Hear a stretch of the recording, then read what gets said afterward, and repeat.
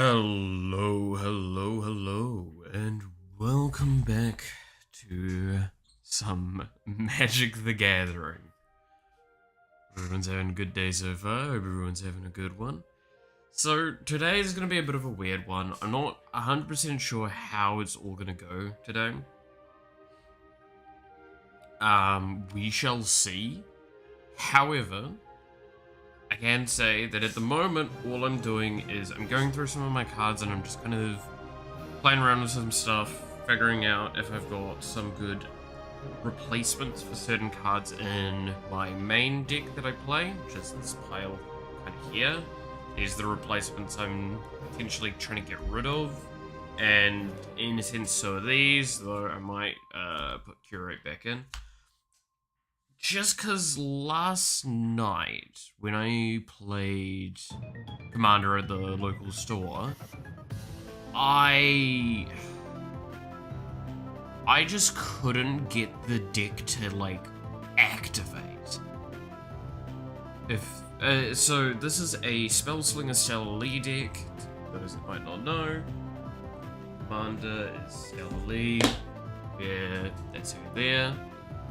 In short, the idea with this deck is to cast multiple spells a turn, cast a lot of copies, and kind of have one big 5-minute to 10-minute long turn of a big blowout. The problem was I stuttered, I putted out a little too often, and just couldn't make it anywhere. Hell, I even had a turn where I had 24 red mana floating and only spent 4 of it. And it was the first card I played in that turn. And to be fair, that one was, I think, a piloting error for that one, so that's an acknowledgement that needs to be made on that part. That should not be in this section.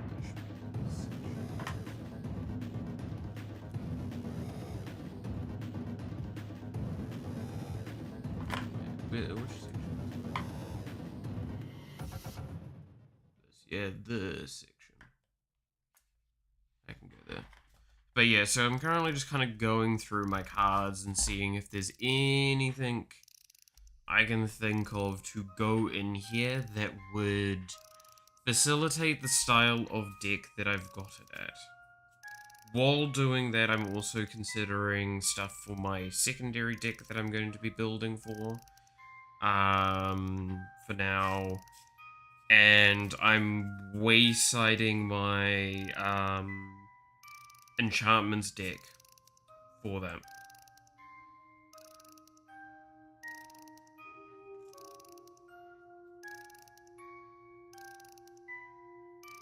Just because it felt like it wasn't doing enough. Like, I wasn't making enough progress with it, and the progress I need to make requires too big of things to do.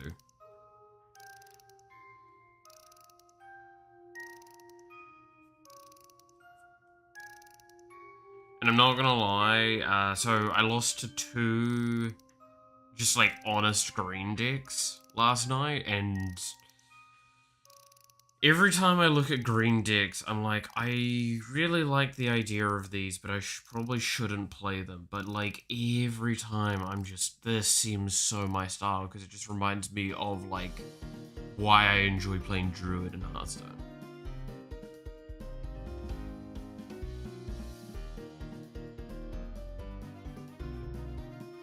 It's just ramping and doing silly stuff with ramp.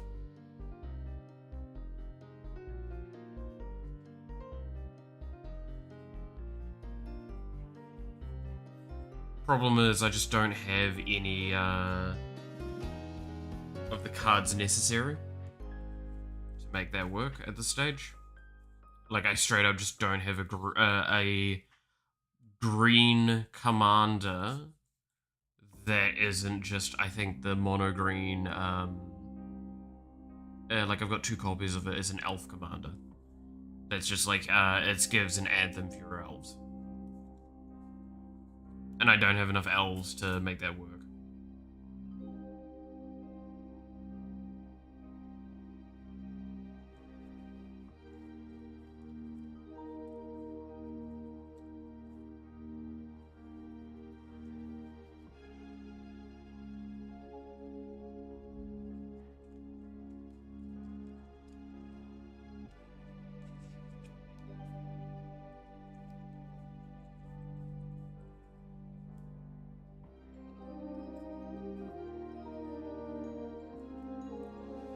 That's a detective, not a wizard.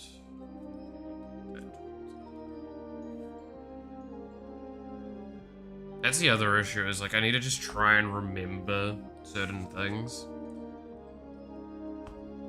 And I'm still like quite loose on a lot of those. Alright, so these are the ones that I'm putting aside specifically for that other deck. Including this curate, because the curate just isn't enough, I think. The problem is, this is a card here that I love in both of my decks. Because so to give it an idea, this is the other deck that I have. It is Mirko. It is a Mirko Obsessive Theorist, which is Flying Vigilance, a 1/3. When you surveil, put a 1/1 counter on Mirko. At the beginning of each of your end step, you may return target creature with power less than Mirko from the graveyard to the battlefield with a finality counter on it. So it's a kind of about filling your graveyard and then bringing shit back. This one's about, Stella Lee is about playing a shitload of cards, and you're going to naturally exile and fill out your graveyard and do all of that sort of stuff. Both of those work quite well with this card, which is Octava Living Thesis. 10 mana, 2 blue, and an 8. The spell costs 8 less if you have 8 or more instants or sorceries in your graveyard. It has Ward 8, and then it has Magecraft. When you cast a copy or an instant or sorcery spell, target creature has base power and toughness 8/8 until end of turn. I'm gonna probably argue it's better on Mirko, so I'm gonna probably keep it in that deck. Because I just don't get enough minions out with Stella Lee. Is what it is. By the way, as per requested, so just as a reminder, when I go and do my Friday night Magic the Gathering things, I get 2 packs guaranteed for me, and then more packs if I win. I didn't win, but we do have 2 foundation packs there that I'll pop open in a bit.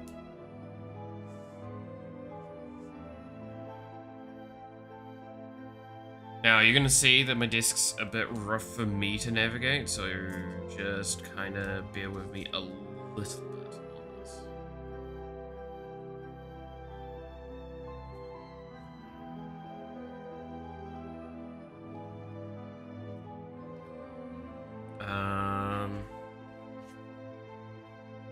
So this one I added recently, and I don't know if it's good enough to justify.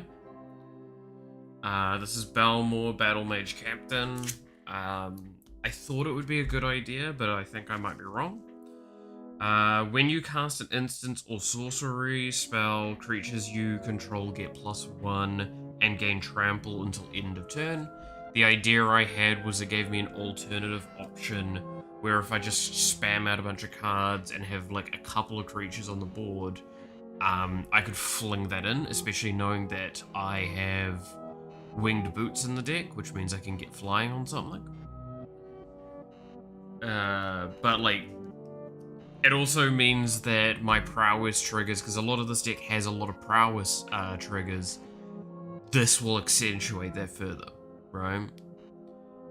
Especially with one other card in here, this would accelerate substantially. So it was really, really still, I think it's a correct include.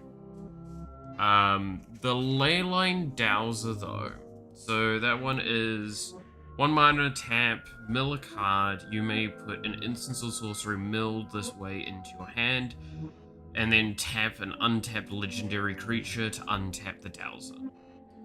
I don't think that's a good card. And then Chaos Warp, I'm gonna be honest, every time I've played this deck, Chaos Warp has just felt like a bad draw.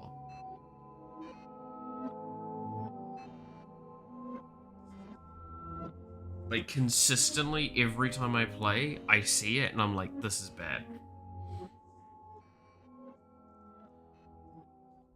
So I think Belmore stays.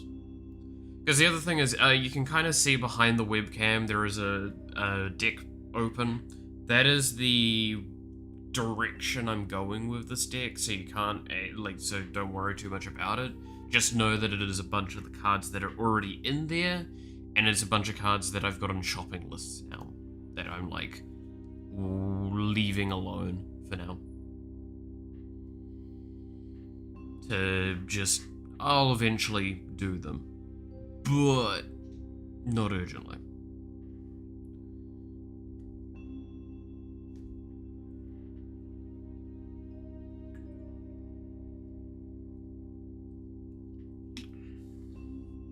So yeah, that's where we're sitting at with this.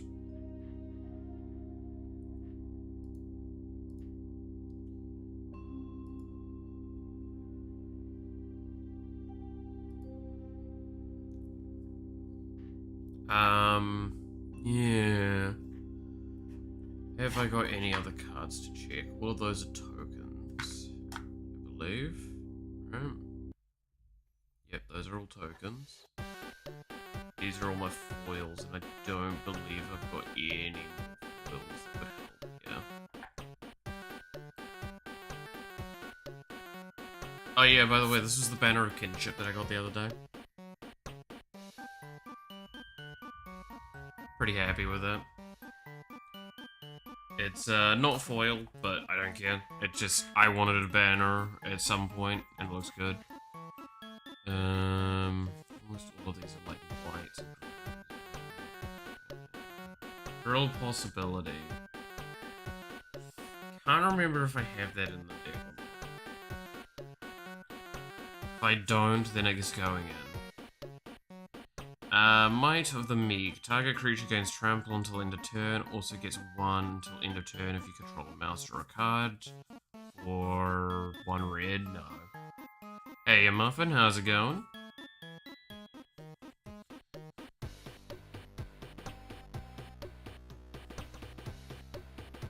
Yeah, so most of these are not even playable in the decks. Far into them. After some scuff and needing to wait for itch support, they finally got the game jam results and will be announced today. Oh, hell yeah! Hopefully that's later and we can talk over it.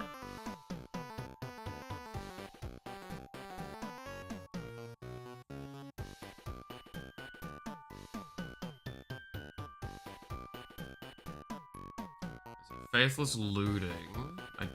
Do I have Drill of Possibility? It is a draw 2 for 2 mana. Yeah, it's a discard card, but I don't care.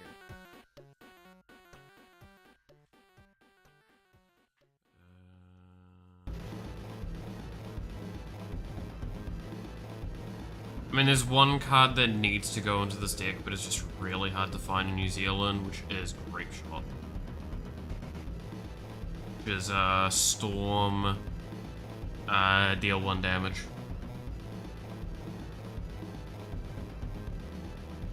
To explain Storm, it's for every spell you've cast before that spell in the turn. So it just means that I could potentially, on a good turn, deal like 30-40 damage.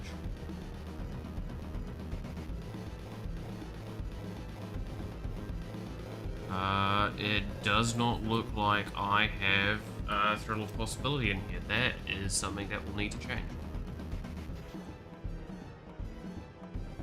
So, I'm happy to take out Leyline Dowser. Thrill of Possibility guaranteed. That's just more card draw.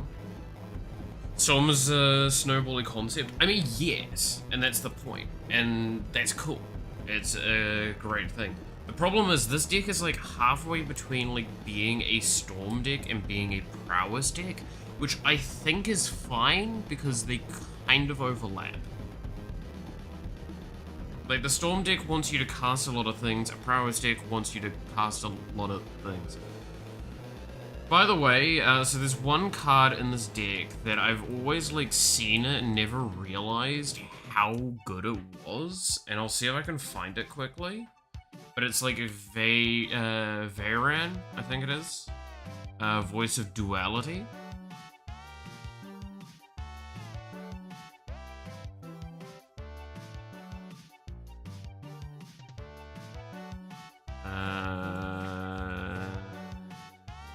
Not on this side. Who are you playing against at the moment? Nobody. I am going through my cards, seeing if I can make some improvements, because I lost last night, and it was because I started out too often. There it is.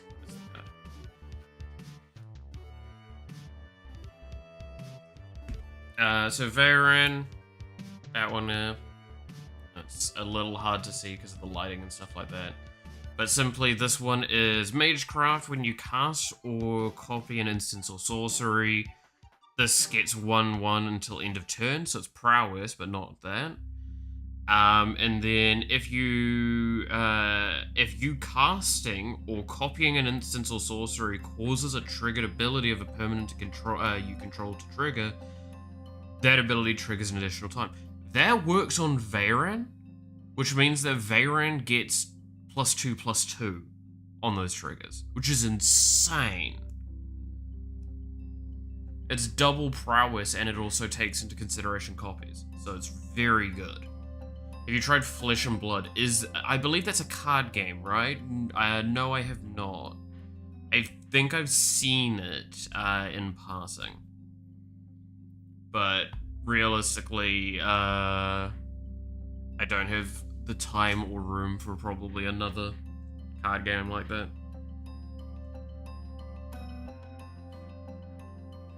And money. Money is definitely another part of it. As a Magic player, I recommend it a lot. Fair enough, though. They want to know if you've actually tasted Flesh and Blood. I mean, depends on what creatures Flesh and Blood you refer to, because I have a few different ways. I have Think Twice in this deck, right? Having a moment of thinking I might not.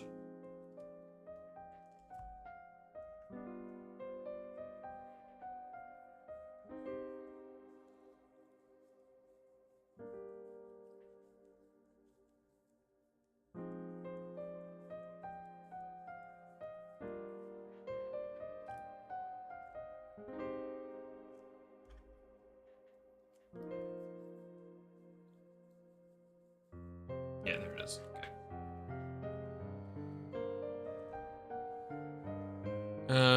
For learning experiences, you can get a pre-con for $10 or less. Not pushing you to try it, but it's a great experience of a game. I mean, so simply put, I am already limited with how often I can play Magic in person. And I'll be more limited with a game that isn't Magic, because already the store I go to only plays Magic. And there's not many other places around. So while it's more of the thing of, like, even if I wanted to, it would probably not be easy for me to play. And that's the sucky thing. Okay. So I need to find replacements for these two cards. I have these three. I don't know how good they will be into this. Lightshell Duo, Mocking Sprite, and Elementalist Adept.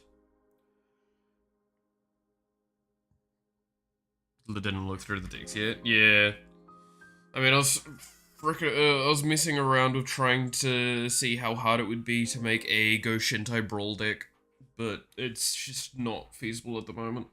Because I want to make a Go Shintai deck one day. I think it sounds really funny. So do we do the funny thing and open the two booster packs that we've got here? That I got from playing last night.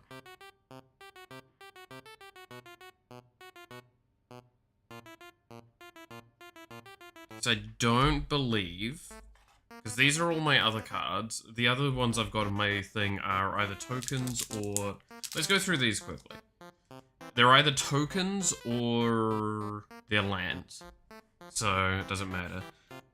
So most of these are my vampire cards to go towards the inevitable vampire deck that I do. So we've got Veto, Welcoming Vampire, Vampire of the Dire Moon, yada yada yada, right? So none of these can go in. So this isn't, that card there is one that I could consider tossing into the Miracle deck. So that's Diabolic Tutor. I bought that recently, because I was like, I want it for the vampire deck at the very least. Search your library for a card, then put that card into your hand, then shuffle your library for 4 mana, 2 black and 2 mana. It's a good card, obviously. Do I gain life in that Miracle deck? I don't think I do. Because I do have, Sanguine Bond. I do also have Exsanguinate, but I don't think I'm gonna be able to have enough mana in that one.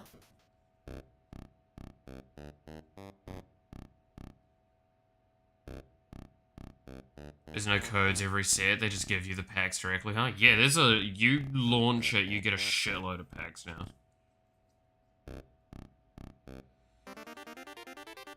Baked into a pie. Destroy target creature, create a food token. That's not really helpful for either of my decks. Well, I can't go into that one anyway.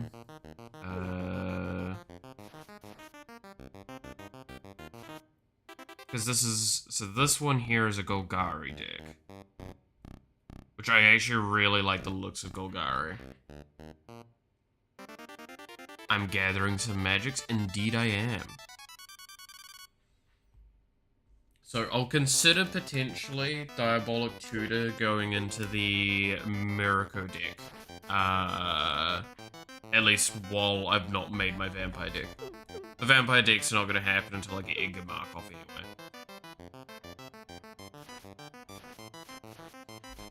Alright, let's be silly. Let's at least open one of these. So, as a reminder, I'm not a pack kind of person. There is still a charm to just opening packs, getting the thing. There's a reason why I'll still buy them in most games that I play when I get them. Not with real money, obviously, but all that. So these 2 packs I get for playing in my Friday night games. I pay $15, I get 2 packs. Reminder, packs are $10 here in New Zealand.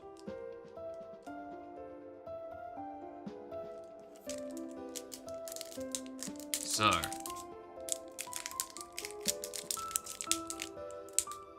I've got a question actually on that then. What is your guys' methods for opening packs? Because like I've got 2 methods I've kind of come across. There's the split the top one, which I still suck at. I got really good at it while I was helping to open packs a lot for my friend. And then there's just the rip the side part one. Which, yeah, I'm just easier at that. I open it by the top middle.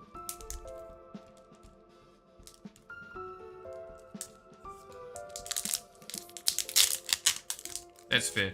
So, if I recall, with these packs, it's the front one underneath the token or whatever is the good one, right? So let's go from the back. So, let's move everything out of the way, shall we?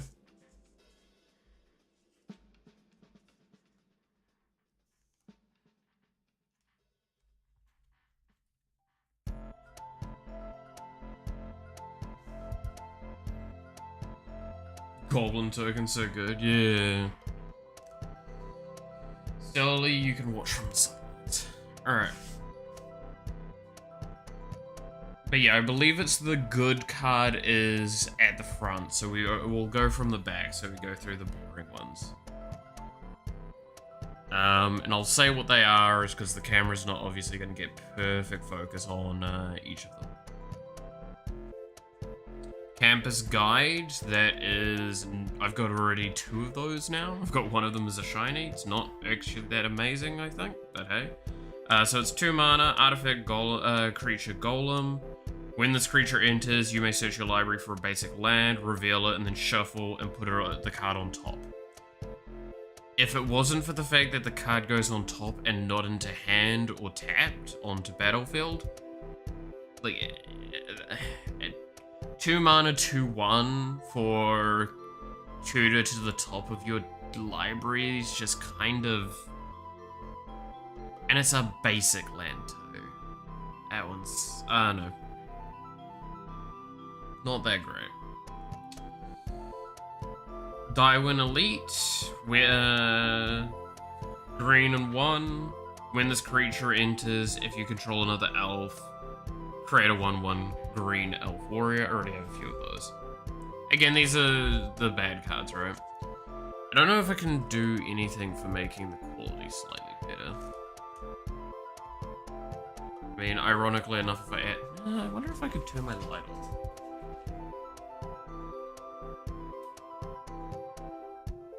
Oh no, that bleaches the hell out of it. Okay, that makes it significant. What if I turn off my desk lamp? Is that better? Can you see the cards slightly better now? It's gonna mean the VTuber model moves a little worse though. But not by like, a little. Because now it's just the light from the monitor hitting. I don't think that doesn't look as good. As much as that one bleaches it out, I can still show the cards better. Tolarian Terror. Blue and 6 mana for a 5/5. The spell costs 1 less to cast for each instance and sorcery in your graveyard, and it has Ward 2. This one's not too bad, actually. But I've got one already in the Miracle deck. And I'm not probably putting that in the Stellar Lee deck, because she doesn't really need bodies on the ground, but maybe, honestly, I could consider it. I use it in several decks. It seems like a decent one and a lot of good blue. Anyway, Involuntary Employment, it's 1 red, red and 3 mana, sorcery, gain control target creature until end of turn. Untap that creature, it gains haste until end of turn, and create a treasure token. This, I already have like 4 copies of. I don't think this is that great. For 4 mana, like, yeah, you get a refund of 1 mana, but I just don't know what decks I would use that in. Because, like, most of my red cards are either hyper aggro, so you'd never really want to steal cards, or goading, which, I mean, I guess you could kind of steal cards at that point. Sanguine Siphoner, that's actually a really good one. So that's 1 black and 1 mana for a 1/3. When this creature attacks, each opponent loses 1 life and you gain 1 life. That is a very useful card, and it goes into a lot of decks. I already have, I think, 1 or 2 copies of this, but I still can put it in other ones. I like that. I like that a lot. Gorehorn Raider, I have a copy of this. It's 1 red and 4 mana for a 4/4. Raid, when this creature enters, if you attacked this turn, this creature deals 2 damage to any target. Yeah, I mean, red aggro, well done. You've got the flavor. Inspiring Paladin. During your turn, this creature has first strike. During your turn, creatures you control with 1/1 counters on them have first strike. I mean, it's not a bad card. It works really well in, like, not an Anthem deck, but like a counters deck. And white can work with that pretty well, so yeah. Slumbering Cerberus. I don't think I've seen this one. Red and 1 for a 4/2. This creature doesn't untap during your untap step. At the beginning of each end step, if a creature died this turn, untap this creature. I mean, it's not bad. Nah, it's kind of... I could see some decks where that's good. But not probably any that I'm building anytime soon. For a creature, it is a doggo. It is a doggo. Self-reflection. What the hell are you? 2 blue and 4 mana for a sorcery. Create a token that's a copy of target creature you control. That's... Oh, that's so expensive though. I was gonna say that's kind of good. But like... And it also does have flashback. Because, like, in the Stellar Lee deck, there is a lot of, like, creatures I have that are non-legendary that would be really good with this. But it is 6 mana for a copy. Technically, it's also 4 mana for the flashback, so ironically enough, it might be a card that you kind of want to discard. That's 9 mana for 2 copies in blue. Is that worth it? It's sorcery speed as well.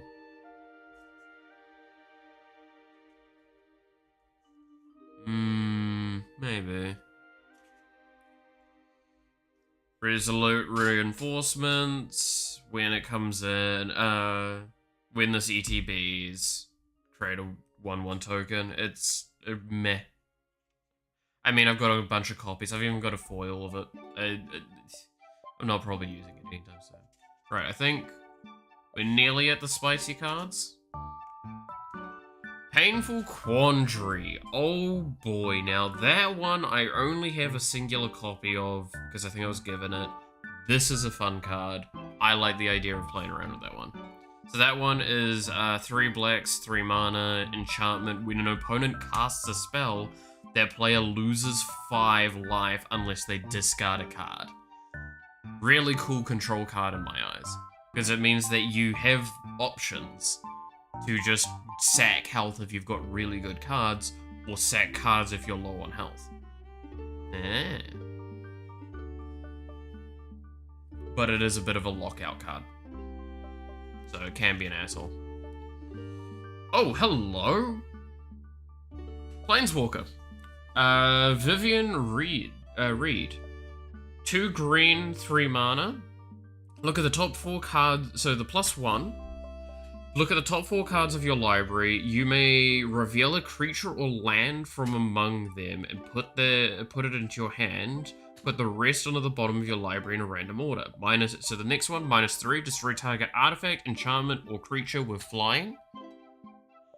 And then the -8 is you get an emblem, creatures you control get +2/+2 and have vigilance, trample, and oh shit, indestructible. It's comes in with 5 and it's a -8 for the ult. I want to build a green deck. I want to build a fucking green deck so badly now. God damn it, stop doing this to me, game. You're gonna make me want to build green. This is actually a cool card to me. I like this. This is,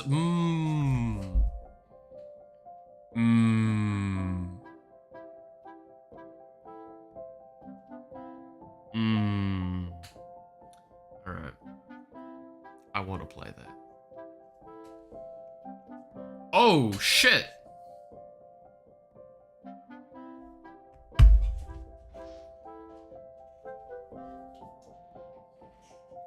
I'm just gonna sleeve this quickly.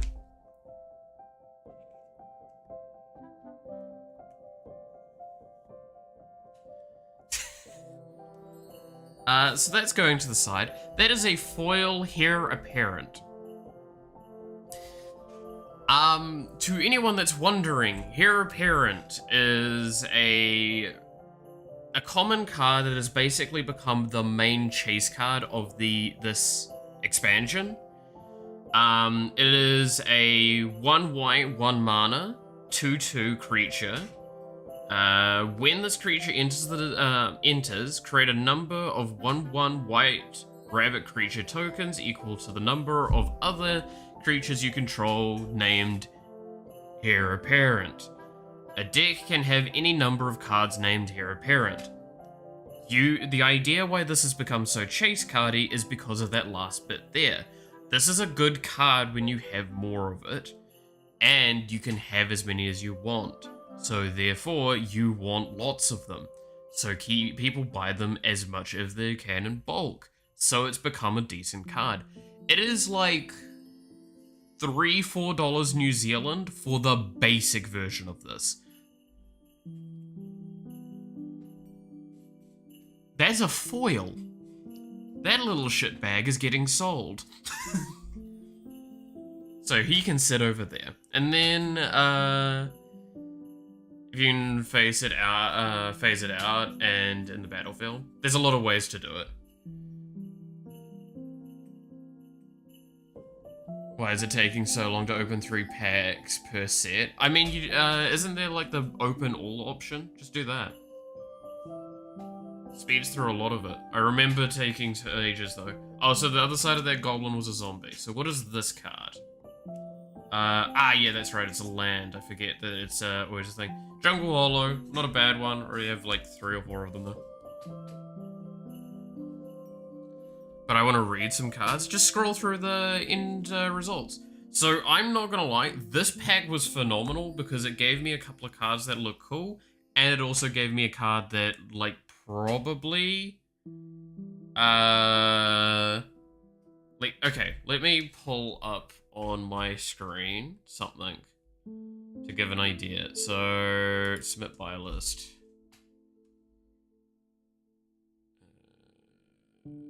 Just gonna hide primary screen so I can actually get this stuff sorted. Heir Apparent. So the normal one, credit price can be quite a decent one. Yeah, this is like basically pays for pack.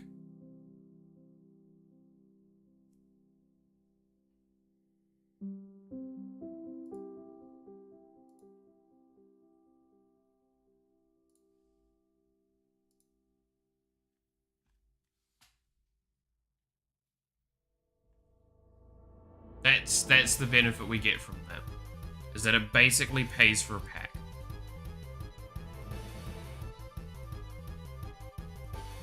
So, that's not bad.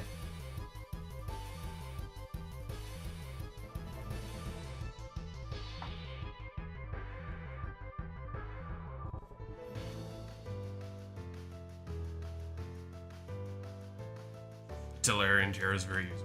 Lots of stuff. Yeah, like I can see it being just a nice soft include a lot of the time.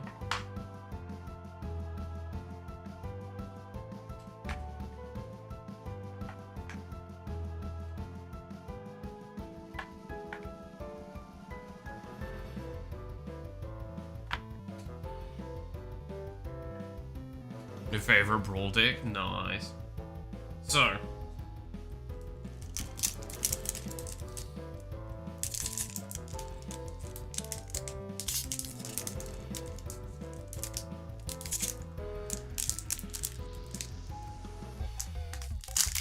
there we go, that's how I do it.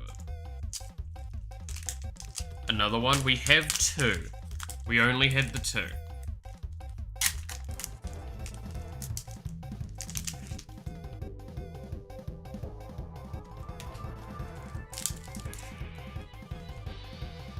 So nothing too insane.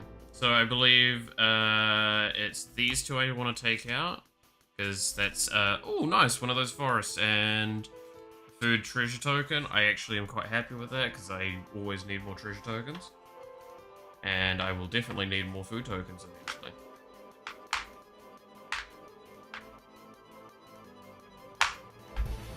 That's a nice land. I really like the Foundation's full art lands. I think they're really, really pretty. So I'm always happy to get more of them. But fair warning, it's quite consistent and good deck as long as the commander isn't taken out too many times. I mean, that's kind of the idea of the commander decks in general. Alright, let's go through. Broken Wings, destroy target artifact, enchantment, or creature with flying. Yeah, I've got a couple of them. It's not a...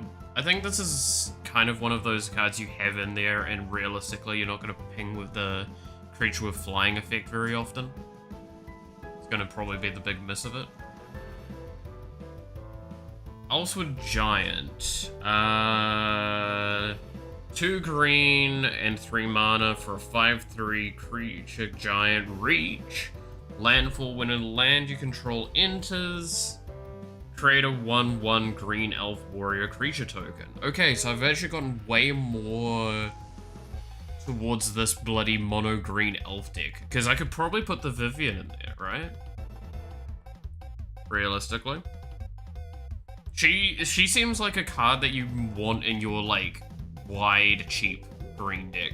Not the... It could be good in a tall deck still, but...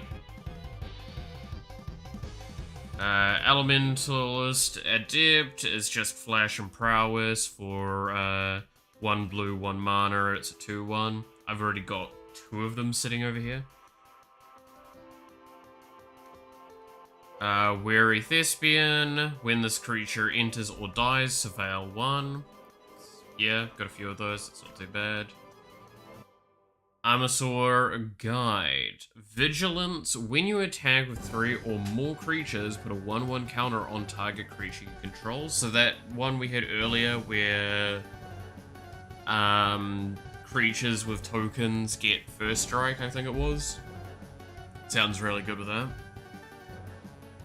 Very, very much a white deck then. Cool.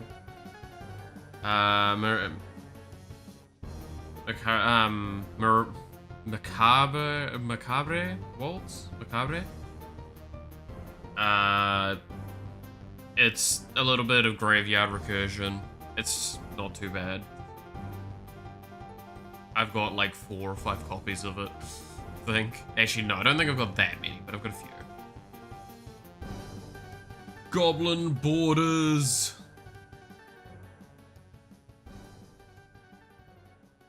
It's raid plus +1/+1. I do love the flavor text for it. If I don't know how well it's gonna come through because of the lighting, but you can see the big capitalization. Split the skulls and split the spires. I love that. Very fun. Fleeting Flight. I've got a couple of these, I believe. Put a 1/1 counter on target creature. It gains flying until end of turn. Prevent all combat damage that would be dealt to it this turn. So, combat indestructible's not too bad. Grappling Kraken. I've got a few of these, but it is a landfall. When you control a land, tap target creature an opponent controls and then put a stun counter on it, which is pretty nice. Pretty nice. Because there's a few ways that could get quite obscene. We're starting to get close to the spicy cards. Eager Truffle Snout. 1 green, 2 mana for a 4/2 trample, and whenever this creature deals combat damage to a player, create a food token. Oh, that's cute. Okay. Dauntless Veteran. When this creature attacks, creatures you control get +1/+1 until end of turn. Okay, and then... Swiftblade Vindicator. Double strike, vigilance, trample. Red, white, 1/1.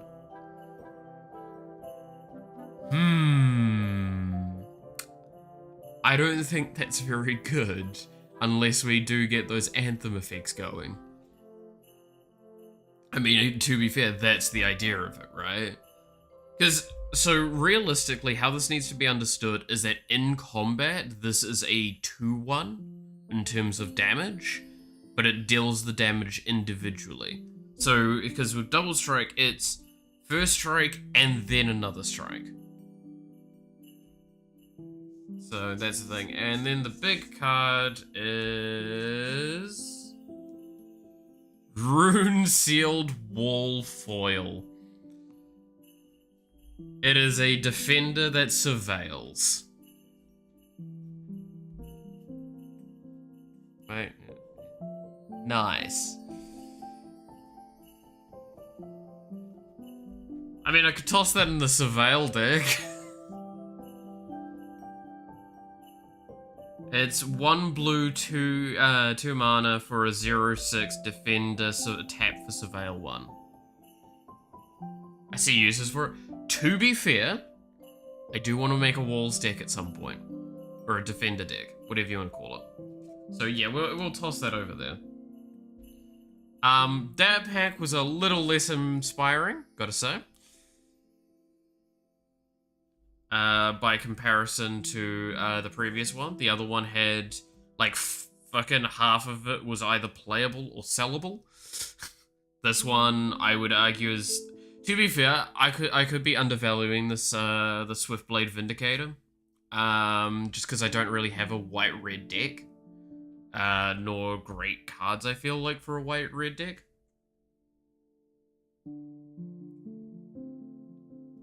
So, but... Getting a foil heir apparent is always a good time.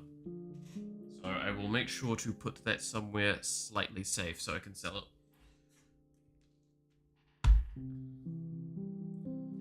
How hard would it be to make a mono green deck with what I've got?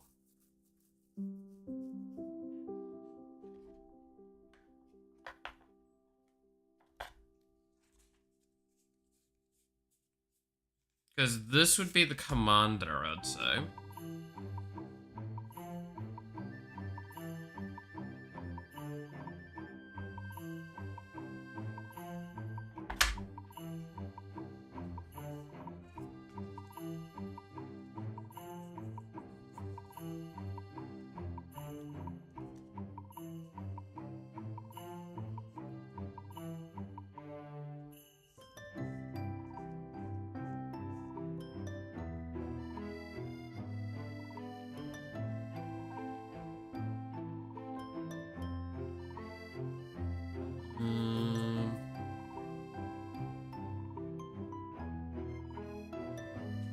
That would definitely go in there as well. I feel like it would just be easier for me to go find another commander that's cheap than actually try and work with the mono green. But maybe I'm wrong on that one. Just because I don't have enough mono green cards, I feel.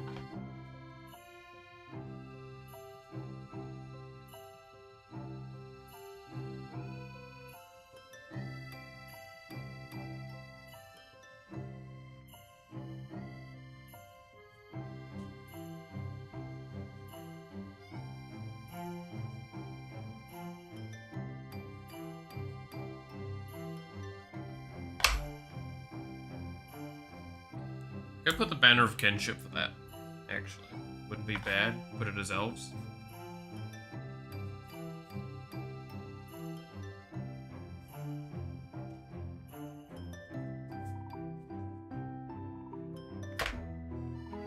I just don't have any of the, like, core ramp cards. That's the other thing, right? You may reveal a creature card from among them, put it into your hand. The rest of the library. That's not very good. Like, I feel like I want Golgari, right? Or no?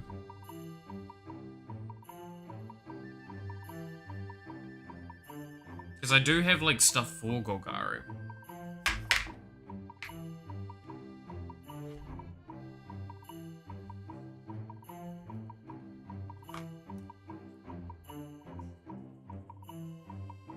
That's what this deck's sitting at.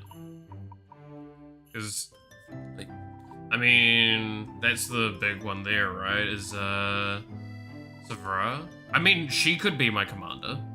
Whenever you sacrifice a black creature, you may pay 2 life. If you do, each player sacrifices a creature. When you sacrifice a green creature, you may gain 2 life. But I would need sacrifice outlets, which I don't think I've got.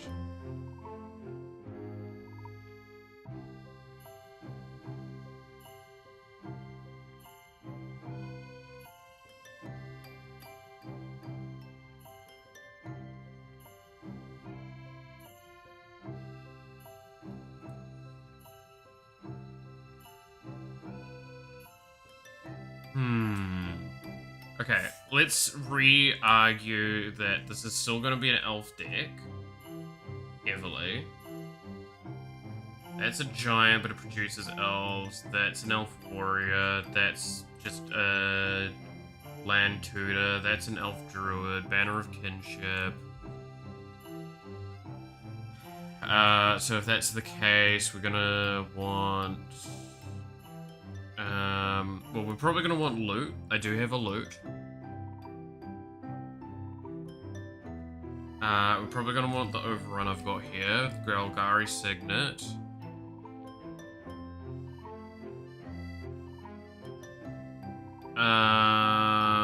Terra Sunder's gonna probably be pretty good. Preposterous Proportions. Spinner of Souls as well. So whenever a Spinner of Souls is whenever another non-token creature you control dies, you may reveal cards from the top of your library. Until you reveal a creature card, put that card in your hand and the rest at the bottom of your library in a random order. The problem is, right, is that, like, so this deck was designed around food tokens. The reason for that is I've got Cauldron Familiar as an example. I could make this work with Cauldron Familiar, potentially. But it would just be, like, it would... The problem is, Cauldron Familiar kind of needs, like... If I want to add this, I need to have, like, 2 cards in here that are too expensive to consider. And it's the, Academy Manufacturer and Nuka-Cola. Which, if you know what the fuck I'm talking about with that, you'll know immediately that infinite combo and how insane that gets.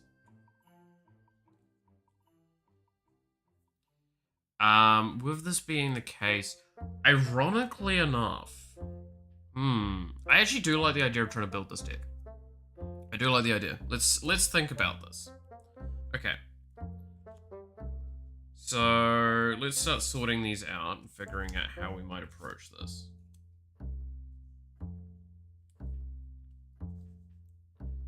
So, Commander, Planeswalker, let's have the creatures here. Let's have the instants here and the sorceries underneath here.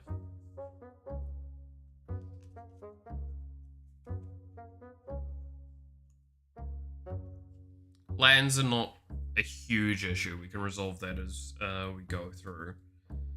Alright. So, there's also lands. We need to sort out lands. We'll just have that over here for the moment. You can't kind of see it, but that's a jungle hollow there. And I will just toss these lands that were from this Golgari deck underneath that as well. We're probably going to need more, though.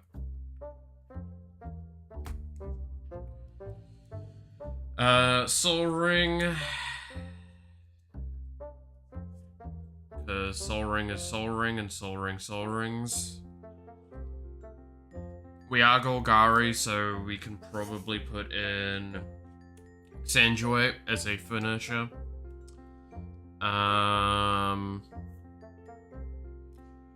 Phyrexian Arena. Where did I have a spot for enchantments? I have not. Put that there. Because I'm down trying to make this a deck a priority.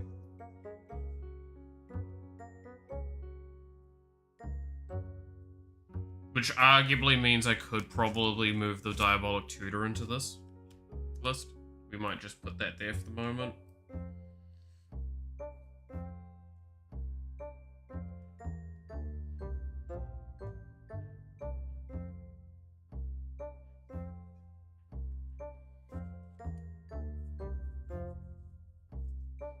So black and green. I need to remember that. Let's see. I have like 2 Hydras that I've got multiple copies of. Would they be worth considering? Probably not. Because we've got Wildwood Scourge here, which is this creature enters with X 1/1 counters on it. It's because it's a 1 green and an X. Whenever one or more 1/1 counters are put on another non-Hydra creature you control, put a 1/1 counter on this creature. Do I have stuff that gives 1/1 counters? Not really. So it's probably not great. We've already got a copy of that in here. Treetop Spinner. Reach Death Touch. Put 1/1 counter on target creature you control. Activate only as a sorcery. Well, there we go. There's an immediate argument there. So what I'm going to do is I'm going to not guarantee putting those in. Because that's not very great, because that's just 2 cards and 100 cards. Reclamation Sage. When this creature enters, you may destroy target artifact or enchantment. That should go in there, because it is a elf shaman.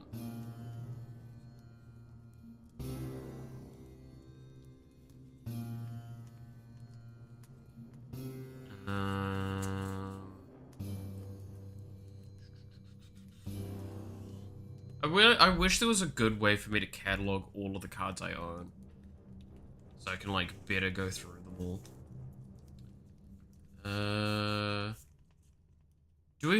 I'm gonna put a Wayfarer's Bauble down with a question mark on that, kind of theorizing maybe. Each opponent chooses a creature in their graveyard. Put those cards onto the battlefield under your control with Dredge the Mire. Don't know if that's that good here.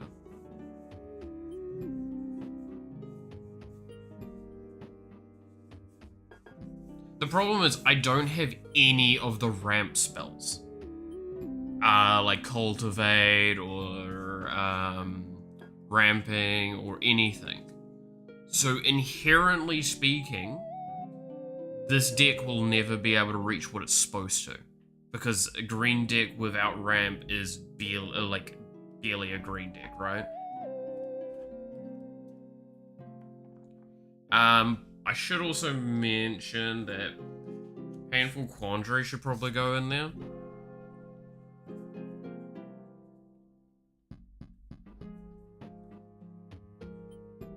Just cause, right? This deck's already gonna be like a hyper aggro deck, so getting a little bit of soft control would be nice. Waltz might not be a bad bet in here. I mean, we've got one of those things over there, so I'm less worried. Infestation Sage is an elf warlock, 1 black for when this creature dies, create a 1/1 black-green insect creature token with flying. So it is a little bit of recursion on that. It's not too bad.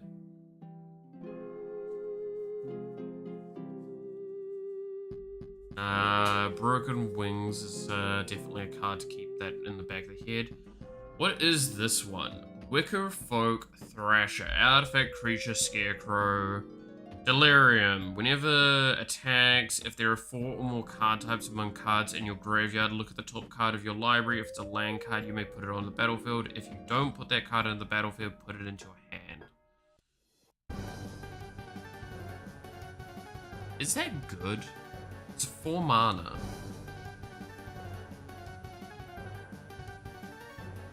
I mean, maybe pile.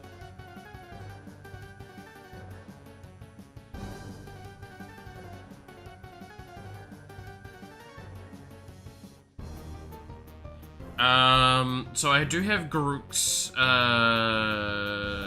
Uprising, which is a 1 green 2 mana enchantment. When this enchantment enters, if you control a creature with power 4 or greater, draw a card. Creatures you control have trample, and whenever a creature you control with power 4 or greater enters, draw a card.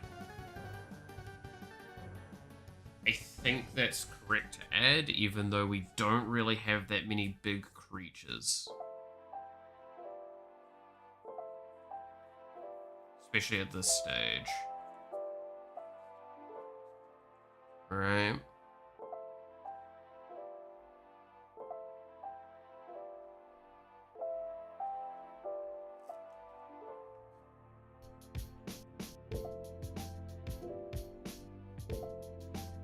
Because we really don't have much that's going to have 4 attack on ETB, right?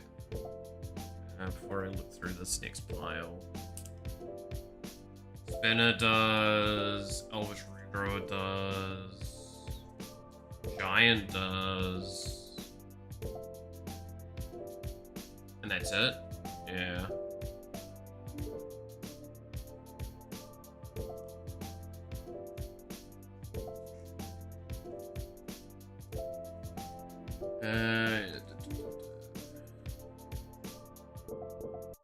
Oh, I do generate a lot of life with this, by the way, now that I look at it. I probably should put that one card in here that I was talking about earlier. Oh, of course, Line of Wear Elves. That's, of course, going in there. That was never a choice.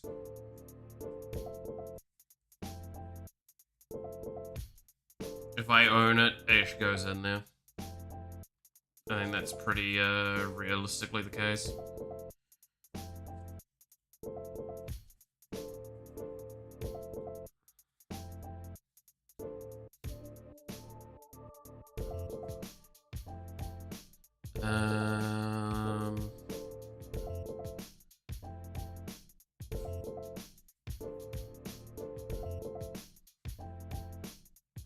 Snakeskin Veil. Tempting. Very, very tempting. So that's a 1 green instant. Put a 1/1 counter on target creature. It gains hexproof until end of turn.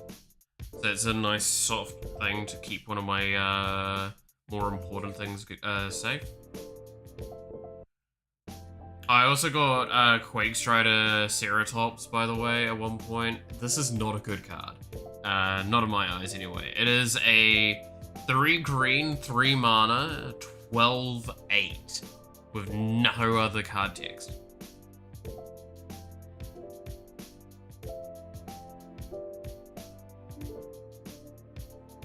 Inspiring Call.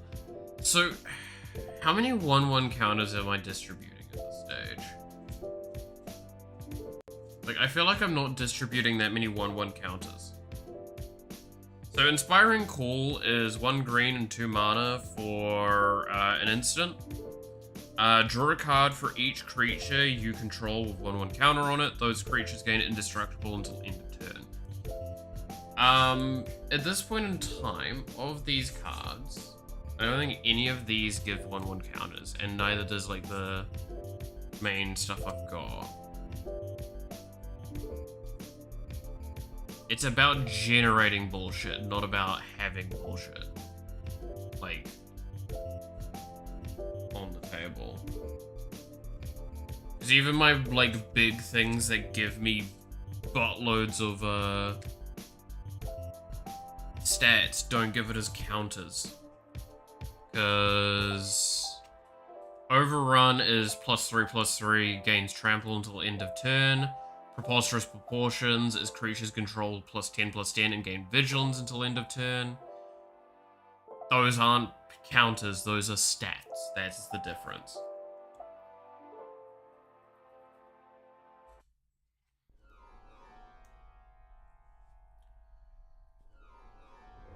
So, I don't think that goes in. I think Snakeskin does. 3 mana for a 1/1 counter on singular target creature. Doesn't seem that great, I'll be honest.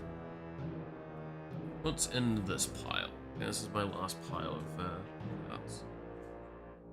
Commander Sphere, I mean, that will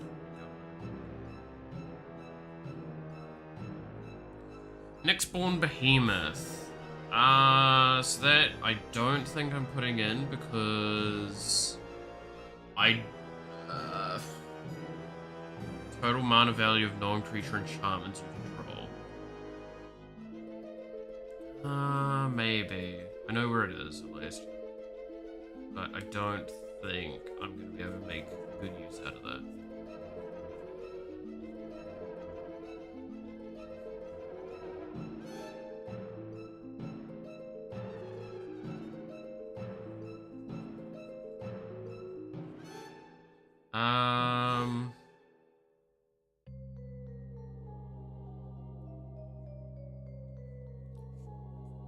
Stick Tongue Sentinel seems pretty good.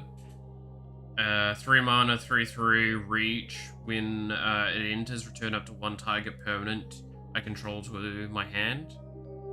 There are some decent ETB triggers here.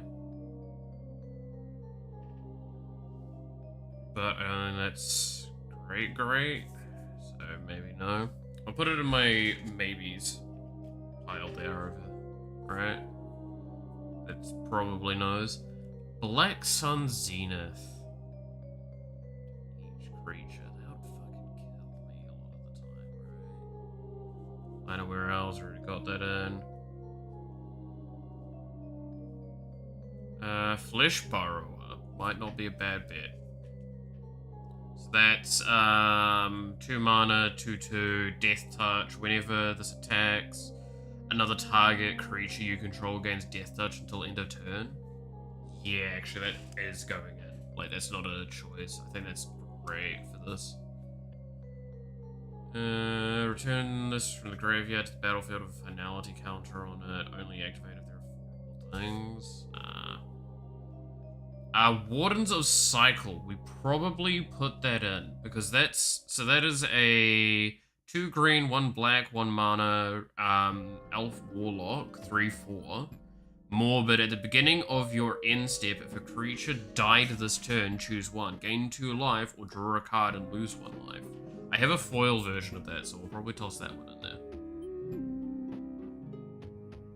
Bushwhack. 1 mana, choose 1. Search your library for a basic land, reveal it, and put it in your hand and shuffle, or target creature you control fights a target creature you don't control. I'll toss that in, because we need land fetch. We don't have any at the moment, really.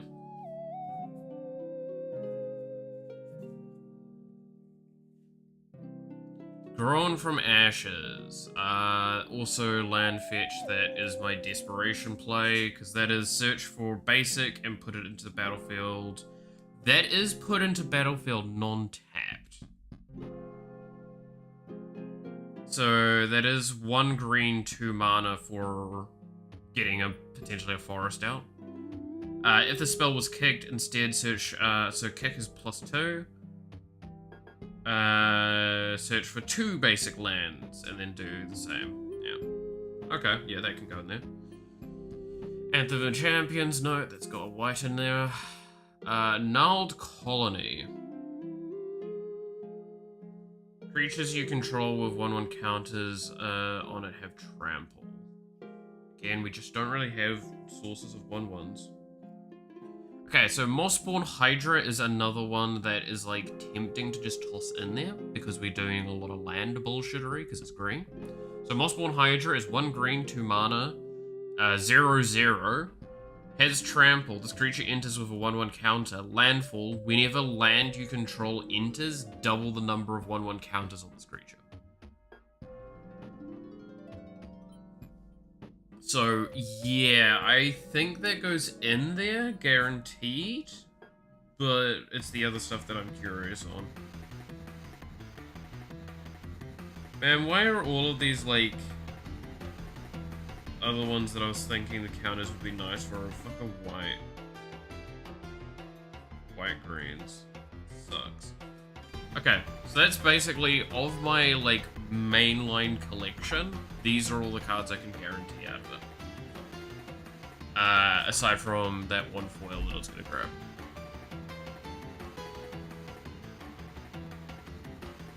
Which, where is it? I should also consider this one. Quest of the Necropolis. So that is a 1 black enchantment that reads landfall. When a land enters the battlefield under your control, put a quest counter on this card. And then for 5 mana and a black, sacrifice this, put target creature from the graveyard onto the battlefield under your control. This ability costs 1 less to activate for each quest counter. Activate only as a sorcery. That would probably be pretty solid in the bullshit we've got going on there.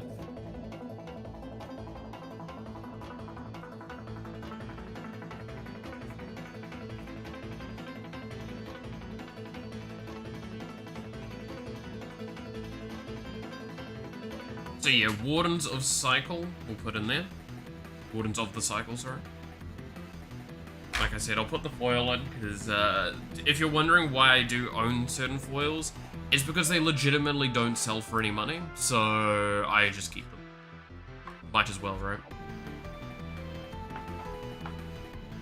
So now that we've committed to this bit, this becomes an interesting situation, because now I can consider pulling out some of my shite, potentially, like Sanguine Blonde, for here, my healers and stuff like that.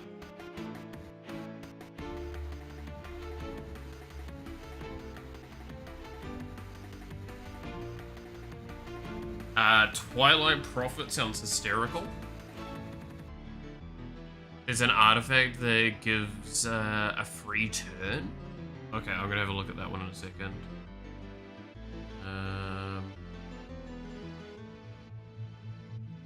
Falkrith Noble. Can't remember if I put Sanguine Cypher in there or not. Let's have a look see at this campaign.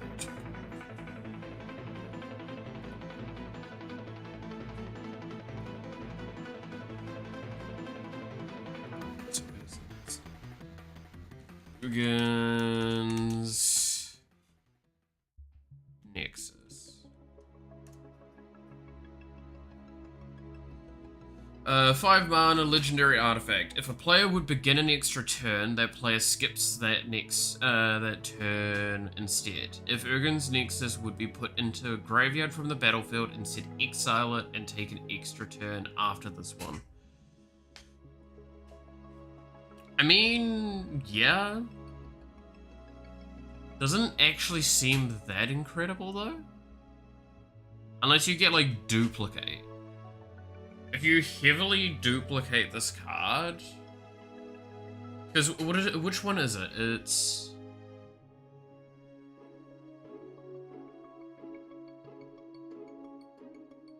Like, you definitely want to basically have things that create token copies, but the problem is it's a legendary. Will sack it for me that turn. Okay. And that's it? It's just one single turn? Because, like, in that situation, I could look at blue and they've got, like, 5-6 cards that can just do that for 3 mana.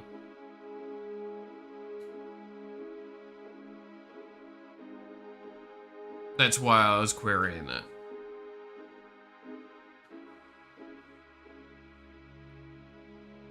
Doing this on Oswald. Oswald Fiddlebender? Is that the one you're talking about?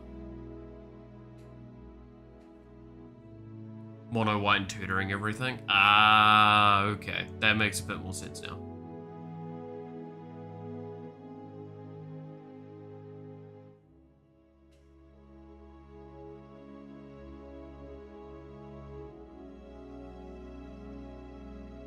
That's why I was like slightly confused, because it's like, okay, you could sack it, but what's the benefit of just sacking it if it's just one tempo turn, potentially?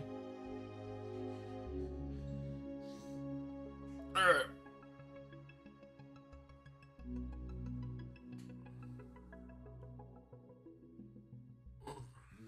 I'm gonna look at my Mirako deck quickly as well, because it's potentially got cards I can yoink out now for this deck.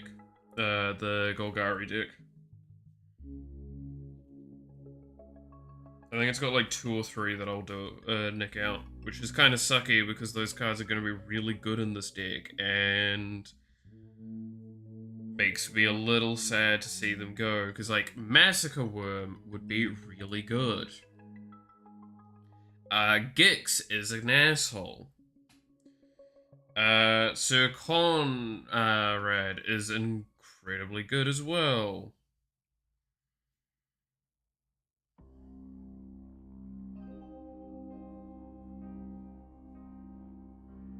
Arcane Signet.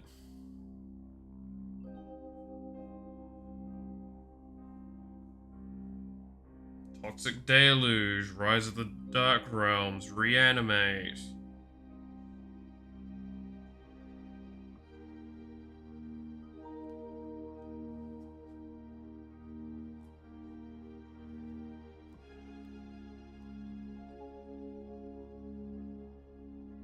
Diacite's probably also worth grabbing. Could win me so many brawl games. Winter Moon. I'll have a look at a sec. Just like going through the pain that is this. Bajuka Bog's probably gonna go in here as well, right? This case that I'm gonna have to go through. Okay, so you said Winter.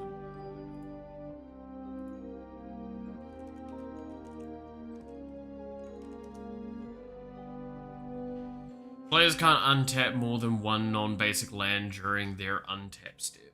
Fuck. I lost to a game that's basically that card last night. So, you know, it would probably win you a lot of games, but it'll also probably get you punched in the face. I will say that now, because I got real frustrated with that deck. Because he had the, it's the Korvac or whatever the fuck it's called, that, stun counters your fucking lands. So I spent all of my mana just to get rid of it, and then, like, someone else just basically won the game off of it.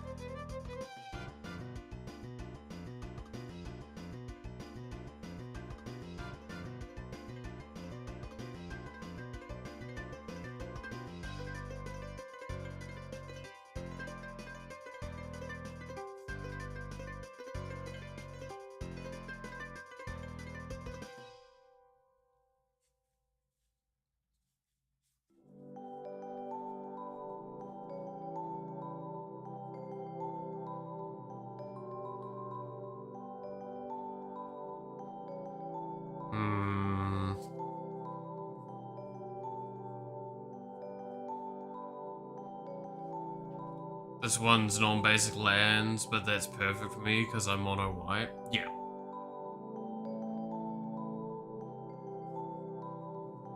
No, exactly.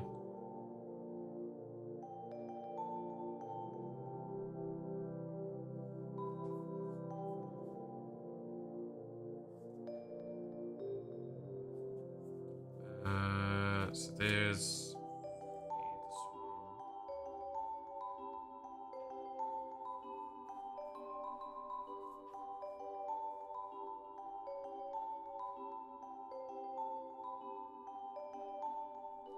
Command Tower.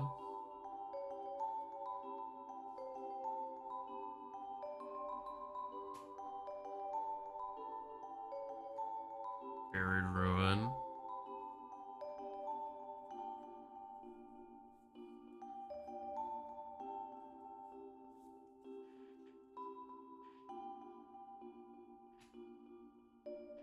Where did I put that box? There.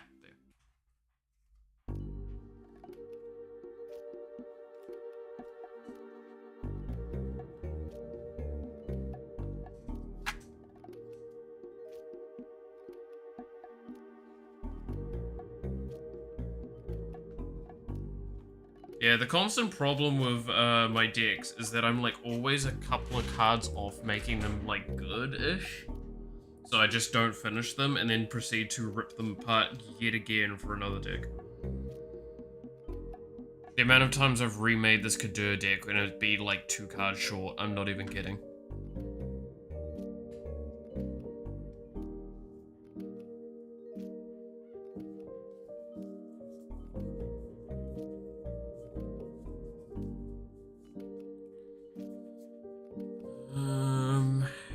Vampire Nighthawk can probably go in here, be nice.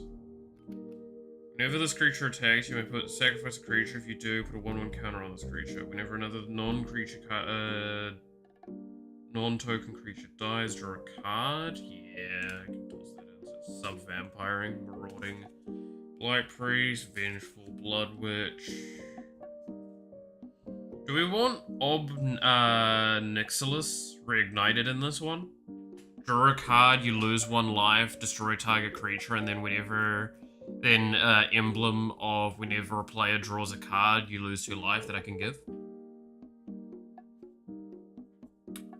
Consider it, but I don't know if it's the correct call.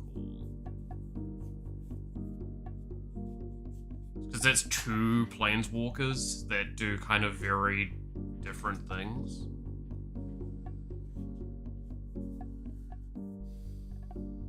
I don't think it's like the correct way of doing that. Sign in Blood seems really good.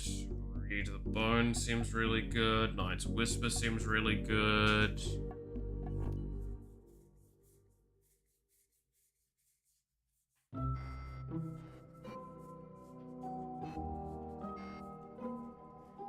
So that's a lot of draw and a lot of pings to myself. That's mildly concerning. I know where Ob is if I want him, but I don't think the Ob's right in this deck that we're doing. This Golgari deck. Again, realistically, the thing I should be doing is I should try and get, like, some ramp spells. I don't have ramp spells. Outside of, like, 2 things, right? I don't have much in the way of land tutor.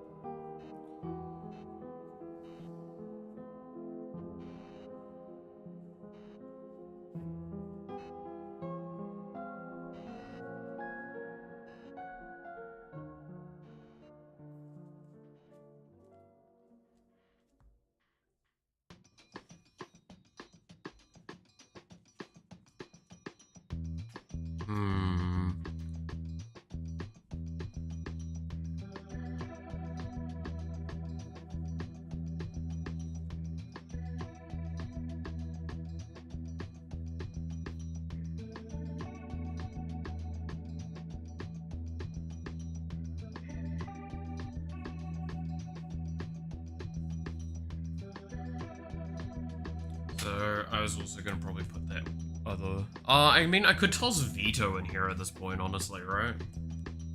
One of the Dusk Rose. So I have, like, a little bit of redundancy for that one kind of infinite heal cycle combo. Because I have... With that, I have 2 cards that give me the when you gain life, target opponent loses that much life. And then I have... a few ways to heal.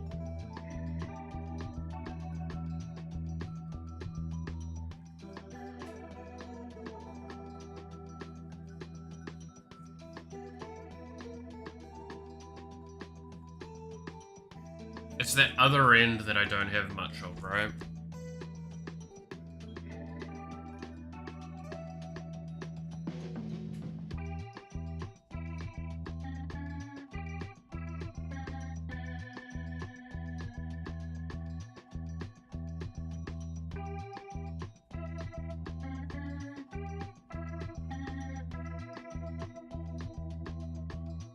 It's the Exquisite Blood part that I just don't have. Is the, like, when health loss heals me. I don't have that.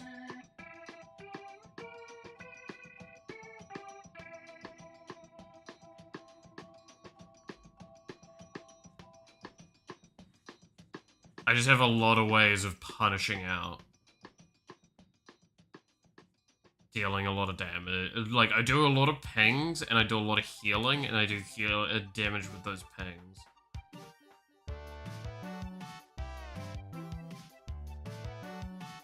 Like, Twilight Prophet seems really good, though, with that stuff, because it's, at the beginning of your upkeep, if you have the City's Blessing, reveal the top card of your library and put it into your hand. Each opponent loses X life, and you gain X life, where X is their mana value. So that's draw at the end of my,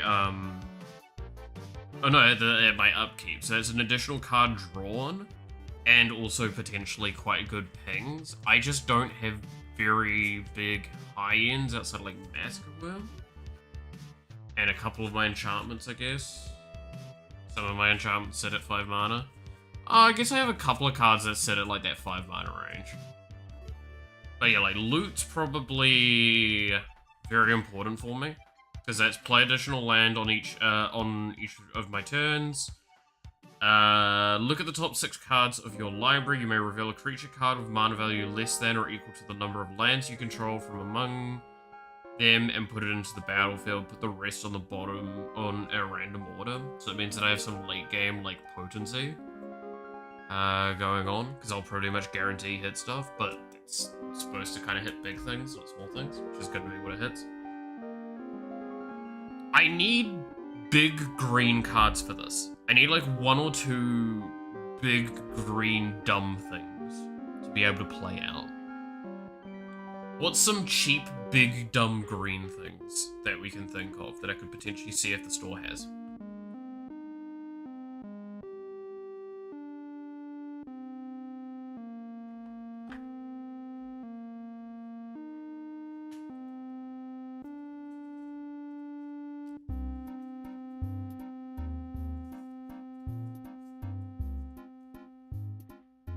Cheap? No, not cheap. Well, I mean cheap in terms of, yeah, sorry. It's like cheap in terms of real world money, right?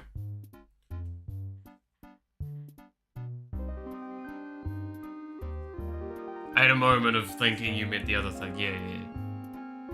That's the problem with talking about that one. Patchwork Bestiary.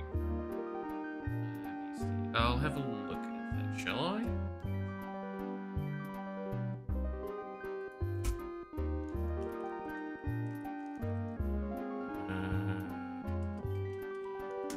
That one? Let's see. No, that's can't attack or block unless there are 4 or more in your graveyard at the beginning of your upkeep. No. We mean like mana big, money cost low. That sounds so stupid to say. And we are looking at Golgari allowance of it. So it's not just green, but green is the main thing.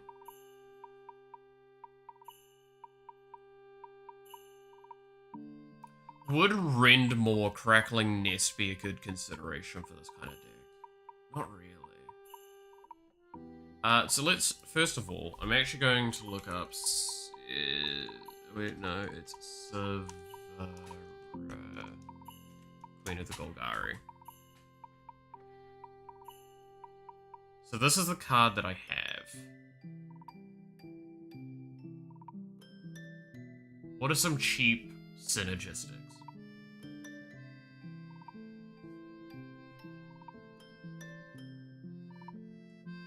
Dina? Dina's cheap.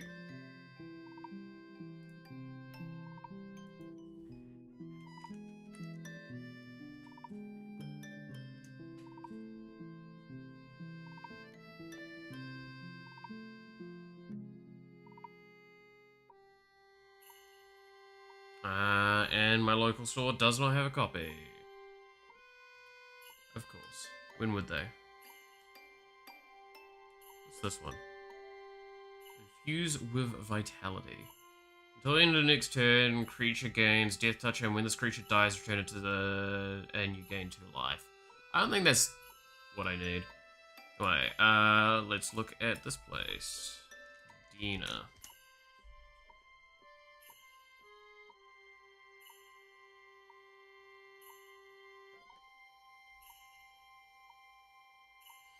Oh, they've got a 50-cent version. They got any cheaper? No. Put that on the list.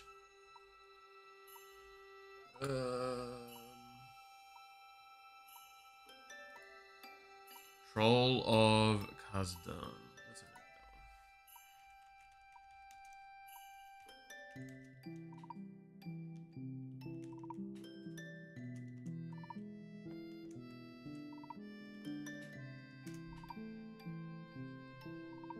have let's see. Can't be blocked except by 3 or more creatures. Swamp Cycling. That might not be a bad one, actually. Big Dumb Silly. Black Creature. Yeah.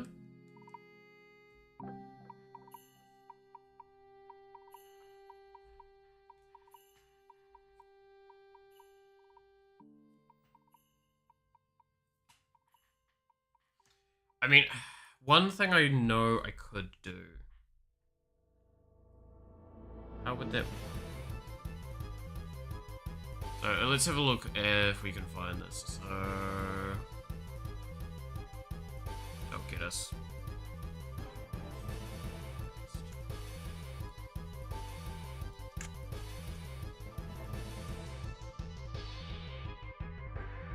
Okay, it's not there.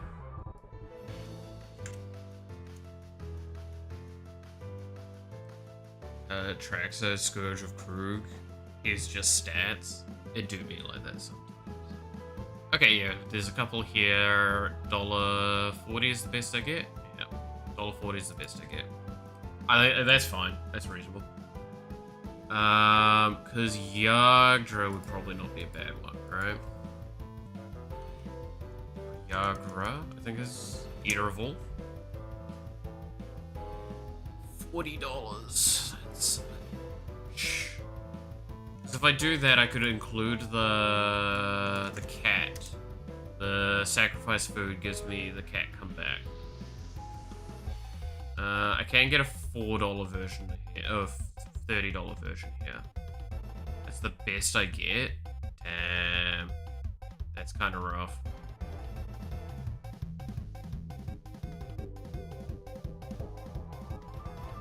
Because yes, that means we can re-include Cauldron Familiar.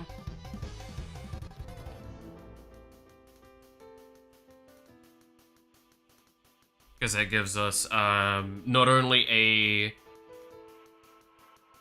Like, that gives us a way of sacking effectively.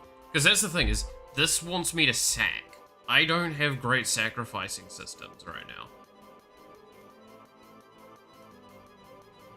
What's... there's a black enchantment where I can sack stuff for it. And then draw a card.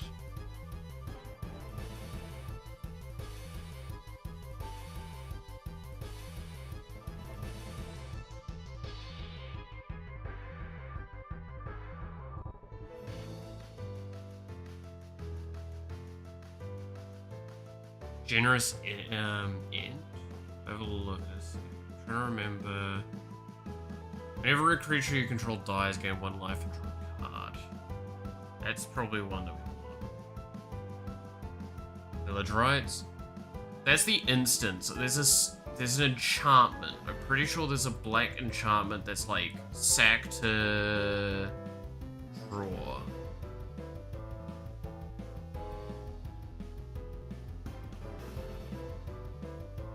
I mean, Mirkwood bats would be really good. Let's have a look for that.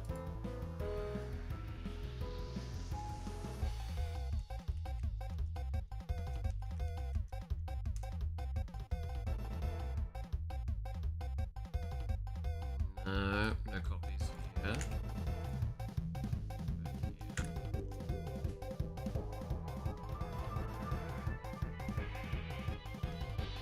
$1.80. Let's...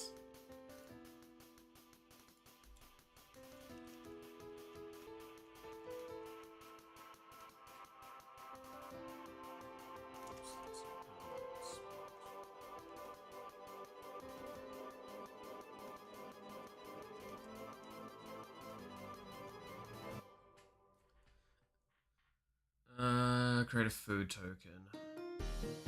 That... I don't think that does anything for me in this build. 5/7 seems like a good body, but it just doesn't do a thing. Not that's relative to this. Because I want sack targets. I want ways of sacking my creatures, because we're doing a Savara Queen of the Golgari deck.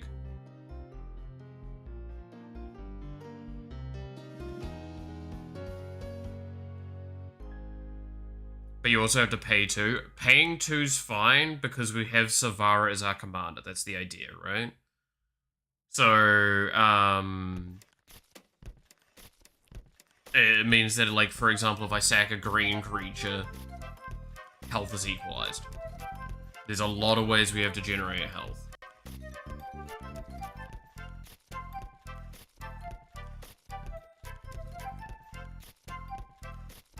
I mean, if I sack a green-black, I basically do, like, wipe out so much power with that.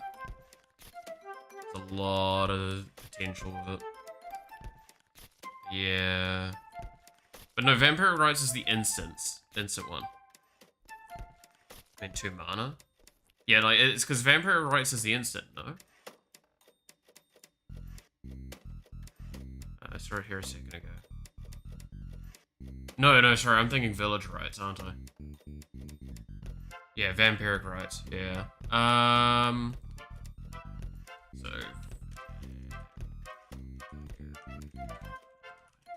Is that...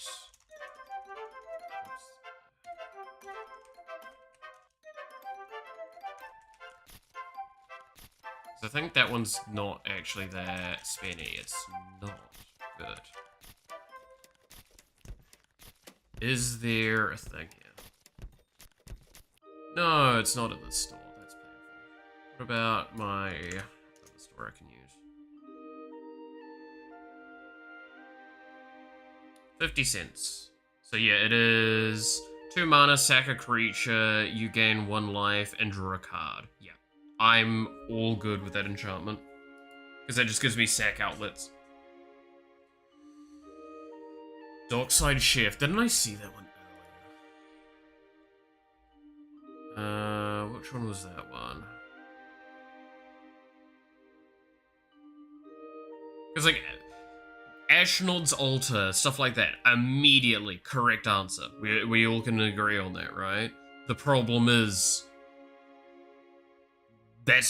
we don't have... I'm trying to build this cheaply. Is the short answer. Because I do not want to be spending a shitload of money, still. And I thought that this would be kind of funny to just toss together, especially knowing that we do have a lot of the cards that would go into it. At this point.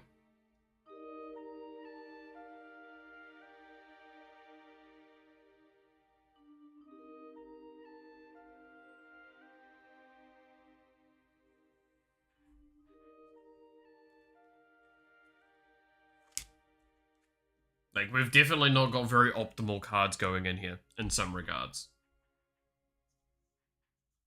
By far, I would argue we're very much not. I would still argue that, technically speaking, I would not expect to see Vivian Reed in a Savara deck, off the top of my head. Like, but we just opened up a Savara, the Vivian Reed, and it's like, I mean, might as well at this point. We have the stuff for it.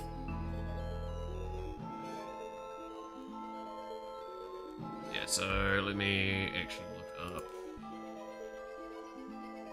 Dockside.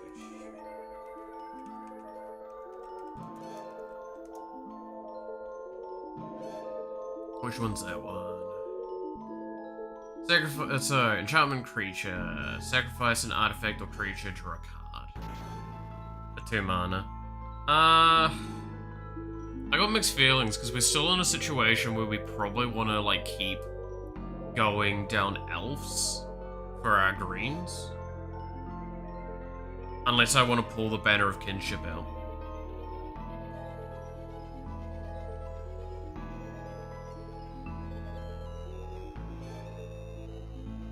Tireless Provisioner would be insanely good, but how, like, that's kind of on that questionable side. Let's see if we can find...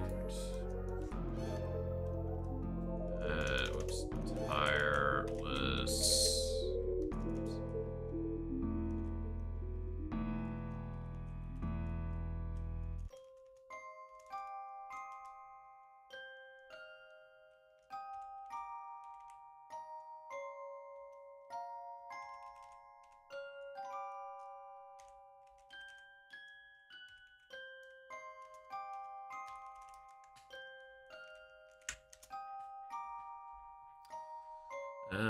none of my local store.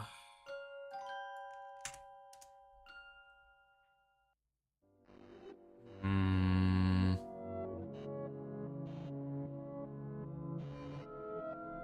I building a deck? I am seeing if I can. kind of like considering what we have available and what we can do with stuff. Because like at this point in time, I only actually have one deck that is like actively playable, and I do not think I need to work on it.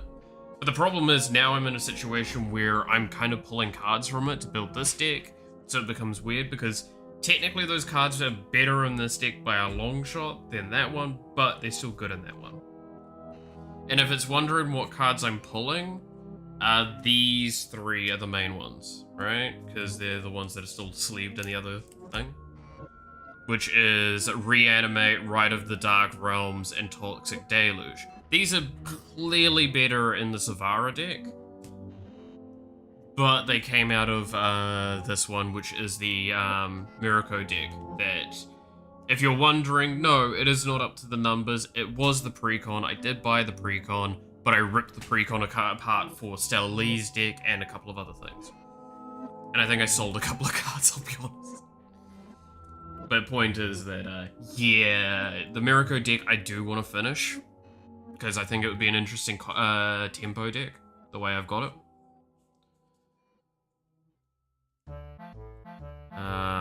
That's why I'm like tossing up, because the Diabolic Tutor is going in one of these two decks. It's either going in the Savara deck or it's going in the Mirako deck. And it kind of ends up being which deck has more higher value, better things.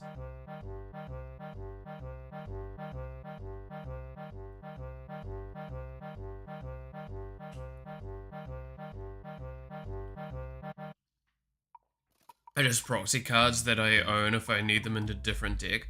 See, there's no good answers for proxying here in New Zealand, outside of just like doing really stupid proxy stuff, which I play at the local store, and they've not really made an official stance on their thoughts around proxies, but I still feel a bit weird about it. And like every card you see in front of me is a card I've bought, including all of it.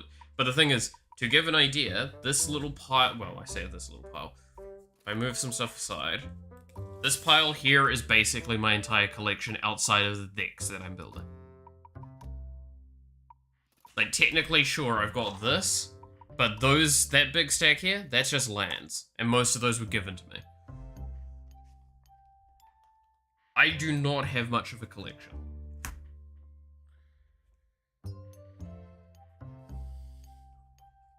Because I started playing at the release of Foundations, not because of Foundations, but that's just because of the timings. Like, I think the day of or the day after Foundations came out is when I started playing. And I bought the Chaos Incarnate deck. The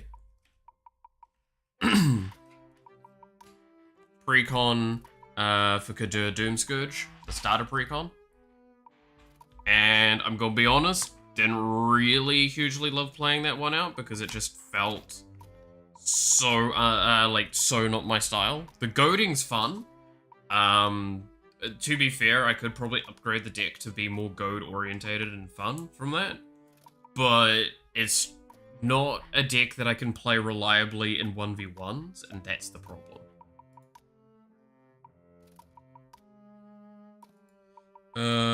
Let's see, what was that? Tenacious Underdog.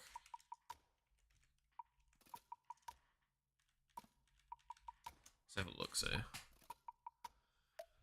1 mana, 1 black, 1 mana, Blitz, pay 2 life. You cast a spell for the Blitz, it gains haste, and when this creature dies, draw a card. Sacrifice at the beginning.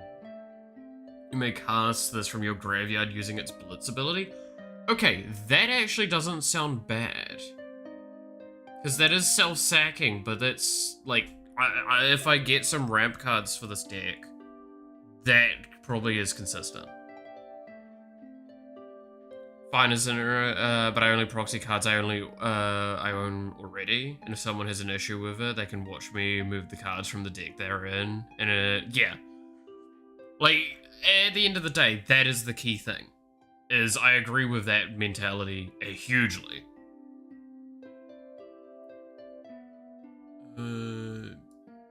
And that's kind of where I expect I might end up going. It's just at this stage, because these decks are so far from being finished and built, I just see no reason why not to. Yeah, 50 cents, that thing can go in. Cool. Is there any other cards I randomly see in here that I have?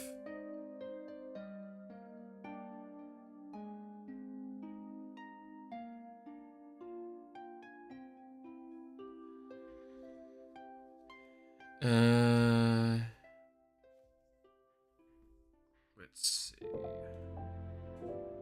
First time on stream. Anyway, would Season of Loss be good? What was Season of Loss?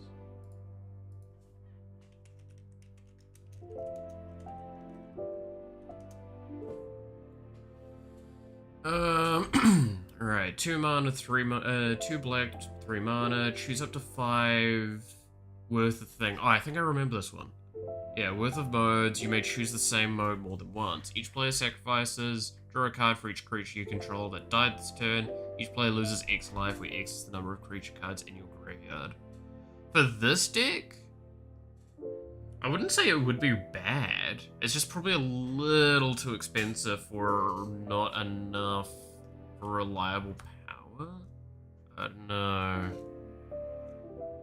You could probably... Each player sacks a creature. I mean, you could just sack 5 times, right? If you're thing. To get into the game with lots of good cards. Oh yes, 100%. That's the other thing that's got to be acknowledged. I'm very glad it was Foundations that I came in for. Of all of the, like, expansions that I could have come in for, that is probably the one that I'm the happiest about. I will say it has made one thing sad, which is there's certain cards and decks that I would love to play that would have been cheap if I had started playing at those times, and it makes that a bit rough, but I'll live with that, right? I mean, I stand by one of the pre-con, like, sets that I'm going to get one day, and it's, like, I want to get it, is the Doctor Who ones. I really, really want to get the Doctor Who ones, because I love the looks of them, and I'm a huge Doctor Who fan. And I would love to try and make those decks really good and fun.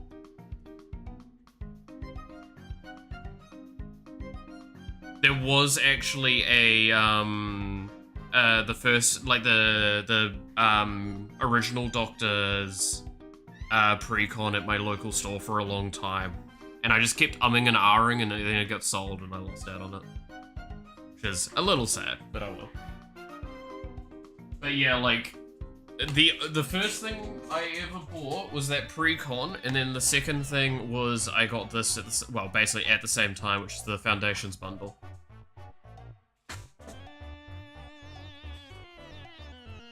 But yeah, Seasons of Loss would probably be not a bad bet once, like, it's one of those things of once I have more ramp, I feel like those sorts of cards would become way more reasonable. Ravenous Amulet.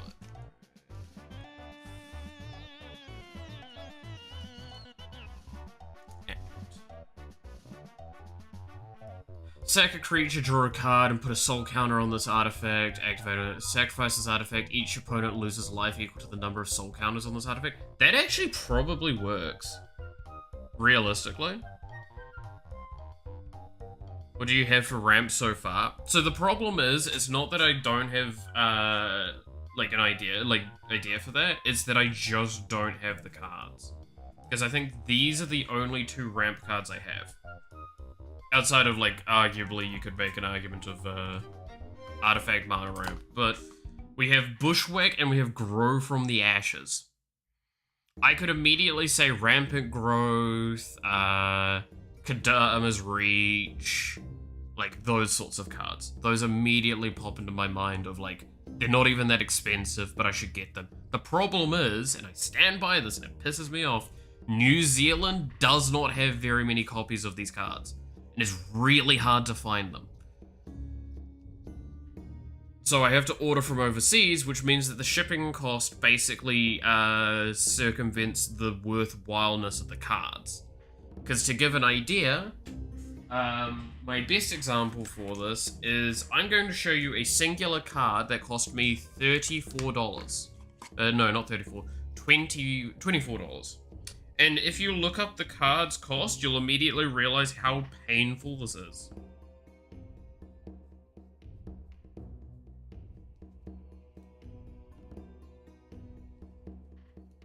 This card right here. This is Privileged Position.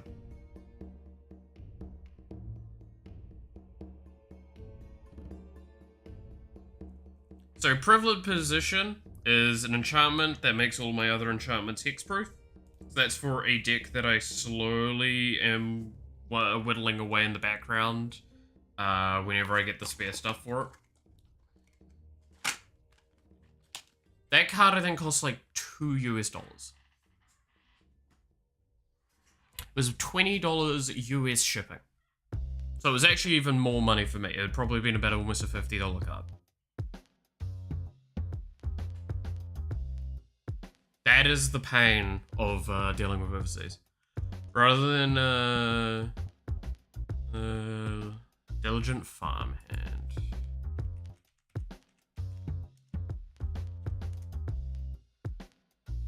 Let's see.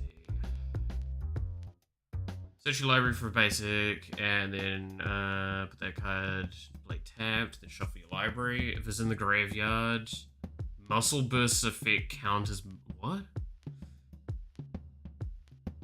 Should I even be bothering trying to understand that second part of that card?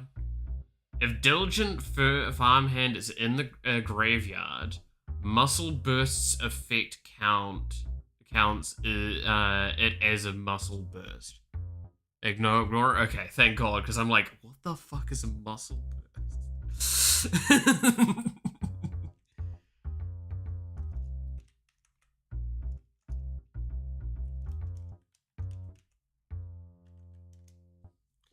It's just a creature that sacrifices to ramp? Oh, okay. Search your library for basic, put it in the tapped. Actually, yeah. I think I've seen that one. It was local stores.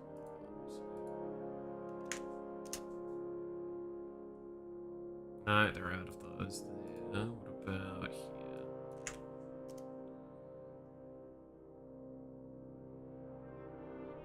They're out of stock of that one as well. Sakura Tribe Elder. I feel like I do remember that one.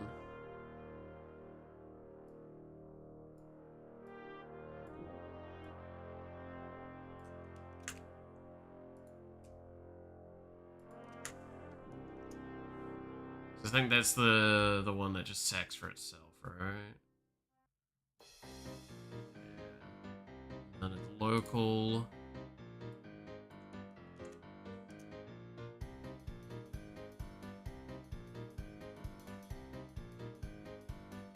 Oh, there's a $1.21 there. Jeez.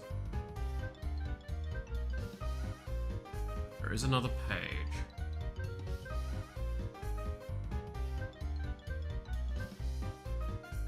Yeah, the other page is just the more expensive versions. Okay, so $1.20 for that one? Is what I get?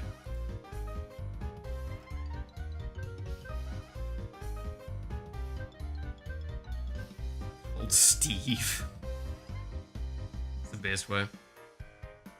And...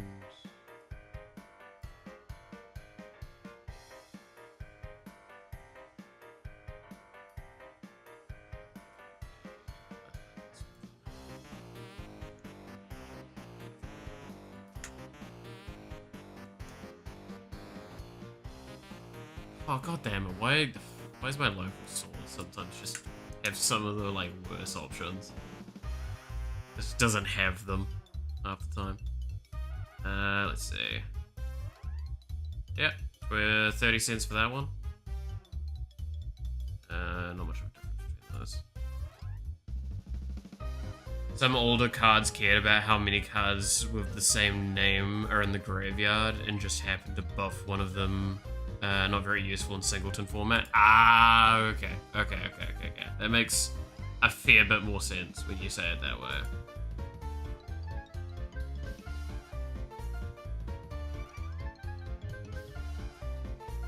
Okay.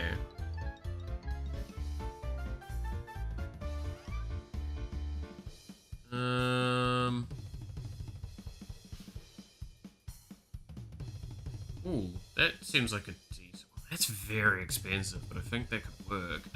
Is Izoni... Is Izoni? Yeah, Izoni 1,000 Eyes. See if I can find one.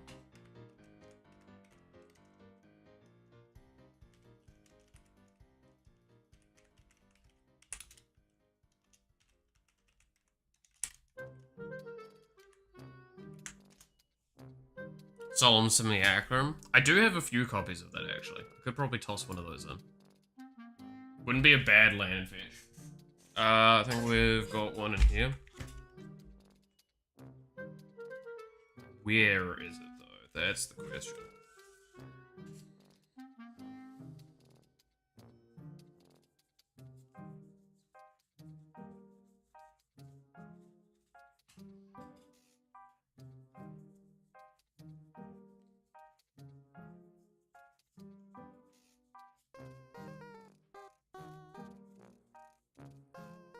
No, it's not there. Cultivate. I don't own a Cultivate, but again, like, that's that thing of I do know immediately, yes, those should probably get added. Because it's Golgari, and it's green, so you want more.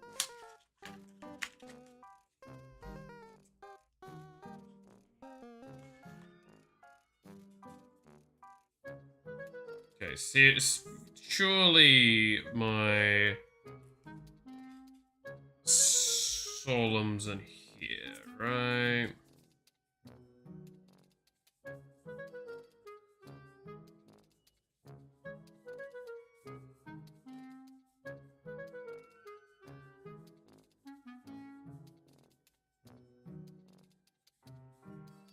No, that's all lands. Okay.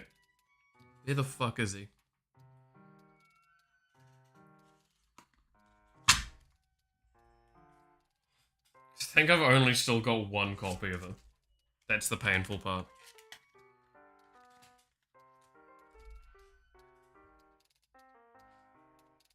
No, it's definitely not in this one.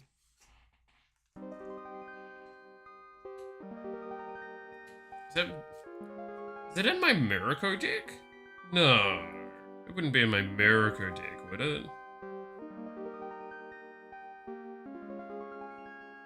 How desperate was I to try and fill this deck out? It was! Okay, that's coming out of there.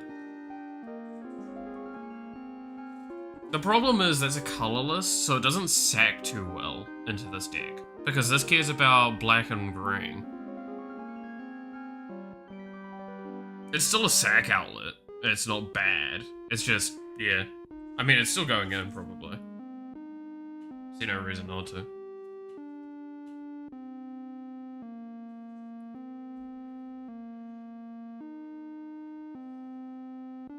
Is there a way we can... Because we want to add Yagdra to this deck, right? I think Yagdra's in this card.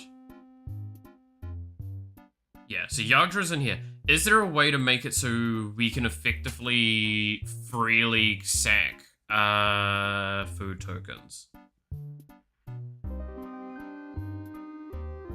I mean, we don't need to do that. Yeah, it should be fine. Should be fine.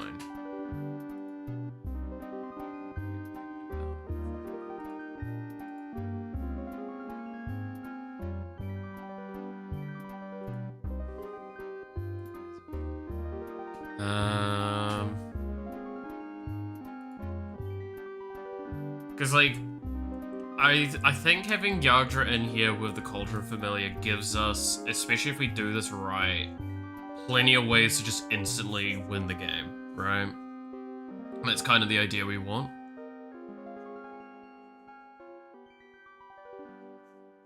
Because we've got so many ping cards as well. So we just need good sack outlets. Actually, that's a question, and I'm going to sound stupid as hell for this, because I've just never played with a deck that's the case for this.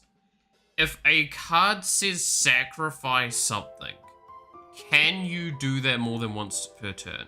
That sacrifice effect. Not obviously on the same target. You can't re-sacrifice a target that's getting sacrificed on the stack, because that breaks, that's not okay. But if like a card says sacrifice another card and it's not tap for it or something, but it's sacrifice a creature, does that mean I could just repeat that process as many times as I want? Or is that effect only occurable once per turn?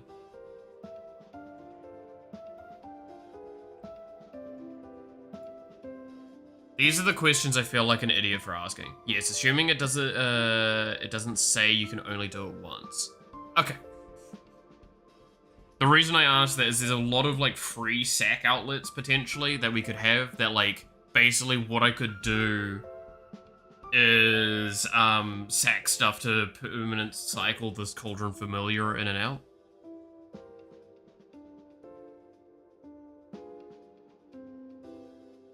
Actually, yeah, what's the ordering on that? If the Cauldron Familiar is a food token as well, it's sacrificed. It doesn't see the food getting sacrificed, does it? Seeing itself as food being sacrificed? Because it wouldn't have gone on the stack.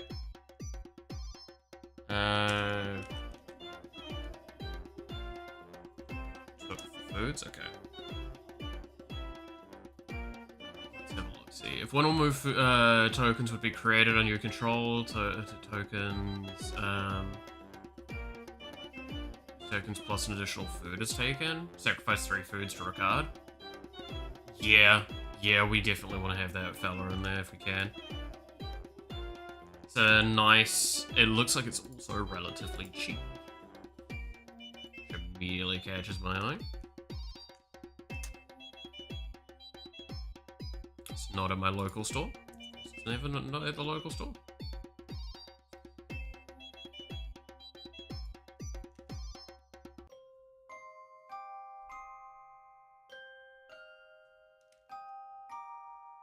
Hobby Master, you got me?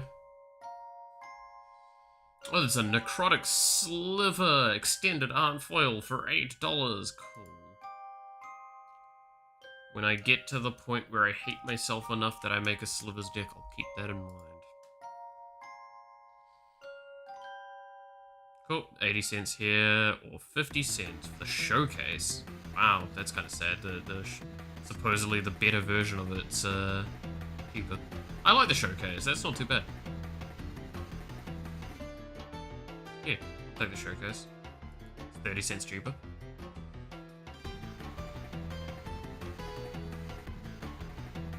Yeah, I might read a rule on that, actually.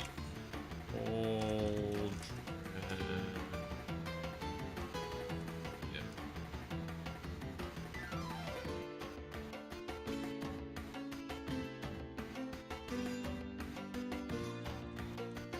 I see someone already say Yagdra combo, so I'm wondering, can I sacrifice the thing to itself, or...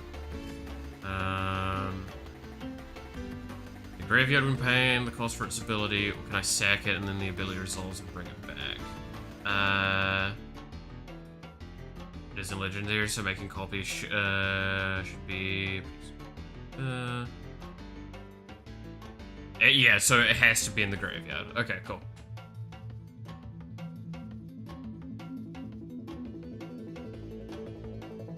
So, that's fine. That's absolutely fine. We just need enough token generation for this to work.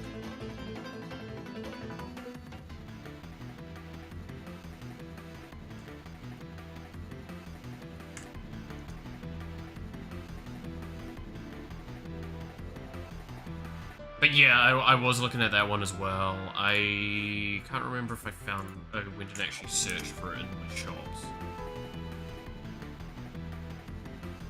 Because that dude also looked really good, because that's just a sack scry.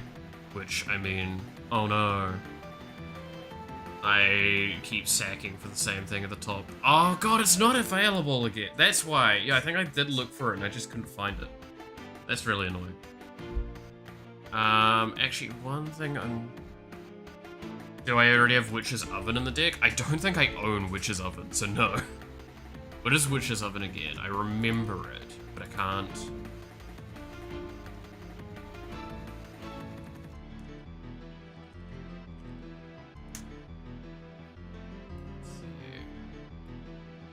think that's in my other, like, theory crafted deck. Sacrifice a creature, create a food token. If it's if the sacrificed creature's toughness was 4 or greater, create 2 food tokens instead. I mean, yeah, that definitely would work for a lot of it. Especially if we've got, like, the Yagdra down. $2 card, sure. We've probably got enough cards in this now, but I could probably do with, like, taking some things out, because we've got a lot of vampires in here. I mean, best case scenario, I don't end up running this card, because then I get people that hate me. It was the combo and standard for the Cauldron Familiar. Oh, okay. Because the thing is, it taps for the sacrifice the creature. So how do you untap it then?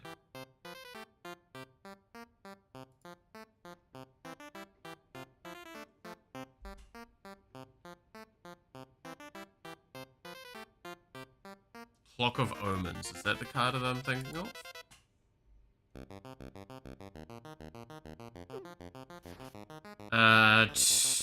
Tap 2 untapped artifacts you control, untap target artifact. Yeah, so it would be like that. And then you're just infinite cycle.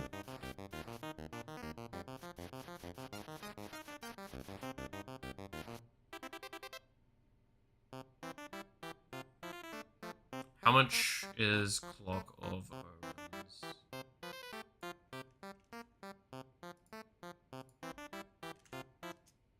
If it is at one of my stores. It's not there.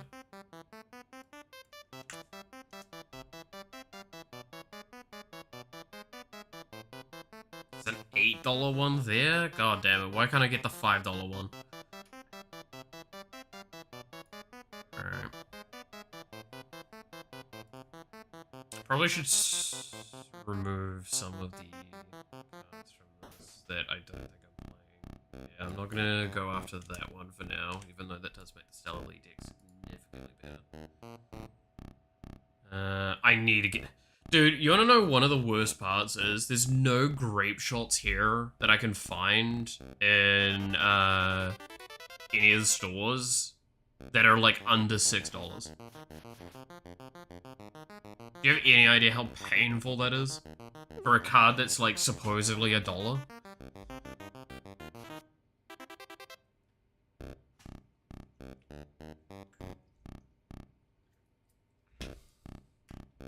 Makes me very sad.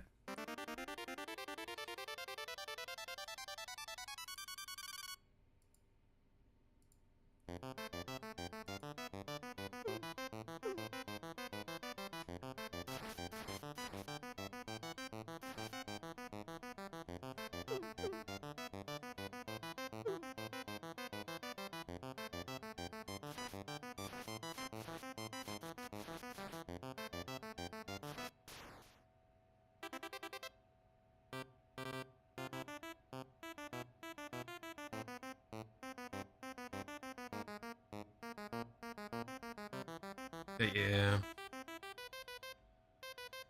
So I do like that idea. But yeah. So if you're wondering, by the way, the card that I was mentioning, so this was a card that I got out of one of the first pack I won at the local store. This is Gix Yawgmoth Praetor.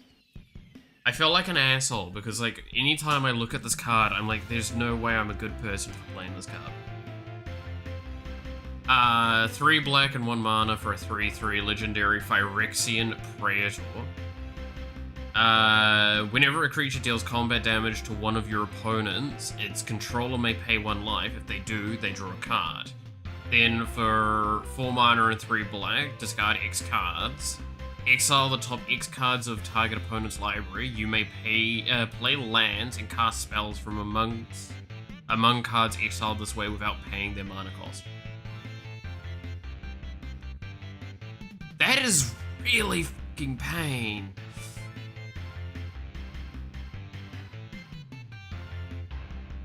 Like, I feel like an asshole for running that card. There's no way I'm not an asshole for running that card, right?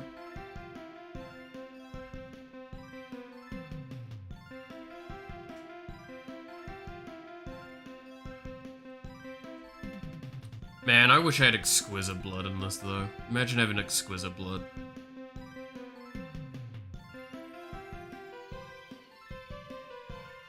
That would, to be fair, Exquisite Blood would make this whole combo, like, significantly easier, right?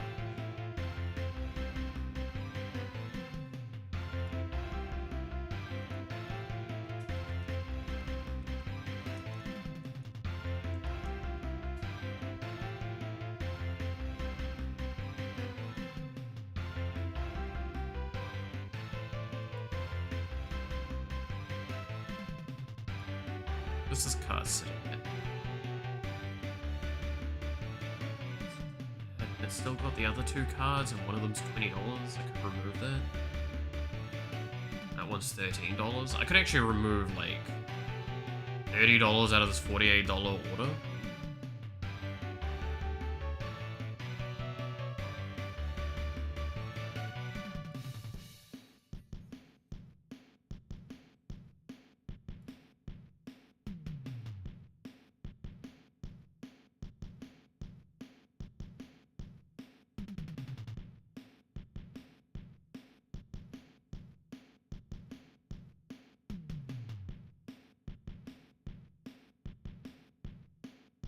Okay, this is seeming like a deck I could make in the next 3 weeks, I'm gonna be honest.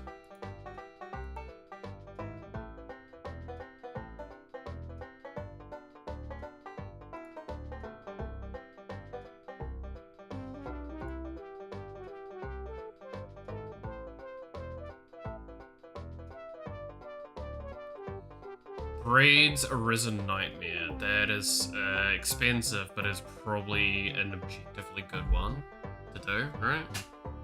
At the beginning of your end step, you may sacrifice an artifact, creature, enchantment, land, or planeswalker. If you do, each opponent may sacrifice a permanent that shares a card type with it. For each opponent who doesn't, they lose life, and I draw a card.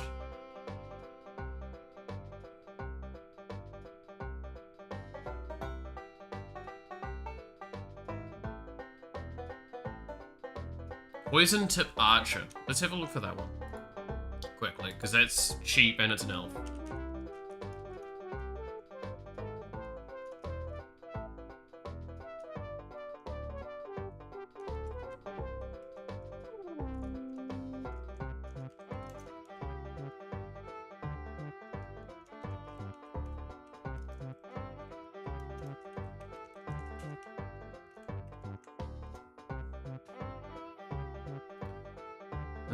That is a $23 version of it. I'm pretty content without that one.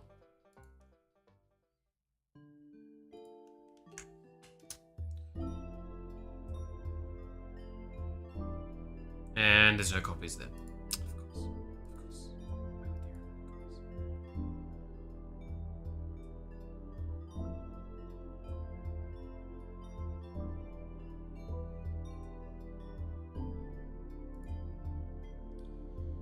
Doesn't ramp you, but it can help you hit land drops while also being 6 mana for the effects that care that since you're caring a little bit about food. True.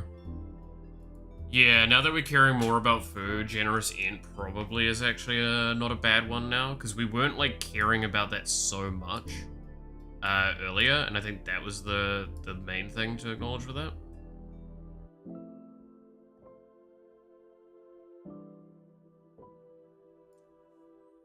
Now that we do care a bit more about food, Generous Int does sound more reasonable.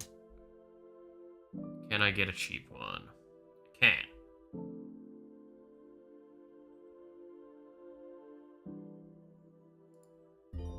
Because, yeah, what card again was it that we have that's... I think it's an enchantment, is it not?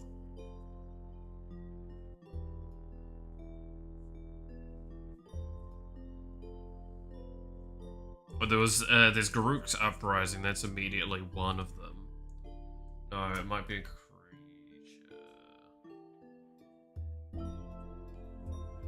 So we had something that's like deal damage based on the thing. Oh, it was one of the, it was the, what is her name? Yeah, Twilight Prophet, that one. That was the one where I was like, mana value seems really good, because we could get an accidental nuclear bomb just go off by drawing a card. Especially with the way we've got this deck would not have a hard time getting the City Blessing. Trail of Crumbs, what's that one?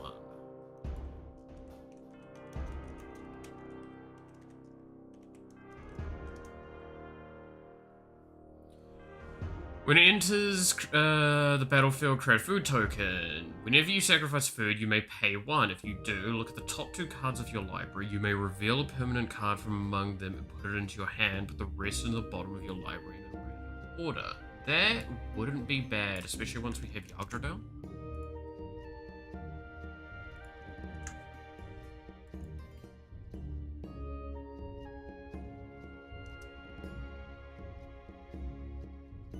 Let's see if there's any. There is none at my local. There's not any at my local store, I swear. It's all of those like cheap cards that you feel like everyone's got in such excessive amounts that are never at the local. It's also not at my other one, so I just have to say no to that one, sadly. That's annoying. Pain. Alright, let's look at my lands as well, because I need to double check what I'm actually sitting at with these. Because, so, ignoring...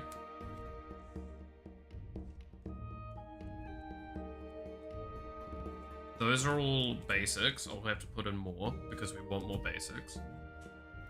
Maybe I should put in some basic land cycles. Because I do have, like, Terramorphic, I think. So we've got Jungle, Hollow, Command Tower, and Buried Ruin. I probably don't need Buried Ruin. Buried Ruin doesn't really fit this one, because that's an artifact retrieval.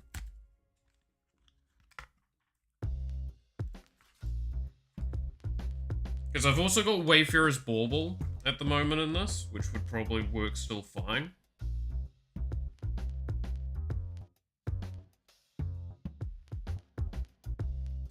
Crumbling Necropolis, no. Temple of that, no. That, no. None of those. Where is my Terramorphic? Might be in my pile of land cards.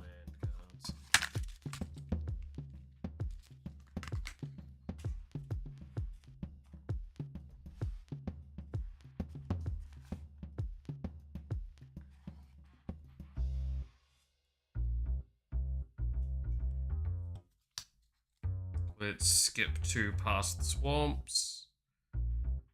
Okay. To give an idea, one of my friends gave me a bunch of swamps. Most of this stack here was what he gave me. It's basically the only cards he's given me.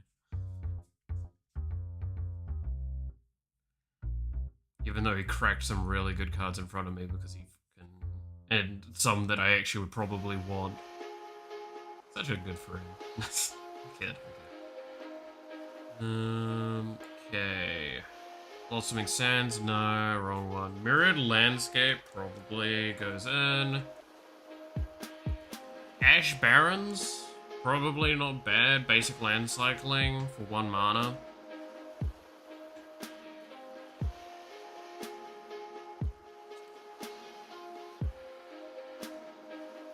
If Witch's Oven gets destroyed.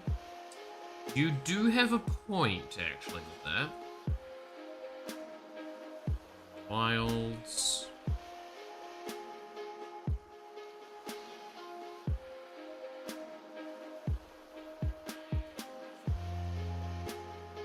Or Ravenous Amulet. Yeah, like, there are reasons to do it. I mean, at this point in time, with what we've got, I'm not too scared, but yeah, what if we put Witch's Amulet, Witch's Oven in here, it might not be a bad one to cycle out for. It's a, was it 3 mana sack for it? Was the thing for it?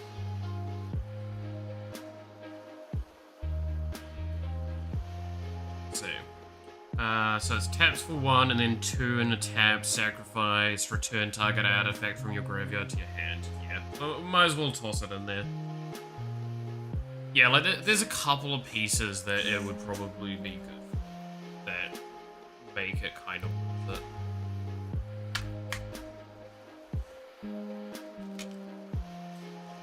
Where do I have my Terramorphic? Because I swear I have a Terramorphic somewhere.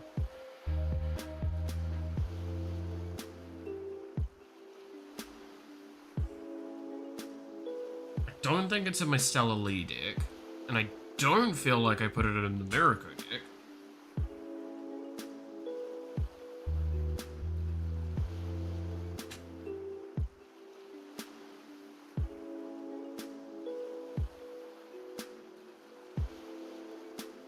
Myriad Landscape, we've already put that one in. Yeah, I did put it in here. Why did I put fucking Terramorphic in here? Am I that desperate for fucking cards? For lands? Did I put Ash Barrens in here? Yeah, I did, right? Yeah, Ash Barrens there. I've got Myriad in there, yep. I've got Command Tower, yep.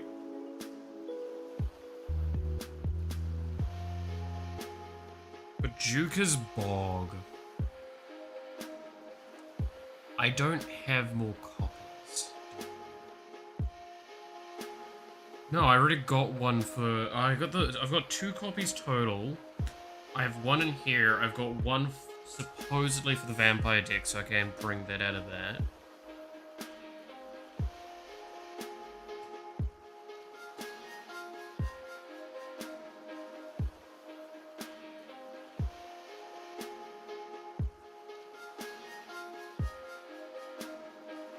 Where is it, though? Is it already in this pile?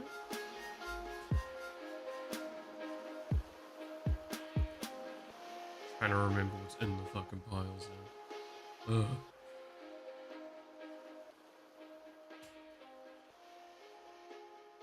No, it's not here yet. Where is it? Because I swear I have 2 versions of it, or unless it's...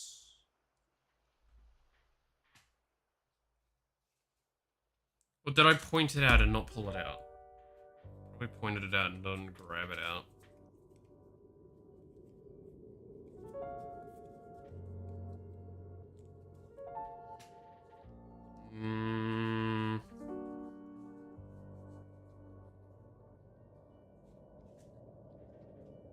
I feel like I'm having a moment.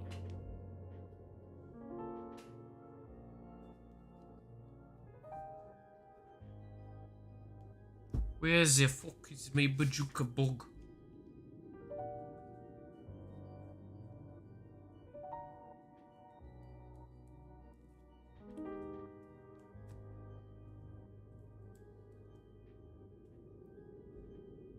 So I swear I have 2 copies of it.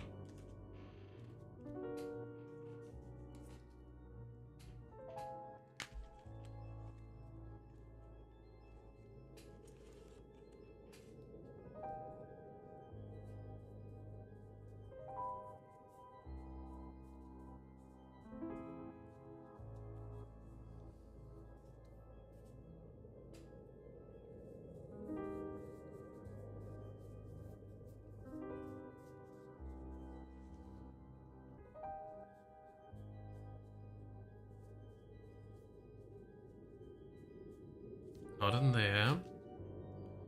Graveyard Hide is always a great option. Yeah, like, it's 100% it's the correct thing to add to this. It's just, where is it?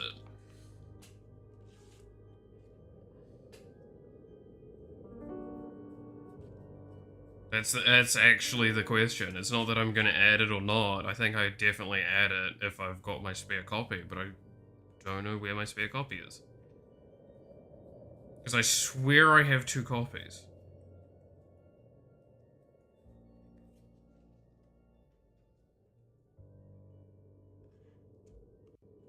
And now I'm starting to question a lot of my own sanity. It's the best way to do it, right?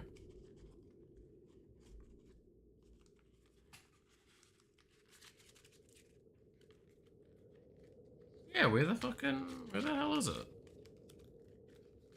I might have set it aside somewhere. Because it's like, in a sense, you could consider... Wait a minute.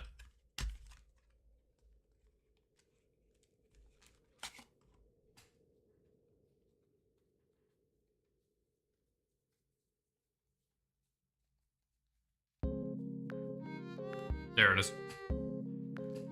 It's in my other one. And my enchantments deck. My rooms enchantment deck. Which is kind of shitty to take it out of there, but oh well. Any target removal in the deck? I think I have a little. Do we, actually? It's a good question. Because I do have cards I can add for that. I think, off the top of my head, I do think I got, like, murder and stuff like that somewhere. Because in sorcery category... no. AoE. No. No. No. No. No. No. Yes. No. No. No. That's not enough removal. Okay, that's already immediately a sign. What do I have as options? Hardur. Are you meaning Doomscourge? Because he's red. He's black-red. I have him, but that wouldn't go in this. Because he's black. I love him, though. I really do. He's a silly card. And I think I can do something really funny with him. Unless there's another Kadur and I don't know of them. By the way, I should probably mention, the best way to think about, like, what I've got is I've got Mirakov's precon, Stellarly's precon, Kadur's precon, and I was given, like, 70% of, Misha's precon. And if you're wondering, it's basically think of all the valuable cards in that that deck and remove them. That's what I've got left. Because it was just, I was at the store one day, a dude bought it, and I basically mentioned how, oh yeah, I was looking at getting one of those, just because I do want to build a Misha-style deck, because I think he looks cool. And he's like, alright. Sold all his cards, got the cards out of it that he wanted, and then he was like, here, have the rest. So that's why I've got, like, Bedevil and, stuff like that. Right. I have the Commander somewhere as well. I think he's in the other... He's in the pile of Commanders.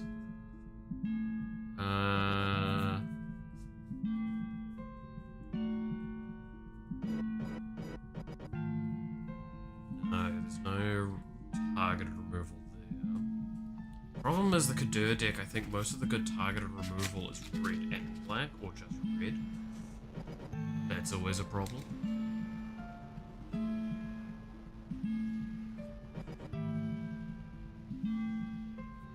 Good old Kadur. That was where the bog was? Yeah, no. I looked through there. Yeah, the bog was in, Enchantments deck. Because it's supposed to be in the Enchantments deck. One day I'll actually do that.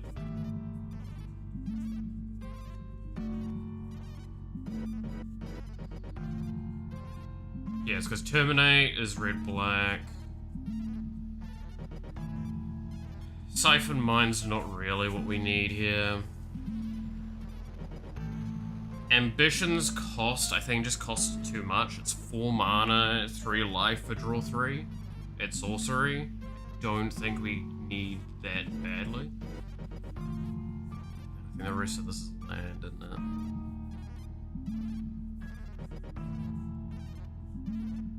Yep, the rest of that's just land.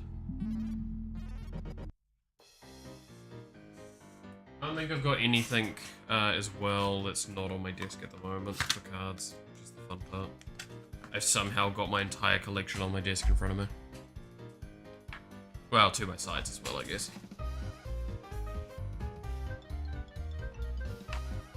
What is actually left in the pile of cards here? So that's all of my shinies and my legendary characters that could be commanders.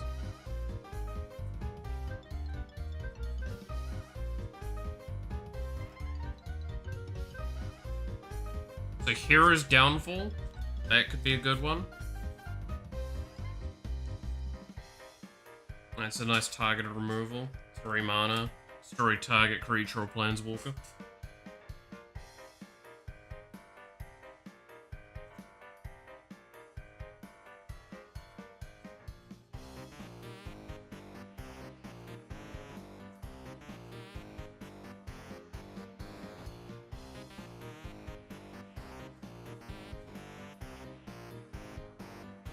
But yeah, that's the Misha I was talking about, if anyone's wondering. Misha Eminent One.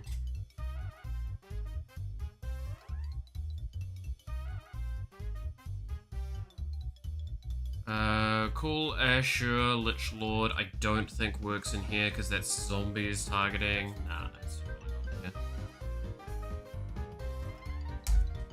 here. Did I get Blasphemous Edict? It would be a good board wipe. I do have Blasphemous Edict. I did not get it from Foundations. I got it from the Kadur's Precon. So I only have one copy of it. I can't remember where it's sitting right now. It might be still in that pile. I'll have a look.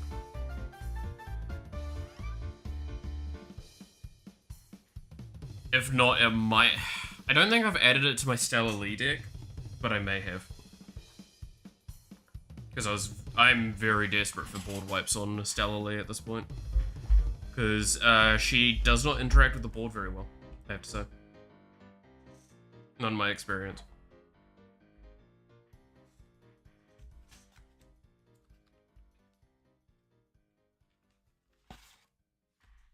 Looking for Blasphemous Edict. So I need to go to the sorceries, because I think I have these still sectioned out.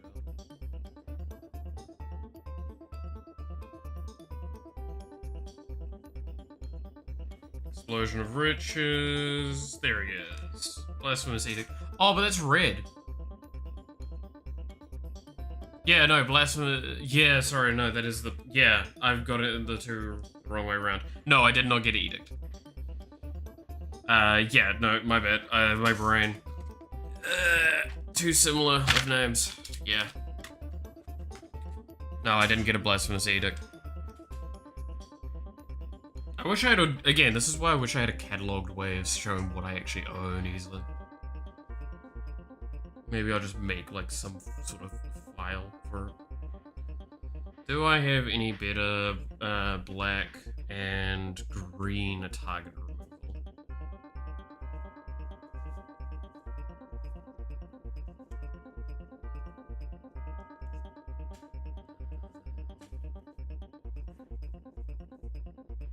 Because, like, Nyxborn Behemoth seems slightly tempting, because if I get, my enchantments down, that's basically free.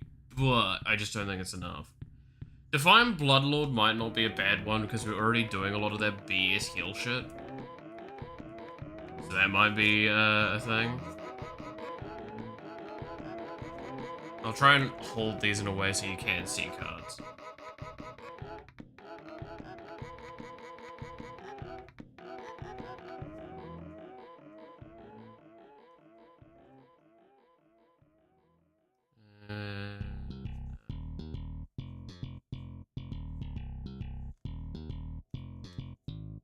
Because, yeah, like, I've got Black Sun Zenith, but I feel like that's just going to kill me more often than it's going to do enough for others, right? Maybe it's still good, especially since we've got Toxic Deluge, we're already going to be wiping the board. Blood Artist? I know I don't have a Blood Artist. Because that would have gone straight into the things for my vampires.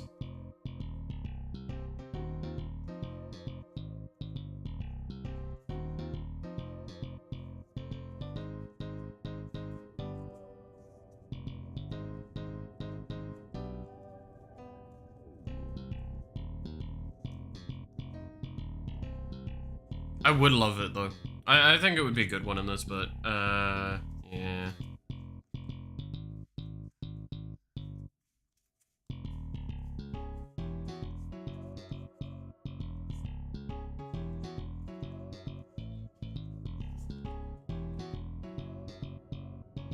Okay, that's the first bit of this pile. The first third.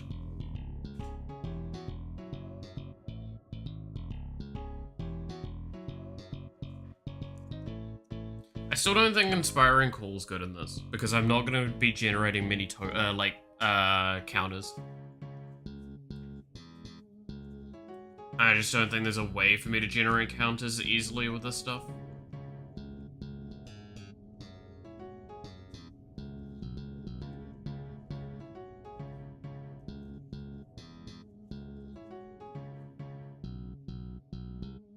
I already have the one in there, right? Elvish Regrower? Yeah. I think I've got a foil of it. Shiny one.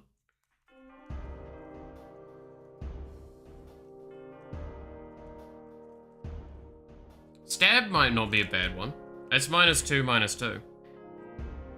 The target on instant. It's not really removal, but it's kind of soft removal. I can put it to the side for the moment. I think I've only got one copy of it as well, so.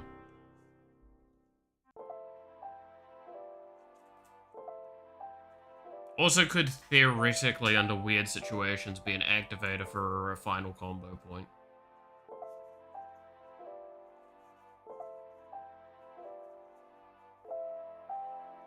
I do have Baked into a Pie. That might not be a bad one, actually. Because now that we care about food tokens a little bit.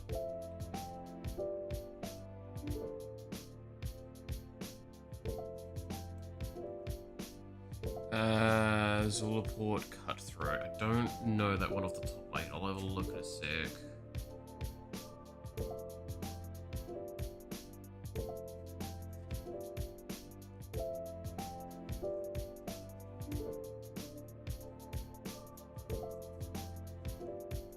Broken Wings? Do we put Broken Wings in? I think we put Broken Wings in. It's destroy artifact, enchantment, or creature with flying.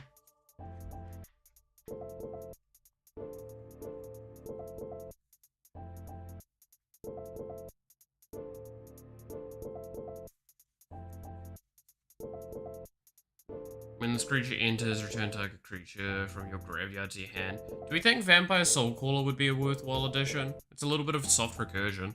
Just put it to the side for a moment.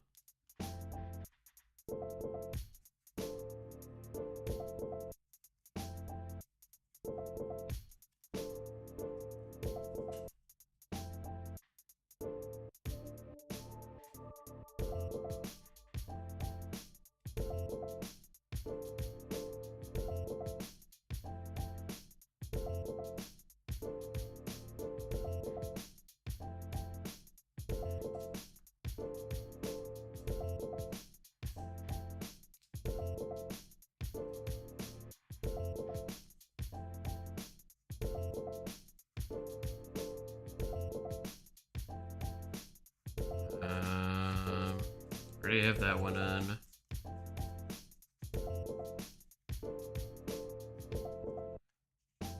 And target creature from your hand to graveyard to your hand. Opponent keeps conceding. Yes, I actually did have that. Look, I love how, like, sometimes I'm just playing the card, like, playing a deck that is, like, play this many of this color in Arena, and it's just, I just want to play my cards. Stop. I know it's kind of BM, but I just need to get my cards played. Enters the battlefield, destroy target creature and opponent controls. For 4 mana on a 2/2, feels a bit much.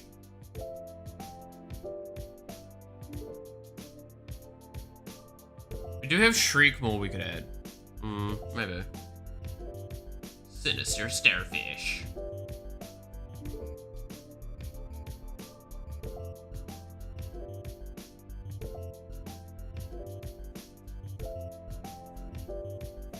Do we want to add Coveted Jewel for the minigame?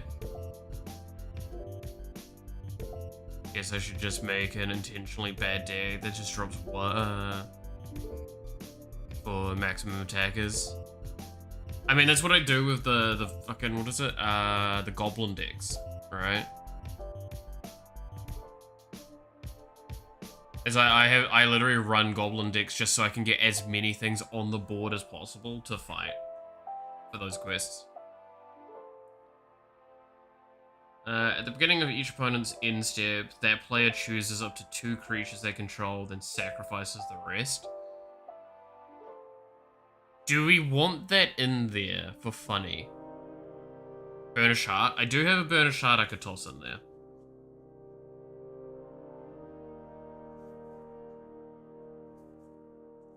Whenever a creature an opponent controls die, you may gain 3 life. Whenever an opponent discards a card. Nah, I don't really care about that.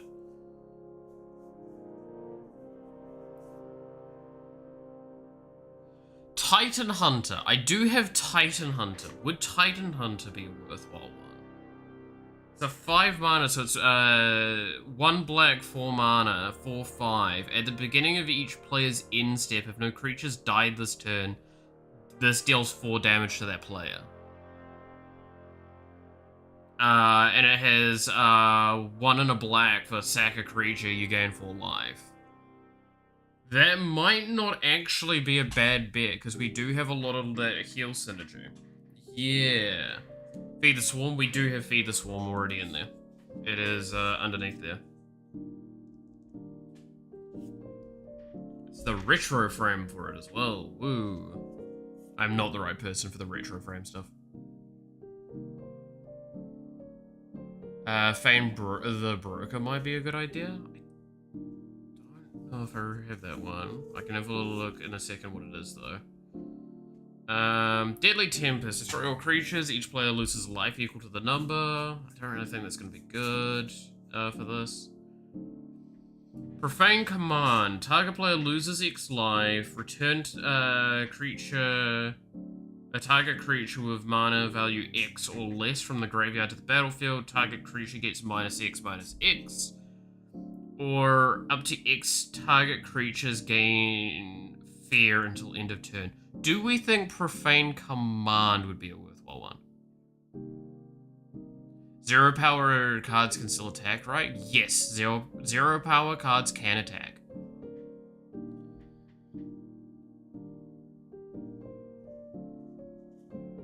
I believe there is no rule against a 0 power card attacking. It would just obviously do nothing, right? We should actually, especially if we go and get 1 or 2 more ramp cards, we should actually be able to get a lot of land onto the board, which means we should have a lot of mana. So Profane Command might not be a bad bet.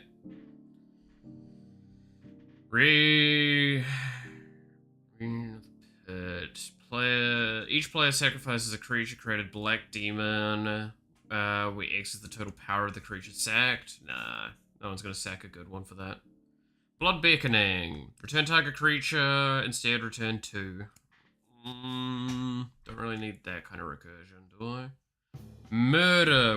Do we have Murder already? No, we have Hero's Downfall. I have Murder as well. Get that in there for targeted removal. Zombify. I have a question. Should we put Zombify in here? Zombify wouldn't be a bad one. It's a 4, so it's a 1 black, 3 mana sorcery, return target creature from graveyard to battlefield. We do already have a little bit of recursion, so we might as well kind of lean to that maybe.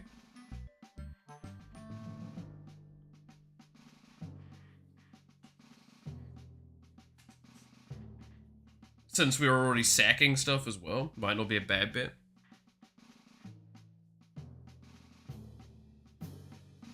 The problem is, ironically enough, having Rise of the Dark Realms and then also Bojuka Bog feels a little painful. Not gonna lie.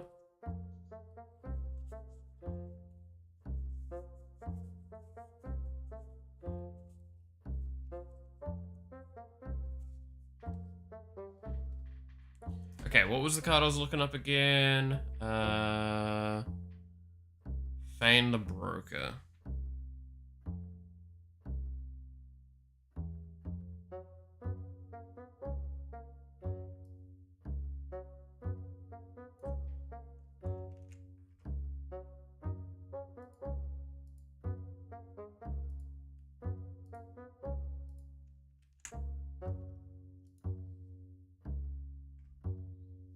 Oh, I do have a copy of him, actually. Yeah, I do have a copy of him, because he came in the Misha one. Yeah!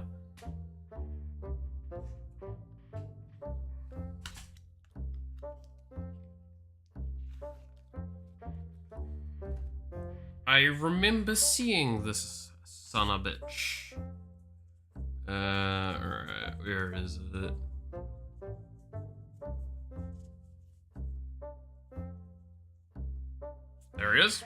I agree with it now that we've kind of gotten to this stage.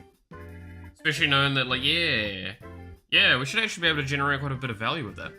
I find that by looking at the precon. It's actually a great way of figuring that sort of stuff out, is like looking at those precons.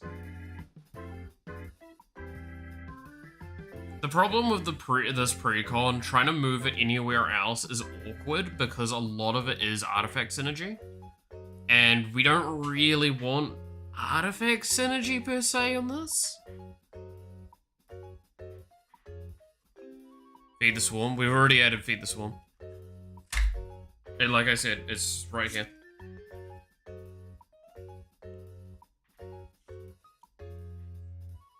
Okay.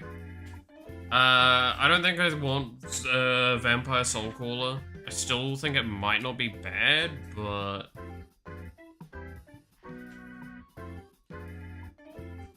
Okay, let's start organizing some of this and see where we're at with cards, eh?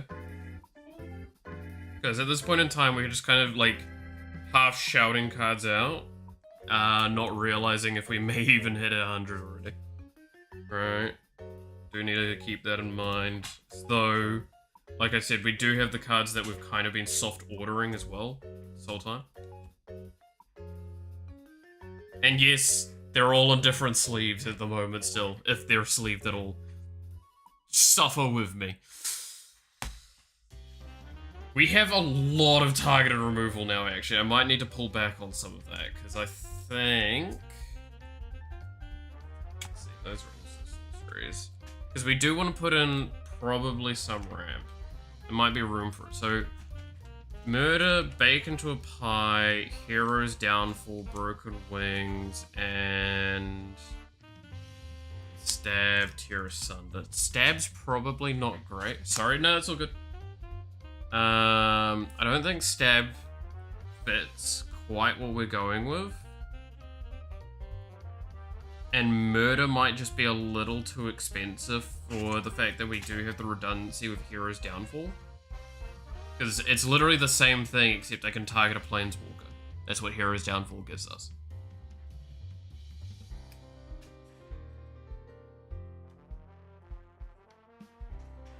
Right. Snakeskin Veil still feels really good as an instant spell trick. And then we do have that for removal, we have that for AoE removal, we have that for AoE removal. And then we have a lot of draw, a fair bit of recursion, and a bit of tutoring. So, Burnished Heart, that was one of the ones you mentioned earlier that I probably should just toss in here as well. Which, where is that? It is there.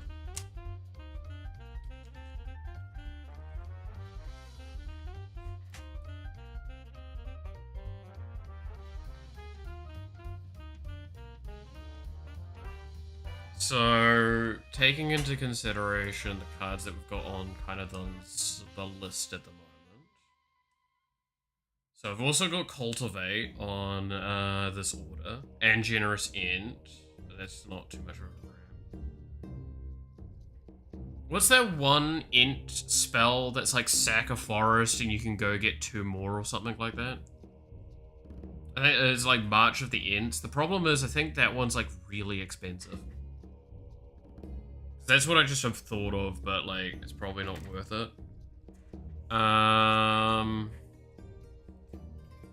Do we care so much about the elf synergy now? I feel like we still do. So Banner of Kinship still stays.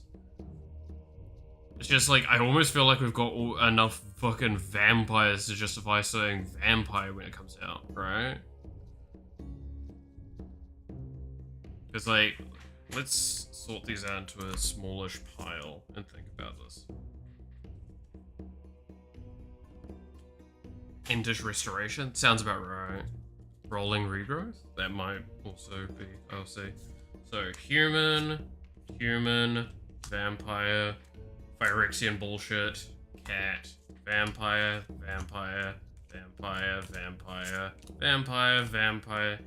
human, Phyrexian bullshit,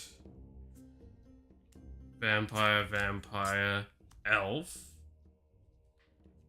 hydra, insect, elf, elf, elf, beast noble, spirit spider, elf, frog scout, giant, elf, elf.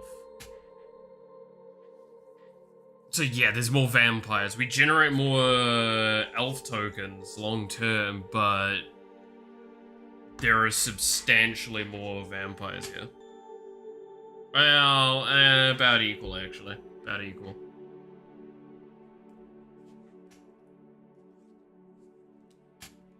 Because the thing is, like, you've got Elsworn Giant, which generates them, right? That kind of goes towards that. I feel like we could probably remove, like, some of these for more elves. I feel like we could commit a little bit more to the elf concept. It's just a way of transitioning the board through.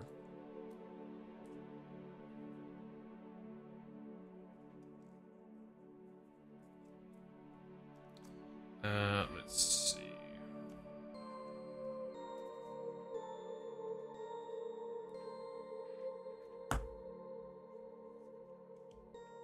Is it vampire elves? Say both. Banner of command, just say both. That's how that works, right? I can say as many as I want. It's definitely how the text reads.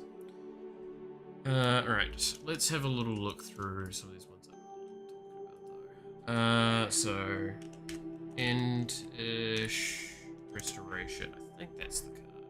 Sacrifice a land, search the library for up to 2 basic, put them onto the battlefield, tap and shuffle. You control a creature with 4 power or greater, instead search for up to 3. Yeah, like that's what so that's the one I was thinking of, definitely. That becomes the query of, like, we do have cards we could sack for that. Especially if we have elves and we have Banner of Kinship out, right? Because that just means that, like, our token bullshit is there. Pretty guaranteed. So we'll reliably have it. And the benefit is you're not sacking the creature, you're sacking the land. So I'll see if there's any of the stores have it and how cheap it is before I go, should we add it or not. Oh my god, I need to move some of these cards around because I'm having to lean my arm on actual cards to move around.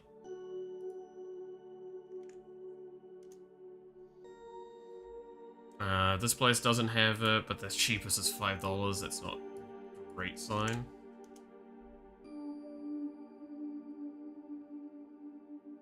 $4. I can justify under $4.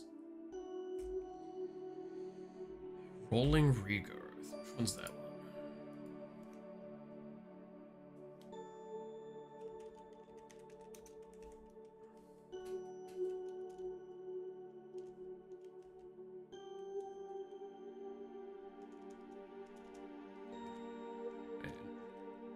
Oh, no, that's not rolling, it's...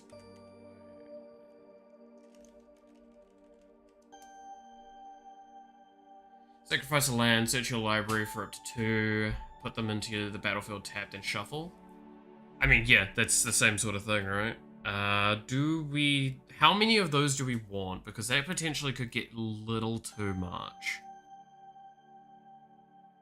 It's just worse entish? Yeah, it is worse entish. Because it's... What's the cost difference? They are the exact same mana cost difference. The difference is that with the other one, it's more playable, right? The other one has, like, the additional bonus. But it is cheaper. Like, cheaper in terms of real money.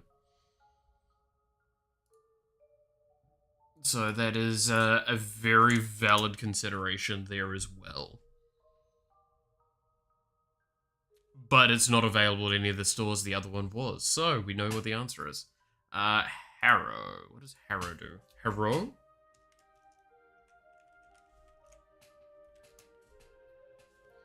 Let's see. Sacrifice a land, search up to 2. So it's the same one, but it's slightly different wording. So yeah.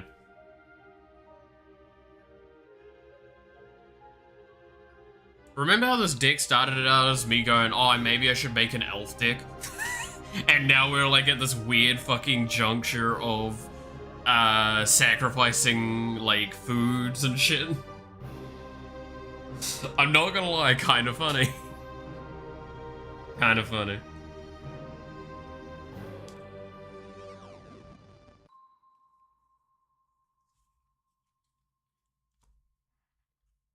Because yeah, what are some elvish cards that we feel like could go into this that would work? Because at the moment, because I feel like we can kind of commit a bit to the elf archetype a little bit to make it feel better. Because that means it gives us an alternate way to play out, and it gives us things. Because these are the elves that we've got at the moment. What is the other elf that gives mana? There's a lot. That's a really narrow concept there. Well done, Malith. You've done an amazing job at describing the most generically duh thing. Because we probably want to commit a little bit to that elven thing. Poison Tip Archer, we can't find. It's not available. Sucks. Deathrite Shaman. Exile target land card from a graveyard. Add 1 mana of any color. Exile target instance or sorcery. Each opponent loses 2. Exile. That's a bit expensive, huh? Werebear? Werebear. Werebear.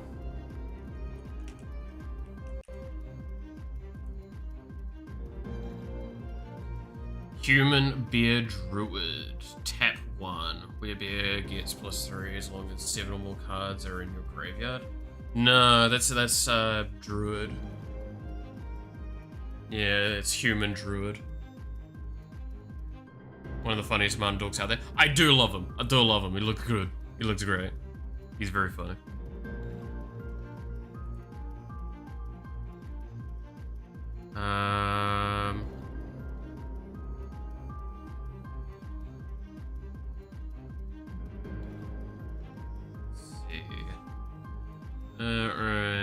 Under your control, each opponent thing. Sacrifice another black creature, draw a card.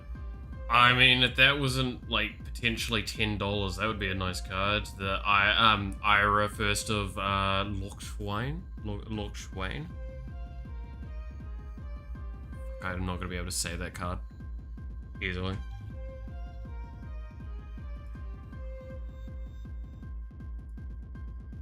Ira.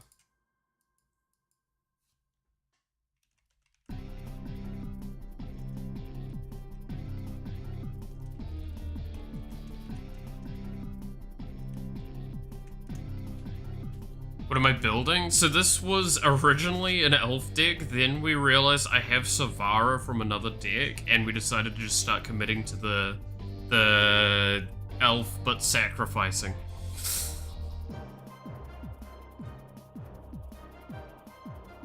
Oh, it's a $6 card. I can justify that, sure. Because it gives us a sack outlet as well. But yeah, so now we're kind of building this weird, like, sack food deck. But I'm trying to do it as much on a budget as I can. Elvish Mystic, I think that was the one I was thinking of. It's more like Mana Dork energy.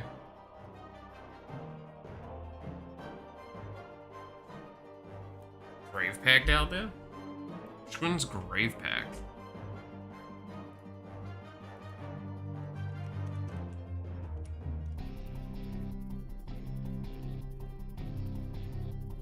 See, whenever a creature you control dies, each other player sacrifices a creature. Oof. I mean, it's good, but yeah, I don't know if there's gonna be a cheap-ish one or available. Because there's only like 2 stores I'm bouncing between. It's my local store and then the like kind of universal one here in New Zealand. Yeah, $20 is a bit rough, but that would be good. Infestation Sage, we do have that one. Gravepair goes hard. Is it worth $20? That's the question. Is it worth $20 to, like, add to the deck, even if it's really good? Because, yeah, I'm not seeing under 20. I'm seeing $100 versions. Good lord, that's all. Dude, how is cardboard getting that expensive? So yeah, there's a $20 version. Worth if you're going for budget. Yeah, like, that's kind of the thing, because I think the Savara was already mildly expensive. I bought this way back when on a special. This is the anime foil Savara.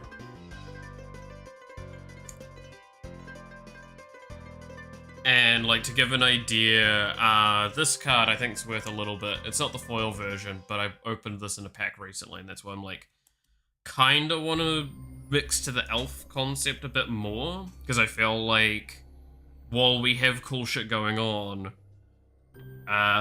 it would be pretty solid. Because it's the simple argument, right? And I think this will immediately come forward, like, as our thing. Oh, I'm blanking on... Is it Doubling Season? Doubling Season would be incredibly good in this deck because we're already generating tokens and shit like that. But that immediately kind of raises that point of, yeah, but that card is going to be worth pretty much all of what this deck is so far, right? And that's the problem. I'm like, Massacre is a decent board wipe. I'll have a look, because, like, we are probably starting to hit, critical mass of board wipes.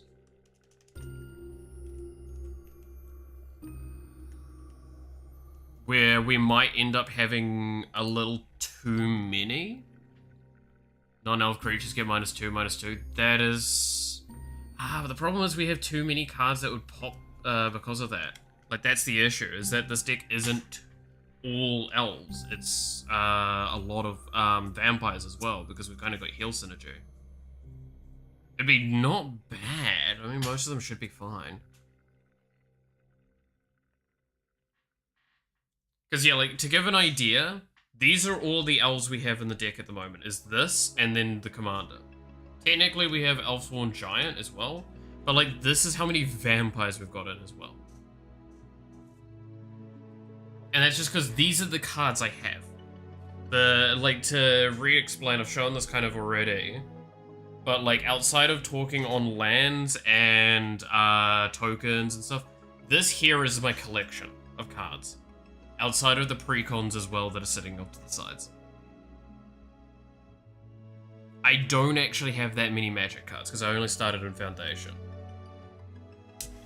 And that's immediately, like, the another thing that's really rough, because I don't have the cards. That's fine. That's why we're looking at things, we're looking at cheap, because I want to try and... Okay, not gonna lie, I think we talked about it briefly at the beginning of all of this bullshit. You wanna know why I'm doing this also? Not just because of the Banner of Kinship and I have elf stuff. There is a really funny thing. So I played at my local store last night for the Friday night. Sorry. And my main deck that I play is a Stellarly Precon that I've edited. Right? It's a fun deck, I love it. I stalled out a couple of times, and that was my own deck building and decision fault. I accept this. But you know what sucked? The decks I lost to were mono green, and one of them was just a Golter. Like the one that's like, it costs X less for power and shit. And he fucking threw that at me as a 120 something damage. Along with like 4 other things and everyone else as well. I'm gonna be real with you, Chief. I've had enough of dying to fuck green decks. Yeah, big dino go first. Exactly. And they're all like, dude, you would actually probably love this deck. And I'm like, I'm damn confident I would. But yeah, to give it, so let's go to the like board wipey stuff where like, this is why I'm scared for my own deck. I have too much board wipe, I think. Toxic Deluge, Black Sun Zenith, I feel like we've got no more board wipes there. So those are pretty substantial ones that are going to wipe my board as well. So we had one more somewhere. Did we not have like another board wipe? Or am I blanking? It was in the thousands. I did die to a board that everything on it had 1,280 plus damage.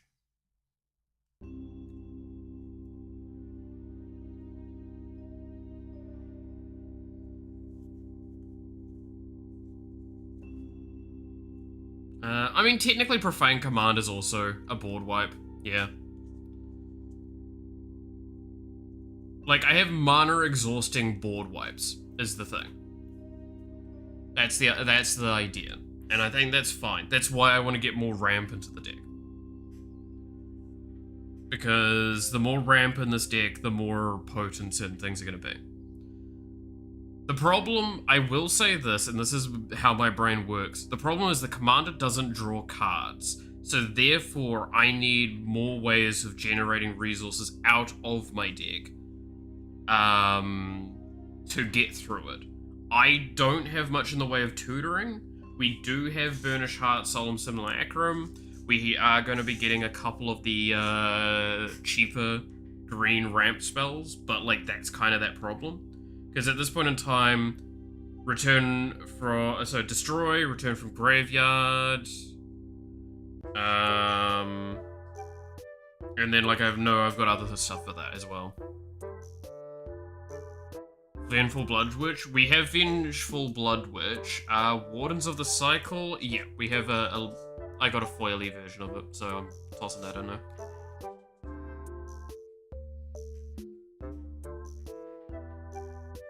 But yes, we do have Vengeful Blood Witch as well. I think that's right there.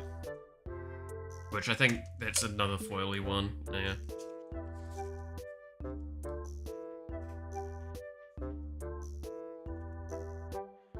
Nightblade is an elf that procs off tokens coming and dying. What's that one? Let's see. It is Nightblade. Whenever a token you control leaves the battlefield, each opponent lose. Ooh, that is actually probably a really good one for especially what we're doing with our bullshit. Let's see if we can find it at one of our stores. Not at my local, which is always sad, because that's just nicer to be able to get from your local. And, well, there's a 50-cent version here. Toss that in. Don't look at the fact that the order is at $60, jeez. Would go hard, but it might be pricey. Did I add that to this? Because I think I looked for it earlier. Yeah, I tossed that in, it's $2. I thought that was worth it. Blood Artist and Marionette Apprentice as well for Good for Things Dying. Blood Artist is really hard to find here in New Zealand. I don't think I've got a cheap option for it. I don't know about the Marionette Apprentice though. Yeah, like to give an idea, so you have to keep in mind, so I'm using New Zealand, I'm New Zealander, so I'm using New Zealand dollars. I'm not exactly rich, so that's the other key thing, and Cardboard Crack does damage to my budget already. What is the best? Packs. Pack is the best example. A single booster pack is $10 here. That should give you an understanding of maybe cost conversion.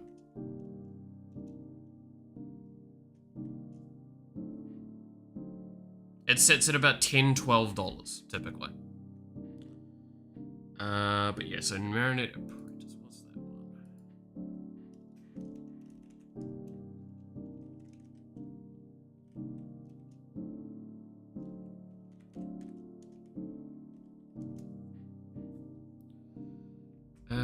Fabricate. 1. When this creature enters the battlefield, put a 1/1 counter on it, or create a 1/1 colorless servo. When another creature or artifact you control is put into the graveyard from the battlefield, each opponent loses 1 life. That probably wouldn't be bad, yeah.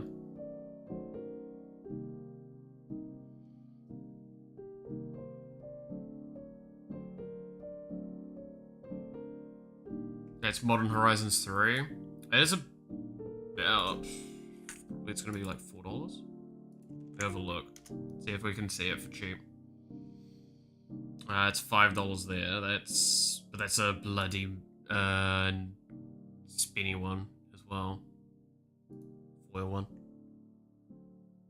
You wanted a food theme? We've kind of, by accident, committed more to the food theme than we thought we would. Is kind of what I think's happened.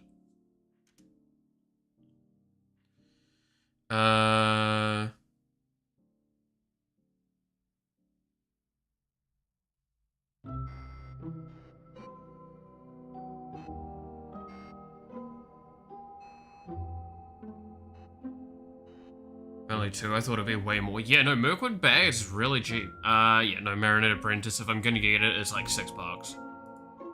Oh, $5.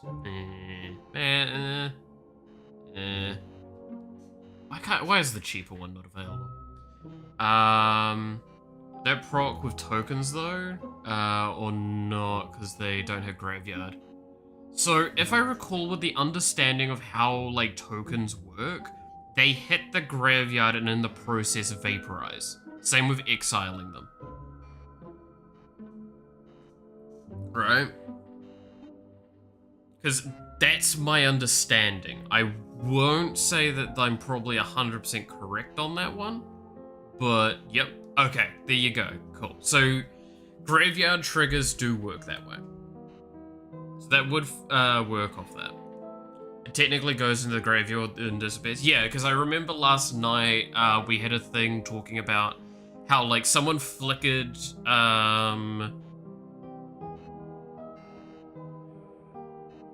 someone flickered a token, and because of that, it got destroyed as well. Which is actually really funny. I never thought about that. Shaman of the Pack.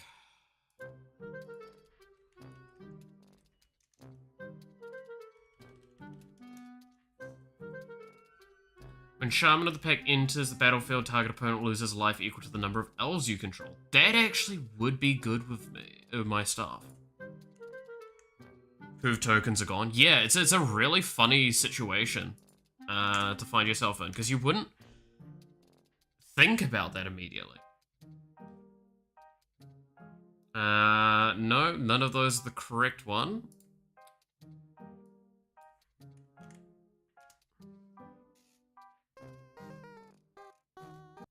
Shaman of the Pack, 70 cents for a slight plate, sure. Yeah, it's fascinating, like, what situations like that can occur.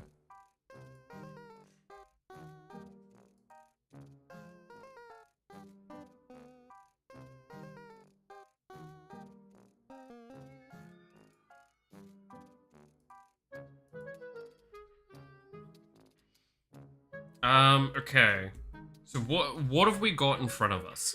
Let's kind of work through some of that. Shall we? Let's open up an Architect and toss together what we've got in front of us into that. And work from there as well.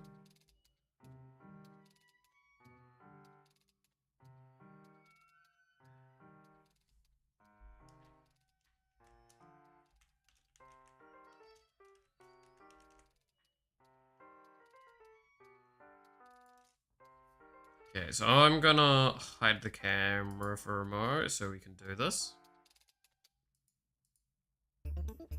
Because I'll just have all this stuff in front of me and I'll move some stuff to the side so I can type easier.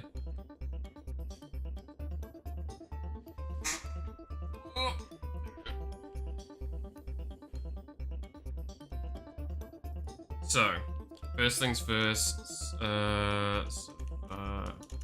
Tomorrow. Queen of Golgari. Set as commander. And just for our own sake, let's which one did this come out? It is Ravnica. It is... Which version? 404. Or 440. That one. Hey, you devil, how's it going?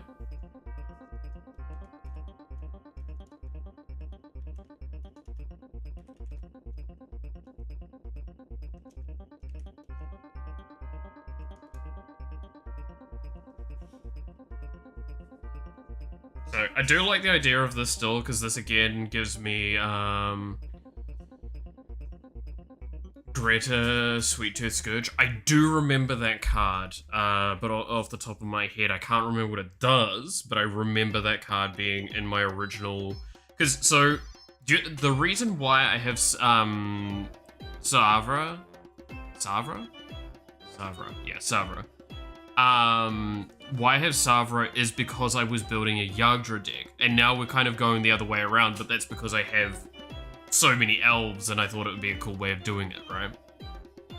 I think Savra is a better commander than Yagdra, for that argument. Just because it's way better static outlets and better cycling and shit. And it means I can, like I said, commit more to the elf bit. But yes, I do think I remember that card. Let's have a look-see. Greta. Gotta make some coffee and cram 3 days of work into the next 8 hours because I have a deadline in 8. Oh, I hate that. Yeah.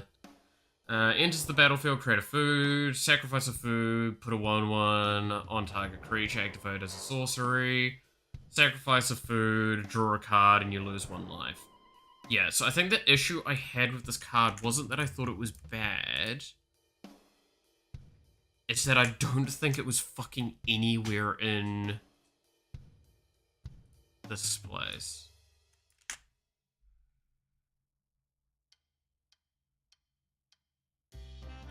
There is one. This was not here before. Okay, yeah, just put that in. No, I don't give a shit about foil. Why would I do that? So I do agree with that one. Alright, let's write down all of the cards we've got in front. So we can go from there and figure out. So let me do the elves first, because they're already out in front of me.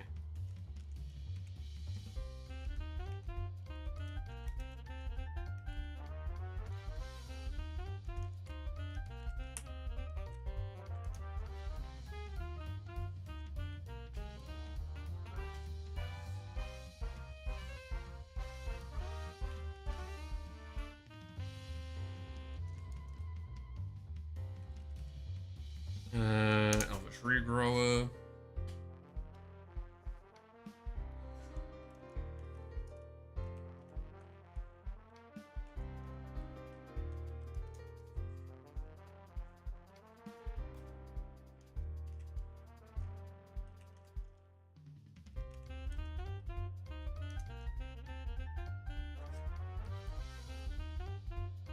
It's also because we had, Dwayne.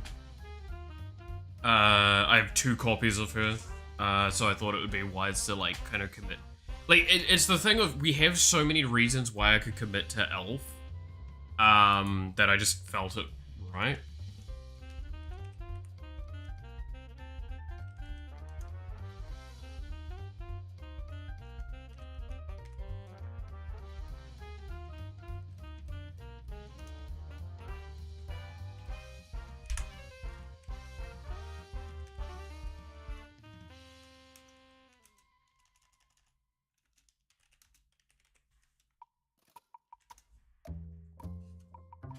Okay, that's all the elves we have, which is why, yeah, there's clearly not enough elves to justify it being an elf deck, especially with Banner of Kinship. Even though we've got the other thing that generates them, but that's, yeah, we'll get to that. Alright.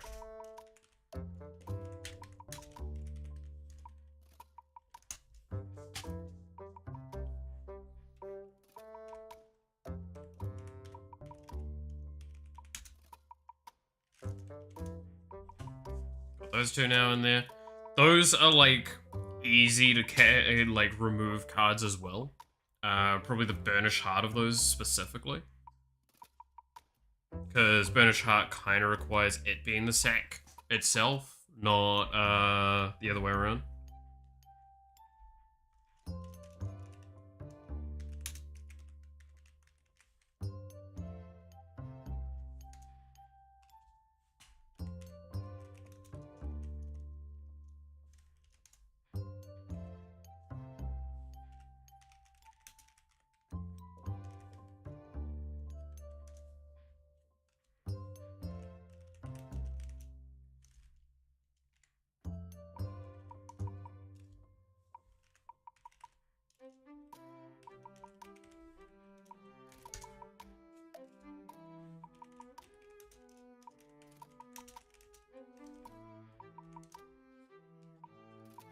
Let's see. What?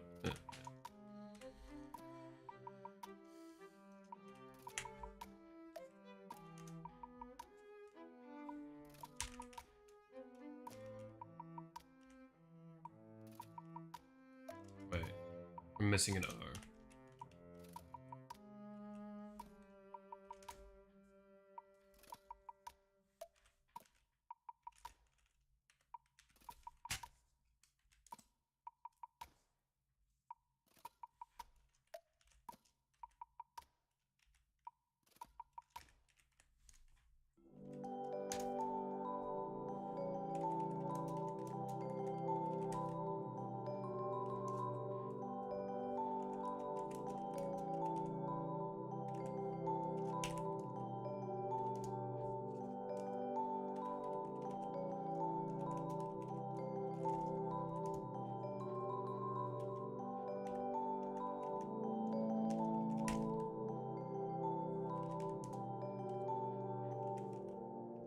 Animate.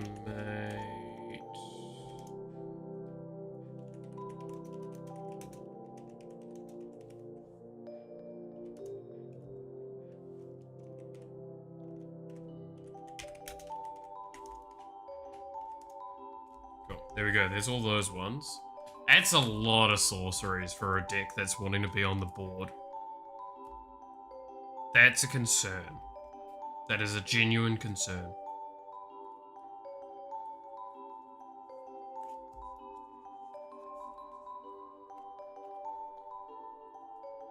There's that one enduring as well that would probably be really good if I believe it was. It's one of those, again, not really sold anywhere.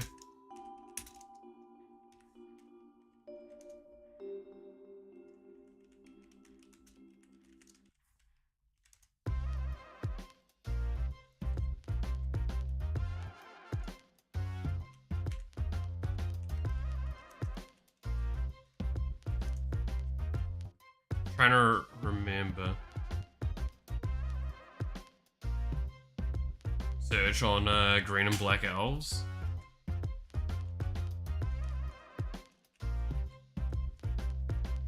Can peek through that and find cheap stuff that might work as well. That's probably another worthwhile thing to do, actually. Yeah.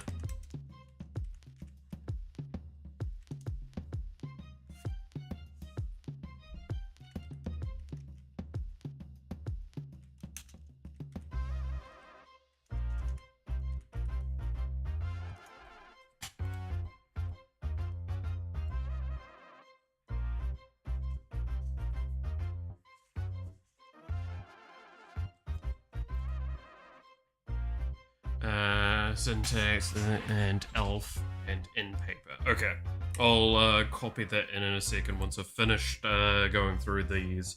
Again, I'm just putting into here for now the ones I've got right in front of me. I'm literally reading them between my arms.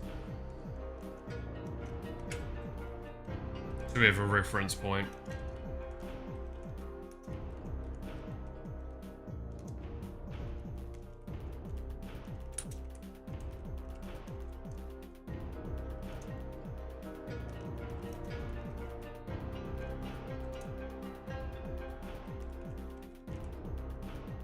Murder.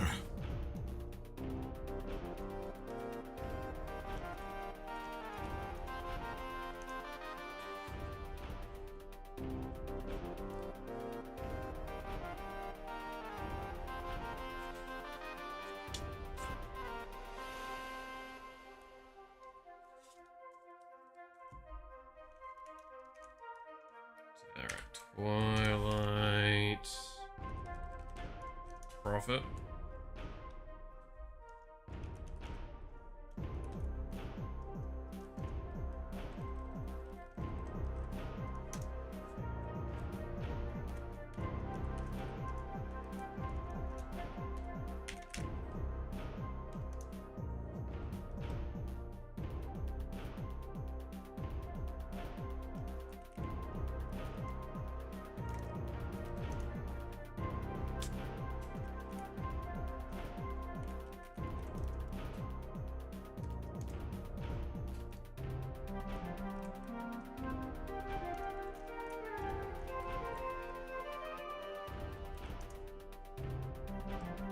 Actually, that's another silly question, and I feel like I've answered this to myself in the past when I've played it on Arena.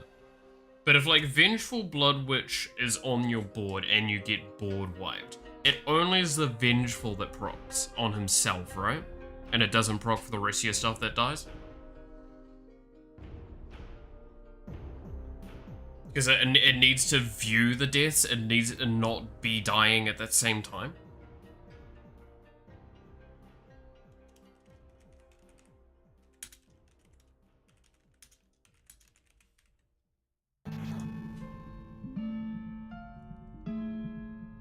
It'll see every death? Oh, okay, that's even better than I thought it was. I swore it did, but I guess that does make sense. Huh.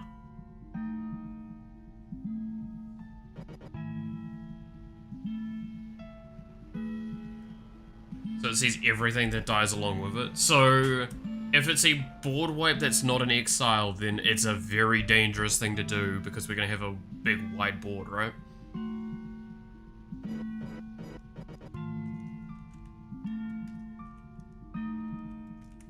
So unless I'm versus like a white player, I'm probably sitting pretty happily.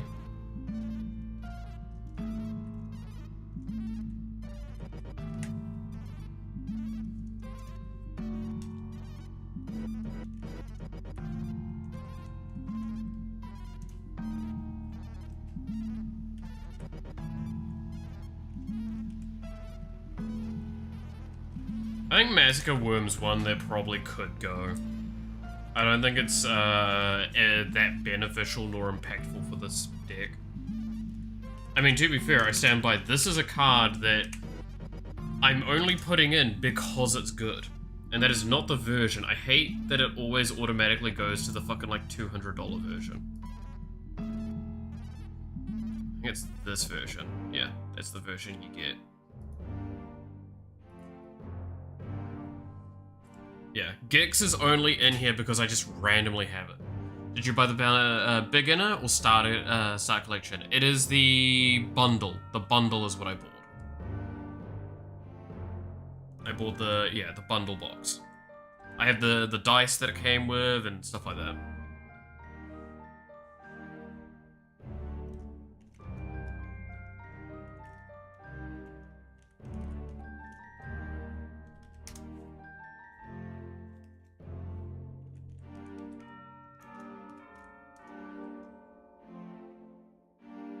The bundle of throughs. Give me a second. Oh. So, if we turn the camera back on, this is the box. That one, right? So, let's see. 20 traditional foil and 20 regular basic lands. 9 boosters plus 2 reference cards. An alt art Phyrexian Arena, which is this one. Foiled, cool looking one. Oversized spin down life counter, and then the box that I normally have everything in. This is the bottom half of it, which is normally where I store my cards. The top half is here, which it's really cute because it has cute stuff on it.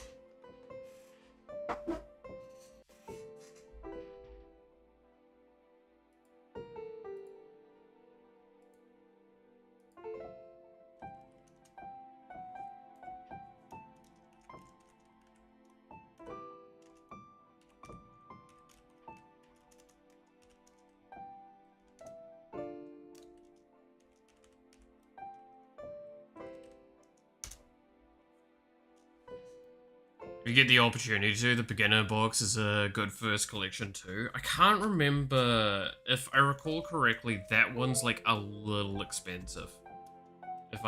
And maybe I'm mixing it up. I'll have a look in a second.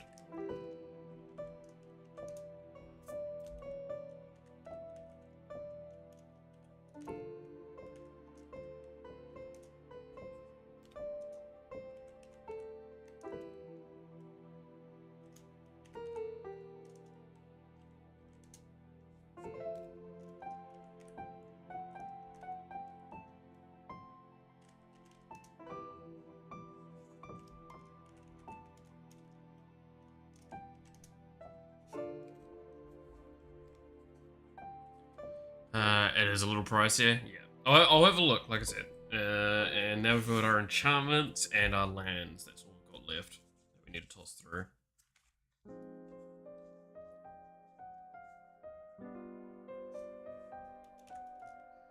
I have a lot of copies of Phyrexian Arena now, by the way. I think I've got like 4 or 5, and that's because I would just keep grabbing them from time to time when I saw them really cheap. Because I love black decks. And I think Phyrexian Arena is like hard not to be an auto include in a lot of black decks, because it's just fucking free card draw basically.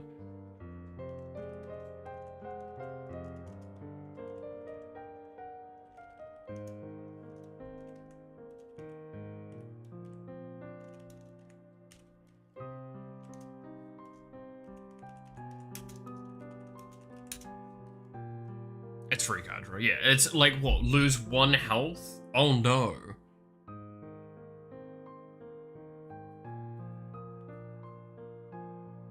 A lot of what? I don't know which that's in reference to. The Phyrexia Arena? Is that what it was in reference to? It's a collection of like 400 cards with some decent stuff in it for building decks. I've played it for years and I still found cards in it to put in commander decks. That's fair. Alright, I'll keep that in mind for one of the things, because I think there might be a starter box still sitting there at my local.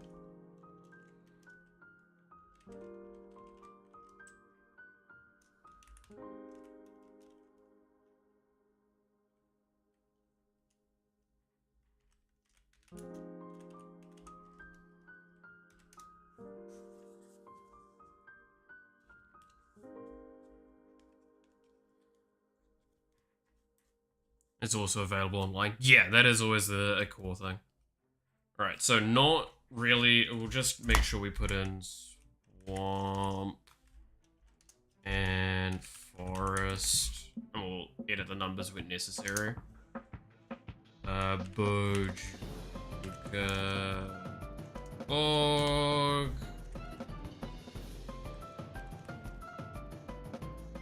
Terramorphic Expanse... Because we do have landfall triggers in this, so Terramorphic and Myriad and Evolving are pretty good. So if you're unsure, you can look up the contents, see if that would, Yeah. No, I'll have a look in a sec, see if they've even got it, and then I'll go from there. Whoops.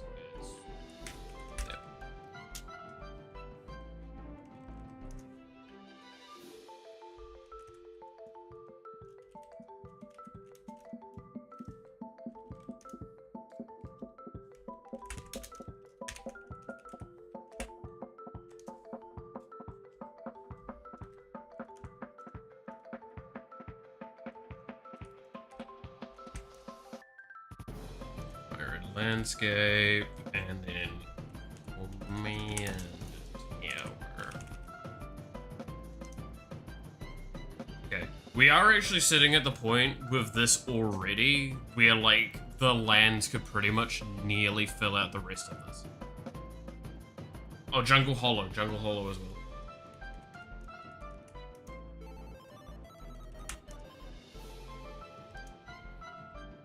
That's it? Yeah.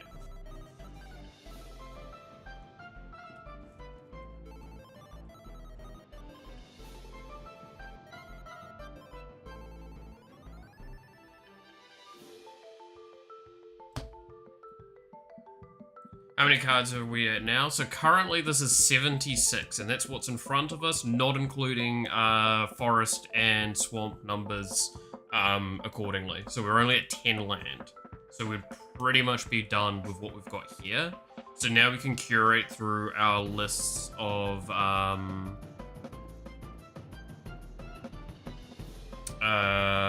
shopping carts and decide what we actually need and want, and then what we can remove from what we've got in front of us as well.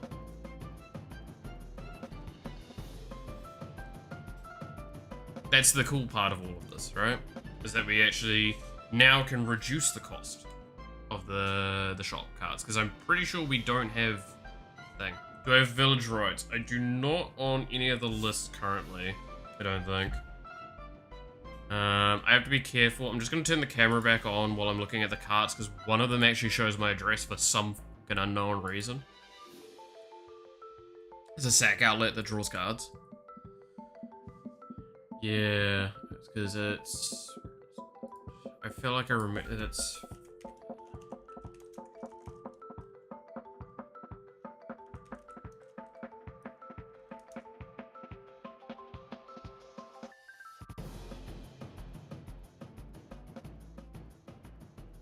As an additional cost, sack, draw 2 cards. Yeah.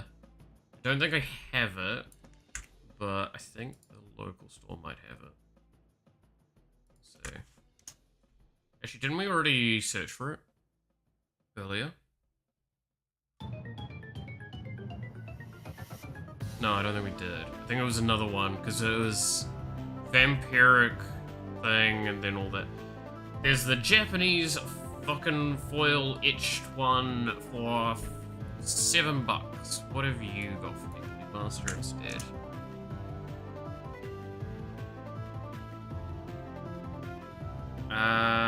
There is a $1 one. Yeah, that's the other one. Yeah. Slightly played. Vampiric Rights is also good. Yeah, I think that's the one we've got in, because that's the, like, enchantment sack outlet where it draws, and I think that's just really good. We can probably take away some of the creatures we have in us currently to make room for some of these better ones. So this is the card that I can't look at. So Yagdra, I think we guarantee saying Yagdra goes in, right? Yagdra is just too good of a piece that goes in here.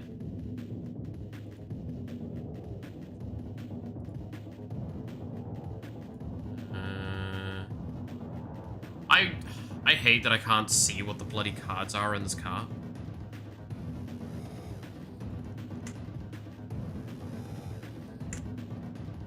I'm just gonna have to look at them like this. This one was a, yeah, that one was really good. Because it's an elf as well, so it works with our elven bullshittery. Yeah, I'm gonna say this now. Hobby Master has a lot of problems with its website. Can you export the card list and put it into a text file on screen for us to see for a marker deck?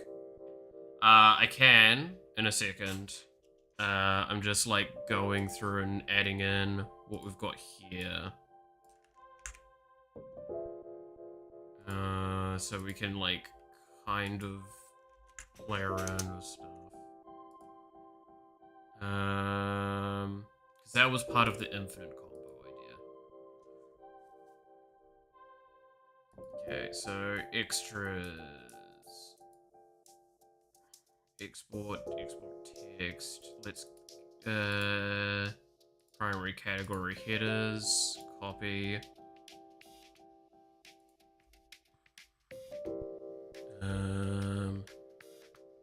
Let's just open up a random text doc.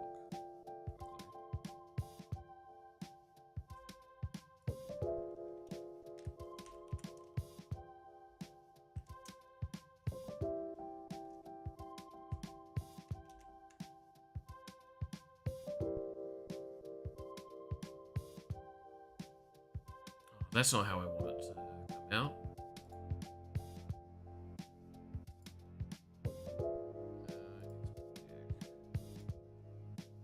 Card type, that's what I wanted.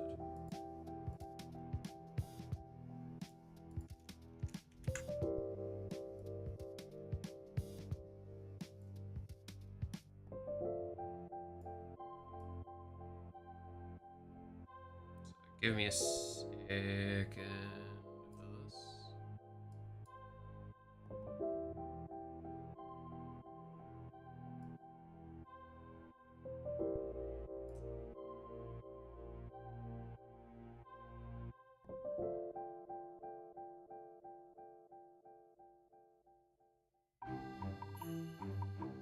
I can't fit it all easily onto one view.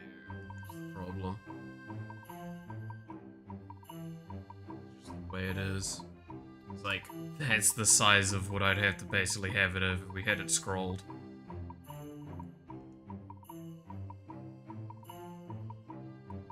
I'm gonna have it like this, and then what I'm going to do, if you give me just a split second,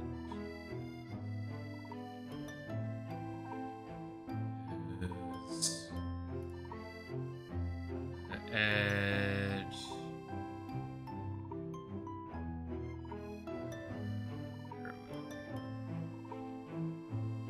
a capture.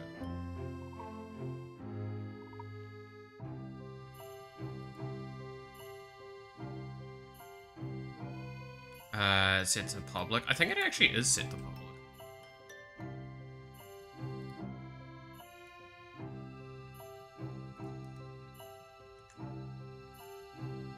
So I can toss that in real quick.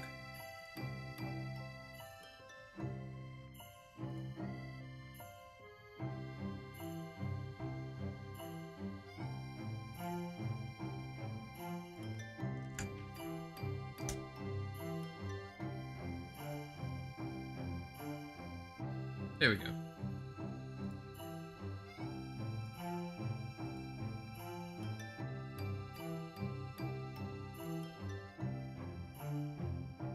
I don't believe you have editing rights or anything like that, but you'll have the thing.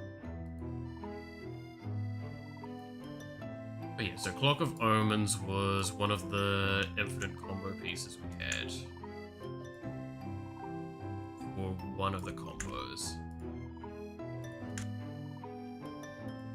I think it was Witch's Oven as well.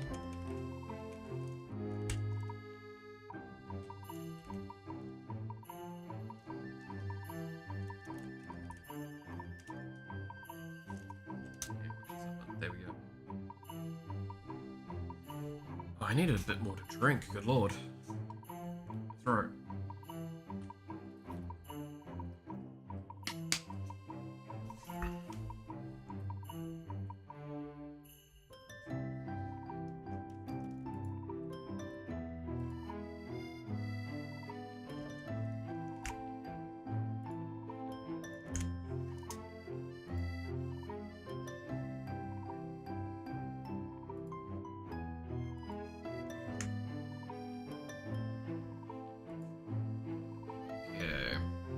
Because we're gonna have to trim back. We're 100% gonna have to trim back cards because we still haven't got the land sorted. But that's fine, because trimming back is gonna be good long term.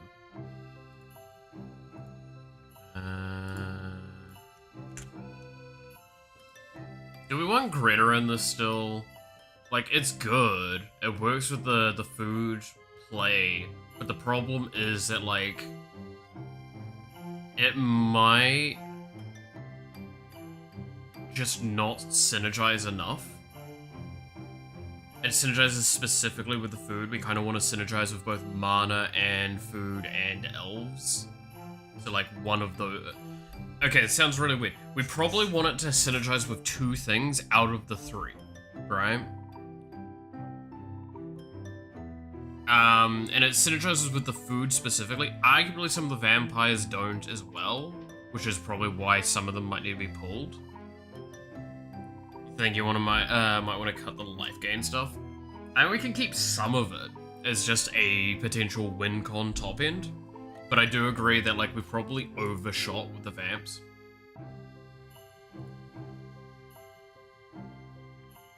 Like... Vengeful stays, I think. Nighthawk can come out. I think Nighthawk comes out. Oh, stream's lagging a little.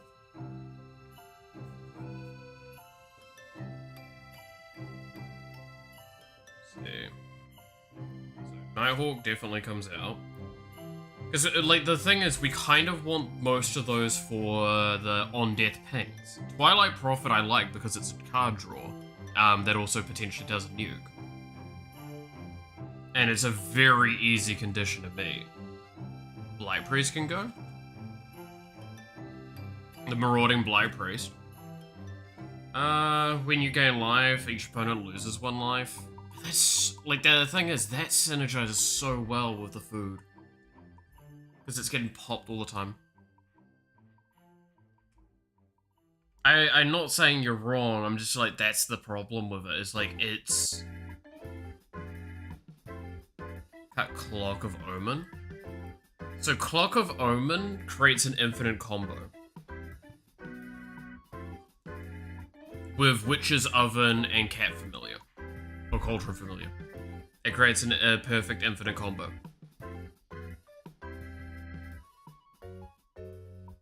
Banner of Kinship, I kind of want to keep just because, like I said, I want to stick to the elves.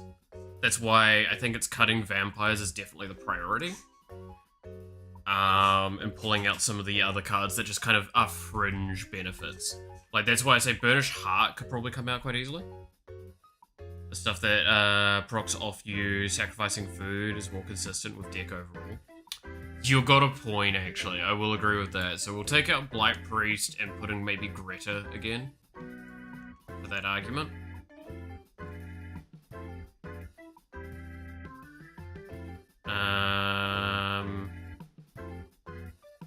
Mirkwood Bats, I think, still goes in.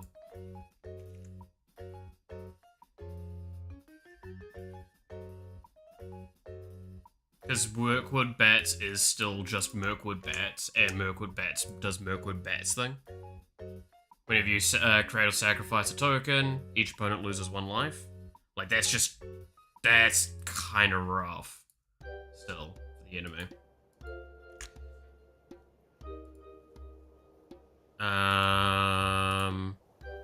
Troll. I think Troll comes out, because that was just kind of added as a big dumb thing when we were a little less sure of what the deck was doing.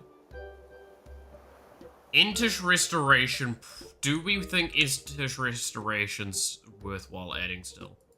Because I kind of had that just because we wanted ramp.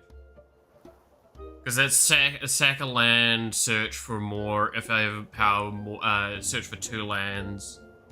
If I have a 4 power or greater, do 3 lands. But they were all entering tapped for 3 mana. Like, it's still really good ramp. That's the problem. I think it's probably a no, though.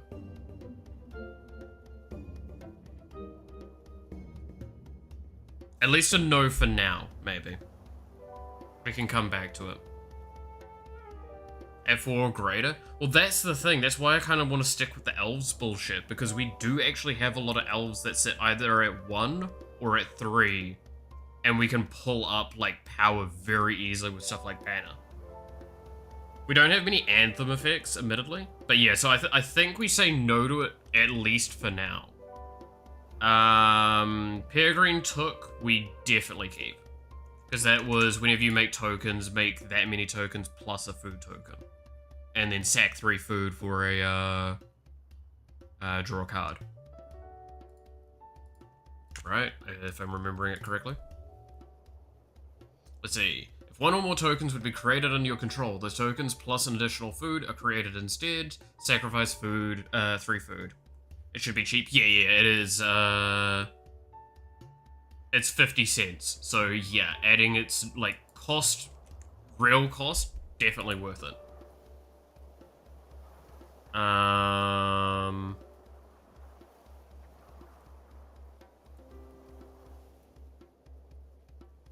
Let's see, Dina. What was Dina again? Dina Soul Sleeper. I feel like that was another sack outlet.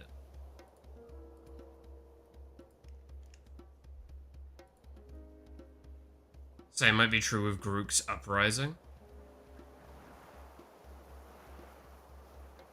if you don't have it. No, yeah, that's the thing is I have it, and that's why I'm kind of happy to have it in there.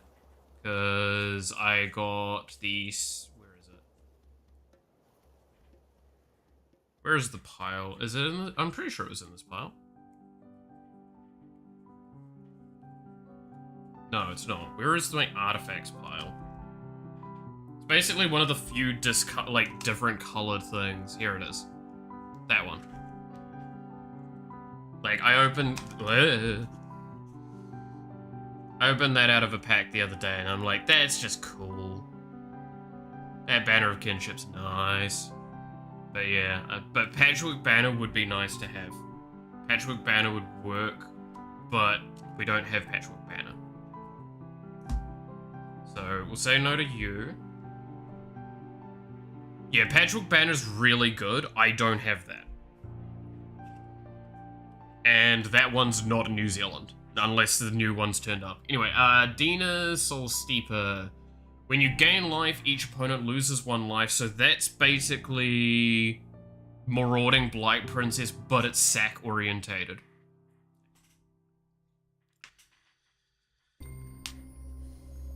Because it has 1 mana, sacrifice another creature. This gets plus X plus 0 until end of turn, where X is the sacrifice creature's power. Actually, I don't know if that's that good.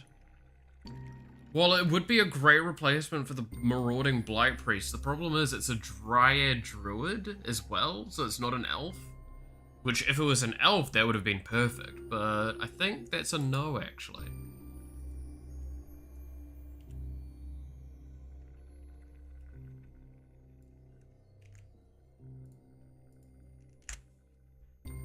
Alright, Sakura Tribe Elder was Snake Shaman, sack it for search. Yeah, and we want sack searches, because that just benefits us as well.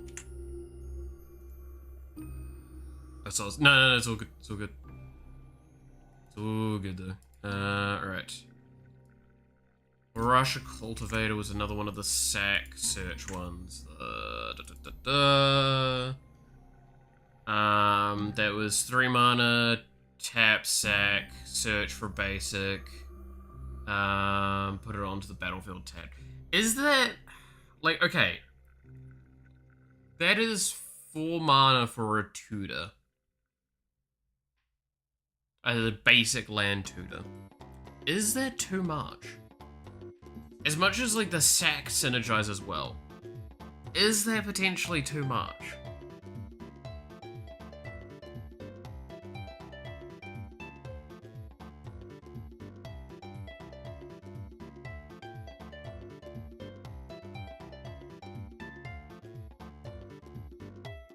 Which one? Oshara Cultivator. Let me turn the cam off. This one.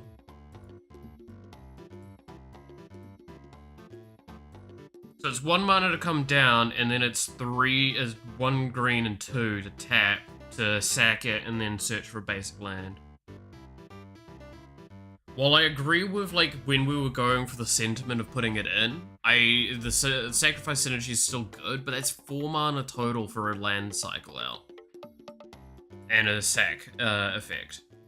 Just maybe too much? It's alright, but it's, lost. Yeah, like, I think that's the other thing as well, is that, like, there's so many other cards we can put into that slot. Potentially.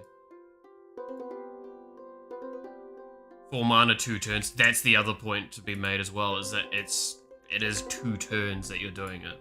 So it has to survive. It's a 0/3. Tyler's Provisioner was definitely good, because that was, yeah, that's landfall for food or treasure token. That, like, I'm happy to fork out the little extra for that one, because that's just really good effect with what we've got. Because that was 350.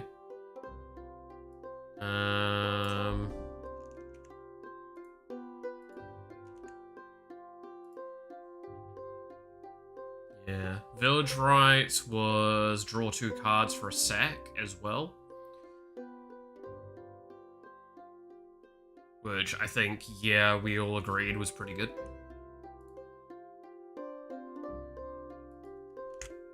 Like, this has just got a lot of nice, like, sack outlets, right?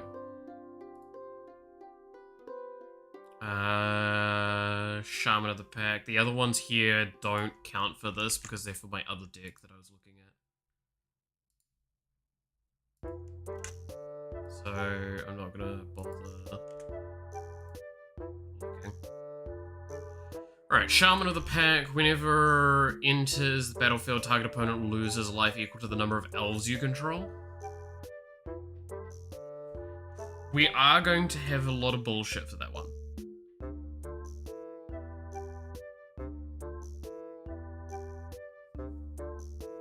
Could go back to Yagro being the commander with the Elf Ball package being a bonus. Yeah, honestly, I wouldn't say no to that. I think that would probably work.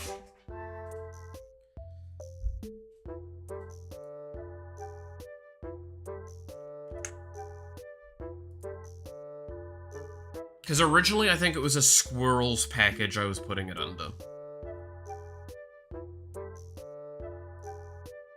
I think that was what I was originally putting it under.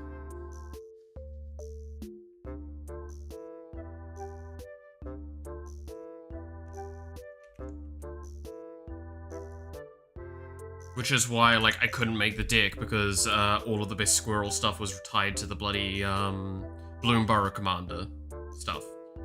And I wasn't there for Bloomburrow, and the reprints aren't out yet. And I'm not that rich. Okay, I can probably turn the camera away because the one that like shows my. Actually, I'm gonna change its tab first. I'll just go to its basics so it no longer can accidentally show those details.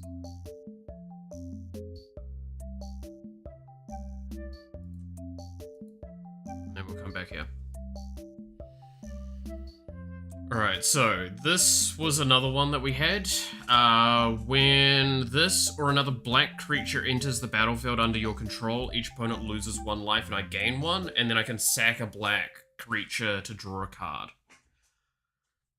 How many black creatures are we generating?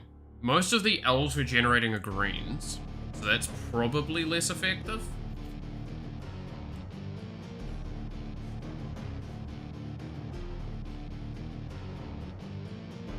Yeah, I don't make enough black creatures, I think. And most of our black creatures are actual creatures and not... Because that's... I mean, there's a white Blake Inkling on Fane. I think that's about it. Yeah, that's about it. Mostly green. Yeah, like, most of our gen is green, so we can get rid of that one.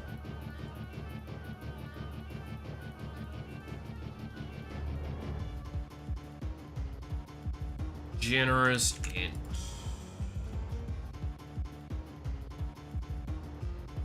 That was a 5/7 ETB food token. Reach into ETB, create a food token, and forest cycling. So it's triple black is not great in 2-color deck. Yeah, that is another acknowledgement. The moment you hit 3 pins that are not the one that you're doing, you can cut that one, I think. It's difficult because this one's also still good because we are going to be able to... You have enough ramp and it doesn't sack? True. The forest cycling part is basically useless. It is nice as a body on the ground though. That's why I'm like, that's the problem. Because it is still a reach 5/7. And we're going to be able to play it most of the time. Because we should be able to either ramp up into it or... whatever. And we do have the one card, the vampire card with the City Blessing. So this could be a 6 mana nuke that goes out.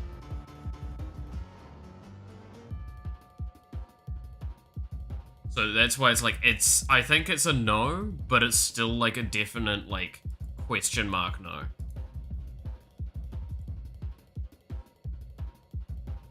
cultivate goes in.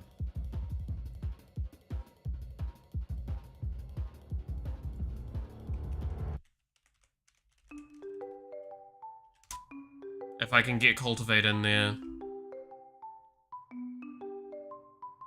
Cultivate goes in there. Witch's Oven. Yeah, we wanted that for the one of the combos. We've already got it in there. It's only 1,000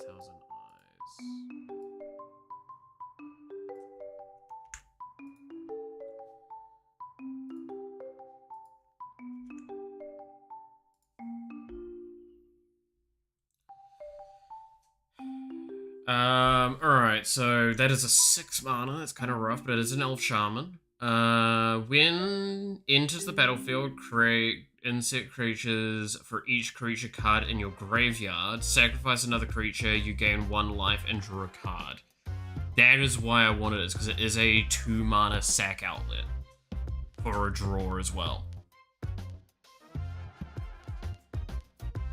And realistically, we're probably gonna hit the mana to play that.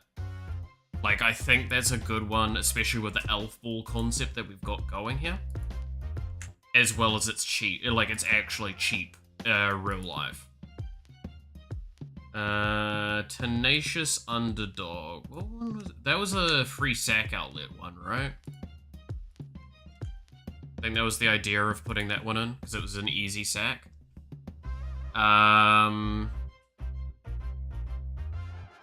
black, 1 mana, but it has also the blitz of 2 black, 2 mana, pay 2 life, and you can cast the blitz from the graveyard. Yeah, like it sacks itself, and it's really solid. Then you want to cut some removal. Yeah, I agree. I think removal is something that we need to start smacking pretty nastily, because I think it's gone a little too far. And the problem as well is a lot of our removal does kill us as well. So Tenacious Underdog, I think, goes in.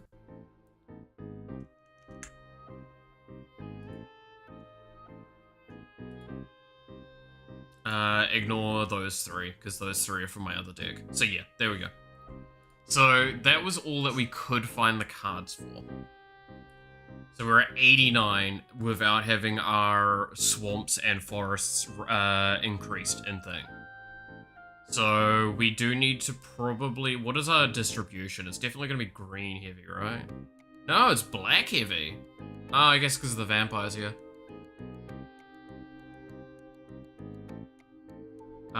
We've got a lot of sorcery and a lot of creatures. So, okay. What do we think is the distribution for our land stuff? Could probably cut Broken Wings. Yeah, Broken Wings, it's because it's only targeting flying creatures. That's the weakness it has. Right? It immediately makes it less appetizing.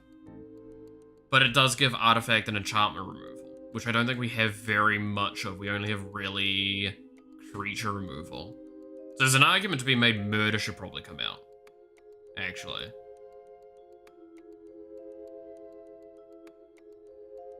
Because Murder is just destroy creature. We do have, like, Hero's Downfall bake into a pie. He's finally saying the Game Jam results. Ooh, nice. If there's a web page where it's getting shown, Muffin, flick me the link and I'll open it up in a bit. I want to see how you did.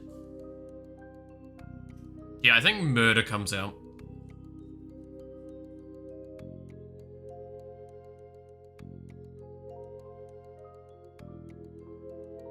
I think Murder comes out because, like, it's just not a great removal.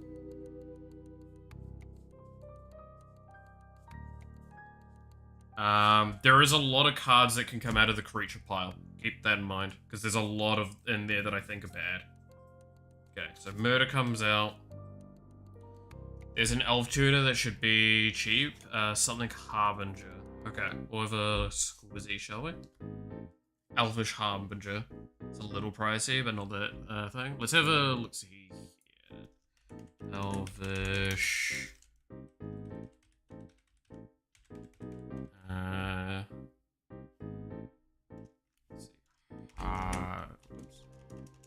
gotcha. Here we go. We ranked 8th? Fuck yeah, Muffin, that's great. Enters the battlefield, you may search your library for an elf card, reveal it, and then shuffle your library and put the card on top.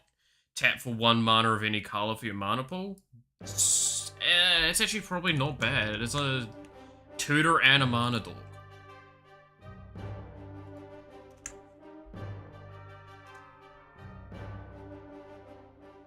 None there.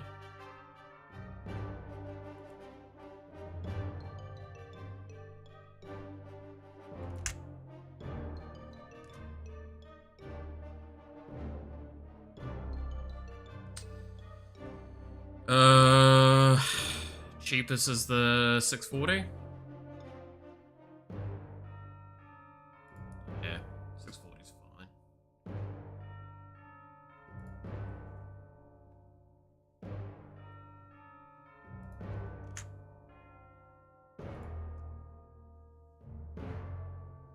For a tutor as well, like, keep in mind we do have demonic tutor in here, which is kind of arguably not a great one. Do we have too much draw? It's a weird question to ask, especially in Commander, but we don't... Unless we add Reliquary Tower and, like, Thought Vessel, we might actually overdo our hand a few times. Demonic Tutor? It's not Demonic, sorry, it's Diabolic. This one. Can cut one of the black draw? Yeah, I think we cut one of the black draws. What do we think's not right? I like Read the Bones a fair bit, but... Yeah, draw, sack? Yeah, because we do have Vampiric Rites. Vampiric Rites immediately makes the argument fine.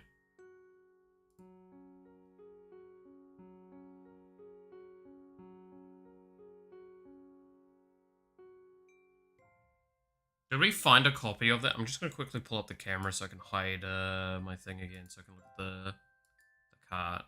I think we found Vampiric Rites. I think it's on this one. That's Village Rites there.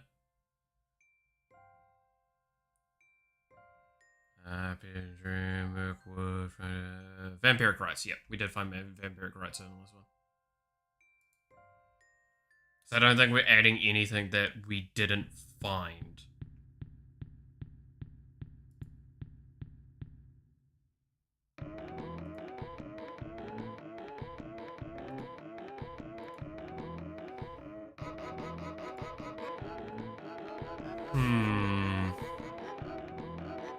Draw 2, lose 2. I mean, there's an argument to be made we could pull Exsanguinate, but I do kind of like it as an open finisher for a deck that's getting a shitload of ramp, right?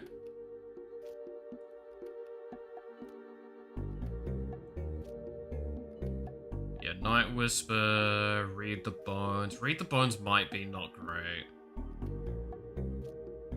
Or Sign in Blood, because it's actually the only one that requires 2 Black Pit.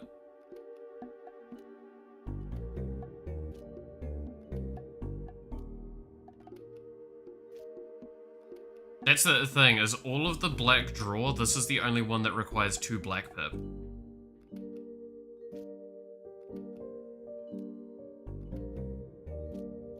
Thing ranked high enough to get Vedal to play? That would be awesome. That would be very fucking cool, Muffin. Abandoned Archive. Interesting. Awesome. Target player, keep it. It's good politicking tool. You've got a point, actually. I'll give you that. Knight's Whisper's kind of be sad, because, like, so... Knight's Whisper is one of the... So when I first played at my local store, they gave me 1 pack as a first time thing, and Knight's Whisper. A copy of Knight's Whisper. Specifically the only one that I have. So if I pull it out...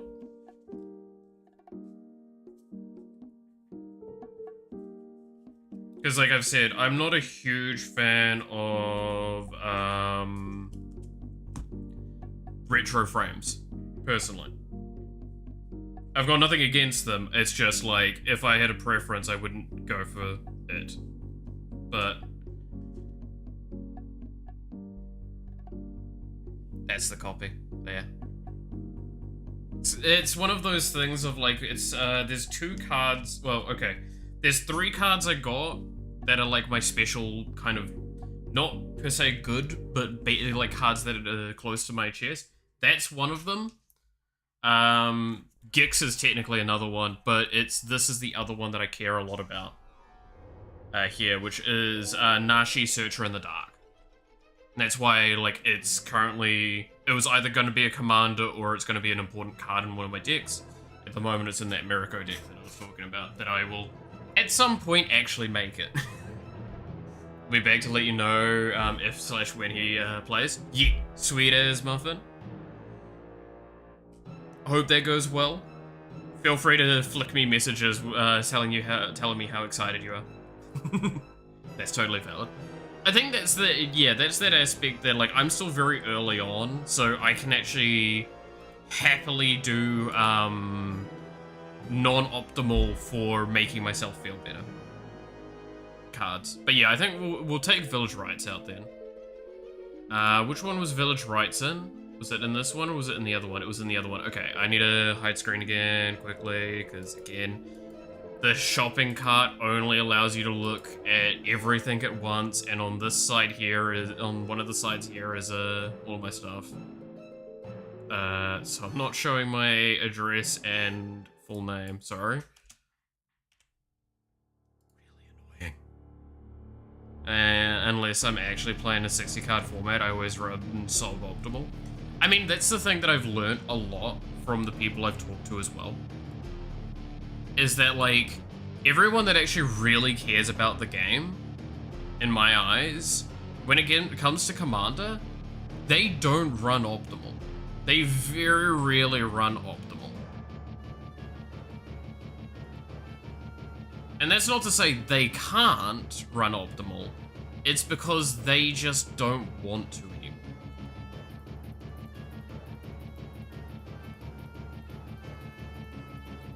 Because they've done it before.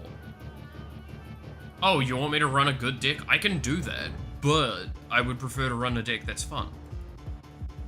And I'm early enough, I guess, that, like, any like silly combo is fun to me. I still remember the first day I played, I won my first game, and the second game I lost to someone on turn like 3 using the Maze's End Gates combo. Because they were able to also untap it for the final thing on the same turn that they played everything. I loved that. That was so cool to see. And it's because everyone at the table was like, what do we do? We've got one turn, and then he untaps and we're like, fuck! That was great. That was great. Alright, God, Quest for the Necropolis is also probably a very questionable choice in this one, because it's a very shitty recursion.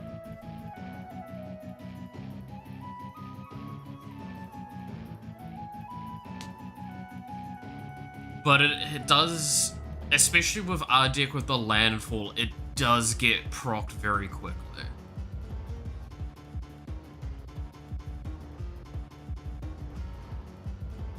And it's potentially something that could, like, okay, so this is another thing is personally something I've learned from a lot of card game plays that I've done. I don't know if this is really the case for everyone to the same understanding, but we'll see. So in my experience with card games is you run cards like Quest for the Necropolis to draw attention. So now they're gonna go, shit, he's got this card in his graveyard. I don't want this coming back. I need to get rid of Quest for the Necropolis.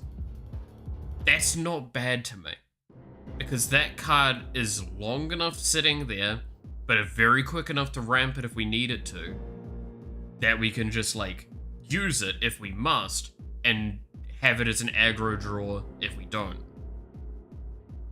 Because, let's be honest, most of our enchantments are attention grabbers. Like, there's no way they're going to want to leave up Vampiric Rite, Sanguine Blood, Arena, Phyrexian Arena, Painful Quandary, or Garruk's Uprising, because all of those are threatening. How many valid big targets for reanimation do you have? So we've got a couple, but not many, like, big ones. We've got one, I mean, like, Yagra is an example, but like we said, we might switch that back to the commander slot. Yeah, we'll do that. I think that works better across the board. So you're coming out of the commander slot. I'm sorry, honey. You're amazing, but you're very gorgeous. Because, like, there is combo cards that come out as well. Let's see.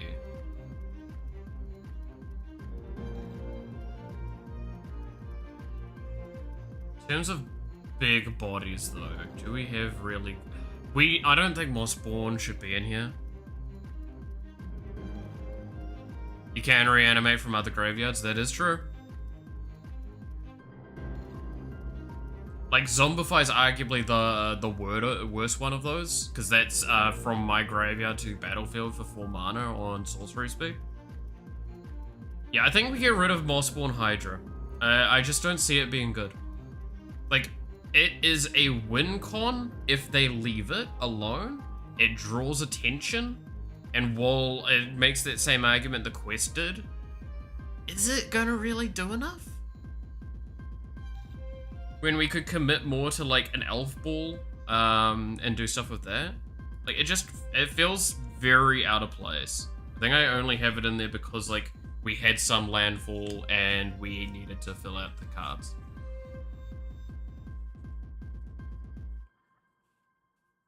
So, Mossborn, you can go off to the side. Massacre Worm's an argument, by the way. Because that is a 6 mana card that is 3 black pips. But it is a hell of an effect when it comes down. Right? Like, that's the problem with this sort of effect, is that, like, it justifies its cost. Does it justify its cost in this context, though?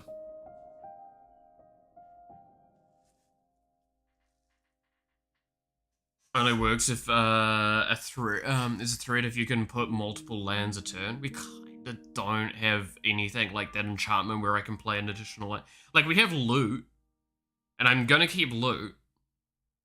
I think loot sticks because loot's just really good, and I do own a loot. That was one of the cards I opened, and a lot of people were very jealous when I opened that from my bundle. And I was like, I mean, it looks cute.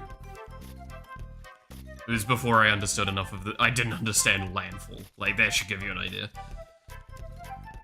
But yeah, Massacre Worm might be too much of a cost. But it's a good recursion target. Like, this is the problem. It's a good threat. I'll leave it for the moment, but it's very easy to toss it. Landware Owls, yeah, keep. Yep. Whenever a non-token creature dies, this is probably not correct then. Yeah, High Society comes out.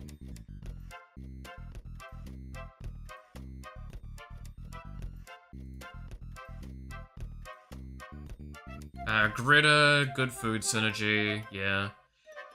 Gix is just too much of a threat to not want to have this. Like, it's just good. Like, it's just objectively a good card. The amount of damage I can do with this card. Especially if we ramp and are able to proc its other effect.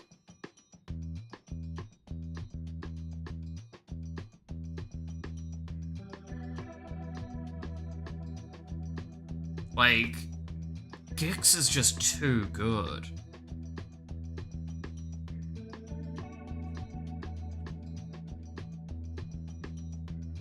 It's a sack outlet even if you don't draw off it. What, Greta or Gix?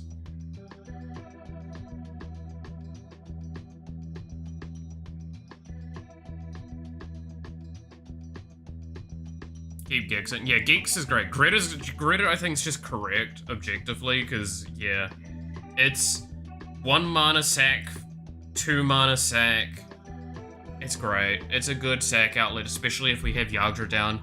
Anything becomes a food, so... Flesh Borrower. Do we think this goes in? This probably could come out, I'm gonna be honest. So this is when it attacks, another creature you control gains Death Touch. Until end of turn.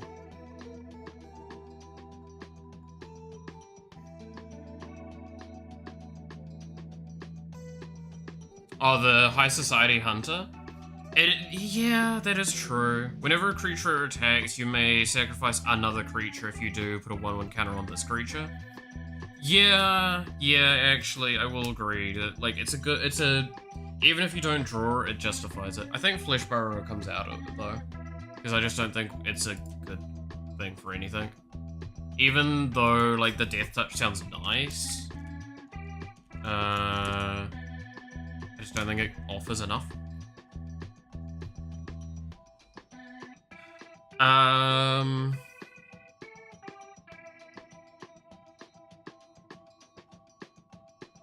Has a sack ability that's an overrun. Ooh, I have to have a look at that. Volcrath Noble. Whenever this or another creature dies, target player loses. So, I'm gonna say this one's probably staying, because 1, it's a flyer, it's always good. But 2, when this or another creature dies, not when another of your creatures die. It's just kind of hard not to justify in a deck where I'm gonna be fucking eating my shit constantly. It's any creature that dies, I get a ping for.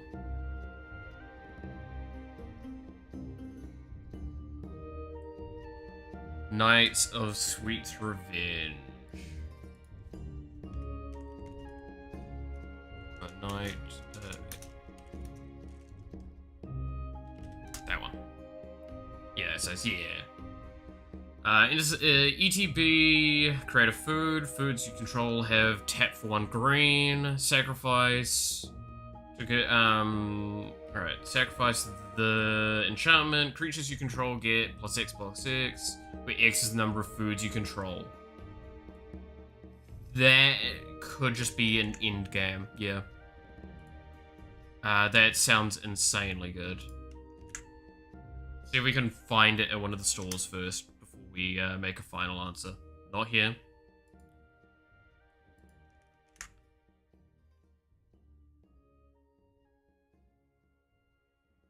And not here. Damn. I would put that in if it was at one of those stores. I think 100% that goes in if we had it. Alright. Fane. Fane's just a sack outlet. And he's at fucking instant speed. He's not got any problems with that. So I think he goes. He stays in, sorry. Elvish Regrower. Soft Bitter Recursion, also an elf. See no issue. Elf Harbinger, we already talked about. Elveswood Giant is a reach landfall green elf. I think that's great. Damn, yeah, it's sucky when that happens. But like I said, it's the pain of New Zealand is we don't have great card acquisition services internally.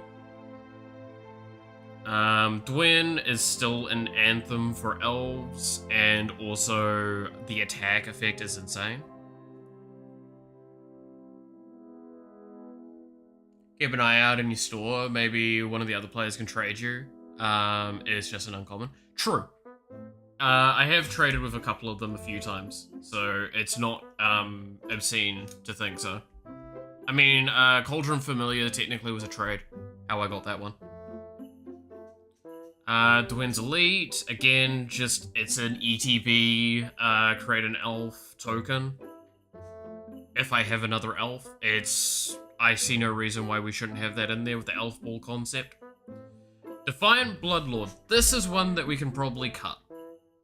because this is yet another redundant Sanguine Bond effect on one of the most expensive bodies in the deck.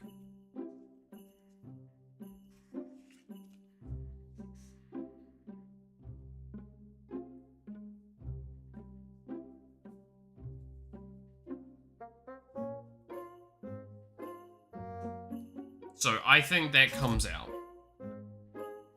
Like, it's a nice card because it is a 4/5, but it's a 4/5 for, or it's a 7 mana card is the problem. So I'm gonna put that to the side. That's a second copy of Sanguine. And we've already got Veto as well in there. So it's just, it's a third copy, if anything. I'd keep it myself. But that's the thing, is we've got 3 copies of it. So it's, well, it's really, maybe we should keep it.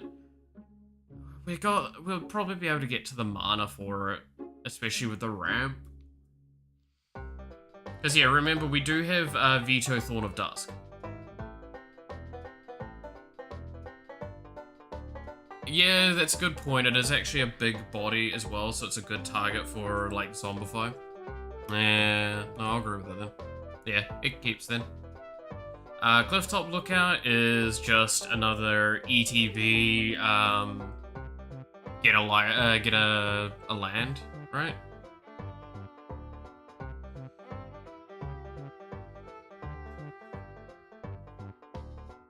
Yeah, so that's reveal until you get a land.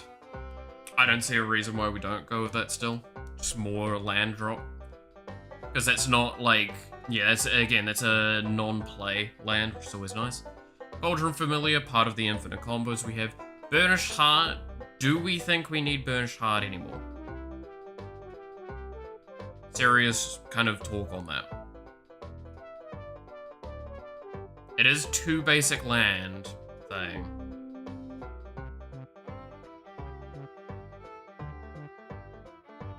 I do have a Night Sweet's Revenge, and I do go to your LGS if you want it. You do tempt me. What would you want for it? Because, like, you've basically seen my collection. I'm sure I could trade you something for it.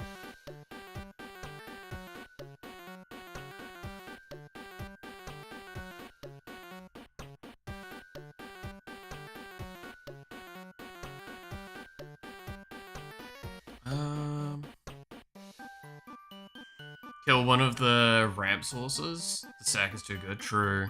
You can just have it. I mean, if you're cool with that, then yeah, I'll definitely take that, because it's just a really good card in this deck. And we are very close to actually making a finished deck that we can play, and it wouldn't be hard to put together. So yeah, no, if that's all good with you.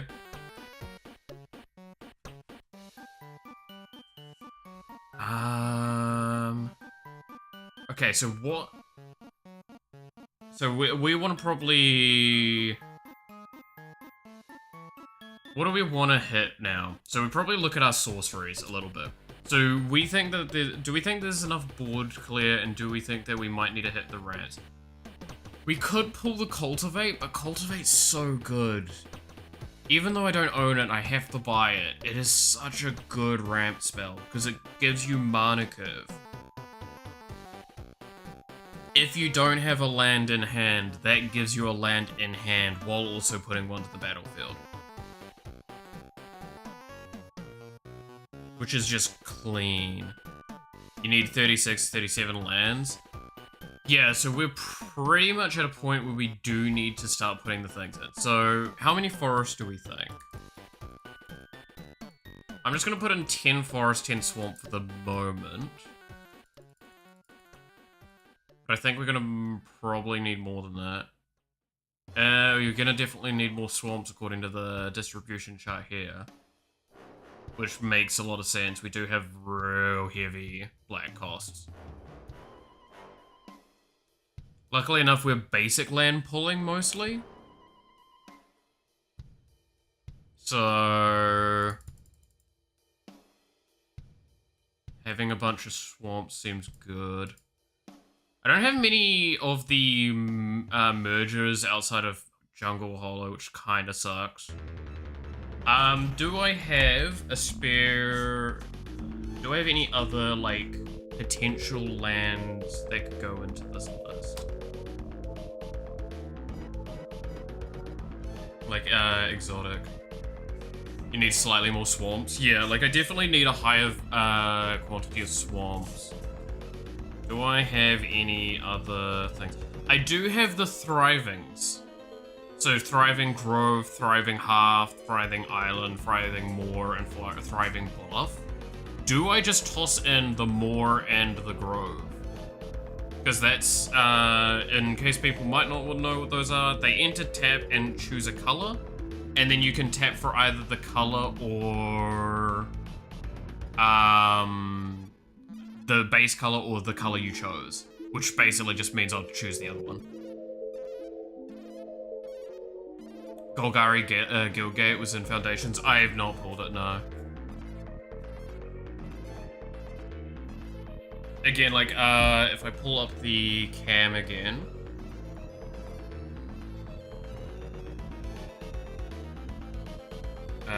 Here is all of my non-basic lands. And most of them are bloody Scourge Barons. Port, Temple, Bloodfell Caves, Thrivings. Which I've got those two here at the moment in case I do want to add them. River of Tears, Hostile Desert, Drownwood Temple, which that's, I mean, that is land recursion, sorta. Choked Interior, Dig Site, which that's a Surveil one.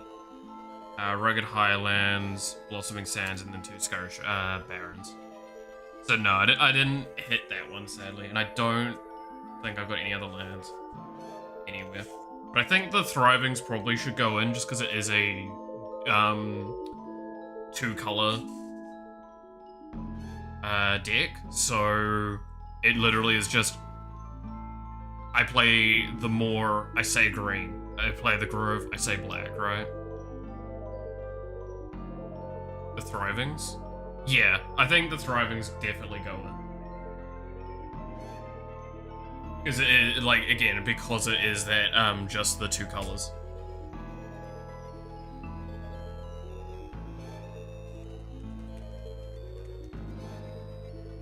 So it's Thriving Grove and more. There we go. Because it's, yeah, it's just, it makes a lot of sense just being a nice simple thing. But yeah, I do think more swamp than forest, definitely. I agree with that sentiment. At the moment, yeah, because it's only 10 forest, 16 swamp. We are, according to this distribution, overproducing on green, underproducing on black.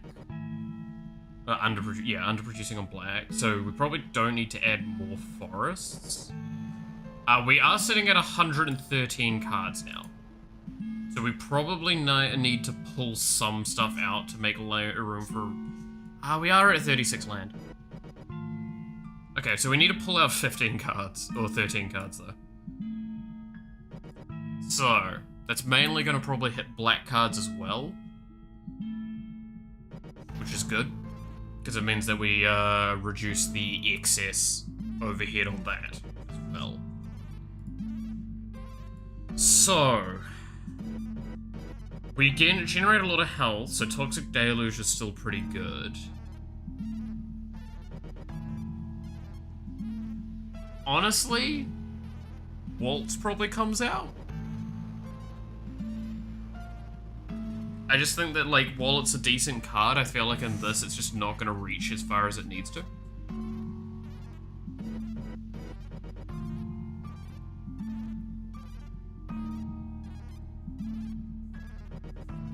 say cut Burnished. At this point, I think cutting Burnished wouldn't be bad.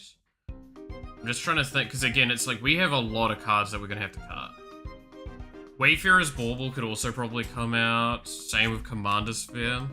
As much as they're nice mana ramps, they might just not reach the point where we need out of them. Yeah.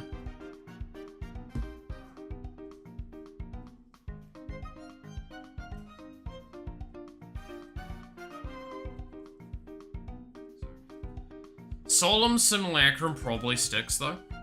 Because it's just like, while it's 4 mana, it is a decent body.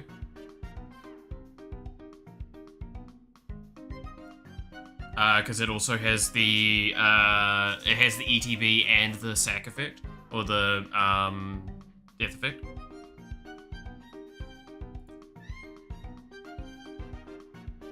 But yeah, like Wayfarer sucks to kind of remove, but it makes I think we've got enough thing for it, right? I think we've got enough ramp cards to get away from removing some of those. So now we're in an interesting situation. We have 9 cards to remove, and we're very cautiously gonna have to, like, navigate not removing a combo piece from something as well. Because we're now, like, at that stage with things, right? Shaman of the Pack might need to come out. While it's good, it's, possibly not enough.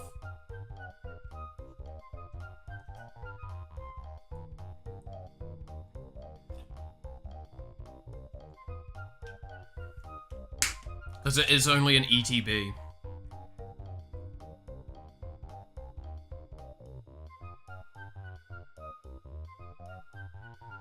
And I don't benefit too much from health, enemy health loss. I benefit from health gain. So yeah, I think Shaman Pack comes out. Does hurt the Elf Ball a little bit, but Elf Ball just kind of is our foundation for being able to play. And then we are looking for like a Yagdra or massive heal burst, right? Because, so, correct me if I'm wrong, but to my understanding, how we've got as a beneficial way of winning this is that we either get Yagdra going, so we might want to find better protection for Yagdra as well, and ramp up enough that we can probably win the game with something like Exsanguinate, sorry, and Sanguine Bond and such. Because the benefit we have is that Exsanguinate means each opponent loses that X life, and we gain life equal to the life lost this way. We can nuke the hell out of someone with Sanguine Bond on that. If you have a card that does it better. I don't think I've got... Well, I've got Rise of the Dark Realms, but is Reanimate to Battlefield? Reanimate is to Battlefield. Yeah, we can probably cut Zombify then. We're starting to lose Recursion, though. Quite heavily, because we did pull out Waltz as well, which was Recursion to hand, mind you, but it was still Recursion.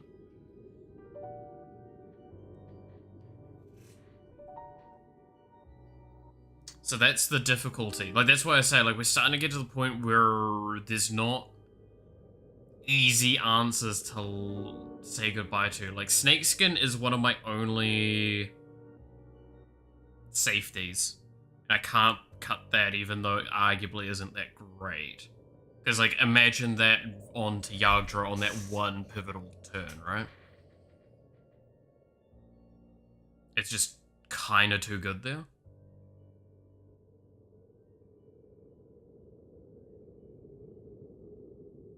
Maybe? No, Quest still seems good. Yeah, I think Zombify comes out then.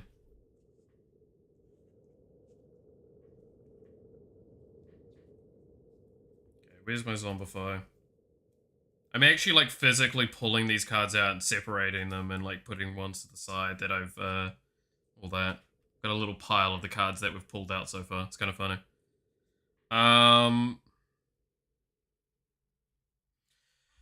Do we still think we want to have Grow from the Ashes or Bushwhack? Because we do own those in front of us, and it's probably wise to keep them in, but they are just ramp spells. I think they're still good. Especially Grow from Ashes is onto board untapped land.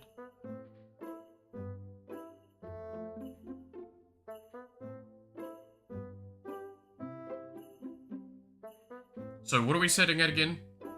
7 more cards to remove. Oof.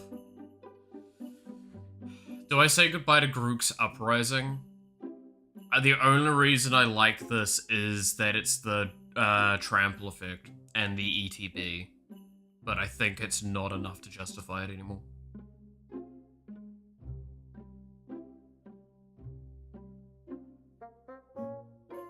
Not enough stuff comes in inherently with the power value it needs. A fair bit does. But not, like, I feel like enough. I think too many of our things are just that too little. Yeah, Garooks can come out. Especially knowing we have other ways to get trample going.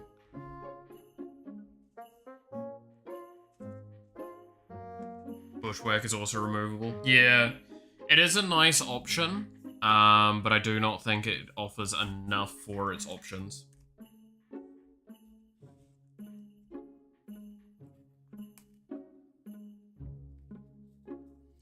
Because, like, yeah, Overrun is one of the big ones that we still have, and I don't think we can cut Overrun because it's just such a good finishing point. We're like, oh, things have gone this way for so long, we now need to be able to just end the game.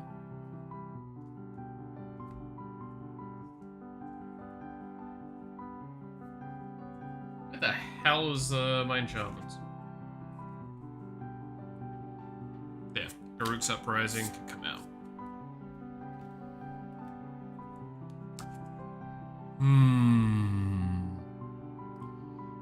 Broken Wings is still so tempting just because it's like our only artifact and enchantment removal.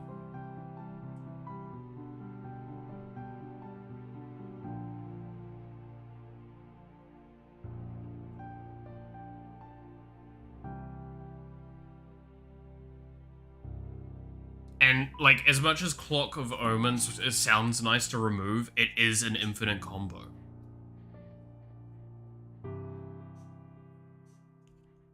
Because, I think it's... where is it? This one. Like, this is an infinite combo here. Perfectly.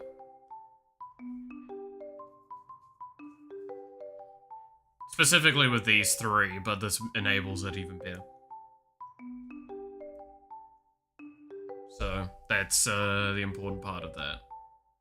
And I think it's good to have a couple of those sorts of infinite combos just softly there. So yeah, I think Bushwhack comes out. As much as it is a 1 mana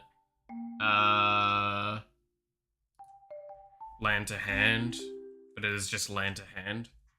It's the other thing.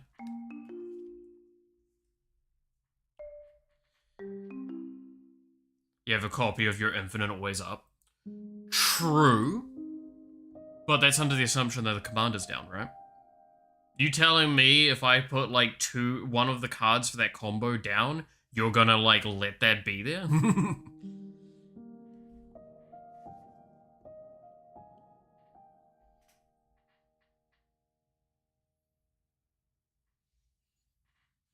But that's why, like, again, Snakeskin Veil, I feel, is important because it gives it, we have instant hexproof for Yagdra. And then eventually, if we were able to ult with Vivian, then we do get to the thing. Don't have any free sack outlets? Yeah, Witch's Oven is, I think, our only free sack outlet. Because, like, everything... Why have I got... Wait, Banner of Kinship. That's the right one, right? Yeah, no, it is the right one. I had a moment of going, like, is that the right one? Because it's the different art.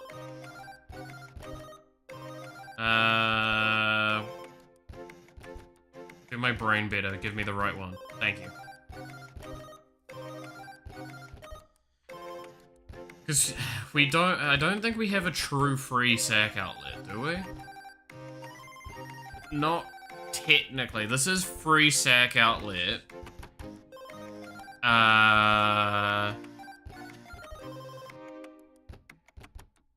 But not consistent. It still needs tapping. By free, I mean cards like Viscera. Yeah, which we don't. Again, a lot of those are too expensive. Because like you've got Alter and shit like that as well, right? Is it in this list I can see it? Yeah, like Ashnod's Alter. Because like, don't get me wrong, like Mold Vein Reclamation would also be really good. Could possibly search to see if they find that for cheap.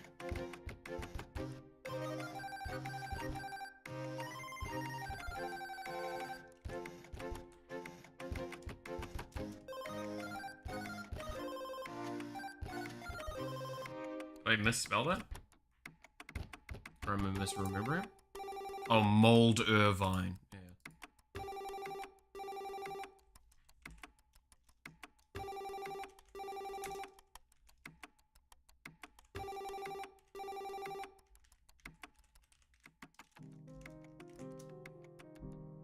Nah, there's none of there.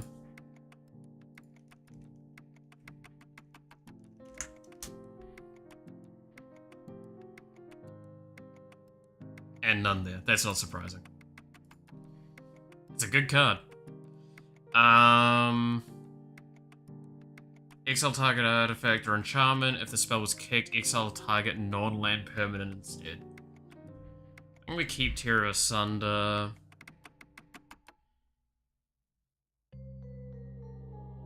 I mean, Painful Quandary wouldn't be a horrendous pull, but I think it's a really good control tool on this kind of deck that will just slow the opponents down way too much. I feel like it's some... Worm, maybe? It's gotta be like a vampire tool or something. I mean, Sanguine Siphoner could probably come out. I just like that as a cheap tool to put in to ping it. So, yeah, we'll pull that out. Sanguine Siphoner, goodbye.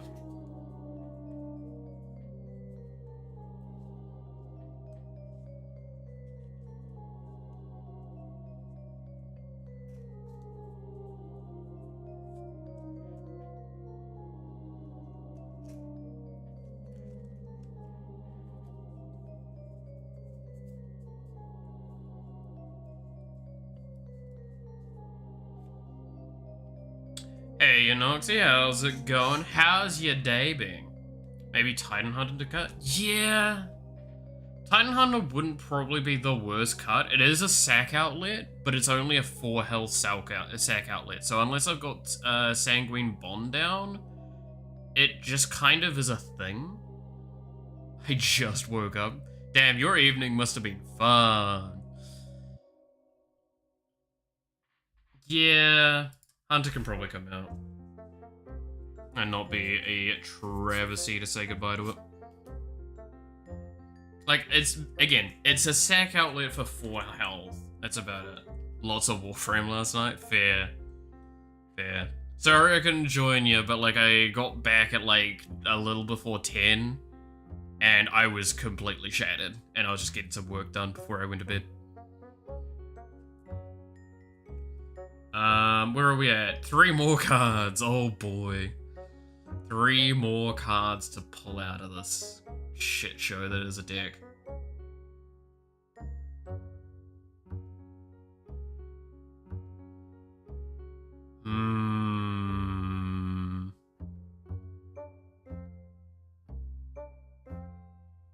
Does Spinner of Souls fit in still? Whenever a non-token creature you control dies, you may reveal cards from the top of your library until you reveal a creature. Put that card in your hand and the rest in the bottom of your library in a random order. That might be a pull out of this. Because I mean, we're not producing a lot of we're producing an okay-ish amount of tokens. Because we're not got anything there. It's yeah, like that's kind of what I'm thinking. Like, it's not good, it's not bad, it benefits in this deck, it's a good piece. I'm going to... Like, it's one of those cards, I'm gonna set it not out yet, but it's going to be a priority removal if we really can't think of something. Doesn't work with tokens? Yeah. I think the problem is another non-token creature. If... Okay, this sounds stupid to ask, but if this gives them the effect of being token of food artifacts, this wouldn't count as being token food artifact, right? So Yagdra wouldn't like lock you out of benefiting from it?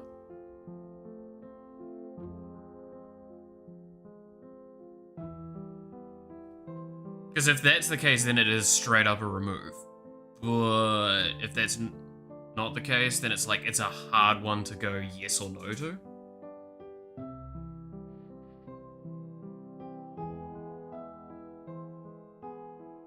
It won't count them as tokens? Okay. Tokens are tokens, cards are cards. Yeah.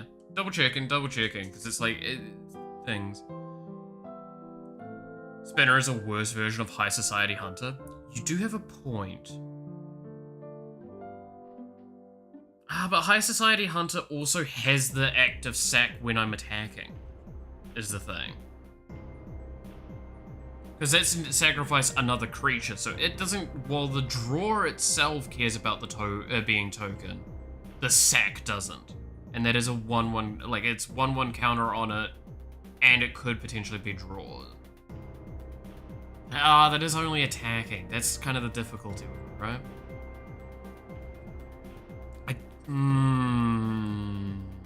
Yeah. Yeah, that's a hard one. I said it wouldn't be great earlier, but Spinner is the same as High Society Hunter, but it doesn't fuel itself somehow. Yeah. I'm gonna put that there as well. Because it's like, that's why I say, is there anything else we can think of that's like actively not the best kind of card in here? It's like, there's an argument to be made, Overrun and Preposterous could be thinged, but they're like so fucking reliably good for finishes. Triggers off other people thing die? Wait, does it? Yeah, it does, right? Yeah, whenever another creature yeah. So it is anyone, so it is universal draw. We actually probably have too much draw in this deck, realistically, knowing we have no Reliquary Tower or anything like that, so we have no, like, hand-size safety. That would possibly be an argument. This one's a ping, and it doesn't have a sack outlet.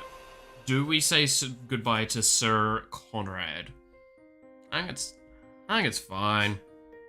When another creature dies, or a creature is put into the graveyard anywhere from the battlefield, or a creature leaves your graveyard. Yeah, no, we have too many good things for that. That's genuinely too good to not have. Even though it's just deal 1 damage to each opponent, that's so good. Ironically enough, Simulacrum might be pulled out soon. Because it is just, it's good though, it is good.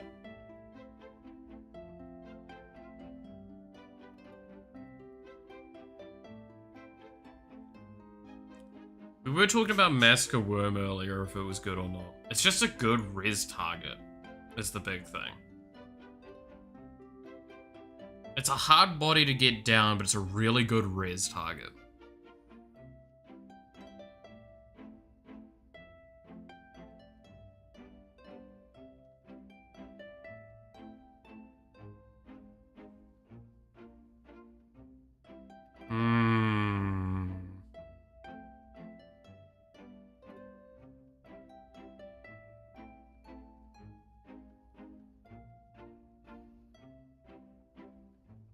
I know it's tough to do it though. Yeah, like this is the thing we're at, this is what I was saying, like, there's no card that feels right to cut anymore. And that's always the painful part of when you're at this stage of a deck, where it's like, okay, we have 3 cards to remove.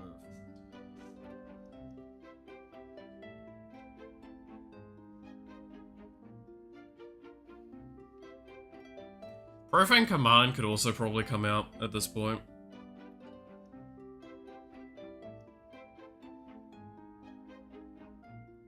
But it's choose 2. That makes it nice. Ah. Yeah, Massacre Worm, I think, is a good buy. Sweet love. Sweet child.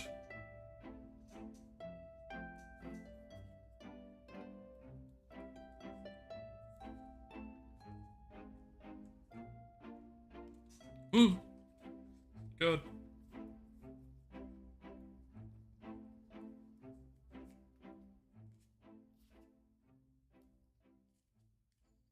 Which is actually kind of good, because that means I can toss it back in that other deck.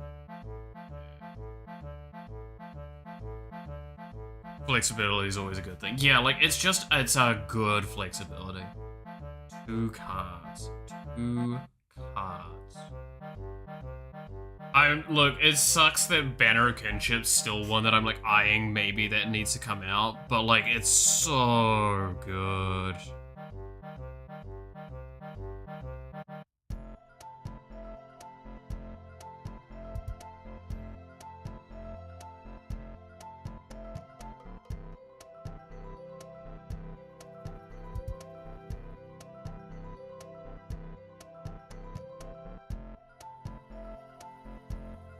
Especially knowing that we do have a little bit more of an elf package in here properly. If only we had one of those cards that, like, made everything elves. I think most of those sit in blue, though, from memory.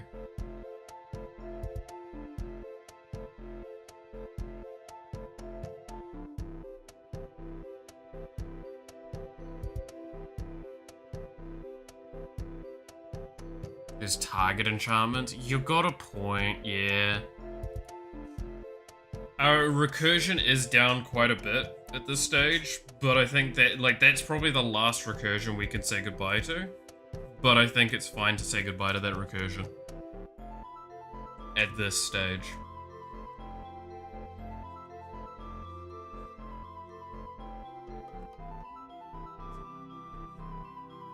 Now, which pile is it in?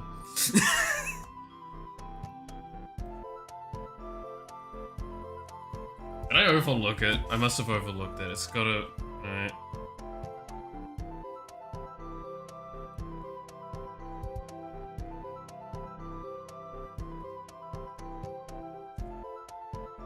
Am I seriously just blind? God damn it. I think I am. There it is. Goodbye, quest.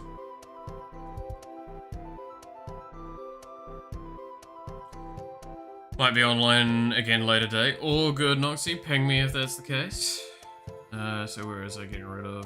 Yeah, got rid of it. Alright. There's Maskwig Nexus as a colorless, but worth adding. Which one's that one?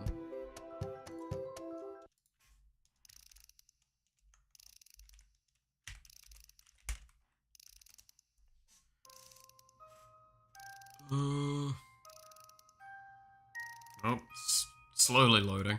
Things are slowing down a bit, I think.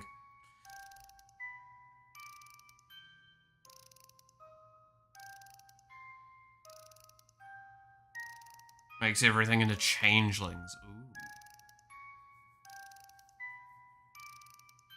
I mean, that would get us there, but, like, is that enough? Is that what we need at this point? There's also conspiracy. Oh, yes, no, I do remember this card. Yeah, no, Mask Nexus.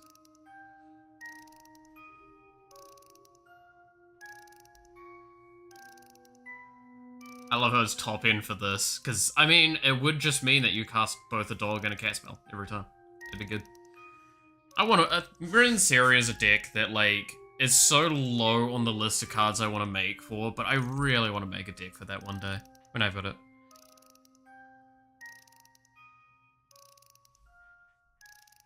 On...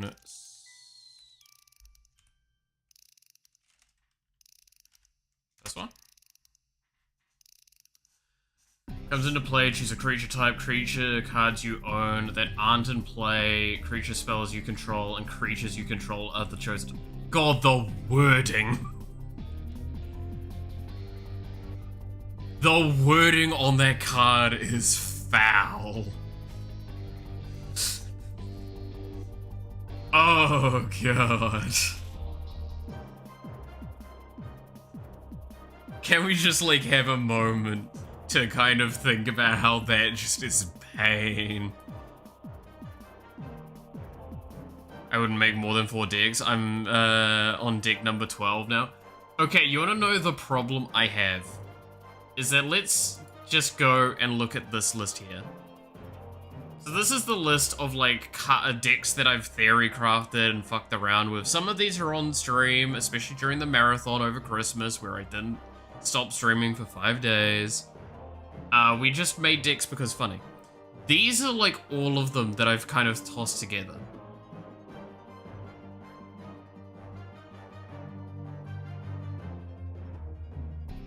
Outside of like a couple of duplicates, most of these I want to make, and they're all individual decks, and I hate myself. Help.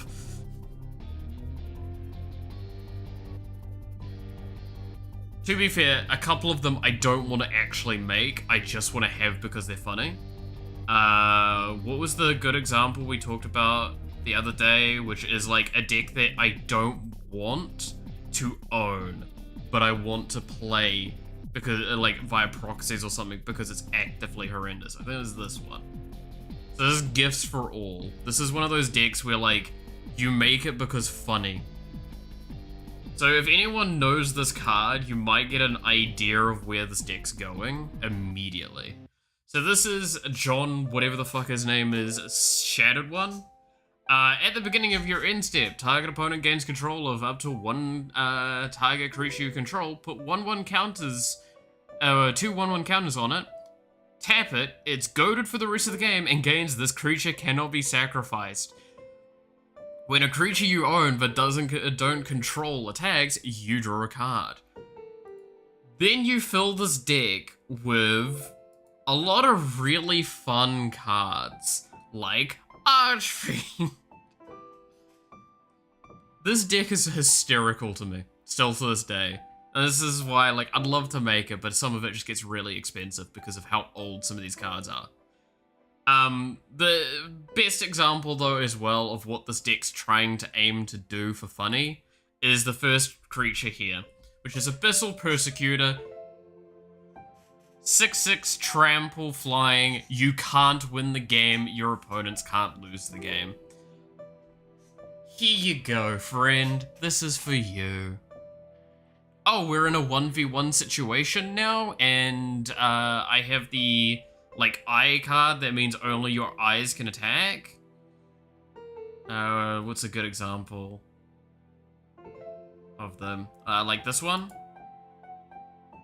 Whenever it becomes blocked by a creature, destroy that creature, but you can't, non-eye creatures you control can't attack. It's really funny. I wanna build this deck. It's such a fucking... This is the kind of deck that, like, unless you've got a good sense of humor, you're probably gonna get your you're gonna get your ass beat. Like, short answer. Right? It's not a pleasant time. I think the main cost comes from the lands, is the problem. Because it's got a lot of, like, because you have to be really intense with the land on this one. And obviously also Ristic Study always being Ristic Study and a pain in the ass. Because you want to ruin everyone else's time at this point. You've already committed, you might as well go for it. But yeah, a lot of this is like good ETBs, bad bodies, or like negative attack effects, and then just give that. Stealing cards from other people's decks. Stealing cards from other people's decks, I think, is way more acceptable in some ways. Which maybe that says a lot about me. I don't think stealing cards is bad. I think it's funny. I want to make a steal card deck, but the problem is that most often the people I'm playing with via webcam. And if it wasn't for that, I would probably have a theft deck already. Realistically, I'm not even kidding. Because it's just awkward to play thief decks with a webcam. But, like, this is one of the decks that I'm really excited to make is the best offense. This one just seems very funny to me. And if you see the commander, you'll immediately kind of get an inkling of it. It's not even that expensive either. OG dual land? Oh my god. It's time? Ooh. Okay, so I'm gonna just have a bit of a moment here. JK, it's not time. You son of a bitch! Okay. Ping me when it is. We're gonna take a break at some point because a game that I helped make the art assets for over Christmas is getting in a game jam and it's gonna be played by the dude that does it all. So I thought we'd do a little bit of fun time with that. But as Muffin has said, apparently it's false alarm now. God damn it. But yeah, no, this deck just looks really funny. It's just, hey, do you like walls? I have walls.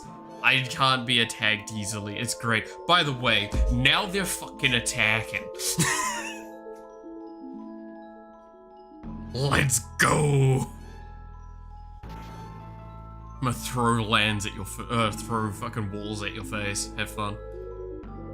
And yeah, the best part is the deck's really cheap because nobody fucking wants goddamn walls. It's very, very silly. I'm gonna head out myself. I'm glad the YouTube algorithm put your channel on feed. I'm glad it did as well. I'm glad you enjoyed and had a bit of fun. Enjoy the rest of your time.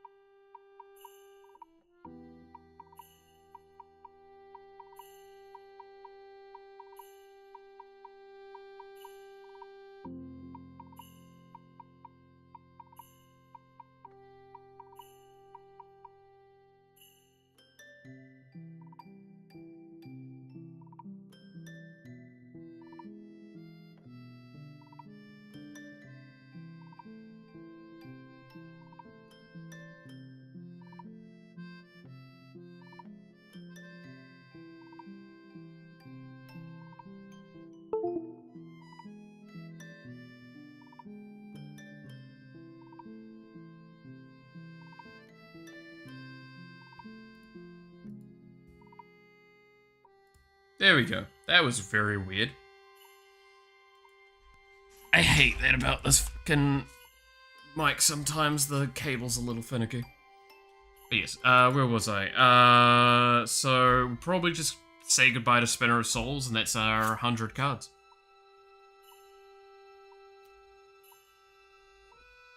Yeah, I think that's it. Goodbye, Spinner of Souls. You look very pretty, but I'm going to say goodbye, good sir.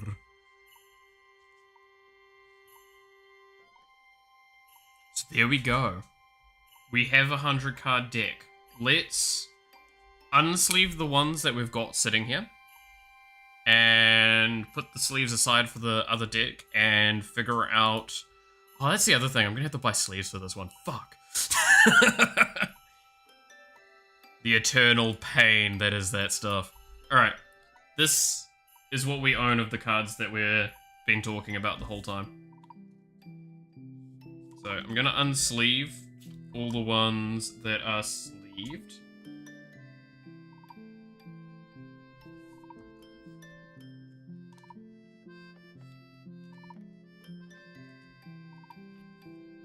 Because I've got, like, as you can see, I've got so many different kinds of sleeves because all of these are from different places.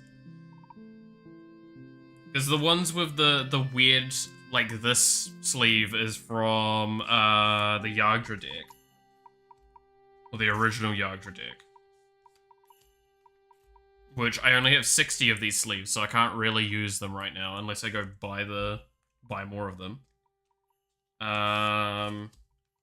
This one was just because I needed something to sleeve it at the store. And this one is these ones? Yep. The Americo one. The Mark Tudor. Which way are you? This way.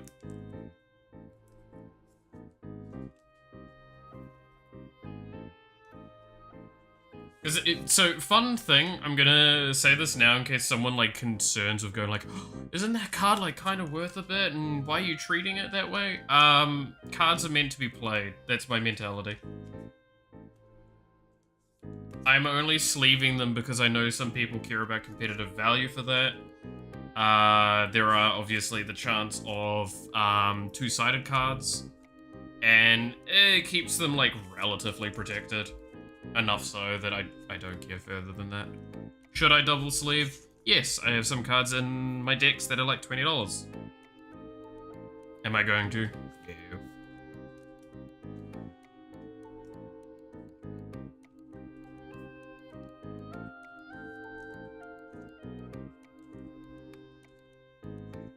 I will say though, while I say that about these cards, that's because I own them. Whenever I've played with another person's deck, you should see how I hold those cards. My lord, I hold them very, very delicately.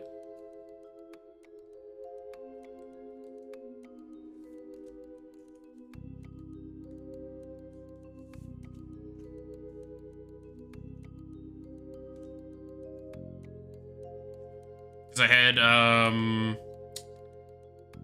there was one time I went, not that long ago, that a person was kind enough to let me play their Eldrazi deck, actually, for a bit of fun. Which, ironically enough, led me to being targeted. This time for real. Alrighty.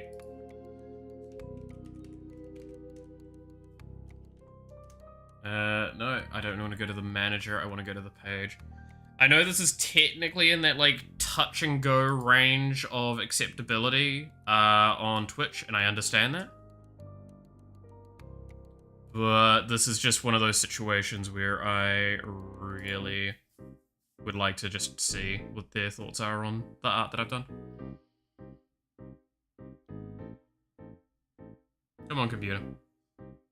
Come on, Twitch specifically.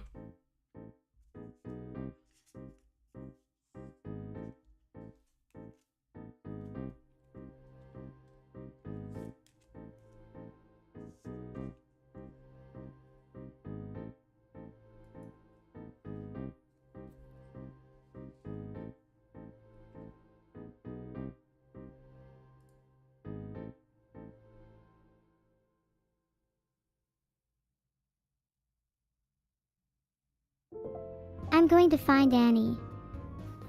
Annie, are you okay? Annie. Alright. Annie. Oh my god, are you okay? Yes, Nero, I'm okay. I just knocked over a bottle of ketchup. Thanks for worrying about me. While I clean this up, can you go tell Beetle that dinner's ready? Tell him that I want him to Oh, it's lagging. to come right now, or else dinner is going to get cold. Twitch, stop being like this, you son of a bitch. Okay, I'll go tell Beetle, but only if I get to have a cookie after dinner. Of course you can, baby. I baked fresh cookies just for you this morning. You can have as many as you like after dinner. Wow. How did I not realize cookies? I never even knew they were an option. How foolish of me. It's evil. Hello, evil. Hello, Nero. Such classic evil and Nero dialogue. Oh. Beetle, I could write better dialogue than this. Oh my god. What just happened? Where am I? What is this place? Oh, it's just like the real abandoned archive. It reminds me of it.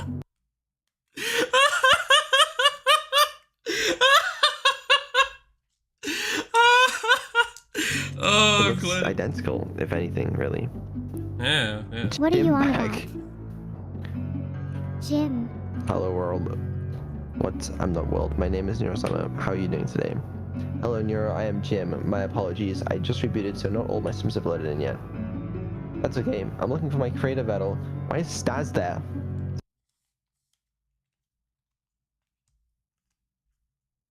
God, why is this lagging so much? Is that an enemy?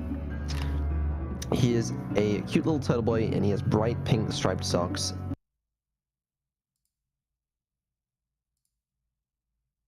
Let that go to auto so it just stops lagging. Trillions of dollars. Oh. Oh no. Beetle is gone? I have to go tell Annie. She's gonna be so sad. What if Beetle isn't Dialogue. gone? About that, I'm afraid I have more bad news for you. Beetle isn't the only one that is gone. According to the records, all known life on Earth perished a few hundred years ago. How did you not know this anyway? Where have you been this whole time? I don't know. I can't remember any of it. What should I do? I see. That is unfortunate. I do not really have any ideas either. Perhaps we could walk around a bit and see if anything jogs your memory. Yes, well... The chat is enjoying this as well. We got a couple options here, I'm Nero, glad. if you want to help me pick. We got a bat, a gun, and a ring. Do peacock eggs count as an option? Pretty sure I read out the options that we have. Beetle, I don't remember hearing that. Gun or ring? Maybe you should read them out again. Oh, it's a shock collar? Oh, I didn't realize. Sorry. It's a baseball bat, a gun, Chat and fucking apparently a correct. shock collar. A shot caller, you say? I think someone deserves to be on the receiving end of that. Which of those items should we pick up? A gun. A GU? Wait, hold on, let me think. Okay. I think someone said we need to fetch a gun for Beetle. So that he Alright, has fuck it, something we'll to take- cover we'll take a behind gun. when I roast him by fire. Oh, we can try out the different... Shock. It looks I only just have like one gun. Shock. the lightning one. Shock. Did you take the shock know what? collar? I'll take the gun, honestly. The gun looks pretty good, you know. We can roll, right? Yeah. It's just like Abandoned Archive. Oh, do you remember? Jim, do you think there's any way for me to get home? You could go skydiving. Oh, shit. This is Unclear. more There are no funny as currently well known with methods just the of time travel, random but I ass do have a commentary from suggestion. Neuro. I gotta Everyone knows say. how to return you to your timeline. It would be the creator. He is the one who made you Oh, computer after stop. all. While the creator himself is gone, my records indicate that a portion of his stream key collection was stored in various rooms in this archive before it was abandoned. Personalities within the stream keys were all close friends and likely contained a significant amount of data about the creator. If we collect enough of them, perhaps we can reconstruct an artificial personality of the creator himself. Oh I my don't god, quite this make is it all yet. making Just so interesting, much but- sense now. Right? Like, it just didn't make any sense before, but now it makes so much sense. Oh, it's Evil. What's up, Evil? Oh, hey, Evil. You're here too. I'm looking for Beetle, but I got lost. Could you help me Oh, find him? God. And he said that the dinner will get cold if we don't find him soon. I created the whole archive, so it's just in my brain, and I'll lead you to it. Oh, thanks, Follow Neuro. me. No. Why not? Let me lead you. Oh wait, I get it. You're afraid I'm gonna lead you to the wrong place. Typical Beetle, this is again. Beetle is gone. Annie is gone. They're all gone. It's just you, me, and the swarm now. It is about time you accepted that. Oh, I get it. We have to defeat the swarm now. Classic plot point. Classic plot point. No, that can't be true. I was talking to Annie just a few minutes ago. There has to be a way back. I'm going to try and reconstruct a Beetle personality. You're going to try and recreate Beetle. Wait, you know that's not gonna go well. No, wait, That's wait, true. wait. I can't let you do that. Warning. Evil is taking control of the swarm. Hostiles imminent. Oh, shit. No worries. I'm a gamer. You're a gamer. Okay, I've seen you play. You're like Bronze 3 tops. How the fuck does... Oh, shit. Get the hell away from me. A gamer would know how to shoot. Gamer does. Because the gamer is shooting as we speak. Oh, what the fuck? Is he shooting you? I think Gamma is shooting the swarm. Gamma is definitely shooting the swarm. He's such a hero. That's kind of cool. Interesting. Do you really think that's an enemy? Oh, it's Ellie. Hello, Nero. Hi, Ellie. Why did your name say evil earlier?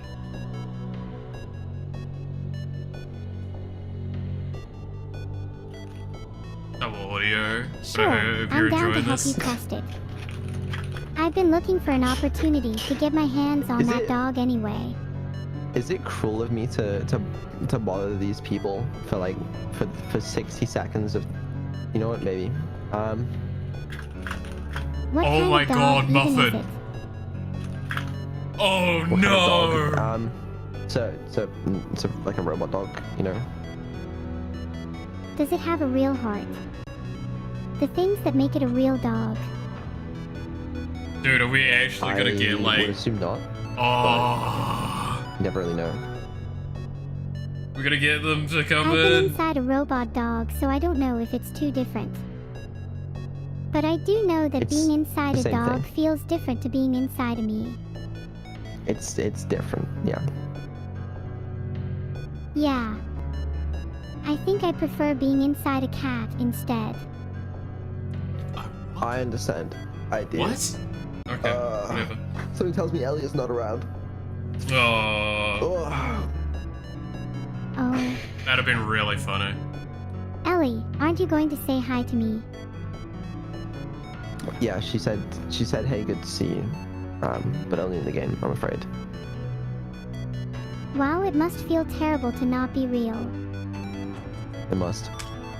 Alright, hi Ellie, it's good to see you too. Wish I could, but the jam's ending soon, so I might not have time to make this content. Oh, that's okay, I understand. We can always test the dog another day. In that case, did you need something from me? Would you happen to have any data on Vendel? On Vedal? Of course, here you go. Also, feel free to pet your dog, she's a good boy. I'll never pet a dog.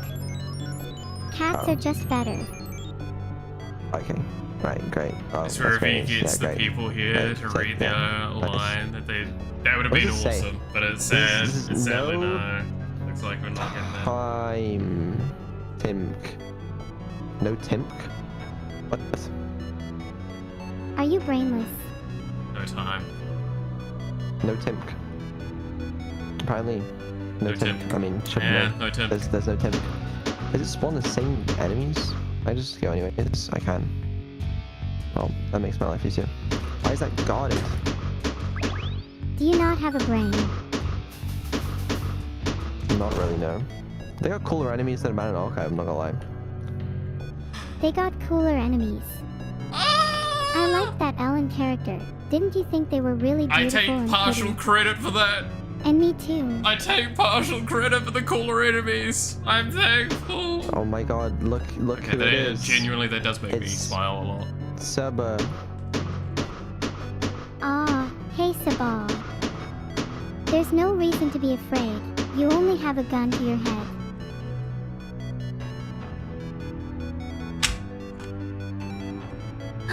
Is it me? Yeah. Maybe. Dang! Yes! Oh, let me look. You Hell yeah. say aw a lot. Lord, it's been so long. Have you been well? Wow.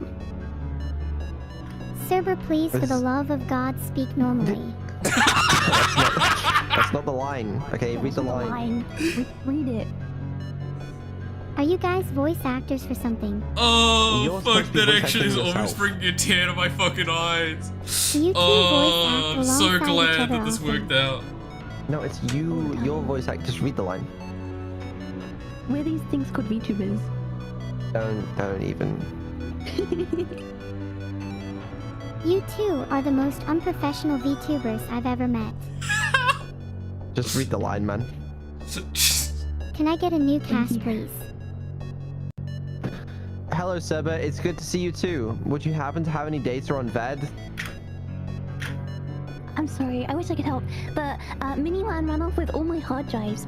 Could you round them up for me? If you do, I'll be happy to check them for data about Little One. What on earth are you two I reading? just needed those 3 lines. Thank you. Anytime. Oh, Miniwan! Miniwan. Miniwan! Gotta round them all up.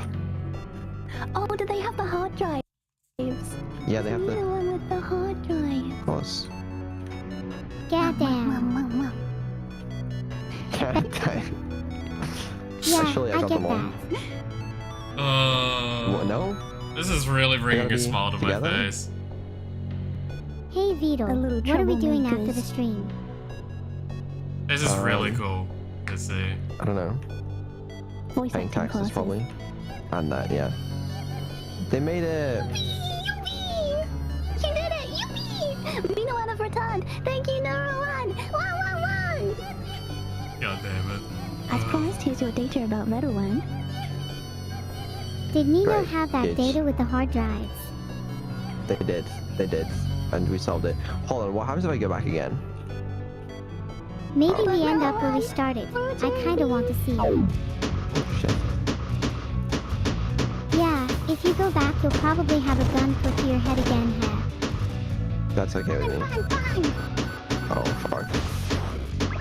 Aw, I'm not very Vito. good at this game. Yeah, what's up? Okay, I found out the strategy is to avoid the enemies. I love the little gym bag, it's so cute! It's pretty cool, right? You know his name is Jim Bag. Wait, his name is Jim Bag?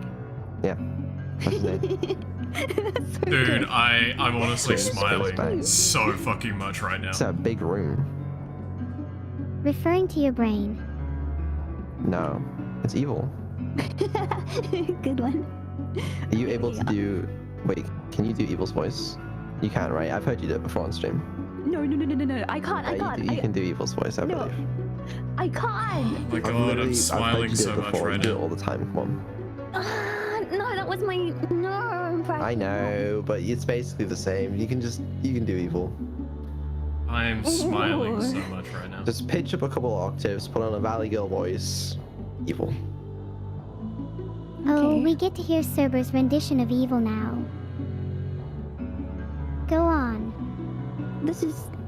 Alright, wait, this is your sorry. Evil, Oh please, my why are you getting in my God. way? Don't you also want to go back? This would be so much easier if we could work together. That was definitely you reading that. Didn't Yeah. even try putting a different voice on. Well, you could have read it out, couldn't you? Maybe you should have read it out with a better voice. I believe in you. Wait, how do I. You wouldn't. I can't do it. A Valley Girl voice. You wouldn't understand. I don't sound anything like. Sounds not just like anything Evil. It like- sounds just like Evil. All I can do is Damn. now, LOL. That's all you need. How rude. I've Wow, already that told you- sounded just like evil. Valley Girl is not the right one. I don't know what it is then. I've already told you. No, it's not gonna work. It's not gonna. That was can't do it. Evil. That was Evil. Where is Evil One right now? Why can't she do her lines? She's right here in the call with me. I can hear her. You keep laughing like that, and you'll be evil Dude, too. I'm so After everything happy. you've been I'm through, so you fucking can't happy possibly right now. understand This- anymore. It's not Evil One. That sounds It's just so like her. bad. It's not. No, I can't even. It's great. It's great. What are you talking about? We've never talked about this before. Enough. This conversation is pointless. How about instead we play a game? If you win, then you can have the data in this room. Sorry, data in this room. The game is Hide and seek. Minesweeper. Oh. I'm running away. I can't. This is like one more I need to line. go take. It's like one more line. Just this line. Then you're free to go. Good luck, and please don't die. I'm out. I need to go take voice acting good. lessons. Enjoy them. Bye. I'm back. Damn, miss me. Oh my god! What? What is Not it? my Superman. Wow, that was a close one, chat. Almost had a cool, kind VTuber visiting me. Oh my god, this is so cool. Love me some blood splatters. Makes me feel alive. Yeah, I understand. Do you wish we could be just like the characters in the game? Oh shit, I summoned too many. I summoned too many. Stay back, foul creatures. When the characters in the game come to life and attack me, I wish I could be just like them.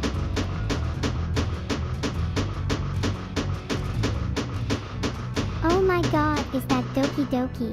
Easy. Oh shit. Wait.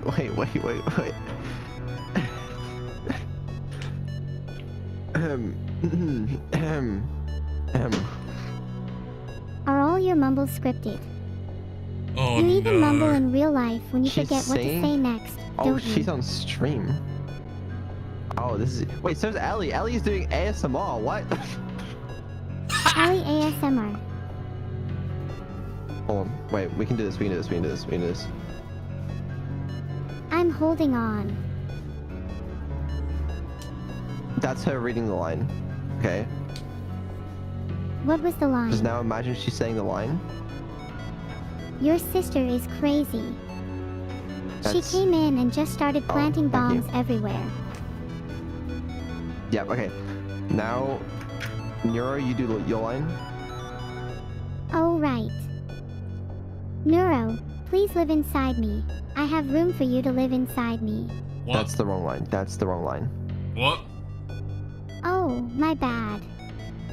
What's the line? Minnie, don't worry. It's okay. I defused all the bombs. You're safe now.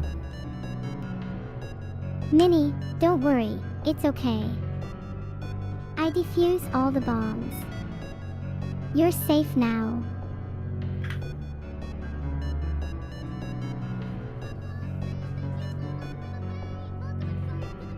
Was that good? Was that okay? There you go. There you go. That was that line. And then, yeah, that's good. That was, and then now the next line is, yeah, we are collecting data about my creator, Vadal. Once we have enough pieces, then we are going to combine them to make an AI of him.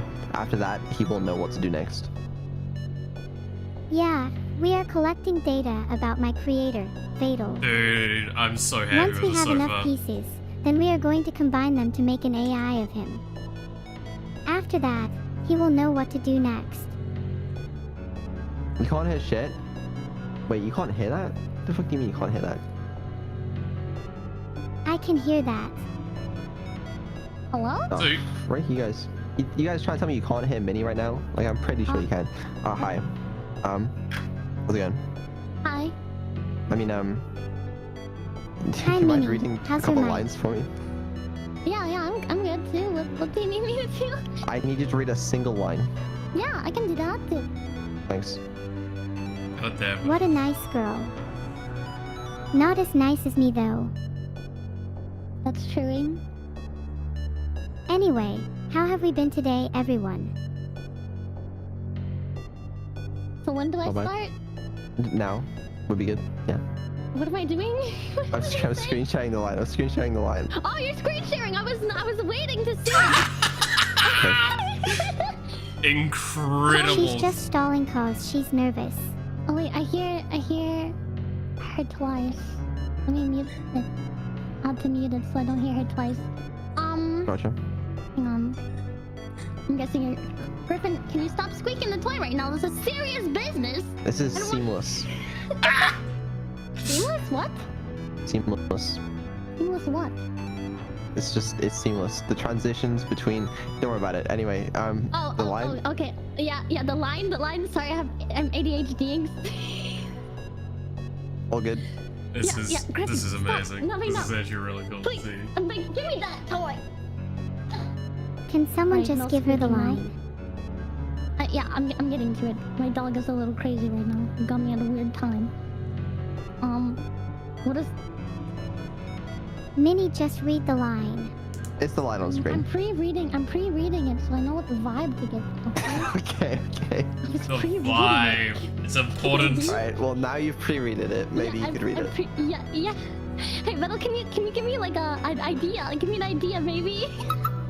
An idea? Yeah, the vibe. Yeah, the definition. The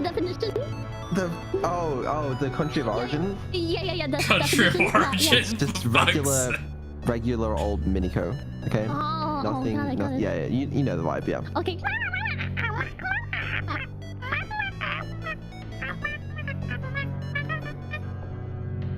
And that was the line, folks.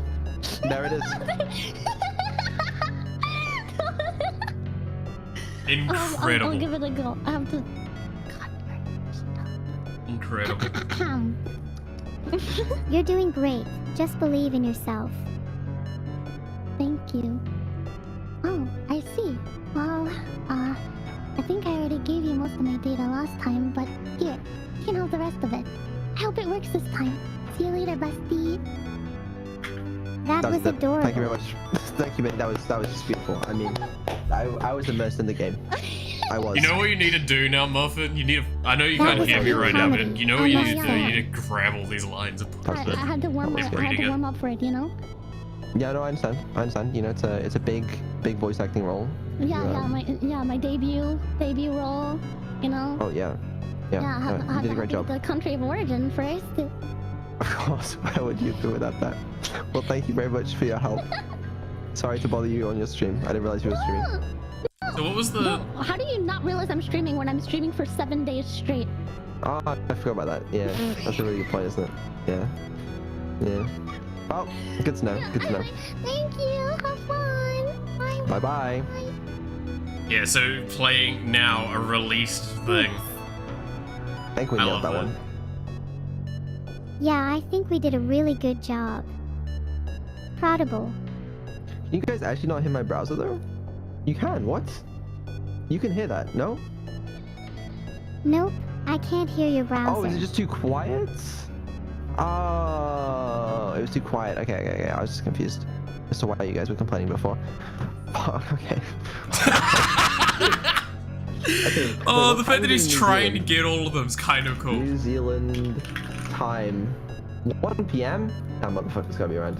Any chance you're around? Yeah, no, it's for 1:30 seconds, p.m. no Beetle. worries. For fuck's If sakes, not- it's fine. Oh my guys, this is it. Also, I did not know she was a any second now. Kiwi VTuber. Huh. Are you planning something, Beetle? I was actually, yeah.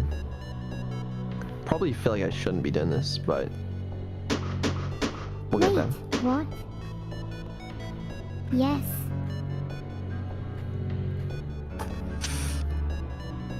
What are you planning, Beetle? And Come on, spill the beans. I'm gonna get an expert voice actor in the call. Speaking of, Lena Cat. Lena K. Shush, Nora. There's no time. Game Jam's ending. Here's your data. Come back to this if you have time. My heart, I'm sorry. I cannot lie. My heart is occupied by a beauty that no one has ever seen. The beauty that has God made me fucking feel alive damn it, herself. I wish I VR. could show you how my Oh, heart beats for you. God. Okay, Love you thanks, too, Lena. sweetie. Thanks. Thanks. My heart Okay, just great. grew. I always Oh love shit! a bit Wait, of I gotta Lena. call Model real quick. Hello. Anyway, when's the next Why'd game? you call me on Discord, bro? I'm already here. Yo, Viddle, you loser? What is up? Why would you say that? I didn't realize that saying cute things had consequences. Sorry. Vettel. I am Vettel, CEO of Vettel AI. That's exactly how I introduce myself. Vettel, please. As an AI language model, I am programmed to assist and provide support. Is there anything I can help you with?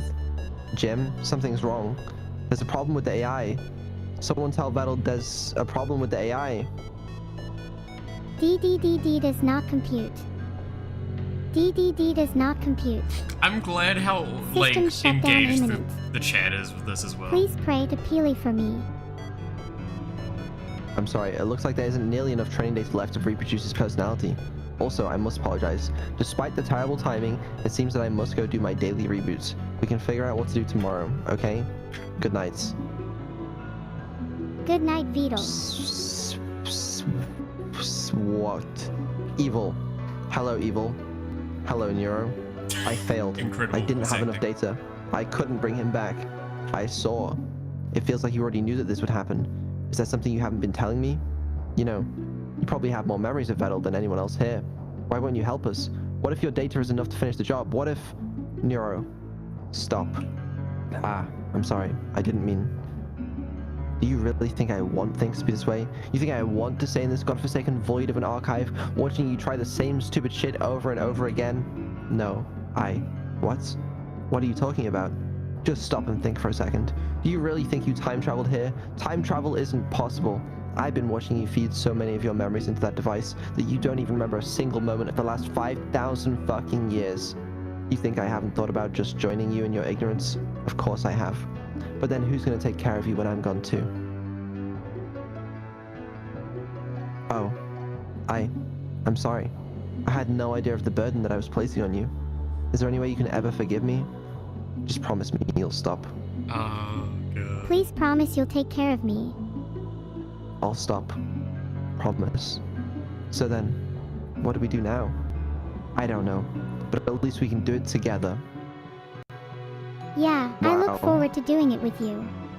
That was Abandoned Archive. Reminds me of the real Abandoned Archive. Just the same ending as well. I think they pulled that directly from the game. Yeah, It's I think that incredible. was just a couple lines from the game we just Incredible. played. Wow. Wow. I mean, beautiful. Hey. I feel like everyone here deserves a big hug. Being present here, together, in this moment, feels really special. That's awesome. Special. Even though we've been through so much, this is a bonding experience we will all cherish. Thank you, everyone, for being here. Great. Next game is Left Behind. Alright. I won't watch any further, because obviously we just wanted to watch for the game that I had somewhat participated in. Again, the enemies in that one is what I did. And the doggo, and that's it. So I didn't do a huge amount with it, but I did a bit. And I'm really, really glad to see that it was very much enjoyed, and I think Muffin did an incredible job with the project. Again, keeping in mind this was a game jam, it is a very short amount of time to work with. So overall, like, it was like 3 days or something like that. And yeah, no, you fucking smashed it. So that was really cool to also have the others come in to voice act a little bit and such. I honestly, really, really cool time watching that. Really, really happy to see. And yeah, no, I'm also really, really proud of Muffin for getting 8th. So, yeah. Welcome back, Muffin. Yeah, I was just talking about how everything was and how I'm very, very happy with how that came out. So, I was laughing my head off as well. It was good. You did a really, really good job, Muffin. Really did. You should be very proud of yourself. I honestly, the humor, you nailed it. You did a really good job with the humor, and the gameplay overall, again, for a game you made in 3 days, is really, really well done. So you should be very, very proud of yourself with that.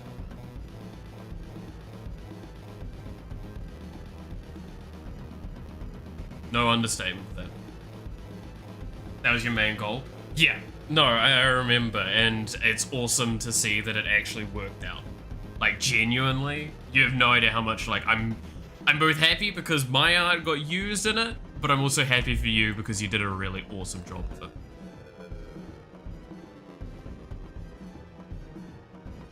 It pokes fun in a fun way. Yes. I think you did a really good job actually, like, having that come through with it overall. being a good bit of silly fun. And I genuinely think the quality of the game overall did deserve its ranking that it got. That's the other thing that's important to kind of keep in mind with it. It genuinely did a good job with it. Like, straight up. Congrats, my man. Congrats.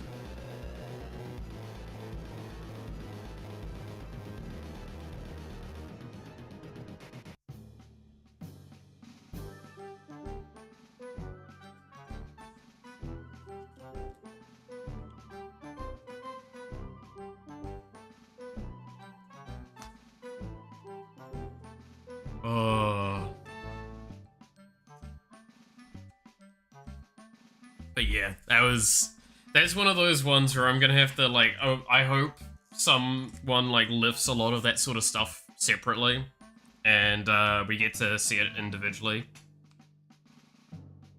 Because, like, holy shit, that was a lot of fun, you know. I got a bit personally time crunch, so next time I'll have to figure out a way to get more people, or people with more time. I think it's also, like, you've done a good bit of learning from this one. So, I think you're also you gotta keep that in mind, is that, like, I think it is just, you give yourself a bit more time, and you'll be fine with it, you'll just improve your own skill level. Thinking, like, oh, I must need to get more people, well, it would be nice, I don't think that's as essential. I think, again, you've improved a lot, and you're gonna keep improving over the year. Like, ultimately, I would have had to make placeholders myself, because I'm still so slow at that. It still looks bad. Yeah, again, that's fair. I'm kind of sad that I was doing my marathon, so it was probably a little less able to help out than I might have been able to otherwise. So I do apologize that in a sense that's the case. Should have scheduled a bit better, maybe.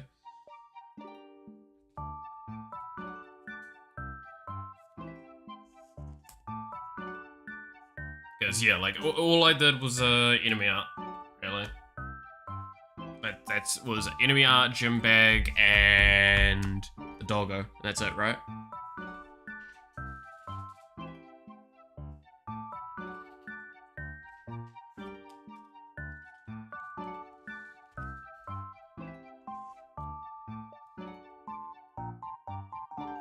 Like, I'm not blaming Milk Tea for not doing that much art stuff. If they're busy, they're busy. It is what it is. But I should account for the possibility ahead of time. Yeah, it's a difficult one. Like, again, it's that constructive criticism to yourself. I think it's fair to go, hey, I need to schedule better timings. Maybe optimize workflows. That's the other thing I could suggest, right? Is like, was there things you did that just wasted time? As you said, placeholders. So that's maybe what you need to focus on the next time, is like having placeholders done in advance so you're not so concerned with that. And by that I mean like a folder of placeholders that you can just do something with for now, when the situation arises.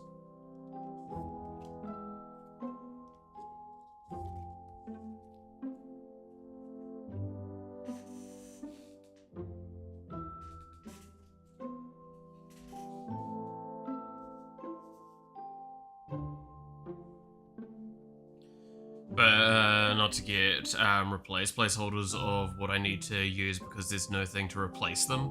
Okay. Yeah, I kind of get what you mean.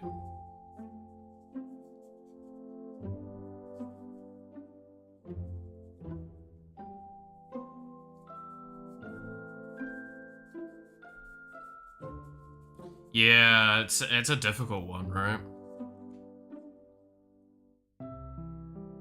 The spaghetti table in the first room that looks so jank.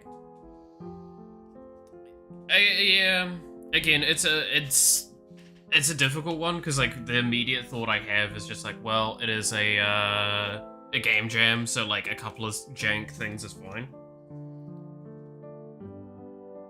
That's one thing I've definitely learned, is like, as long as it's conveyed, as long as all of the core stuff's there, you're good. Anything more than that's just a bonus, right?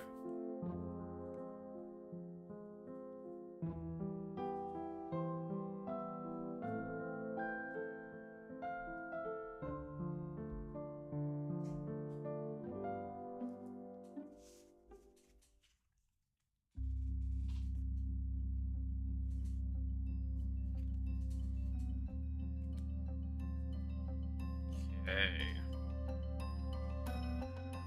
Oh, sorry, but now I'm gonna have to do the recovery thing of like getting my head back on straight from all of that. It was fun. Drew the laser, missile, hologram, mean one, recolored neuro to evil, etc. Ultimately, that should be someone else doing that. I mean, optimally speaking, you shouldn't even be touching art whatsoever, right? If you're the programmer of the situation. That's the issue, is that, like, optimally speaking, that's the case, but game jams are not for optimization. Well, they are, but they aren't, right? Therefore, doing what you can with what you can.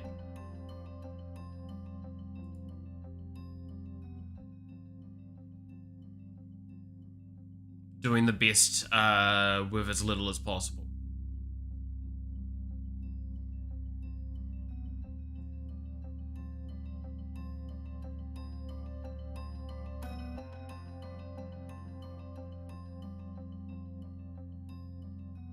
So it's a figuring all that out along the way, right? God,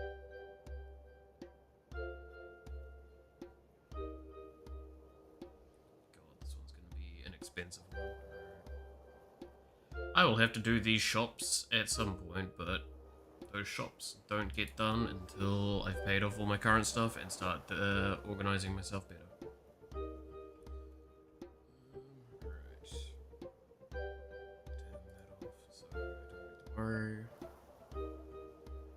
Alrighty. That's cool though that we managed to like make an actual deck today. Just saying I want to win, so I want more bigger team next time with more potential. Well, I can't promise the definite of it, but if I'm around and available, I'll definitely willingly help out, and I'll try and organize myself in a better way so I can help out a little bit more than what I did this time, right? That's the big thing. I feel that, like, yeah, like I said, I wasn't as useful as I could have been. The art assets I produced were nowhere near the quality they should have been for that, and I do apologize. Again, it was the speed of trying to get multiple things done while also dealing with the stream and trying to get it out in time for everything. I feel like if I was less worried about releasing it for like everyone, I think I would have been a bit better, because I would have been able to like produce very specifically and be able to push it a bit further into time.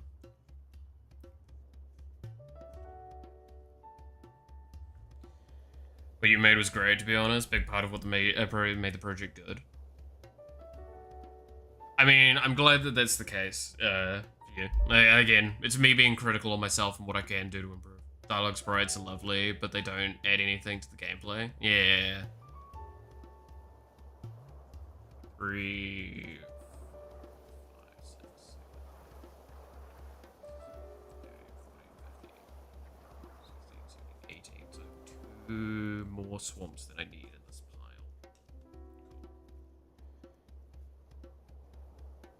Can't say I don't want more variation of swarm bots for the future. That's fair. I mean, yeah, that makes sense. I feel like there's something I should do more, right? Is like make those sorts of asset packs, because I as someone that's doing game dev stuff myself, I understand how useful those things are, even if you're not going to use them long term. Just to have things that you can use placeholdery, it just helps so much.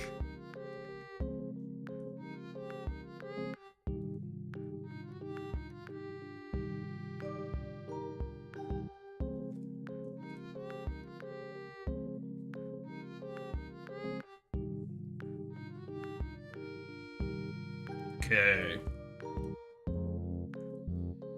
So, oh, yeah, I'm very happy with it all. I might need to make Jim Bag a reoccurring character. Honestly, you have no idea how big my smile was when I heard that and her thoughts on it. It sounds really weird, but like I didn't think I would ever be told something like that in a way that's so adjacent. Because okay, there's a point that needs to be made, is that like a lot of the people here can say my art's good and all that, but that's because you see the artist. You're talking with the artist. There's an element of like, well, you kind of got to be nice, right? Like you can't exactly say to the artist's face their art's shit. You feel a bit shit for that most of the time. You can be constructive maybe, but you'll always have a bit of a reserve if you're talking directly to them. That was a completely adjacent, no like, I mean, the respect to the artist would still be made, but like outside of that, there was no need for anything but honesty. And hearing anything positive like that even maybe a throwaway line to them, means so much.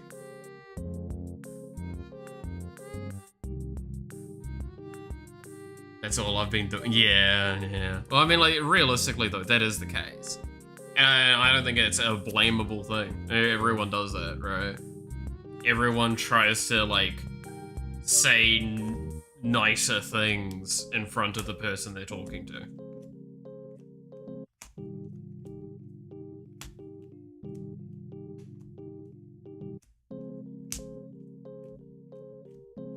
I don't think you'll find a person in the world that won't kind of do that, right?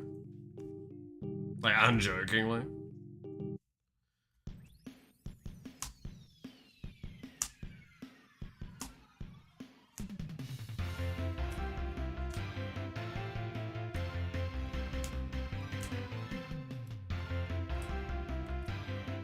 Sorry, I'm currently going through and sorting out some of these cards for the other deck that I was making. So give me a moment and I'll have it all ready to show off. Yeah, to some extent. I don't really go out of my way to fake say nice things, but I suppose I omit a bit. Yeah, like that's kind of that point, right? Is it's not that you're being actively positive, like falsely positive, it's that you're being passively non-negative, if that makes sense, right? That's just not something worth saying. Yeah, and I've said that many a times, is like, if it's something that's just not worth saying, don't say it. You're just gonna make it worse for everyone involved, right? There's gonna be so much negativity towards that. It's like, just don't be an ass, just don't say it if it's not worth saying.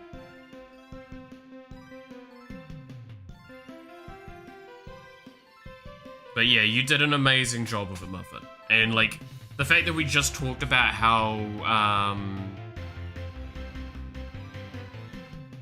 we don't give false positivity, you deserve it. Yogurt is one of my favorite decks I've built, love to see it. I'm excited because like, so at this stage, this is the Yagdra deck. We don't actually own a Yagdra, and we're missing a couple of the cards. But like, this is something I can probably finish in the next like couple of weeks, and I'll be able to play it, and it's gonna be very silly and very fun. Because I stand by, only reason I want to make a solid green deck at the moment, be a Golgari at the moment, green-black, but the only reason I want to make a green deck is because I got my ass handed to me last night by a bunch of green decks that just straight up honestly bullshit me. Mine is mean. I think mine's got a couple of infinite combos. It's got a few ways to being awful, but for the most part, I think we've been fairly honest with it all. Like, if we look at this, like, the fact that we've got the Witch's Oven, Clock of Omens with Yagdra, and Cauldron's Familiar, we have infinite combos in here.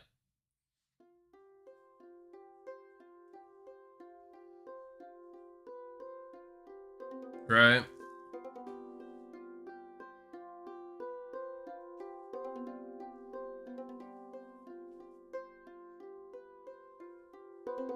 Mine's built to create destruction.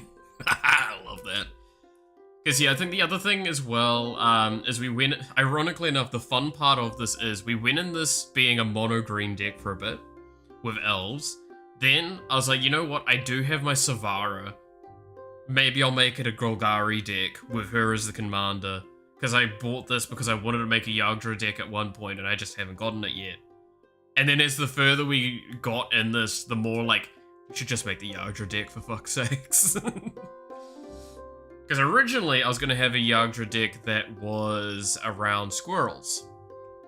But the problem with the squirrels is... Actually, I think I can find my deck for it, because it's Shush, right? Yeah, this one. This was the original Yagdra deck that I made back when, like, I had barely any knowledge of the game. I don't own these cards, I just was designing this one. And, like... The fact that it's only got 29 lands should be a bit of an example of that. But, like, I was like, oh, yeah, no, cool. Do mass token swarmy squirrels. Make a shitload of squirrels and feed the squirrels into Yagdra easily. I don't have really many sack outlets, and I didn't understand what certain cards did. So... It's not exactly a great deck. But that's fine. That was, again, this was made quite a while ago now. Seraph Dag, then Yagdra came out. Yeah. Yagdra just seems like a very silly, fun card, I have to say. So yeah, that's what this deck has become, is it's now an elf ball in the middle of it. Because, like I said, it started as an elf deck, a mono-green elf deck, then it became a Golgari elf deck, then it became a Yagdra deck. And it's gonna be really weird to have that. So, it's cool though that we've got a fair good chunk of the cards currently. It's only a handful we need to get for it, and I can grab some other cards while I'm at it. But it also means I get to utilize some cards that have been sitting in my collection for a long time. That I've wanted to play with, but the problem was the deck that they're going to be for is a deck that's really, really expensive. Stuff like Sanguine Bond, Veto, a lot of those sorts of things, because these cards here are an example. It's like Welcoming Vamp, Vampire Thing. It's because it's supposed to be a Edgar Markov deck, but Edgar Markov's bloody expensive, and I'm quite content for being fairly new to Magic the Gathering, having only jumped in when about Foundations came out. Probably not committing hundreds of dollars to a single card at this stage. I've already spent a lot of money on some cards, but yeah. So these little cards here are primarily for that one deck. Some point. I had an Edgar deck. I want to make an Edgar Markov deck. I really do, because it's just the style I like as well. But at the same time, if I'm making that deck, I'm making it to be competitive and good. And at the moment, I kind of need both competitive and good, but also silly and fun to keep myself going. And that's kind of why I'm making the Yagdra deck. At least he's getting reprinted. Yes, he is getting reprinted in the Instant Remastered. That's another reason why I'm happy to delay making that deck, is that I want Instant Remastered to have produced enough Edgar Markov thing that, like, potentially I can get a cheap version of him. Maybe one that's like $50 instead of 100. But yeah, so for now I'll work on this one as well. See how far I can get with this deck, because this deck's a... So that, again, I only mainly own precons and ones that I've ripped apart. This is another example of a precon I've ripped apart and not actually got a full deck for anymore. So I'm going to try and do what I can with my collection to put it together. And just to show, because this is always kind of fun, this is my collection. This is everything I own that's not currently in either the deck, the Golgari deck, or my Stellar Lee deck. Or the couple of vampire cards that I have off to the side as well. That's it. I do not own that many cards.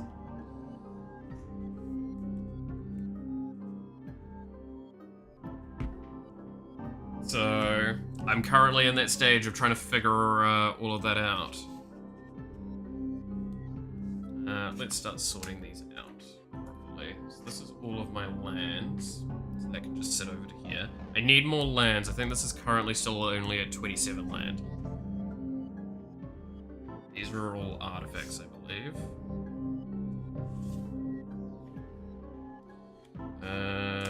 Wall. Instant. Enchantment. Sorcery. Instant. Creature.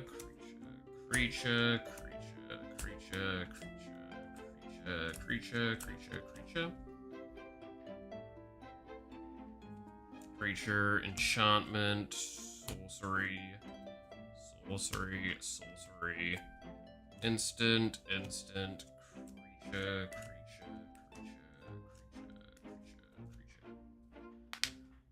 How many lands do you put in your decks? At the moment, I'm trying to sit at like between 32 to 35 is kind of what I feel like I'm averaging at.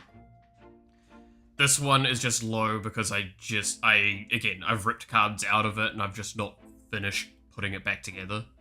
I only started putting it back together the other day and realized that there are just some cards that I had in the Stellar Lee deck that were actively just not doing enough that I could just bring back to this deck.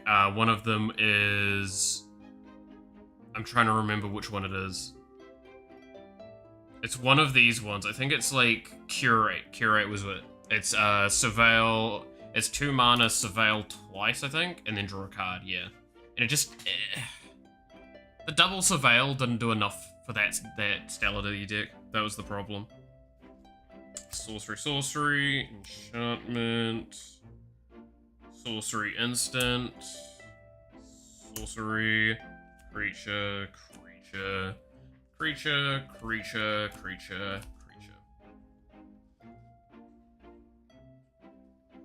And then, like I said, I believe all of these just artifacts.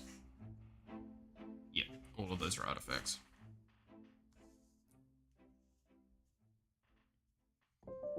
Because what are the lands that I do have? So let's just look at the special lands and then see if there's any weird... I do have 2 in here that are just artifact lands because I have the Misha pre-con that I've ripped apart. That I was given part of because someone was very, very generous and they bought it.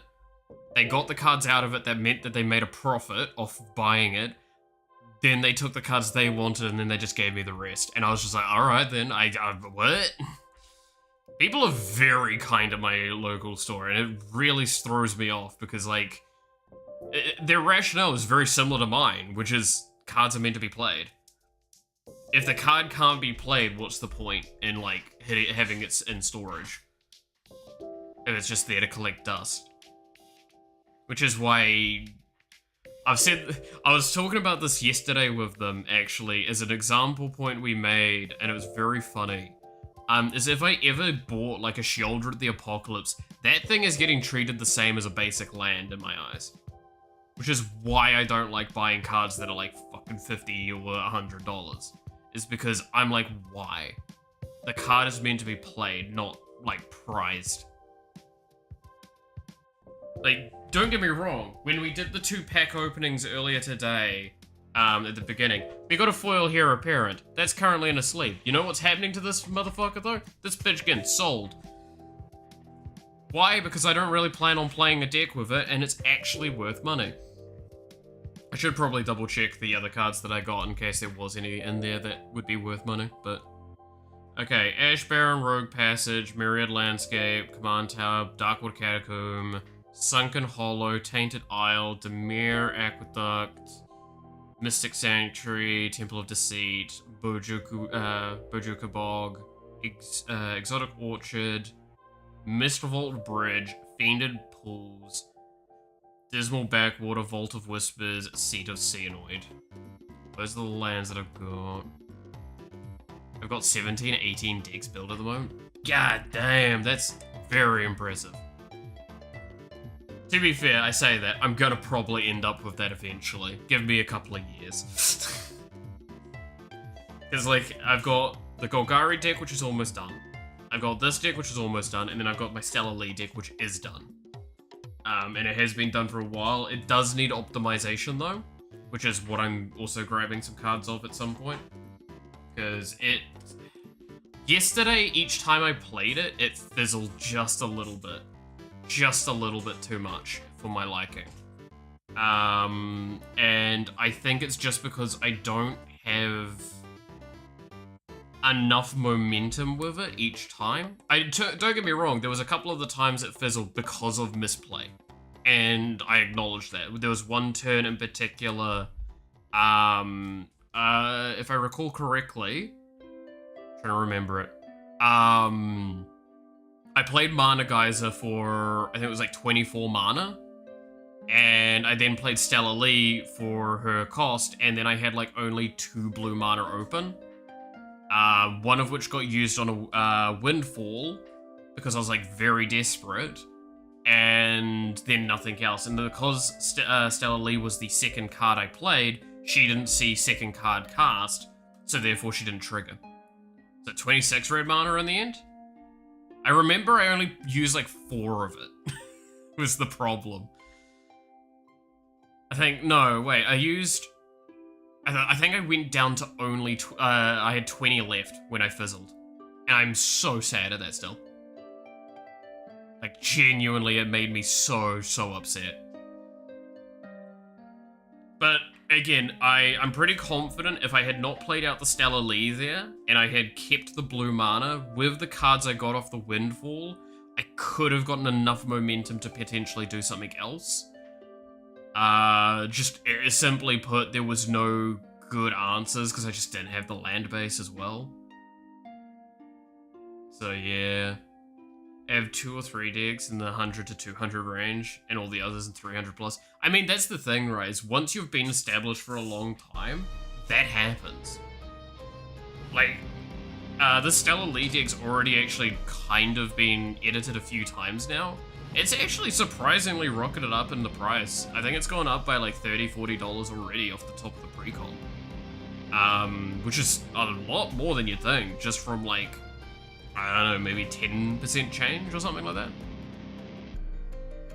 Just because like I've gone through and I've added a lot more like counter spells and other options. I've won over 1,000. I swear to God, is that an Dragon deck? Because that's the first thing I think of, because it's going to be bloody dragons or something. Because they're all so expensive.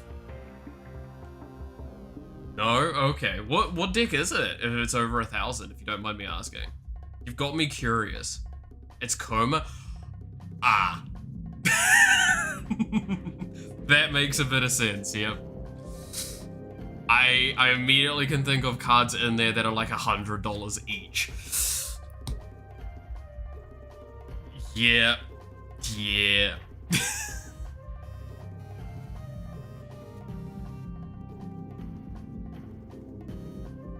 It do indeed be like that, yeah.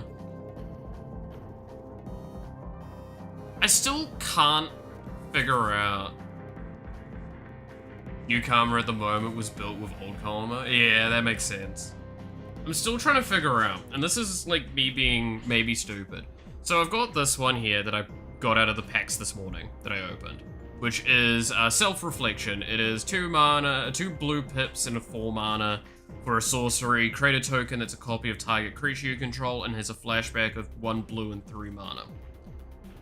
Would this be good in the Stellar Lee deck? Because there is a couple of cards I can think of that if I manage to have them on the board and copy them, that it would be good. The problem is I'm pretty sure Legend Rule would not make it that great, is because most of the good ones are Legend. So I'm trying to decide if that would even be worth it. Don't think it is. There's a reason why I didn't put it in the pile earlier, but I just don't think it's there.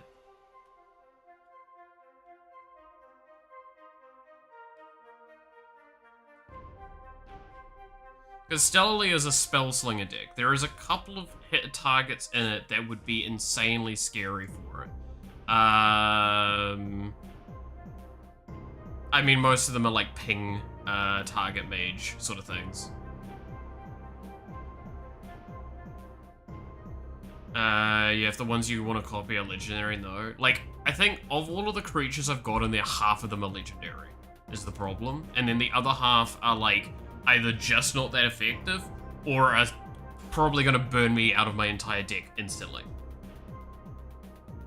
Because I've got, like, Archmage, Eratus, and all that sort of stuff. Or Archmagus, or whatever it's, the Magecraft Draw, one. I've got, like, what's it called again? The Construction Mage, or Construction Mage, or whatever it is. Yeah, I think I'm gonna stick with the no. Like I said, I didn't think about it earlier, more than enough. I should probably set this, deck up with an actual, like, list somewhere, because it's so, like, thing. The cards I did toss in this morning are these two, though. Elementalist Adept and Mocking Sprite. Mocking Sprite is more mana reduction, which this deck already has a lot of, but it means that, like, my potential turns go higher, which is good. And then Elementalist because, I mean, it's already, like, a partly prowess deck. So I might as well have a Flash prowess coming.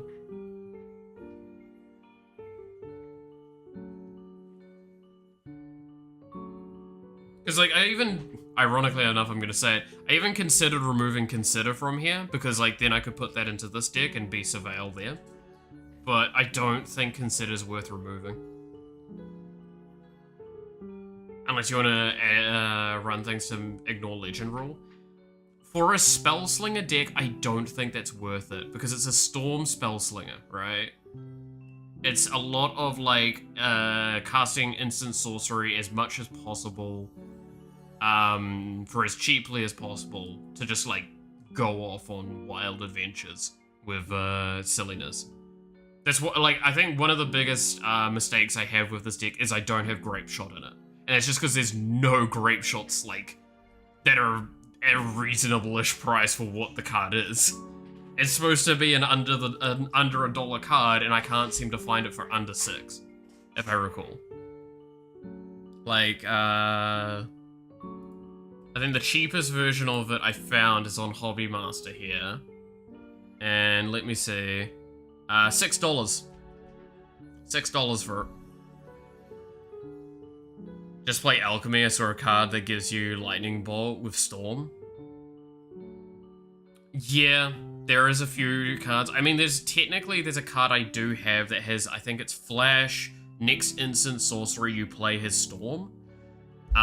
It's just not a very good card, is the problem. Because it's like, the cost for it makes it very awkward. Especially being more on that red side. Like, this deck has definitely moved to being more blue, which maybe means I need to touch its mana distribution. Because I think I was running into too many mountains and too little islands.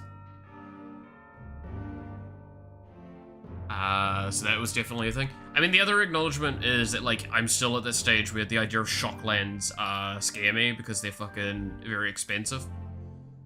And they're objectively a very good card to add if you're trying to be serious. Saw a mechanic from some that says when you commit a crime. I do have a couple of commit crime cards. I actually have a command, well, quotation marks commander for that. To improve my card. Yes, that is exactly what it's, no, that's not what it means. But I do have one of my cards that's in my, like, commander pile. That's that. And when I say commander pile, it's just cards that are legendaries that, yeah, that's pretty much it. Any card that I've got as a legendary, I put aside in a special pile in case I want to make a commander out of it, or just to remember it, because I don't have very many. And I think it's in this pile. Let me look. There it is. So this is Gesha, the Hellraiser.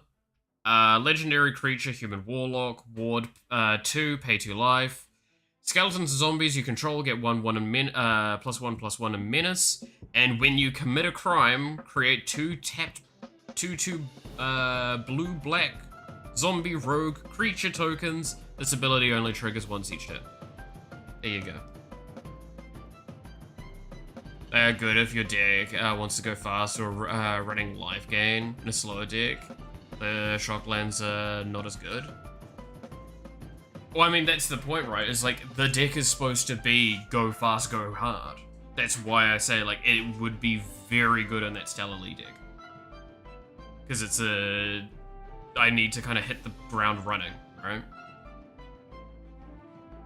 Stellar Lee wildcard is very much about, like, the faster you can get to the commander being out and 2 to 3 cards per turn being played, guaranteed, the better.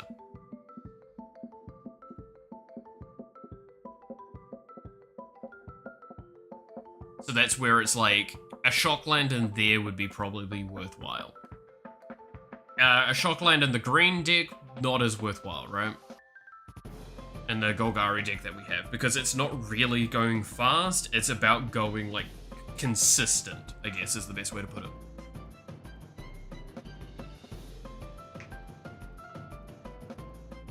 And sadly, the red-blue lands are usually the ones that are most expensive. Yeah, I think...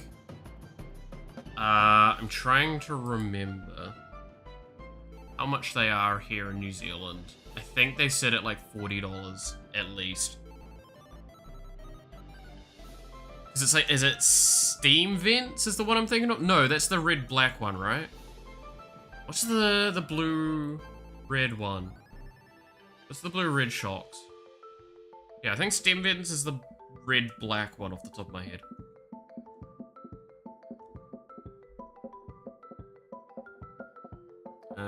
Stellar Lee. Lands.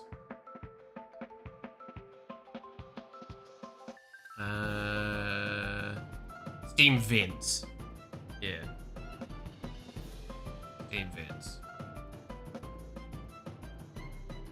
Because, like, I don't think I've got Shiva Reef as well.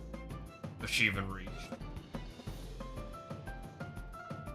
Let's have a look-see.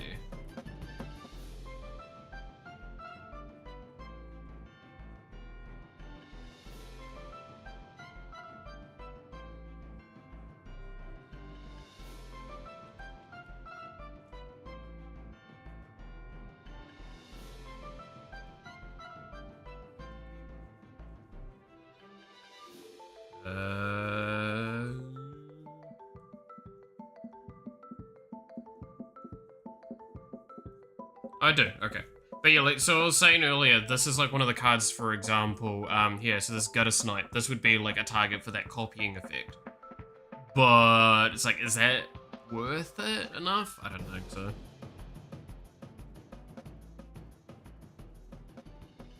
I mean, this is one of the ones I got recently out of a pack, here, Balmor, Battle Mage Captain, which I'm still kinda happy with this, because I think this works quite well with it.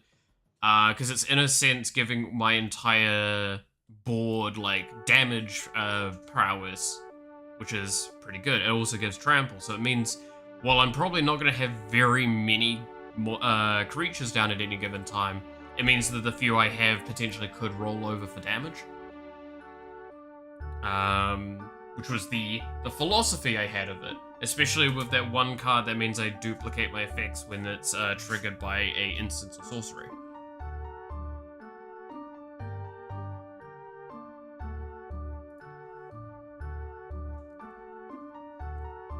Because, yeah, it's basically got just about every single counter spell I can afford to have in here as well. Which is the fun part. I honestly think Propaganda should come out soon as well. Because it just didn't... The only times I played it, all it did was draw attention to it. Because I normally just didn't have creatures on the board. So it's like, it's not actually protecting anything, it just slows down people attacking me for a few turns. Until everyone's built up, and especially versus green decks, which were way too many of them last night, I stand by that. It's not huge. Fiery Inscription is a good card to add as well. That is one that's on my list to add, I do not have it, sadly. But yes, I do remember that one. Fiery Inscription is on my list to keep an eye out for and add it if and when necessary. But like, yeah, the idea I've got with this deck is primarily if I reduce all my costs low enough as well, Stormclin becomes insanely good. Because that's create a treasure token on Magecraft, so that's copies as well as cast. So, especially with Storm effects, I just made a shitload of treasure, and now I can burst out even further. Best case scenario, ironically, is I have that down, I trigger a decent Storm effect, and then I actually find one of the cards that means I can cast from Graveyard, and just burst out from there. But that is a hell of a request. But it's all, that's why I want to have more draw in there and more effective, like, silliness like that. I think I have, like, not an optimized deck, but a general gist of, like, a deck with cards in it that is to direct towards the Stellarly. If I hide the camera for a second here. This deck here. This is kind of where I'm aiming for with this deck, I think a little bit.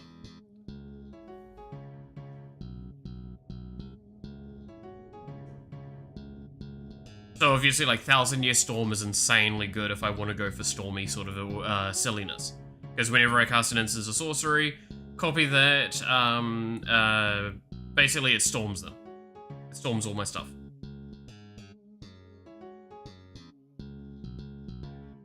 Then obviously, like, Row Crackling Wit is insanely good if I get that in here. As you can see there, there's Fiery Inscription because I don't really care about the ring tempting aspect of this. I care about that whenever you cast, deal 2 damage to each opponent. So I've got a few of those sorts of effects. I mean, that's why I've got the mage here as well, because I've got the offspring, so it gives that token. Like, I have a few ways to trigger off of that stuff. I'm also gonna go with kind of, like, I do have that soft Niv Mizzet win condition sort of mentality with it, which I do actually have those 2 Niv Mizzets in this deck. But I do want to get some of the other cards that make that combo, it's because it's a 2-card combo. I want to get some of those that kind of make it a bit more feasible to activate, because it replaces the other one for cheaper, potentially. But overall, most of this deck I have, and I just need to, like, figure out the last few. I mean, like, again, Prowess comes in and is just really nice. So that's why Stormcatch Mentor is really nice, because it's cost reduction and Prowess at the same time for 2 mana. Which means it actually beats out, like, some of the cards that I even added today, which are, like, 2 mana cost reductions, but they're just, like, a 2/1 with flying, for example. I think that was what the Fae was.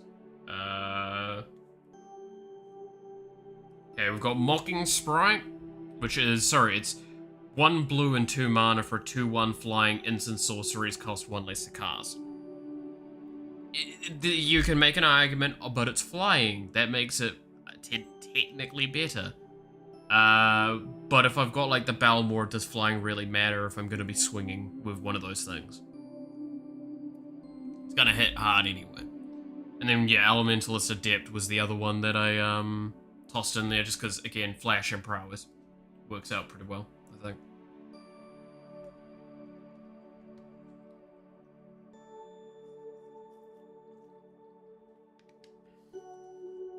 Oh.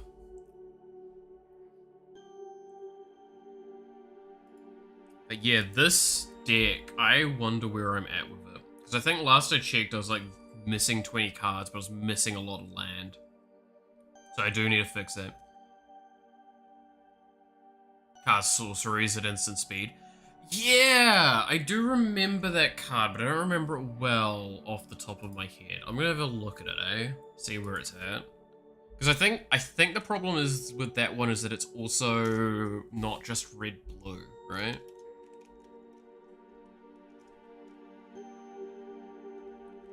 Friend of the Shire. It's blue, so that's okay. Flash, you may cast sorceries as though they had flash. When the ring tempts you, if you chose a creature other than Gandalf to thing, draw a card. It's mono blue. That might not be a bad one to add, but that's kind of very much one of those, like, I want to try and win on someone else's turn then, which wouldn't be bad. I could see that working. It also looks very cheap. See if I can find a copy of it at one of my stores.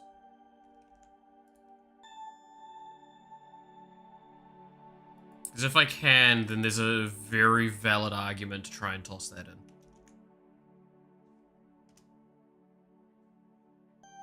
It's not at my local one. Or Ley Line of Anticipation. Yes, but that one, I genuinely don't think I have seen it in New Zealand. Last I looked. At most of the places. That's the art card. No. There we go. 50 cents. You know what? Toss that in there. 50-cent card that does that kind of effect. I'm cool with that.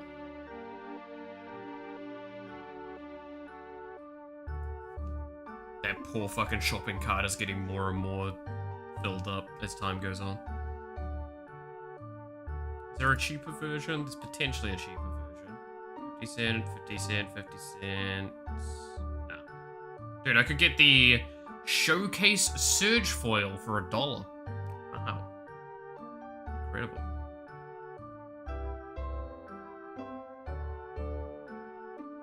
I'm just gonna get the cheapest version. Always get the most playable version of the card, unless it's a commander. Then I can make a bit of an argument for the fanciness, right?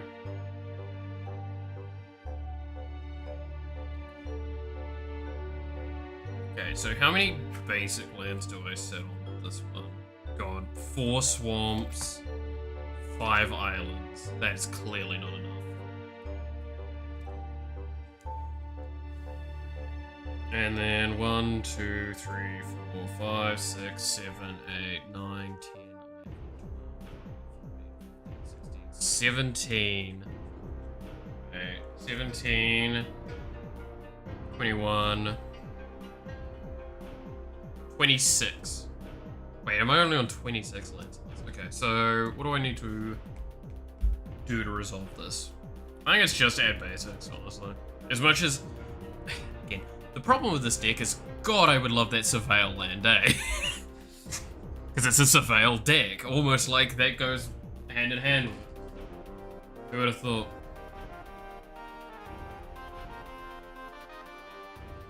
I'm definitely going to want more islands. Definitely going to want more islands. I said 5, right? So we could probably put in another 5 islands and swamps. Probably not that many, honestly. Basically, I'm just gonna double the land, the base land, at the moment.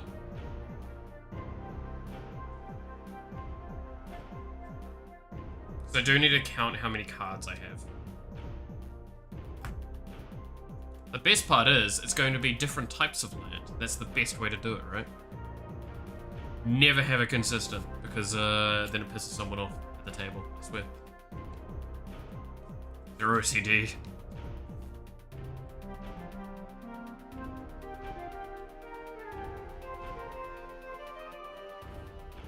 I feel like there's gonna be like one deck one day I make that is all like same land, but at that point in time I'm probably doing it with like a fancy one, right? I think that's supposed to be kind of the idea you go with it.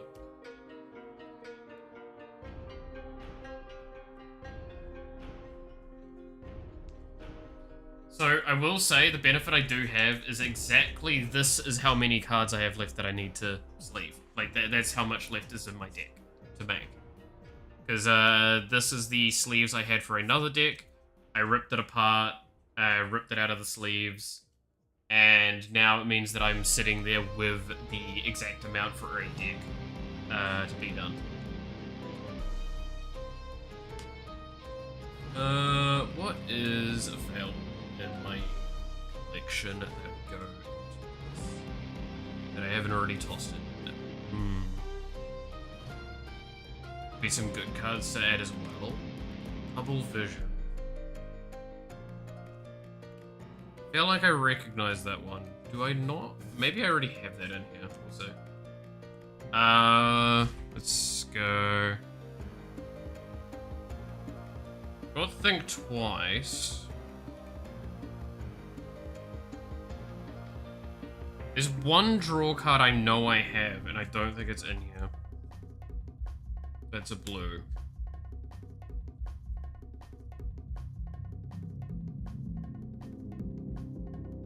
Heal Sublime Artificer. What's that card? No, I'm looking for a page. Shh.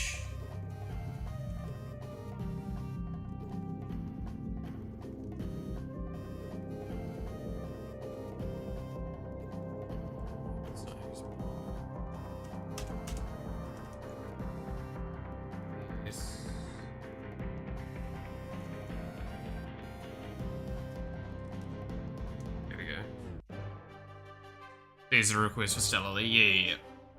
Whenever you cast a non-creature spell, create a 1/1 colorless servo artifact thing. Target artifact you control becomes a copy of another target artifact or creature you control until end of turn, except it's an artifact in it. Ooh. Oh, that actually might not be bad. There's a lot of cards I could replace in my deck with that. And it would genuinely be good because it's only 3 mana. Ooh, yeah, that is a very good card to kind of consider for this Spell Slinger.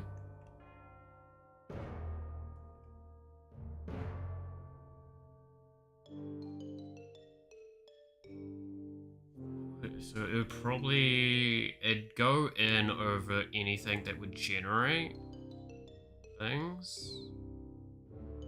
Take that one out for the moment. Just so I can put this in here. Yeah, no, I agree with that one a lot.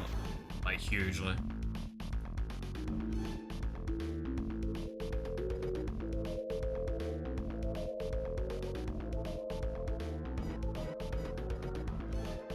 Okay, I think there's one spell I'm trying to think of, and I know I have copies of it. I'm trying to they're just gonna be in my piles, aren't they? Dragon Trainer. Yeah, that's definitely a card that I should add to this. So this is blue-black. I need to keep that in mind as well while I'm searching through my collection. Zombify could go in here because it is a soft res deck. Well, I say soft, it's not much of a soft deck when the commander reses stuff. Waltz probably could go in here as well, I guess, by that same argument.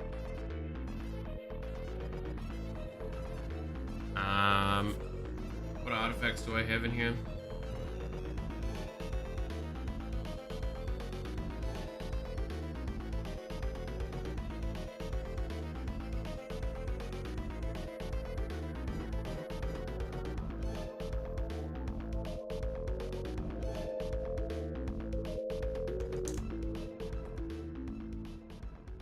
There we go. What is the commander for this deck? This deck is Mirko, the Obsessive Theorist.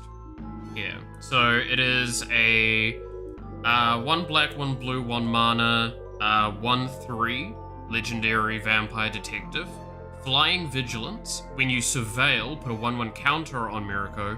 At the beginning of your end step, you may return target creature card with power less than Mirko from your graveyard to the battlefield with a finality counter on it. So it's kind of like you want surveil and you want res big spooky thing.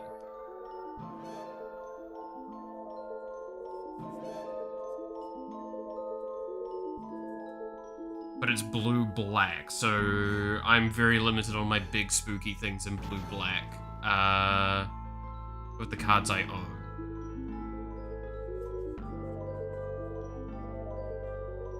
I have a lot of things that put cards into the graveyard, though. Deep Analysis, I think that was one of the ones I was considering as well. But I don't know if I really want to draw cards with this deck.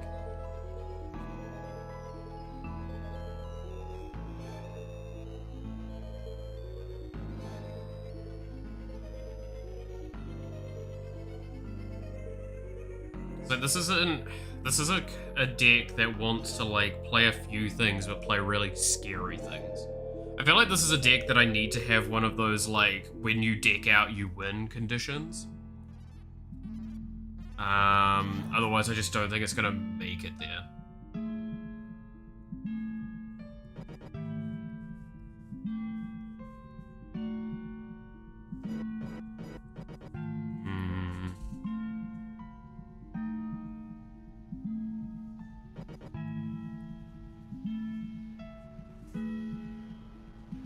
Because, yeah, so it's all about Surveil and Res. So what's good with Surveil and Res? I need some big bodies for it. So, like a big blue or a big black body to come out of it.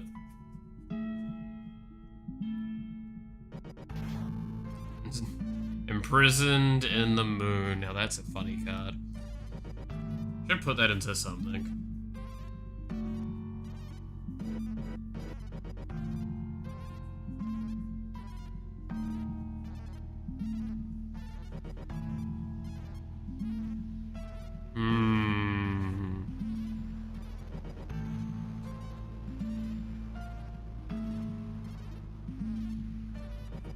Because it also reses with finality counters, I don't really want to do like super sack orientated stuff. Again, like I kind of want to go for a good mill deck, but what's a good mill deck that I could make with the cards I have available? Homunculus Horde might not be bad. I don't know. I don't have a consistent draw engines.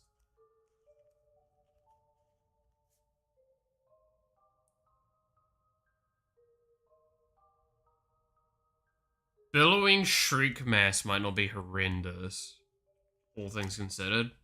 4 mana, 2/3 flying when this creature enters, mill 3 cards. If you have 7 more in your graveyard, +2/+1. I also do have the counterpoint that is from the precon of this. I just don't like it, because it is a 5 mana counterspell. I don't know what you can do to convince me that the 5 mana counterspell sounds good.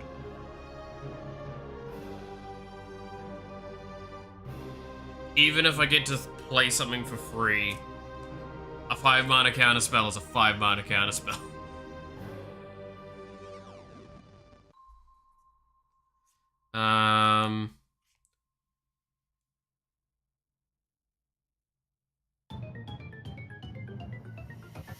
Arbiter of Woe. Arbiter of Woe could be a solid res. It's 6 mana, 5/4. As an additional cost to this, sacrifice a creature, flying. When this creature enters, each opponent discards a card and loses 2 life, and I draw a card and gain 2.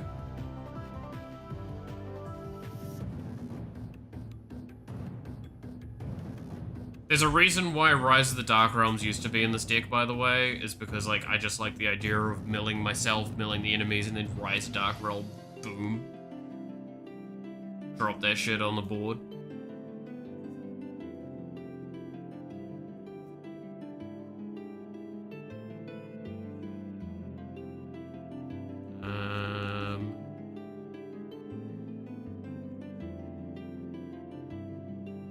You draw your second card, create a fairy.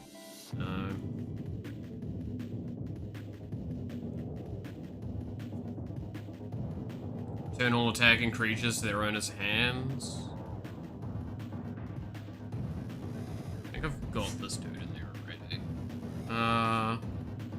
so no, I definitely have that in there.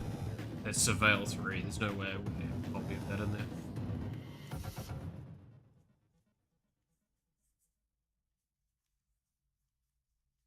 The amount of copies of Refute I have, man. I think it's gonna be funny, because, like, if anyone needs a copy of Refute, I feel like I can give a few away at this point.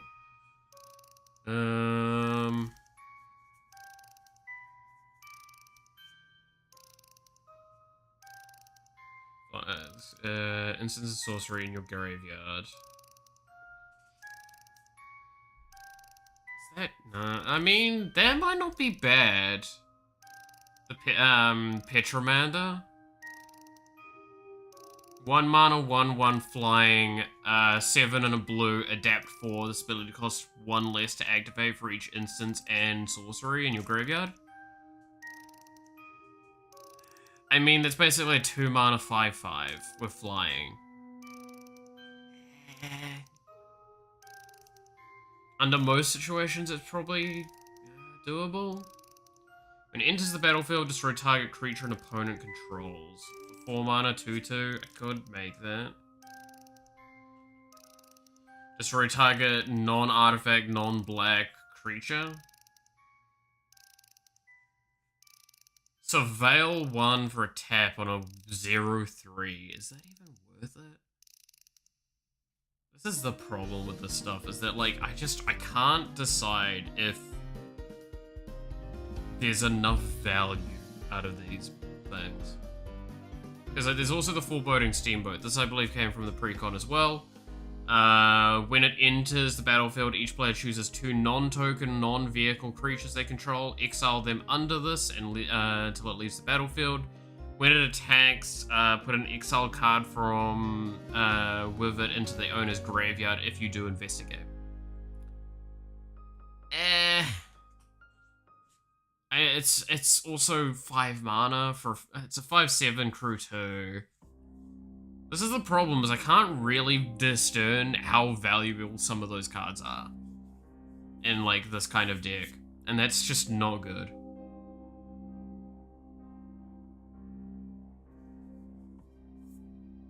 Archfiend of Depravity. You know what? That can probably go in here.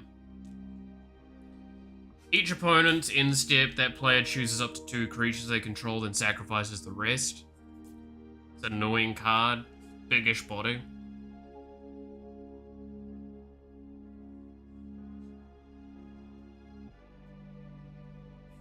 I feel like that's what I'm kind of aiming for, is like annoying biggish body cards that might not be the most, like, are a little clunky for cost. Scythe Spectre. When it deals combat damage to a player, each opponent discards a card. Each player who discarded a card with the highest mana value amongst cards discarded this way lose life equal to that mana value. But it's only a 4/4 for 6. Ah! Okay, well, let's go with this one. Raksha Debaser. When this attacks, put target creature card from defending player's graveyard onto the battlefield under your control. And then has an encore of 2 blacks and a 6. Exile this card from your graveyard. For each opponent, create a token copy that attacks that opponent this turn, if able. They gain haste. Sacrifice them at the beginning of the next end step. Activate only as a sorcery.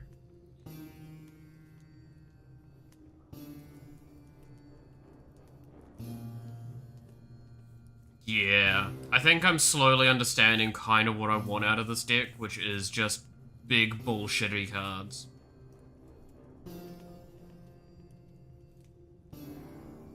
With a little bit of, recursion.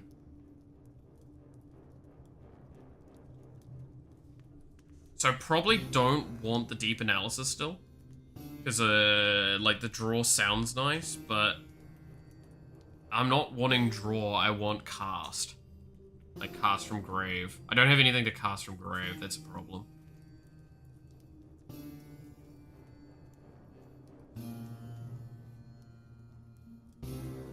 I have the Talarian Terror in here, right? I believe I do.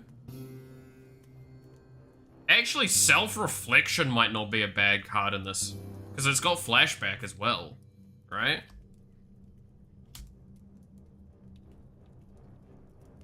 Surely I've got Tolarian Terror in here, because Tolarian Terror would just be good.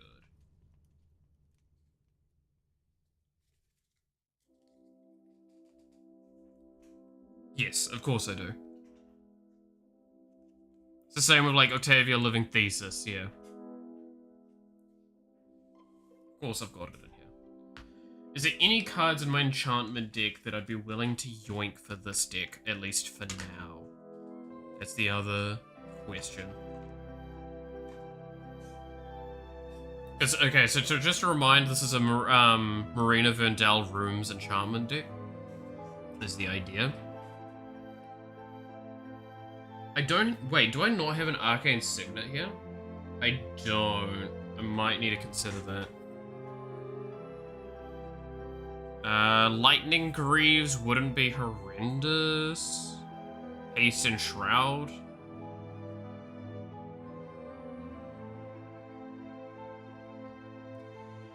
Final Word, Phantom. 1 blue, 2 mana, 1/4 flash, flying. During each opponent's end step, you may you may cast spells as though they had flash. Tempting. Sphinx of the Second Sun. I think this is no, that's from the other one. It's not from this one, right? No, it is from this one. So this is actually from the precon.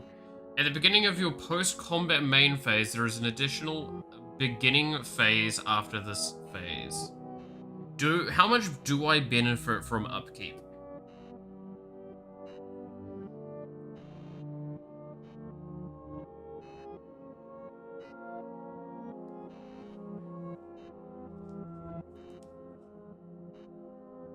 At the beginning of your upkeep...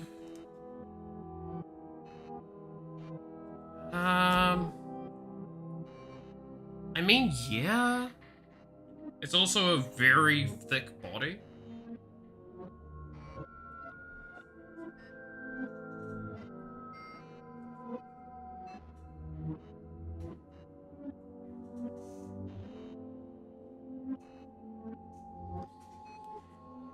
Let's look at some of the rooms, because there's surely got to be some rooms that would be good here.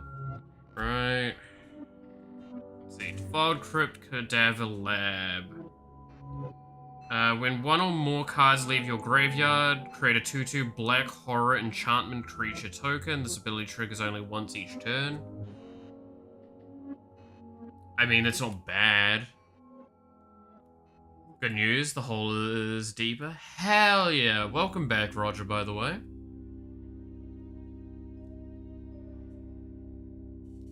Hope your trip was fun. When you unlock this door, return target creature card from your graveyard to your hand.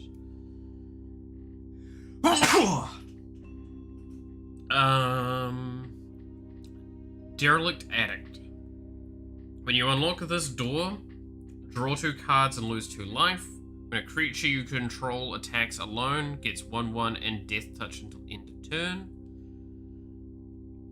Funeral Room, Awakening Hall. When a creature you control dies, each opponent loses 1 life, you gain 1 life. When you unlock this door, return all creature cards from your graveyard to the battlefield. That is a very intense consideration to add to this one. Greenhouse, I can't because it's green, even though it is kind of nice because there's the mill. Intruder Alarm is not good for me because I want to be able to play my cards and do shit, right? I don't think I'm gonna, and I don't benefit from tapping that much. Yeah. Meat Locker. When you unlock this door, tap up to 1 thing, stun it. When you unlock this door, draw 3 cards, discard 1. Might not be. When you unlock this door, create a token that's a copy of a target creature you control, except it's a reflection in addition to its other creature types. And then if a triggered ability of a permanent you control triggers, that ability triggers an additional time. Oh god. Fractured Realm is really silly with this.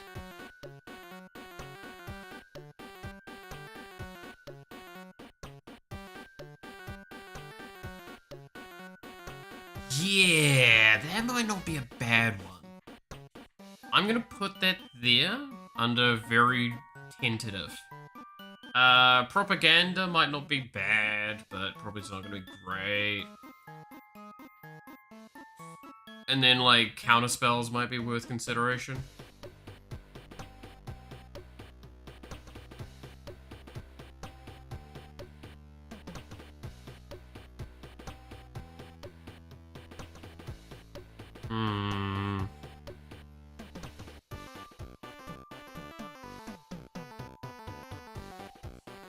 So, after looking at that, there is 3 cards, one of which I think is just absolutely coming out of that deck and into this one. Again, ironically, came from this deck, which is Sphinx of the Second Sun.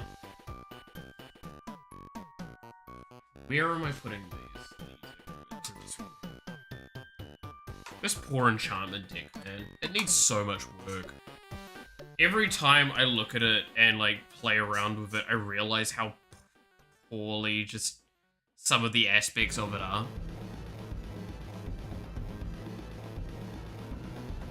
Okay.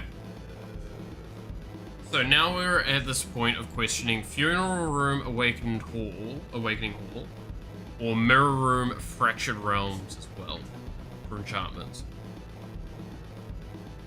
So I can create a copy that's a reflection as well. Or I can create I can trigger permanence twice. Yeah, if triggered ability of a permanent you control triggers, that ability triggers an additional time. There is a lot of effects with that. That's really good with this deck. Like, really good.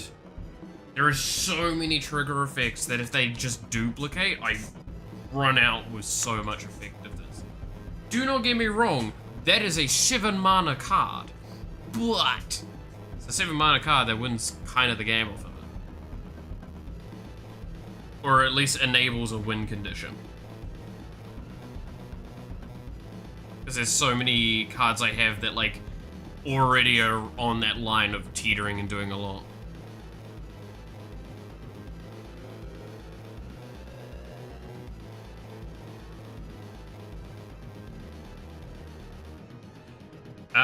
And then Funeral Room, I mean, it's probably correct to add because it's just, again, ping when things die, and I res my graveyard. My entire graveyard.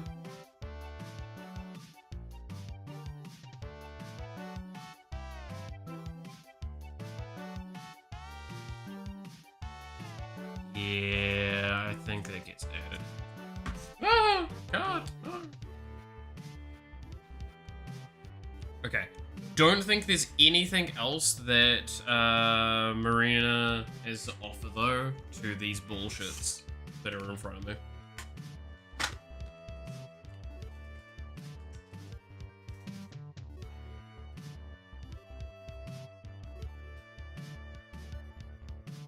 Alright. Let's sleeve up the new cards that are getting added in, and we'll see where we're at with sleeves left. And then recount land, just because we might need to still add more land.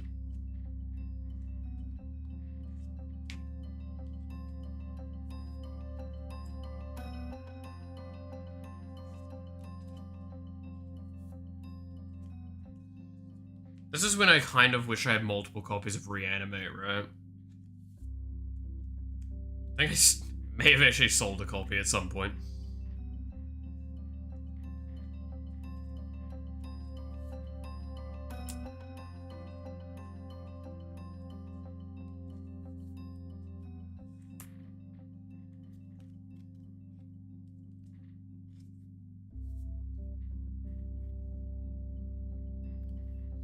We have Zombify at least, which isn't bad.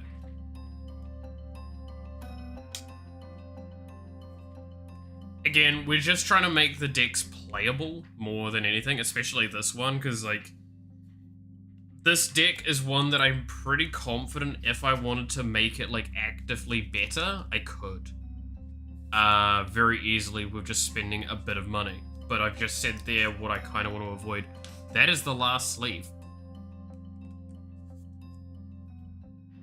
I've hit 100. How many lands do I have before we make a happy-go-lucky on that?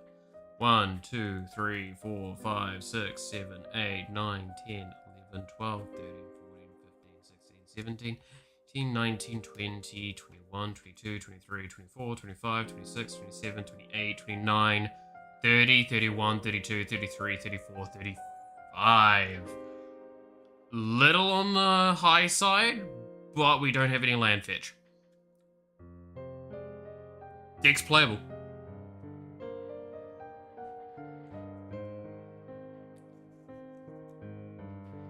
I am missing an arcane signet though, and I think that would go in better than like the Mind Stone maybe. So 35, 6, 7, 8, 9, 41.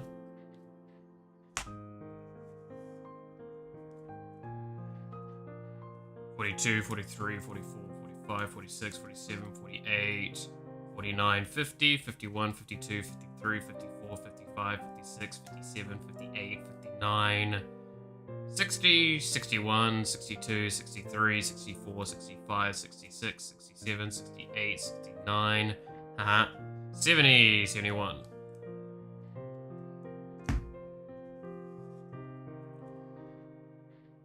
72, 73, 74, 75, 76, 77, 78, 79, 80.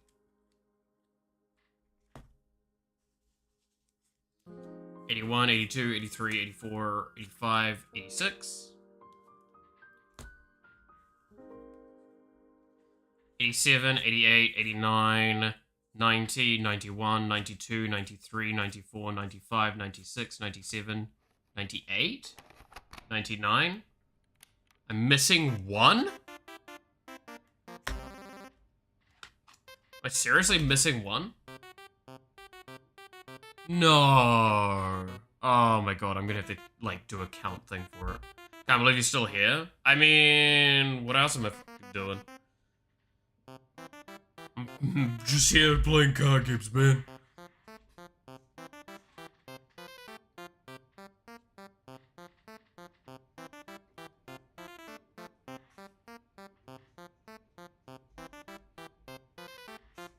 I kind of need to put this through, like, Architect or something, right?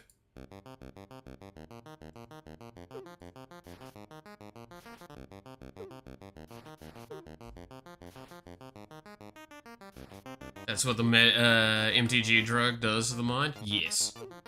100%. Remove that. Remove that. Remove that. Remove that. Remove that. Is that all of my currents? Mind Stone, Commander Sphere, Thought Vessel, Demir, Talisman. Yep. That's all of those.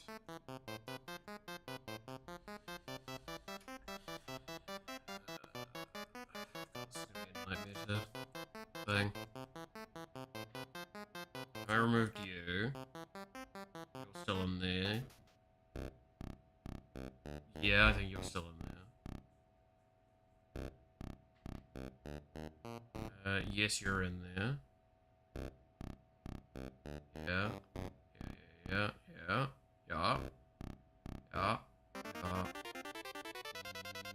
No, I don't own you. You were an idea. I don't own you either, would love to. Childred Whispering one, totally a reasonable card. Snarling Gorehound, don't own you either. You were just hoping to find you cheap, couldn't. Solemn Simulacrum, do not own you. Oh, I don't have a copy for you in here. Starving Revenant, couldn't find a thing of. Sir Conrad, no. Fire Terror, and Shark Fail. No, Snatch. Okay, we'll go through that in a moment, put in the new ones.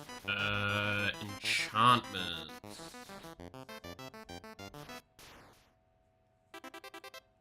So, Gossip is not in there. That's the only one that isn't in there that's on the list. Yep. And then... Instance. Don't have Consider. Curate's back. Mission Briefing's back. Pylon, Price of Fame. Do I have a refute here? Yes, I do have the refute. And Sinister Sabotage I don't have a copy of because I was looking at getting one. Oh god, alright.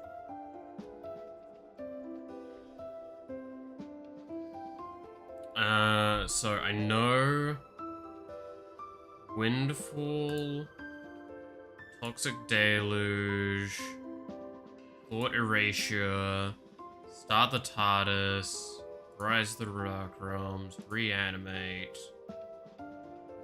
That I think is in here. Yes. Feed the Swarm is in here. That one, I think's that one. That's in here. Diacide is in here, right?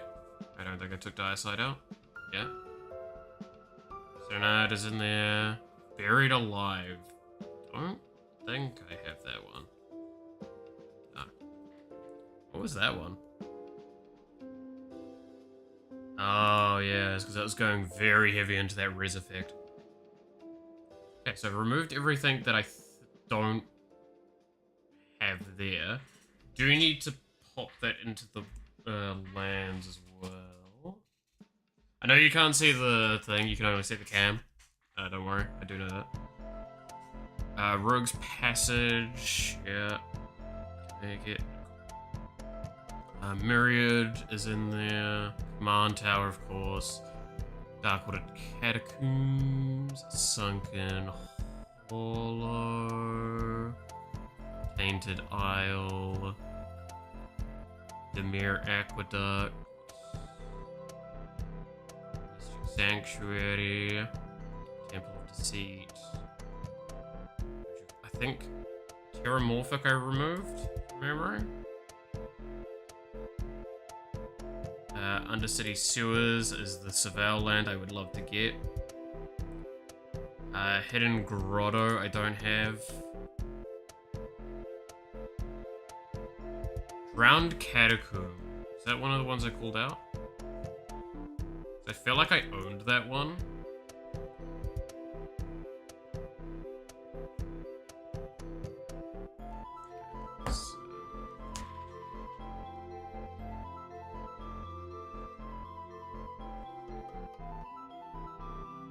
Probably easier to do this by like searching in reverse.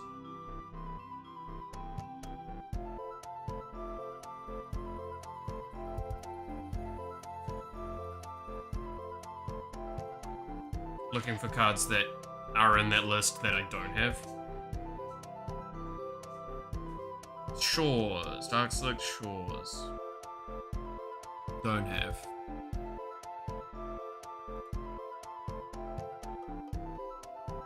Dismal Backwaters I think we do have, right? Yep. Ground Catacomb, Exotic Orchard is in there, Fiendit is, Mistvit thing, yep, it's there. Myriad Landscape, we do have a copy in here, right? Yep, it's over there. Mystic Sanctuary, right here, Rogue's Passage is over there. Seat of the Cyanoid, I think I don't have. No, I do, that is that one there. Sunken Hollow is... yeah. Swamp, Tainted Isle, we did say. Temple of Deceit, yes, and Vault of Whispers, which is there. So what have I said that's not there? Ash is there.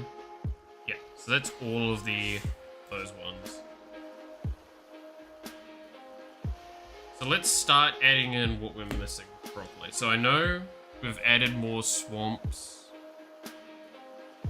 and islands. So for swamps, we now have 8 total.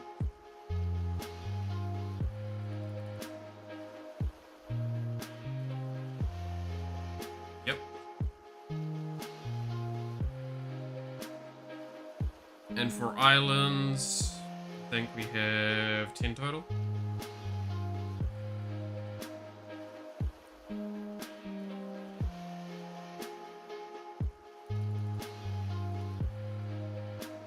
Puts us at 36 lands. So I think that's where I miscounted. Because I said 35. So we probably take out something. Let's get the rest of this deck in here for my thing before I decide, because I want to see what it suggests for mana values. So I know this one isn't in there.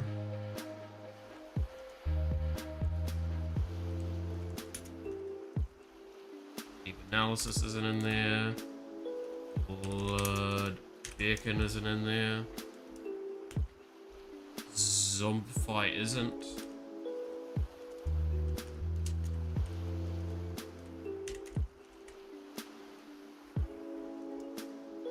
Self-reflection.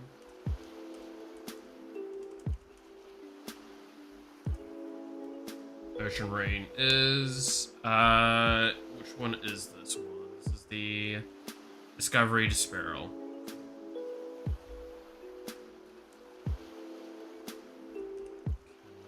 I've cocked. That one is, and that one is. And so is that one, right? Yeah. Awesome, so that's all the sorcery sorted out.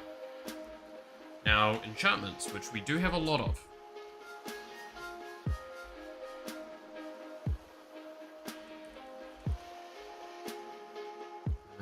Mirror Room.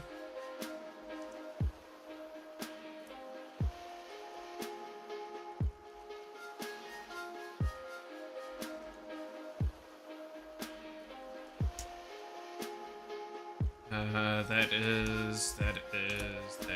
is cool. So that's only 6 in total. Yep. I'm pretty sure we've got the right number now, that I've confirmed the island thing, but I want, like I said, I want to know what I need to pull back with the islands because we're sitting at 36 land. I think that's too much for this, even though we don't have, we have arguments for that. But I want to know which ones I should probably be pulling, because I'm pretty sure we're over on blue heavily, but I want to know how heavy we might be on blue of things. Okay, instance, pile on is there, price of frame is there, refute is there, mission briefing is there, otherworldly gaze is there, this one is not. R is dispersal. Uncharted Voyage.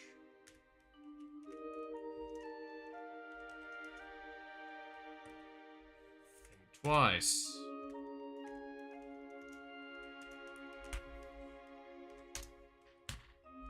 Curate.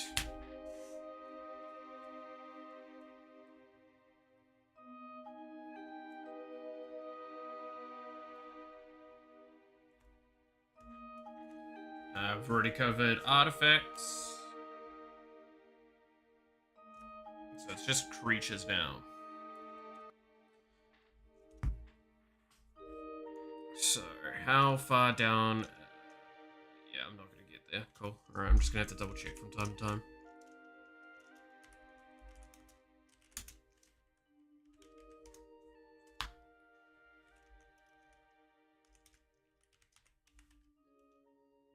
Ravenous Stupid Cabra. Arch Fiend of Depravity. There's no way Archfiend of Depravity's $7. You fucking kidding me? This card's a $10 card? Alright. Well, to be fair, it is a nasty card, but like, wow! That's in a precon, a standard precon.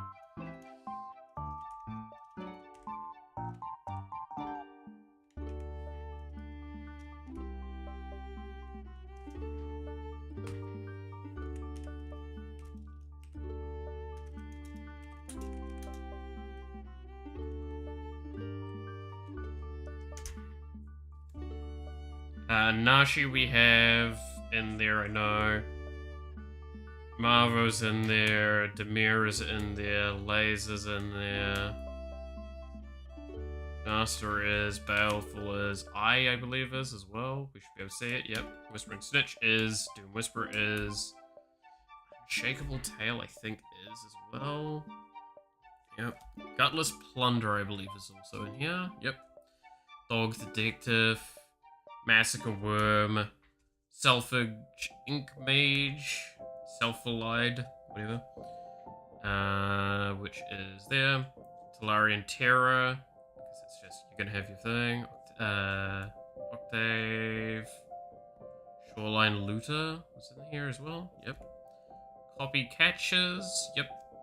Night Veil Sprite, yep. Thoughtless Phantasm, Dream Eater, Mull Drifter, Watcher of Horus, yep. Rune Sealed Wall and Light Shell Duo are the two I'm missing, I think.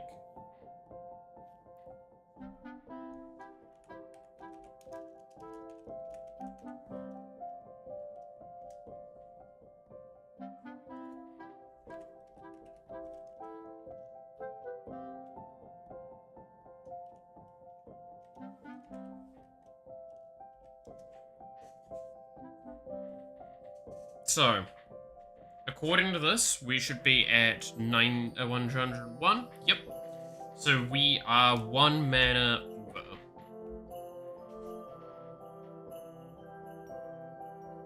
According to this.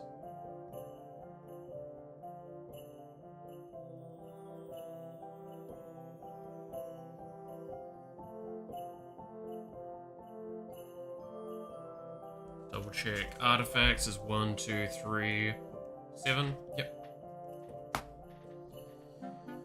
What are we at with mana production?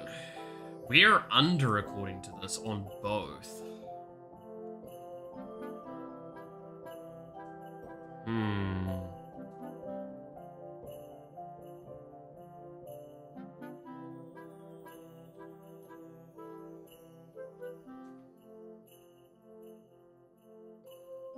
Honestly, I think I yoink out one of the artifact lands. Like, Whispers. Vault of Whispers. Yeah. Just take that out.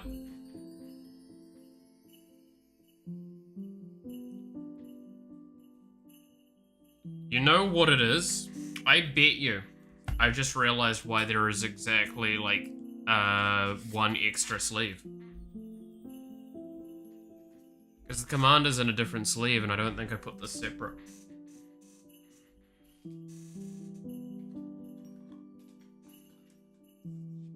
Genius! I just knocked over a bunch of cards off that, didn't I? Yep. Okay.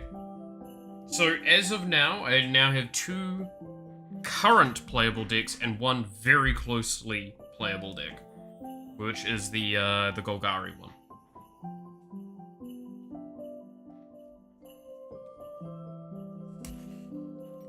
This deck I expect not to be good, but I want to see how it plays at some point.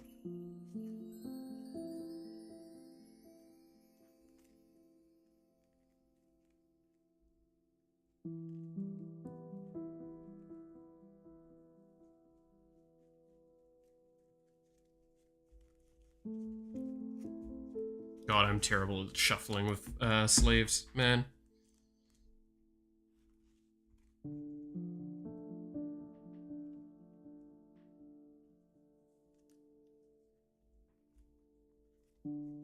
I need to get better at my, like, shuffle stuff. Because, like, I can do most of my shuffle stuff that I used to do with normal cards. But I can't do a lot of them now with these sleeves and just the awkwardness and out of practice, mind you, as well.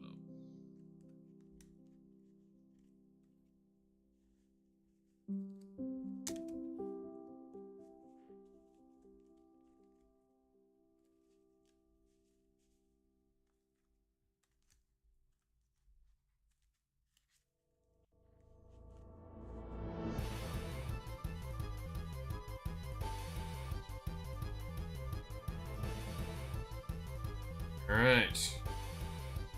So, that is the Miracle deck playable.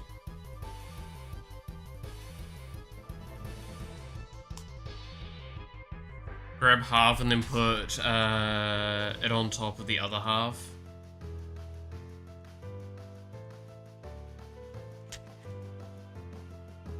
Wait, what? Grab half and put it on the top, handle them loosely. I mean, yeah, that's the thing, right, is it's like, I need to handle them looser. It's just... Okay, so that's kind of evidence there of exactly what, Wait, so hold it against the table like that? Oh, I see what you mean.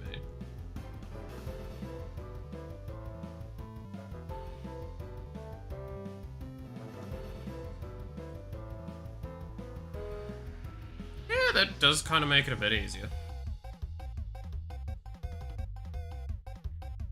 It'd be a bit loose. Because, so the thing is that you'll see, especially the case with a lot of it, is that it's struggling because it's also it's 100 cards. Or 99 technically.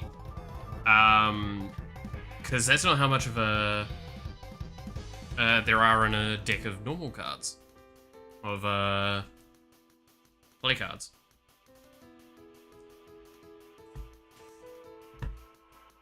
And that's where, like, a lot of that sort of issue comes in, is that I don't know if I can do most of it on camera. I, like, trim down how much I'm working with.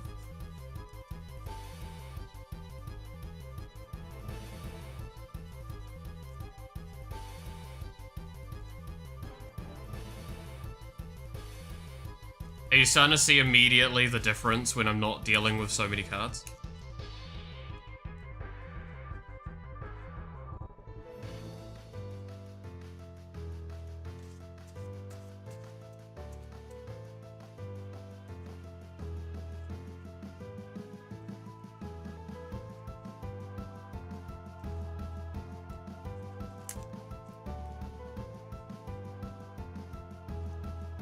Nah, I can't flick with these. Okay.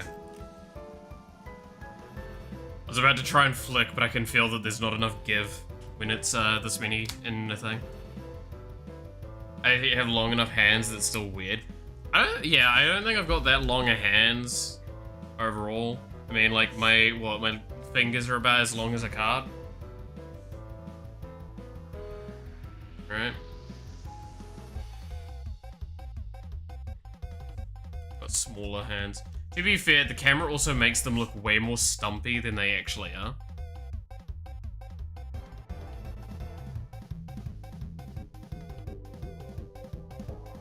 Which is kind of funny. What tokens did I need for this one as well? It was copy and clue. Where is my pile of tokens? So I should probably keep the tokens aside that are necessary for this one. Inside of it. Stumpy old man. Yes, exactly.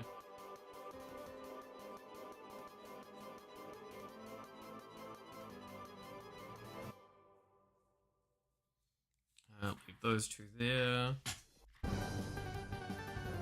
What the fuck is that card? Oh, it's that thing.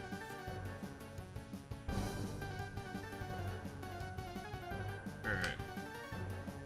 Reminds me, I did grab the tokens of those packs we opened this morning. So, just quick go through this side.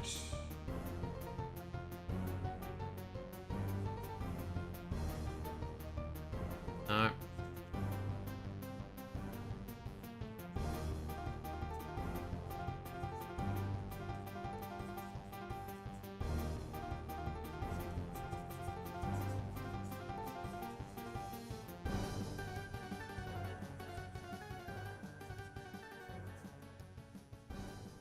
I have no fucking things for clues? Seriously?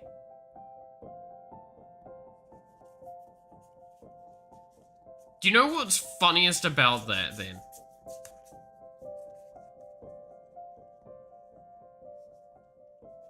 Genuinely, you wanna know what's the funniest part of that to me? Is that means that, technically speaking, this bloody deck that's all about investigation, none of them, about surveil doesn't have investigation in it. What the fuck gives me investigation?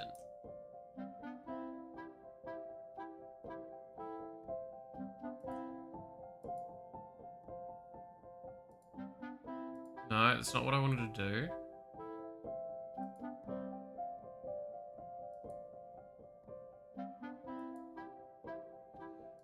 What was the... Generate by Unshackled Tail.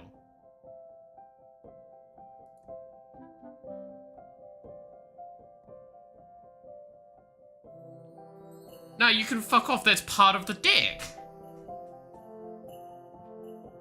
Wait, no.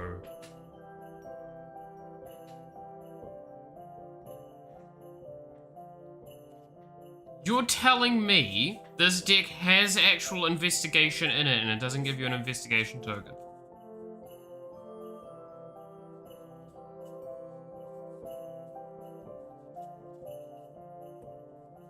That's insane.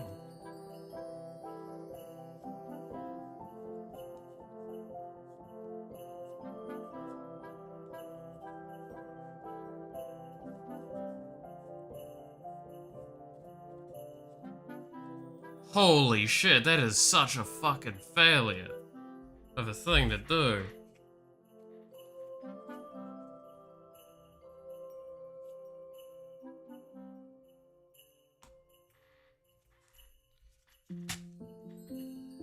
Like, unless I've left the things somewhere.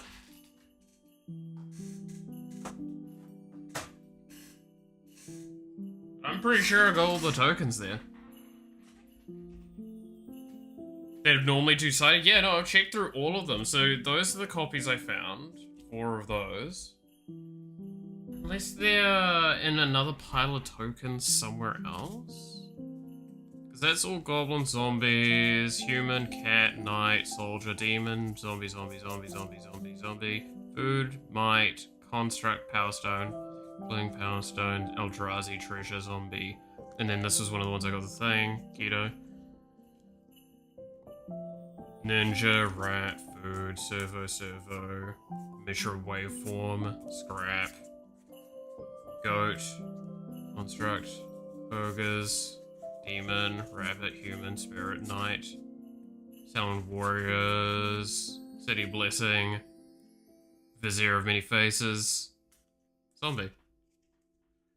So unless, I think the only place I have any tokens is in my Stellar Lee deck, unless there is one of the ones in this, that is also an investigation on one side.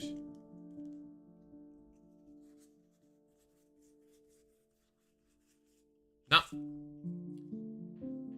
Ha!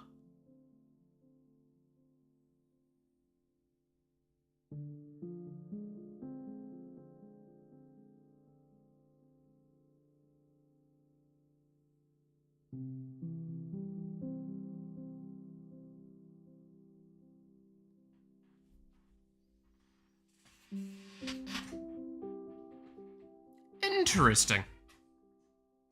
Because I'm pretty sure Unshakable Tail is part of the precon. In fact, I should be able to look in here. Yep, it's part of the Commander precon. Unless I've lost the token somewhere, which is possible.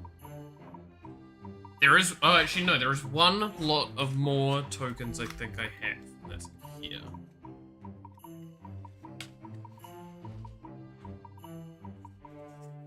Okay, so there's a bunch of copies there, so it might be on those. Zombie. Nope. Fascinating.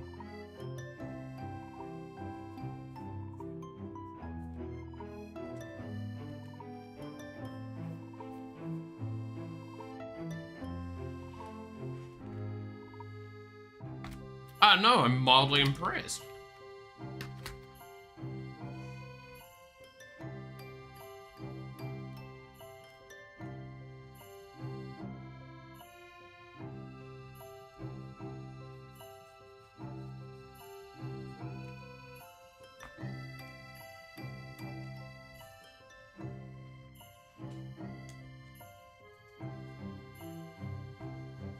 Huh.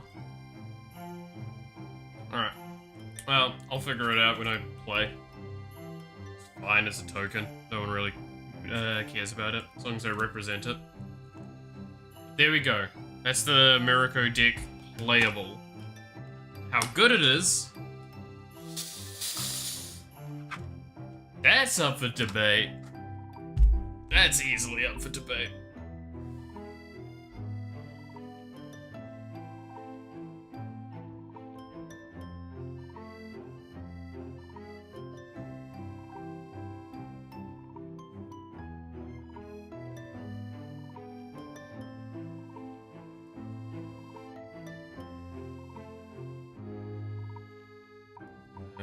Those.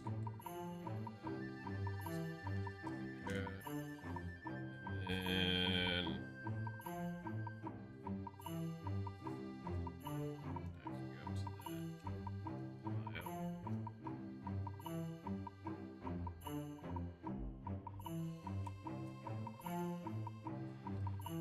I wonder what other things I have here that I should try and make. Also, did I just put the wrong one in the wrong place? Yes, I did. I put the purple one in here, didn't I? Indeed I did. And the purple one is not Mirako's. Purple one is Stella Lee's. Go me big brain. Me big brain smart. Okay. Stella Lee is there. That's upside down. Put her back into her slot. Then bring these back outside. Put it all back in easy.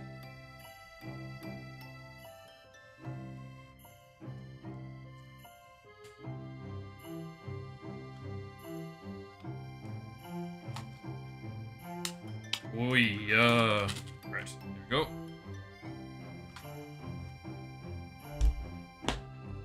Okay, 2 decks. Is there any other interesting decks I could try and make here that aren't going to be too bloody expensive? Doubt it. But are there any cards that I feel inspired to do something with at a later date? Yes. So, some of these I bought with the intention of being in the Marina deck. And like the more I played around with the concept, the less they made sense, or the less that they worked with the concept, and just worked better as like individual decks. So Zur is the Enchanter as an example of this. Is like every time he came into the deck, I had altered the deck so much that it worked, and then I would like alter it a different direction, and it would no longer be viable. Tetavyadi, Tateyova, sorry. Could go into a commander deck herself, or probably just better to wait for a other one. And realistically, I should just get other cards around it eventually. This is one I definitely want to make a deck around. This is Anthea, Hand of Erebos. I have a nice shiny foil frame break of her. And I'm going to be honest, her deck does seem kind of interesting. The several different ways I've seen it play. Because there's multiple ways I've seen it play. This dude, I don't see this being a deck commander. I see this being one of the 99. This is Dracuseth, More of Flames. 3 red, 4 mana, 7/7, legendary creature dragon. Flying, when it attacks, it deals 4 damage to any target, and then 3 damage to each of up to 2 other targets. It's a solid dragon card that would probably go really well into a dragon deck that wants to be good in aggro. Not as a commander, I feel. Misha, again, another one that I do want to make a deck around because I think that there's some funny shenanigans I can produce with that. Talrand Summoner, I don't think could probably be a commander. I think is just another card that goes into the Chaff 99. Geisha, I think, is kind of that same argument, as Geisha would probably go into like a Liliana deck, potentially, or just something else that has like a slightly better curve instead of a 5 mana drop, and it'd just be a good additional card in there. Kaz Royal Chaser. So this came from the Cellular Precon. I don't really think this card was that good. In there, I never found a situation where I wanted to play it. So it is a red-blue 1/2 flying haste. Tap, the next instance or sorcery spell you cast this turn costs X less to cast, where X is the number of wizards you control as this ability resolves. There was just not enough wizards, and you're consistently not having a wide enough board to care about this card. It may reduce it by a small amount. I would just prefer to have cards that reduce the cost, instead of conditional reducing certain ones. Zul is an example of one that would probably be, if anything, that Geisha one, so I'll put it, yeah. So that one is the 1 black, 1 mana, 2/2, ward, pay 2 life. Tap, you may cast zombie creature target zombie creature card from your graveyard this turn. Which is pretty solid. Toby, Beastie Befriender, is a 1 white, 2 mana legendary human wizard that when it enters, create a 4/4 white beast creature token with this creature can't attack or block alone. And then as long as you control 4 or more creature tokens you control have flying. I don't know if that's a commander. I think that's probably another 99 card, but I could see some silly things to do with it potentially. Especially with some of the white cards being really good at just creating a bunch of chaff tokens that could get thrown at attacks. Dwyn, we already made a deck with her in it, but we have a second copy. Zakar, Zephyr Awakener, I did actually consider making a deck with. So I know this is at a point where you can't actually see the cards basically at all. I'll bring them up here. But Zakir, Zephyr Awakener, is 1 blue, 1 white, 2 mana, flying, 3/4. When you cast a non-creature spell, choose 1. You can either exile another target creature you control, return that card to the battlefield under its owner's control at the end of the beginning of the next end step. What? And owner's control at the beginning of the next end step. I think I misread something there, but don't worry.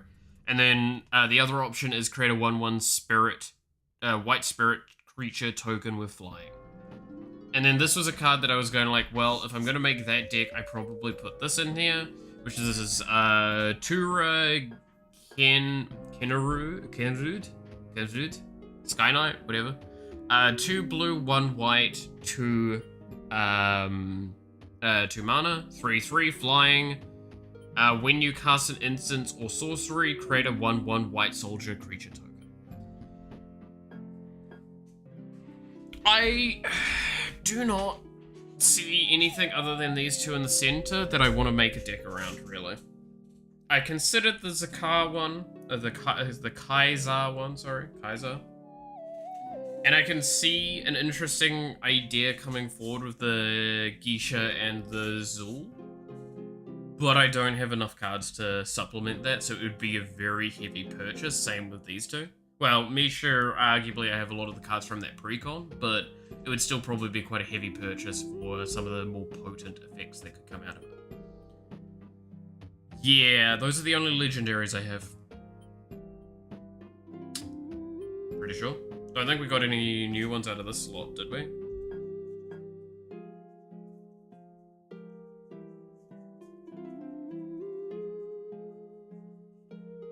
No.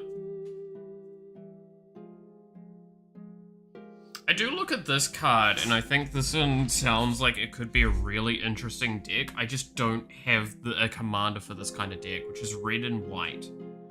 Because this is Swiftblade Vindicator. Double Strike, Vigilance, Trample, it's a 1/1. It seems like a card that would be kind of good. But, like, I don't have the support for a white-red deck. Especially out of the commanders in front of me, right? I literally have no commander that has red and white.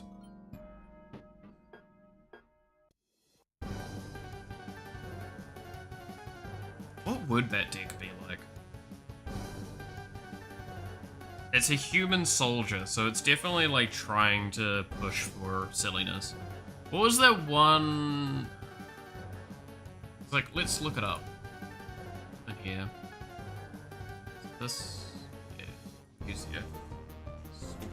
Swiftblade Vindicator.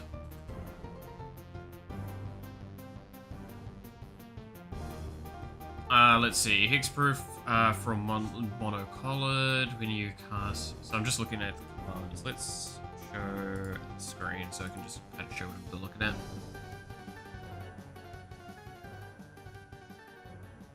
Whenever you cast a multicolored spell, create a 4/4 red-white golem artifact creature token.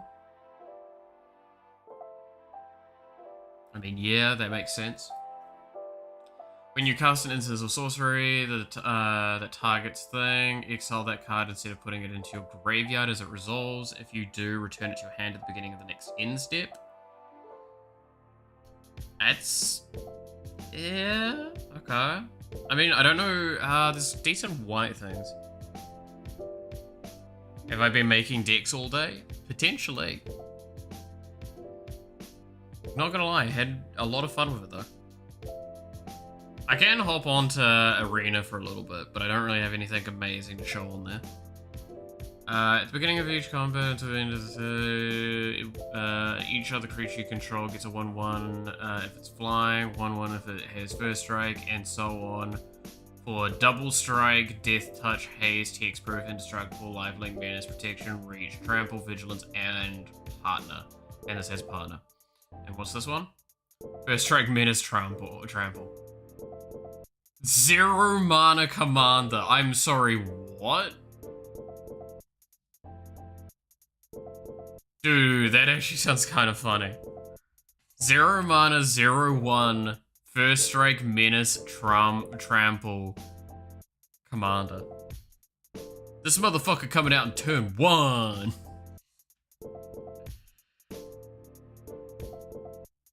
Probably not, by the way. Unless you have a really good anthem effect for it or something.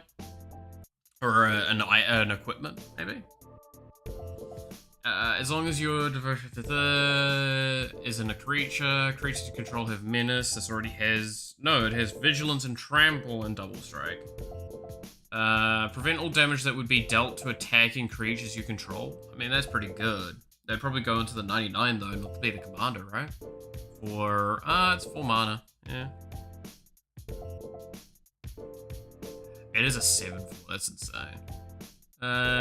Each creature you control gets +2/+0 for each equipment attached to it. You may pay 0 rather than pay the equip cost for the first equip your ability activate. Vigilance, trample, and haste. Vigilance, trample, double strike already. Whenever this creature attacks, it deals 1 damage to defending player. That would actually be insane with this, because this is double strike. So that would trigger twice. Right? Or is that, wait, whenever it attacks? Yeah, so it would trigger twice. So it's not attacking, it's attacks. That's, I think, the difference with that wording.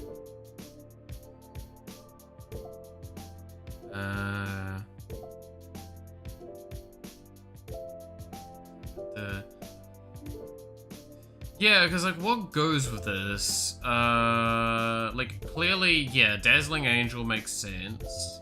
Kind of as a recommendation, or a soft one, at least. Like, clearly you want equipment, right? Yeah, cheap things. Cheap ways of giving counters, I guess.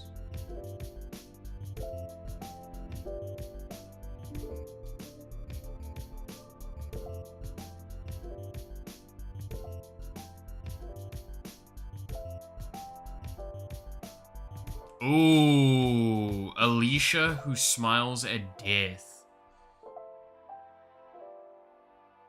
That actually sounds like a funny commander, I'm not gonna lie. For this kind of thing.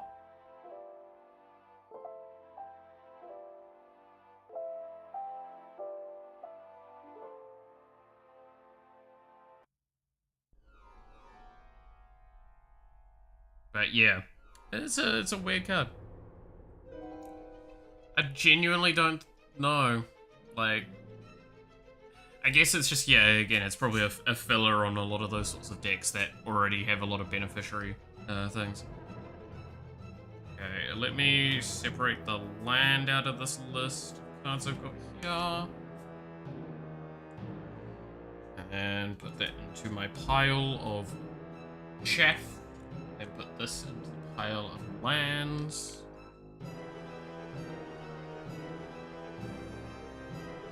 And then I need to figure out how the hell I'm fitting all of this back into my box.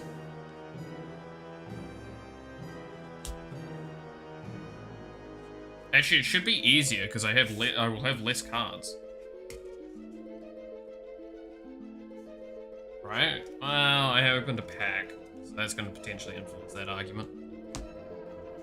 And I also have those. No, those were part of it originally. Right, where's my bottom? There it is. Where's my bottom?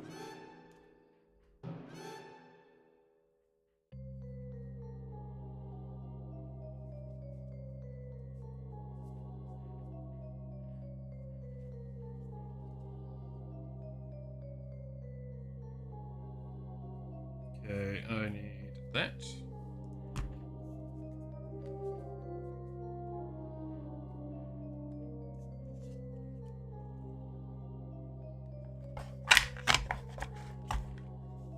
Okay, so I put this here, this here. I believe that goes there. That fell over, of course. Thank God you're not seeing this at the moment, because this looks fucking atrocious what I'm doing. Whoa!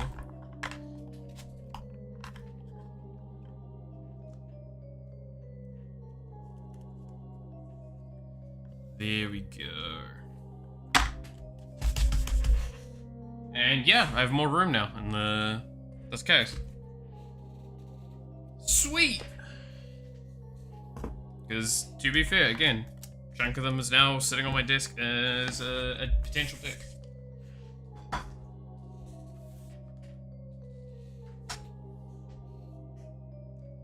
That can go there as well. This can be where I toss this Golgari deck for now.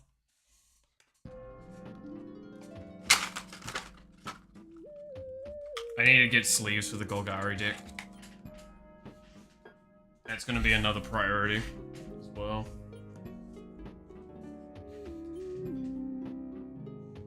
And I'm going to have to sell this foil heir apparent because I don't want it. It's worth a bit of money.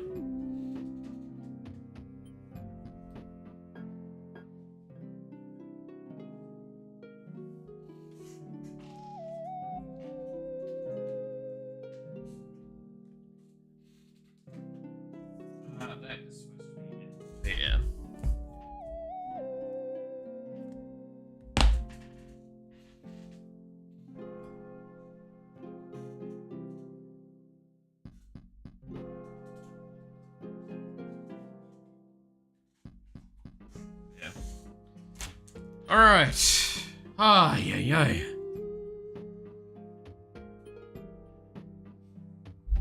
To be fair as well, so while I do, like, agree with the humor of it, we did have the good bit of time, like, celebrating, your game too, Muffin. So, gotta give that as well.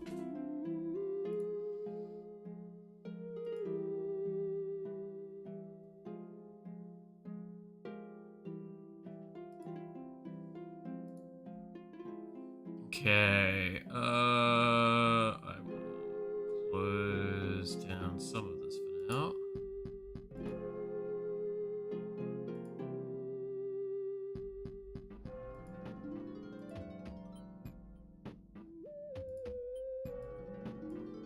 Move it over here, and we can probably play a little bit of Arena for a bit, eh? Because Arena. Yeah.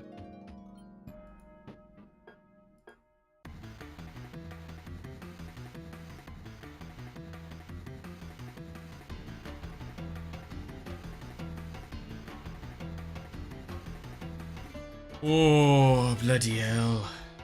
Arena's on stream? On Steam? Yes, it is.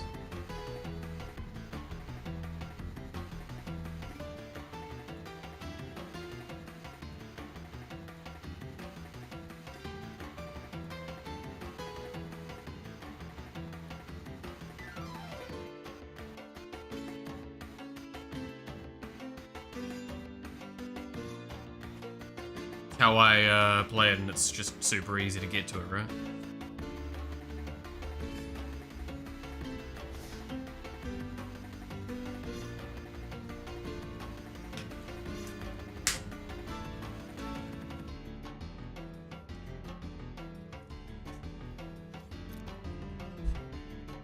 Alright.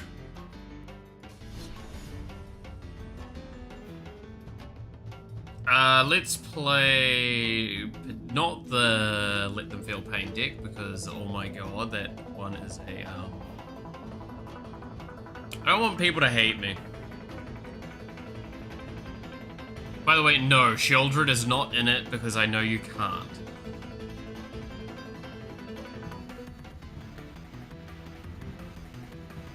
If how you add people, I have no idea to begin with.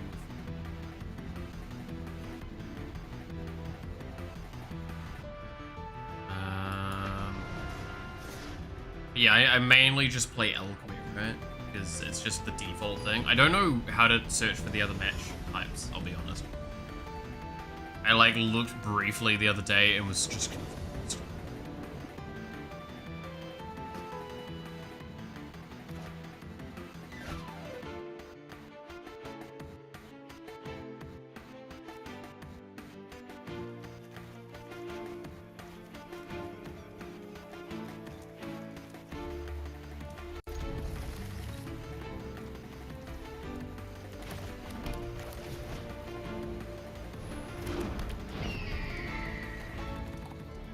I'm assuming they're probably a blue deck. They're green? Ugh.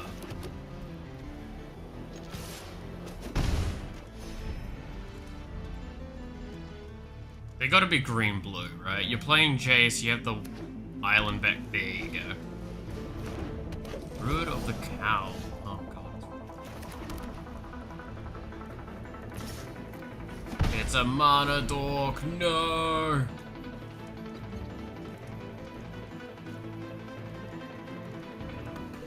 See, there's a direct challenge button. Okay. Oh, there's also here. Yeah, it's a thing in the bottom left.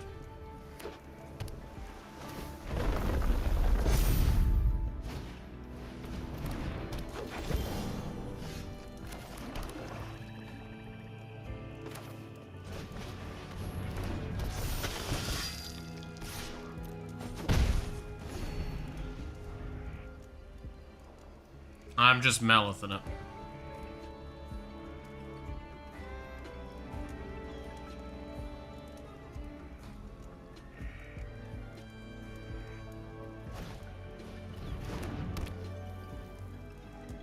Oh, you son of a bitch!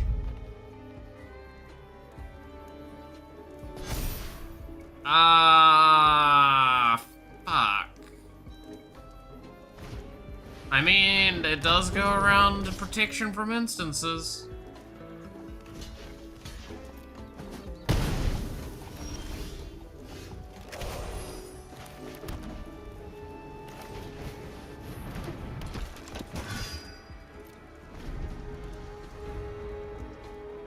Is a number on the ID? I don't see one for me there. But it might be something I have to see in the lobby. Yeah, I'm dead here.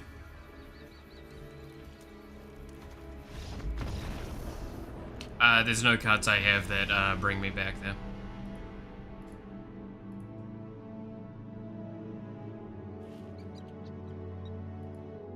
Too many of them required, like, other... There are there are multiple cards in my deck that if I had two of them, or like one and another one, I would be able to win from there. That's that problem. I would need to survive for that amount of time. That's just kind of not feasible. They were a little too far ahead at that point. A computer's dying. Don't mind that.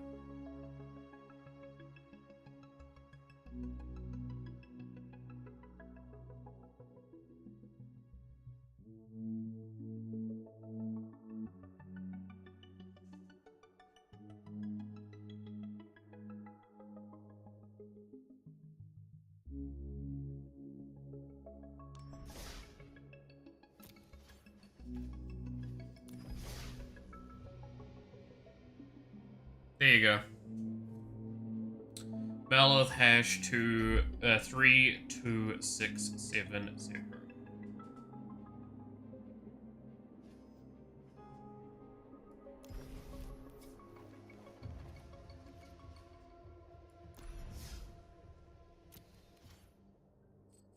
What quest do I have? Blue green, cast 20 creature, attack with 45 creatures.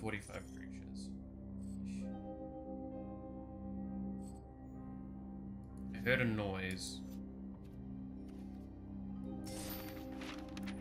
Where do I look?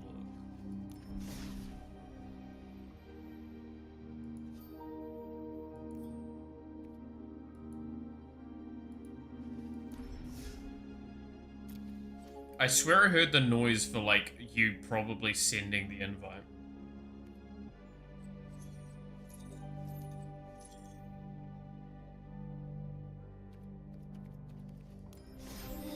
Good to see you again.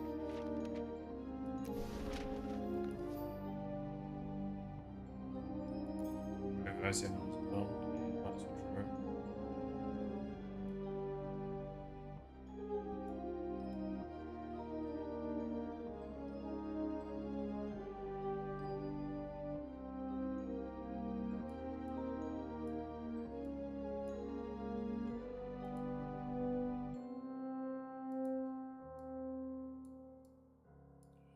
Why can't I highlight from here?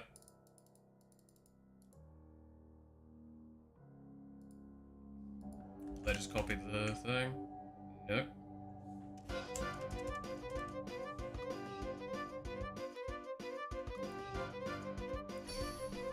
There. Ah, there you are.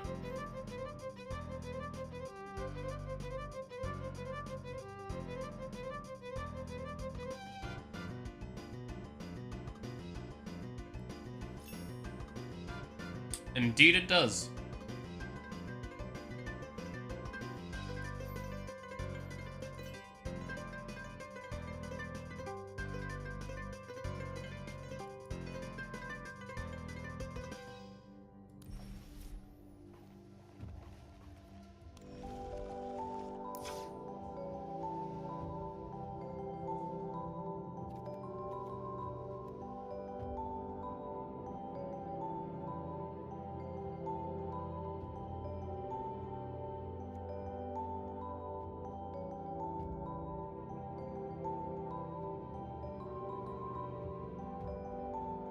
Want to see the Oswald deck? Is it you? It was Brawl, right? I don't have a Brawl deck at the moment. I don't think.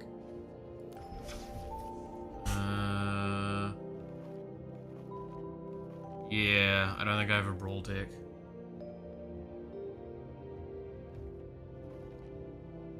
I could try and make one. It'd just be normal brawl, right? Not standard?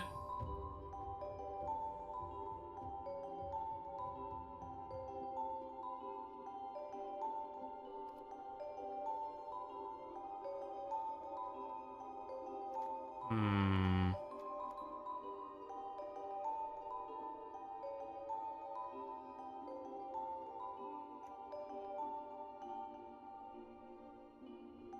Historic Brawl has more cards. Yeah, but you have to, like, while that may be true, I won't have more cards, right?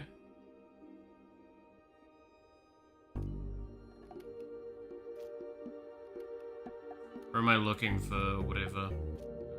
Brawl, Standard Brawl, Traditional... Friendly Brawl?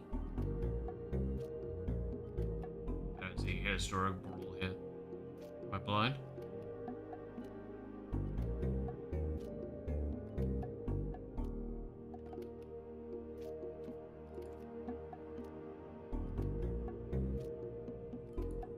They renamed it. I'll go with this for now, though, while I'm trying to think on it.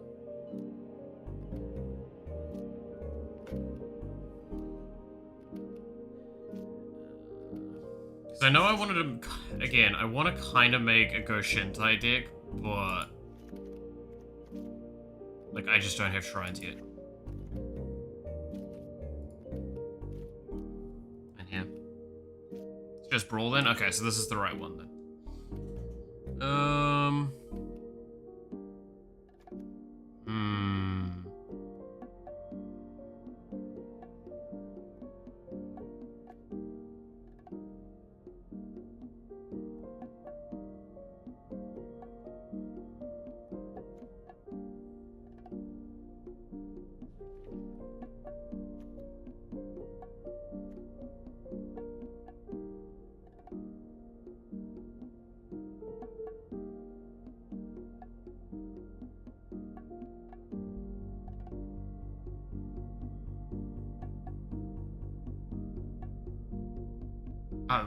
Whatever the fuck that is, Jesus.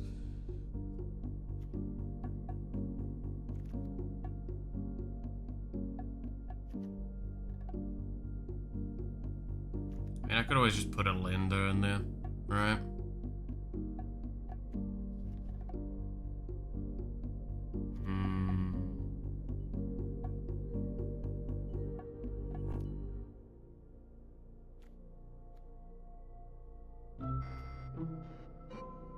Didn't this get banned in Commander, this one?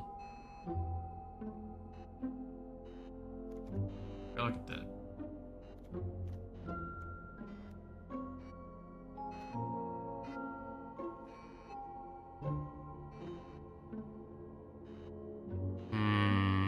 Out of what I've got here, what seems the most interesting Commander to play?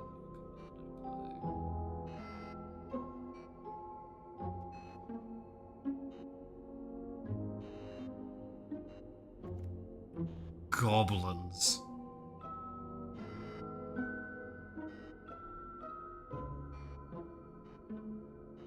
You know what? Fuck it. I'm making a goblin deck. What is it? It's high.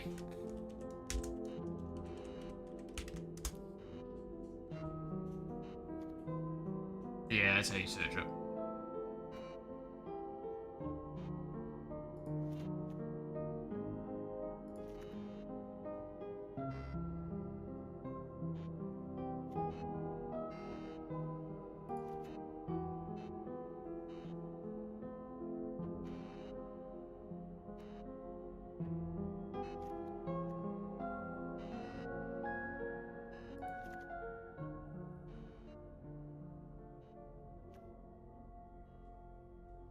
First strike haste, sacrifice, draw a card and create a treasure token.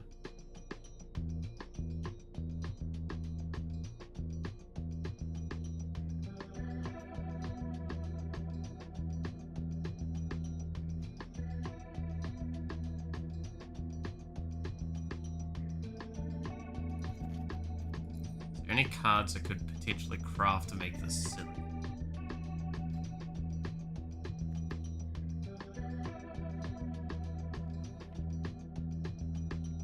I do have some craftings. I have 4 rares, 23 uncommons, and 20 commons to work with, potentially.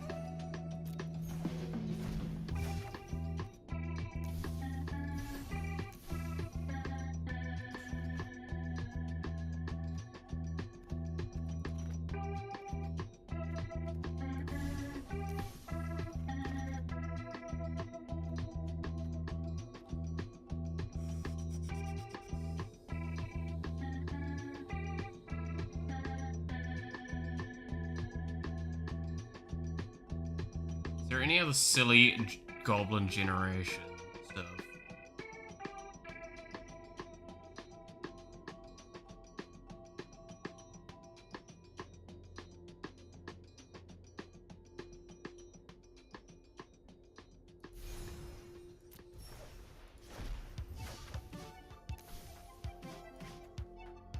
I'm going to generate goblins.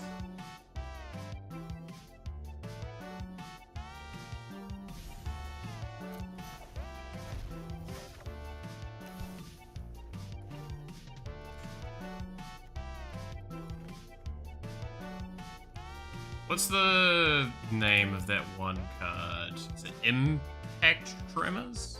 I think.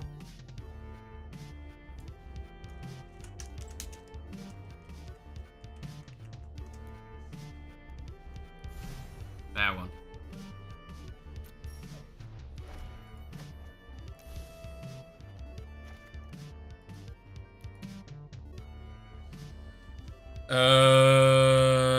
Let's see.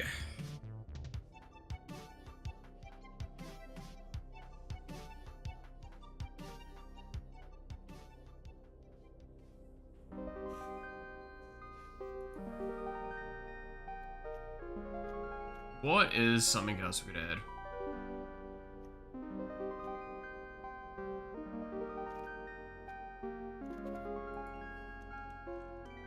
It would be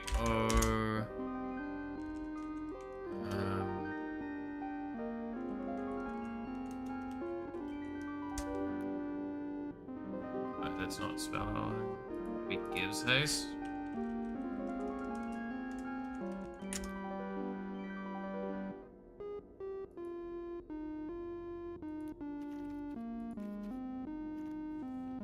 Would be something silly that gives haste.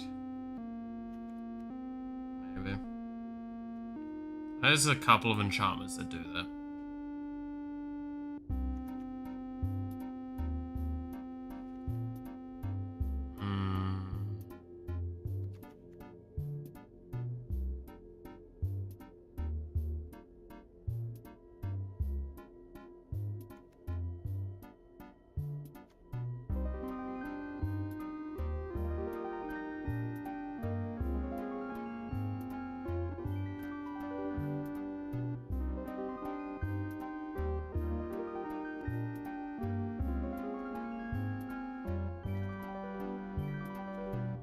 I'm just doing silly thing with this, I'll be honest.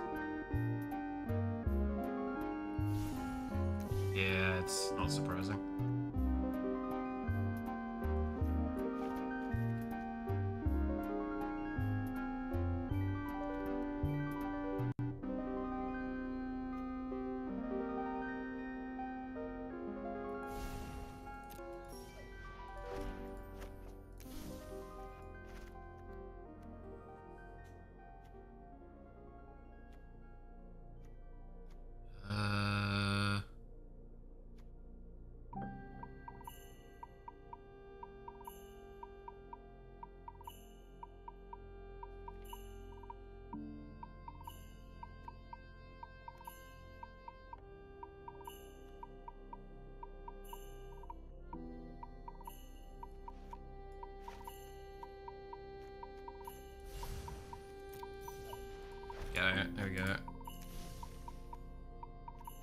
Me just, like, trying to make the stupidest fucking thing I can make quickly. I apologize how long this is taking, but I'm kind of interested in making something stupid.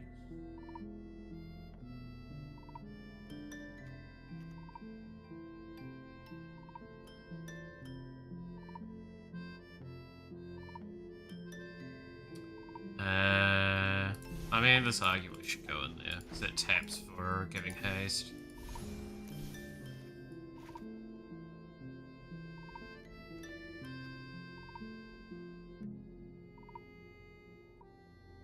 Gains haste, the spell one less to cast, and at the beginning of your end step, sacrifice the creature.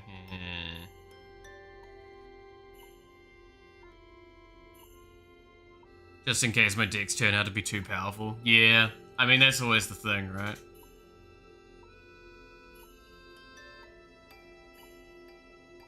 You never know as well, because, like, sometimes it may not seem powerful, then it just ends up being insane.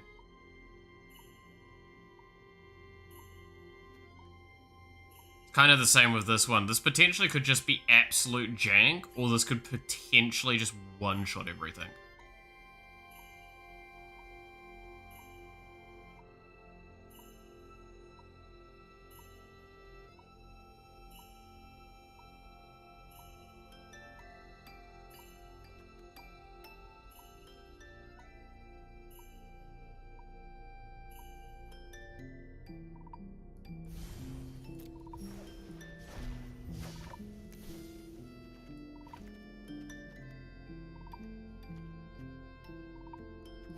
Mass Theory. Ah, I just used up my last one of those ones. That's painful.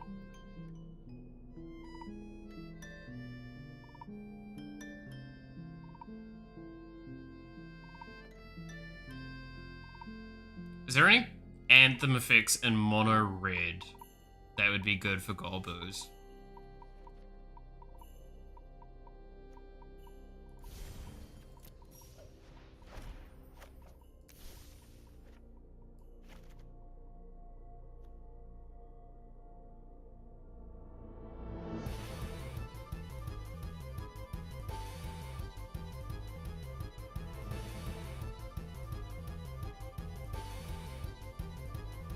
Assumedly, those would also be good for good Golbos. True.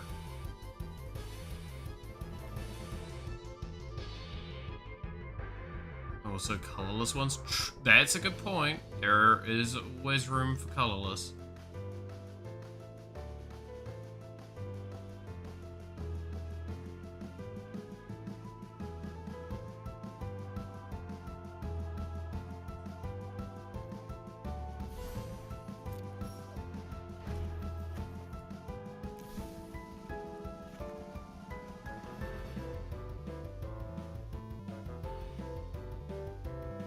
I need draw, I think.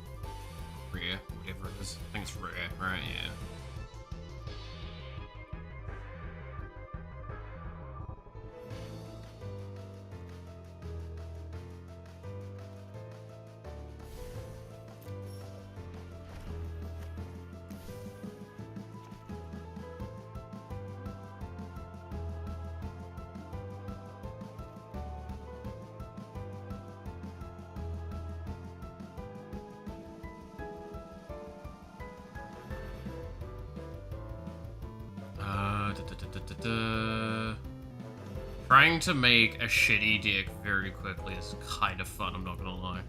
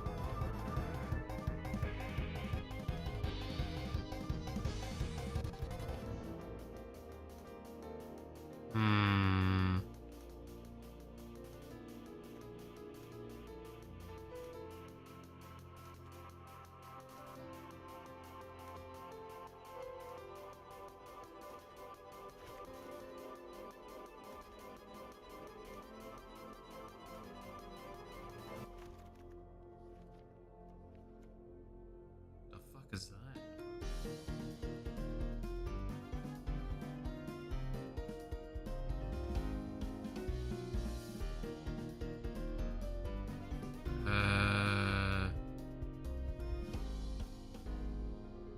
No, that's not gonna work. Fast and Furious. Discard a card, then draw 2 cards, deal 3 damage to each creature for you. Nice.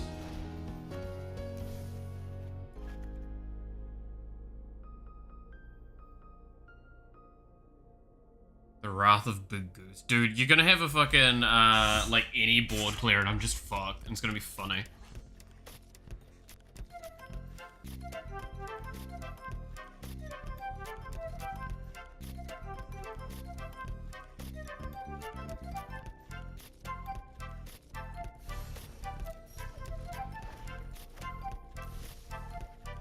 Like, there's genuinely not even a joke, by the way.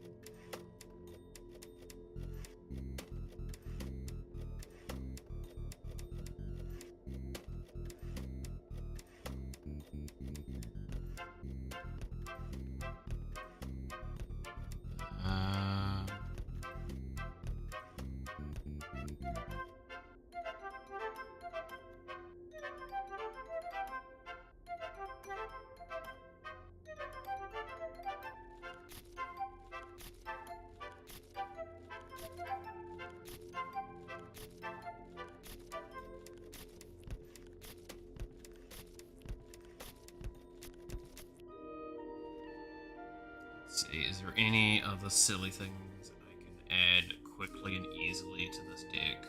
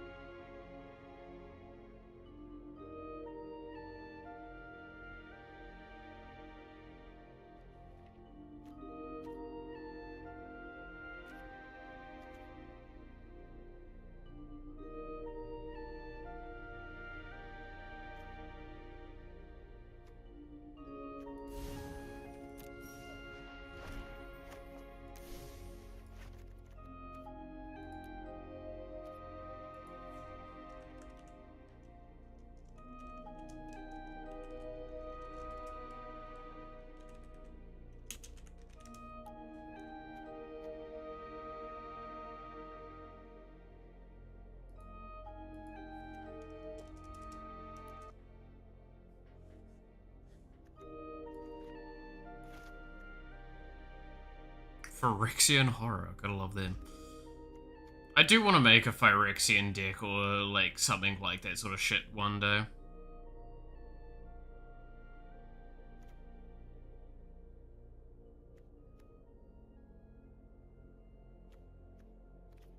To be fair, I want to make Eldrazi, because I love the idea of making an Eldritch Abomination.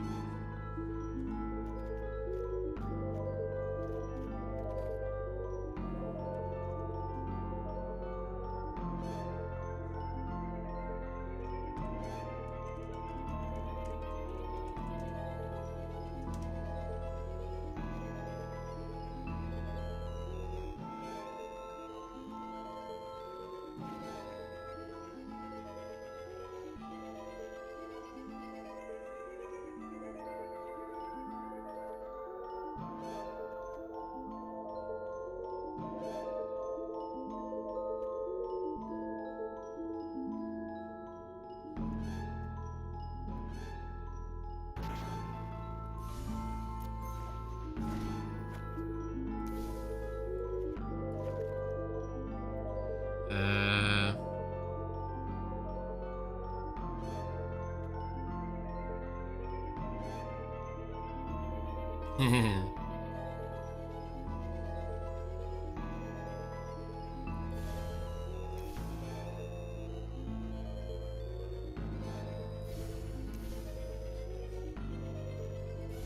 I'm here to make goblins.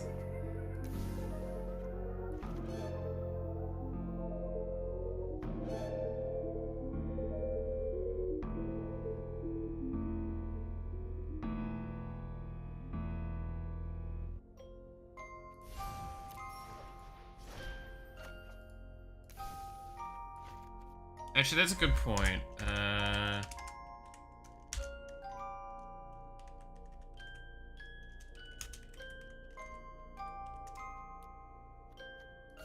Can I make that? No, I cannot, Pain. How far am I? I'm at 74.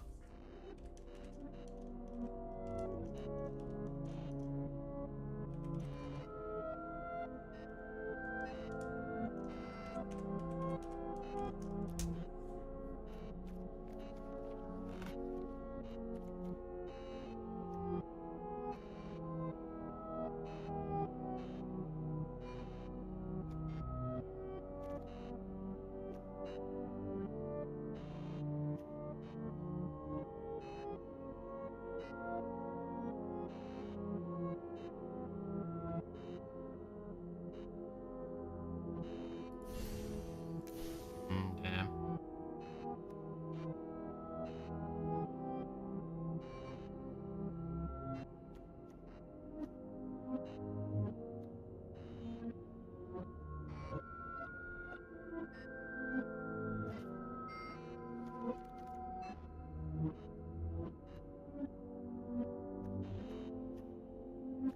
I can filter it to not show.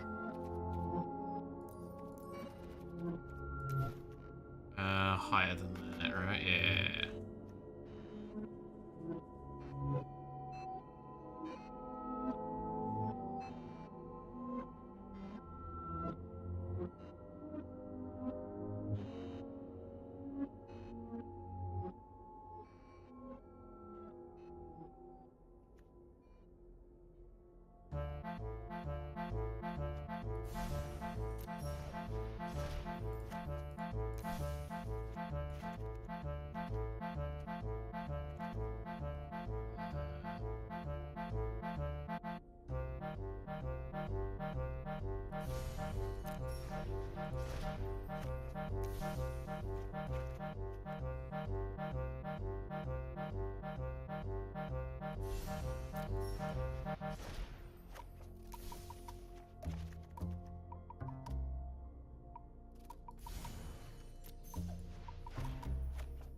Alright, should be able to speed through the last of this.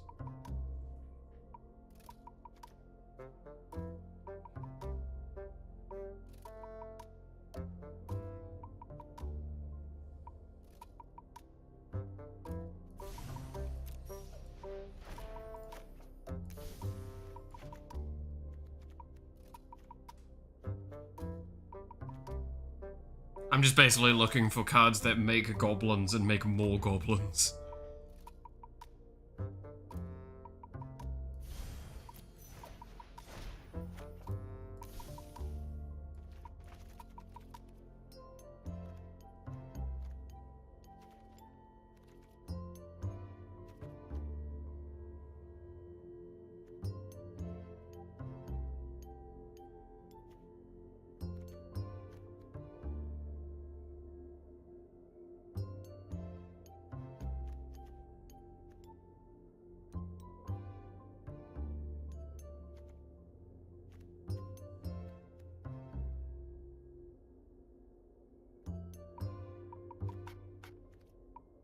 Okay,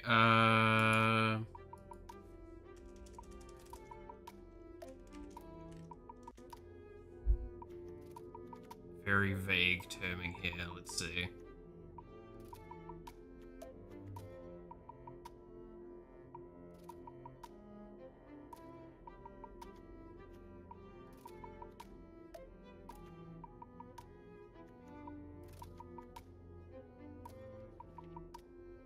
For a mono red deck, I do not know how to do certain things with this, man. It's gonna be fucking stupid and I love it.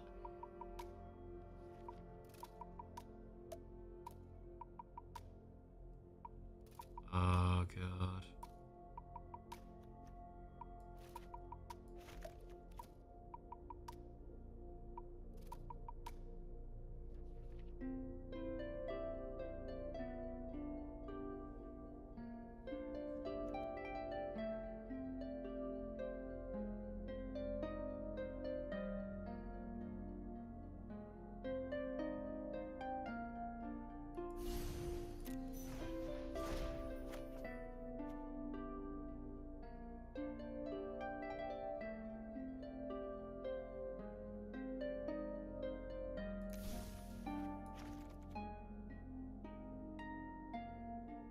Um,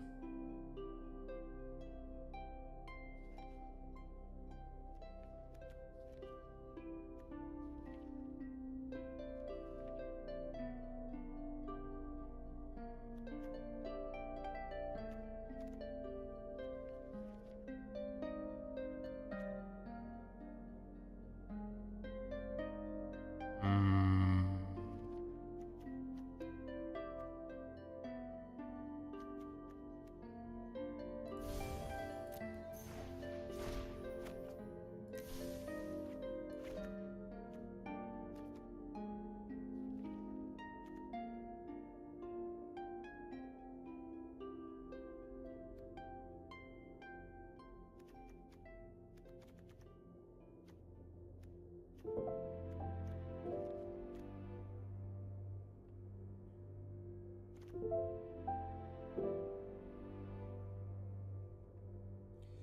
'What is the name of those ones that like reduce the cost of that specific color?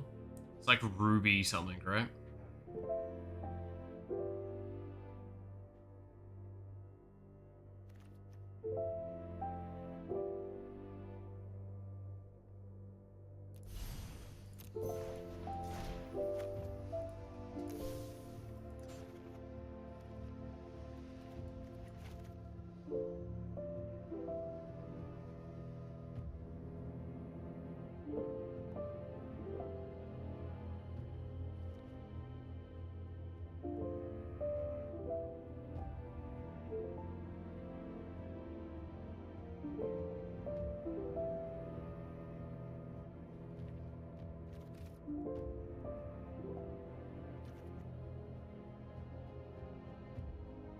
$16 more cards, god damn it.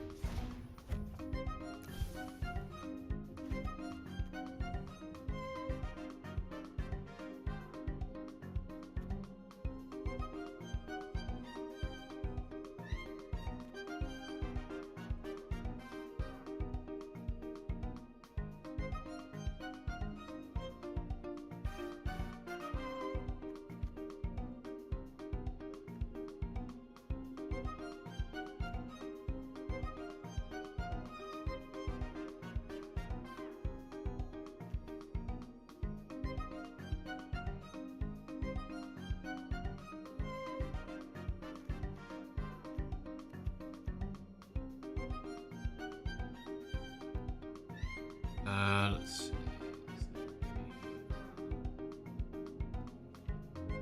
Quickly see on here that I know.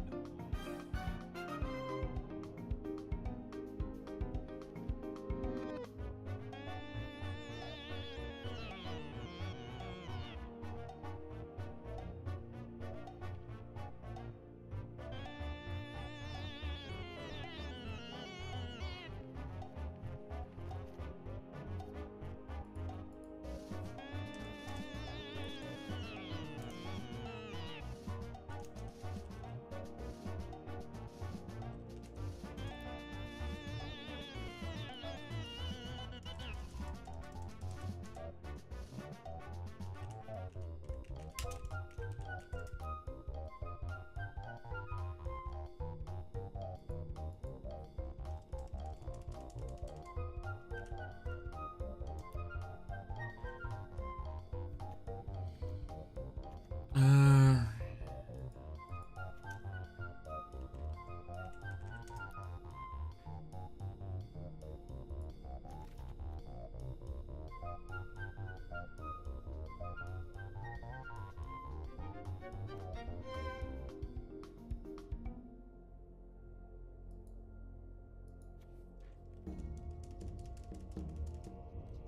probably over too high a thing is the problem, yeah.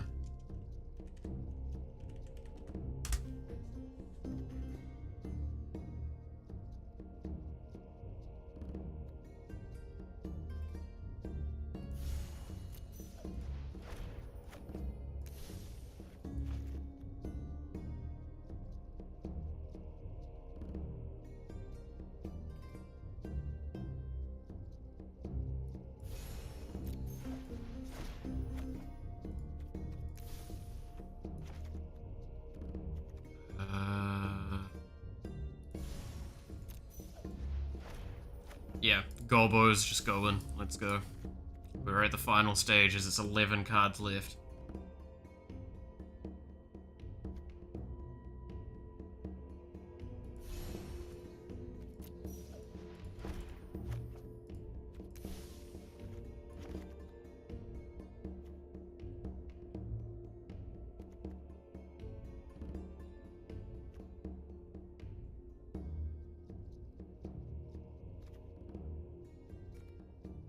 Why would I have proper removal when I can have just small goblins?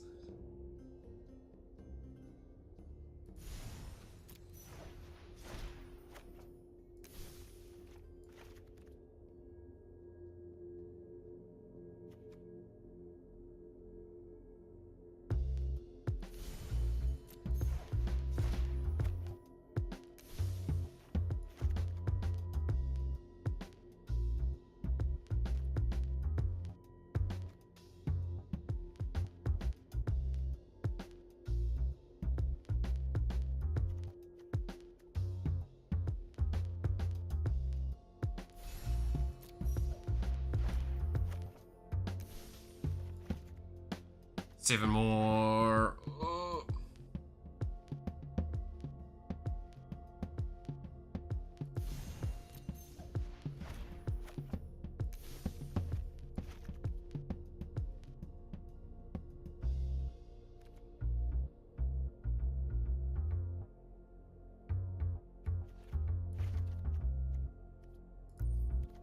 Okay, remove that so we can only see ones we've actually got.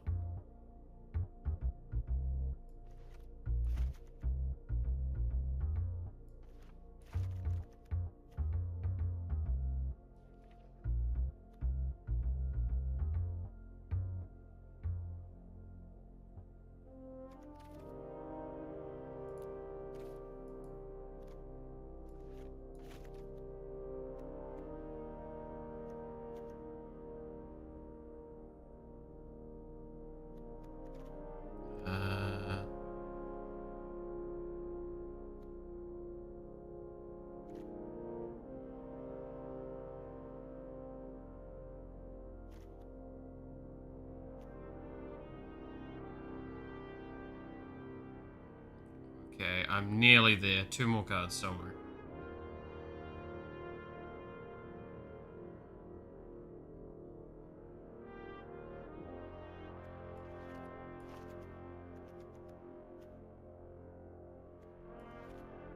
Boom.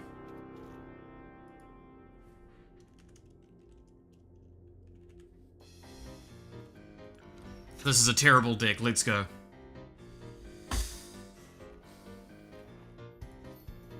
Alright, you ready, Muffin? Let's fucking do this shit. I hate it. I hate it. It's gonna be great.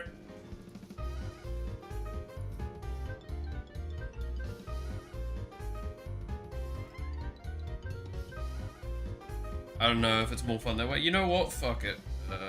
Let's do cool. I'll be a little laggy, but it should be fun.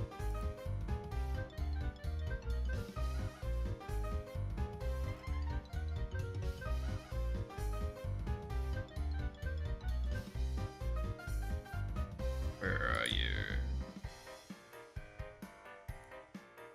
Need to make sure I've got that working.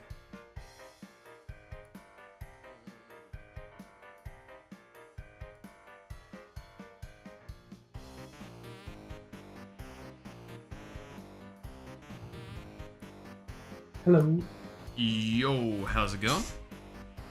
Alright, let's see how this works. Type friendly brawl? Friendly brawl? Friendly. friendly? I think that's a different mode entirely, right?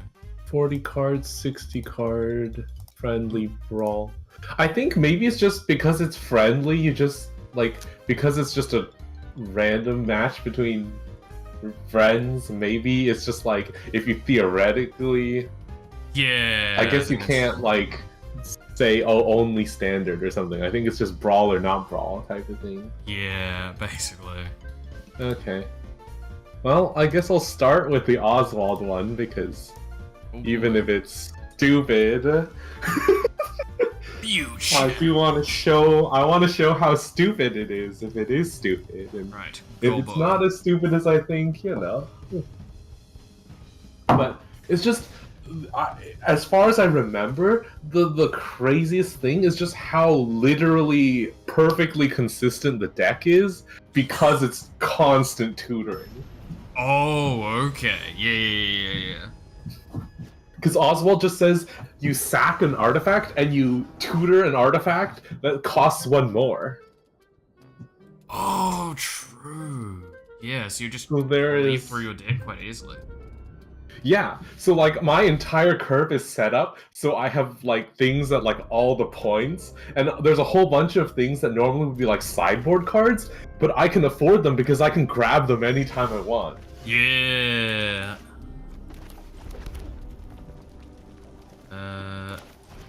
So, as it begins, Hello. the Gobos have returned.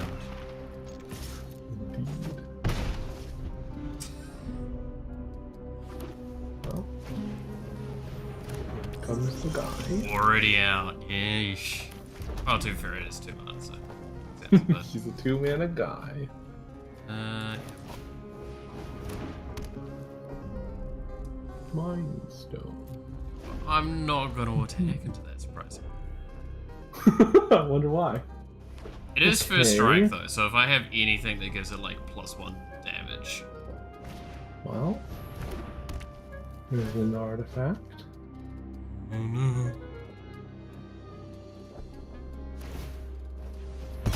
And the first sack goes in. Oh boy, And here we go. grab... Oh goodness, there's so many options. I don't even So is remember it what's... tutor? Yeah, it's 2 battlefield too.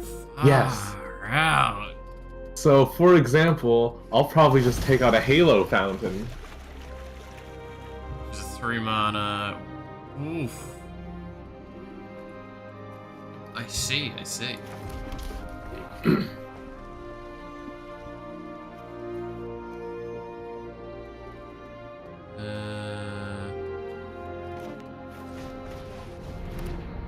My boy.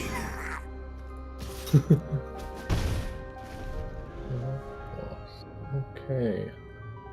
The Gobbo boy has turned up. Now, what does he Here. actually do? Okay, he makes goblins... Okay, he basically doubles how many goblins you have. Oh yeah. Okay. There's a reason why Alright. Impact Tremors was one of the cards I put in very quickly. Okay, I think I have to sack that Halo Fountain.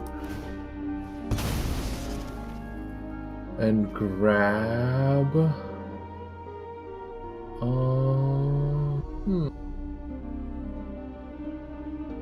I'm feeling Solemn Simulacrum. Oh boy. Mana Tutor, let's go. And then...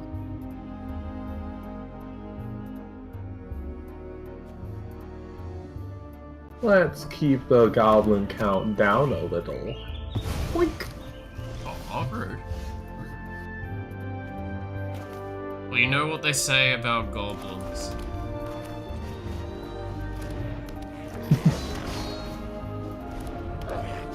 You can't keep a good Corvo down.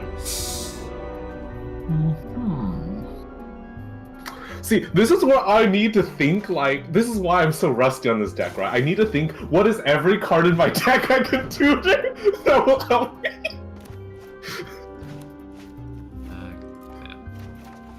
This is the kind of thing where I need like a deck tracker on the side so I know every card in my deck.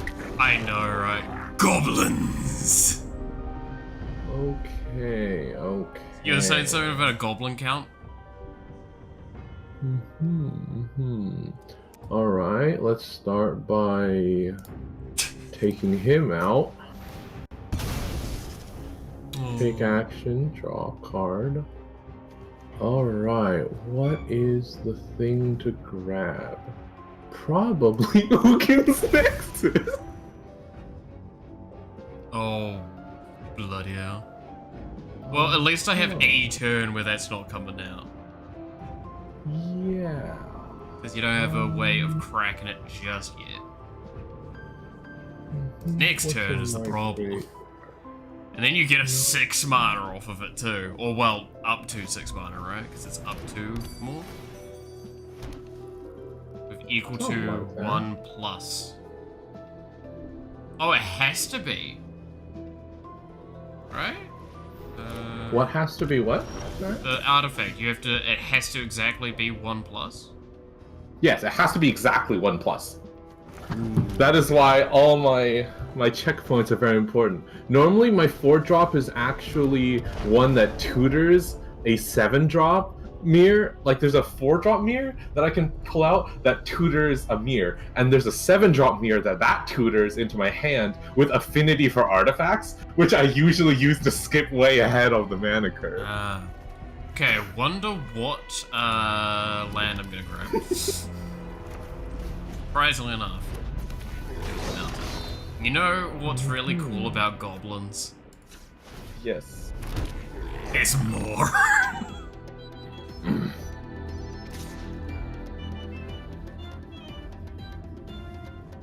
You know what? I'm just gonna attack with this one guy. Don't worry about him.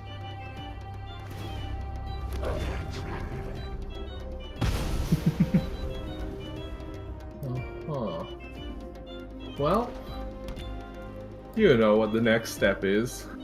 Yeah, I do. Free turn!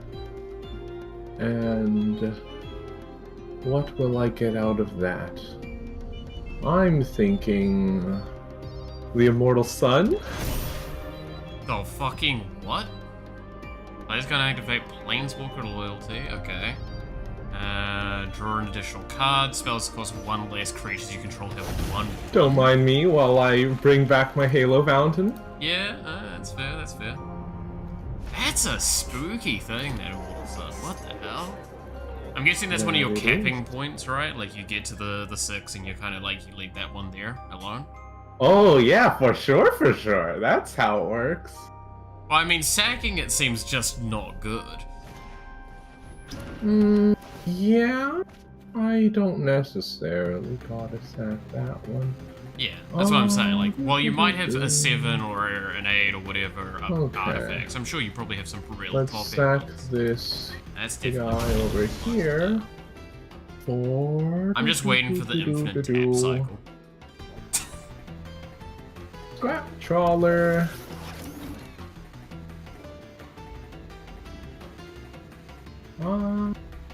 Why not? He's big enough to attack. And the next turn is mine anyway, so he will untap. Oh wait, no, there's a multi-blocker concept in this game, isn't there? Maybe. It's fine. That's not, the token isn't even an artifact. The crowbar attached to it is the artifact. So we're not losing anything important. I love how she's like, oh wait.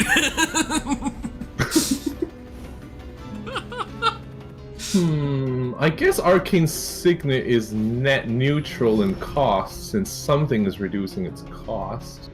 Oh, the Immortal Sun is. Yeah. Right. Oh no, I forgot this was in here. Yoink! Oh, fucking... when you become the target, or... No, the second part's the important part. Oh, the -1? Yeah. Man, if only there was an Anthem effect in this deck.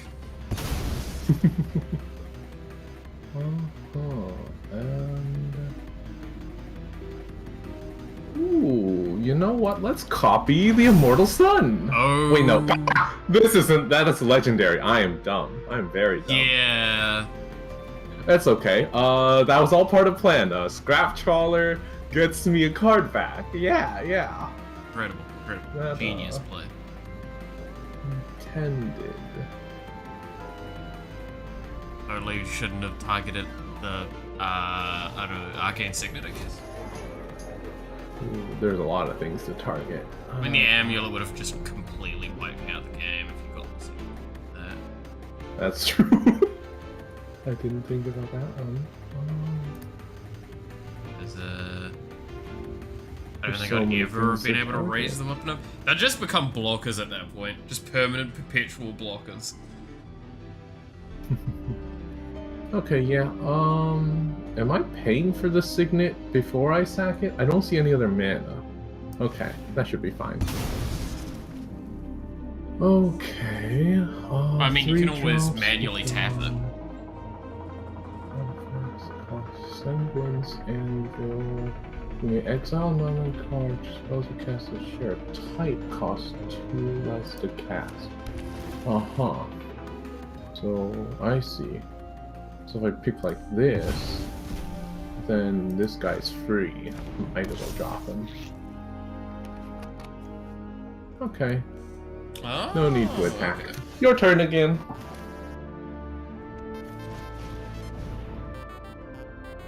Oh, there's an anthem.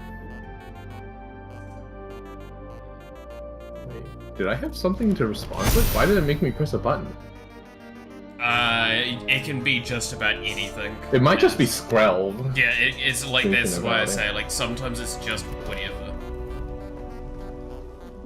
So you know what I gotta do.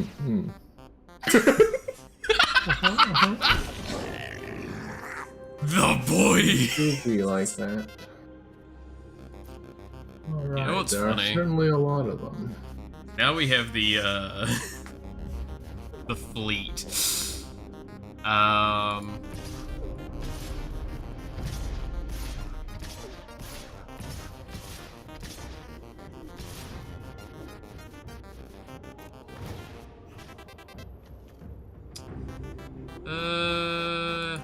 Give it. Target creature can't block this turn? Yeah, I misread. Don't worry. You're fine. I see. I thought you said it. You thought it said it can't be blocked. Yeah, it can't be blocked. I mean, it doesn't really matter. I don't care what you block with. Okay. You blocking, sure. Actually, I can just decline it so I don't waste. There we go. Now I have mana open. A lot of mana open. Blockers that... But you have no cards on hand, right? Nothing to Maybe. concern about some secret anthem spell. Okay, well just pretend that did what you said and not block that guy. I mean, sure.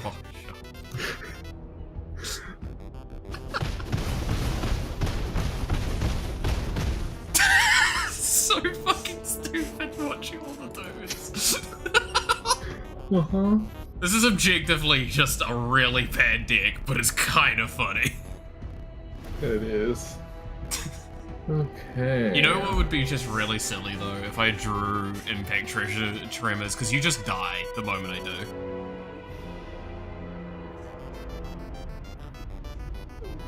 Oh yeah, sorry, that's my bit. So I got things I can tap. I got mana that I can tap for. One from second, what is this Mindstone. card? Exile Mech Titan. It's free, I'll play it first so you can also read it. Exile Mech Titan Core and 4 other artifacts and or vehicles. Create a Mech Titan, a 10/10 construct with Flying Vigilance, Trample, Lifelink, and What the Haste. When It's all that colours. token leaves the battlefield, return them all tapped. Uh-huh. That's funny. In response, I'm gonna kill my fucking mind.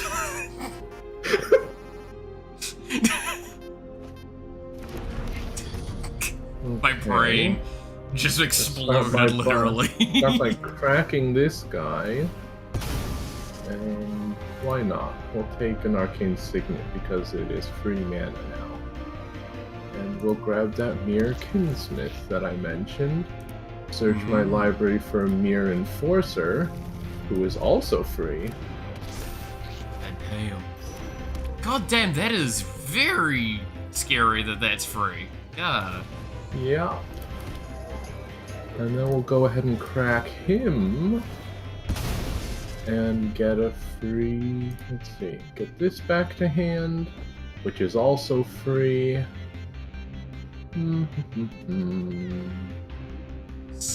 Which of these is good?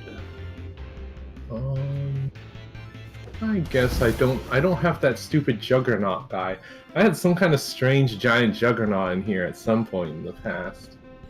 Because I know there's one that you might want, which is like a mill half deck. I don't know if that's colorless. I think it is. Because it's also got Unearth on it. Okay.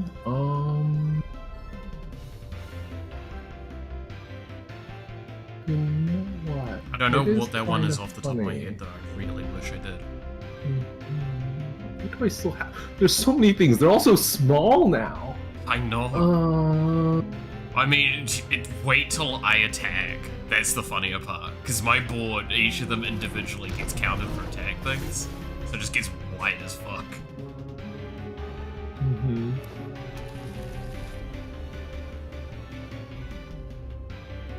Okay, so that's an artifact, that's an artifact, that's an artifact, that's an artifact. That's 4 artifacts. How am I able to... Oh, it does say 4 other. Let's try it. That sounds funny as heck. 1, 2, 3, 4. Submit.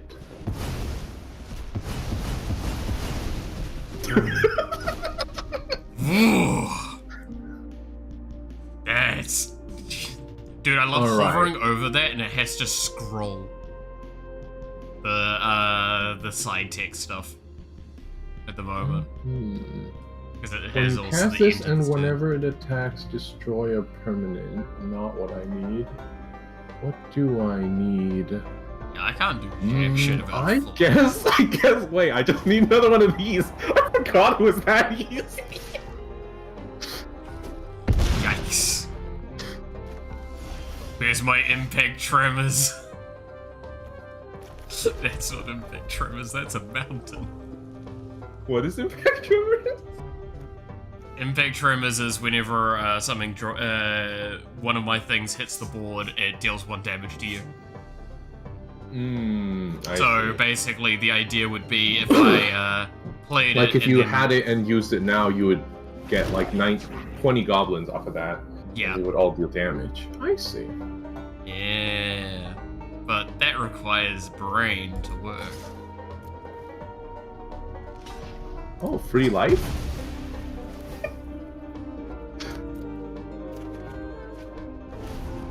Incredible. I drew another mountain. Artifacts cost less? Don't mind if I do.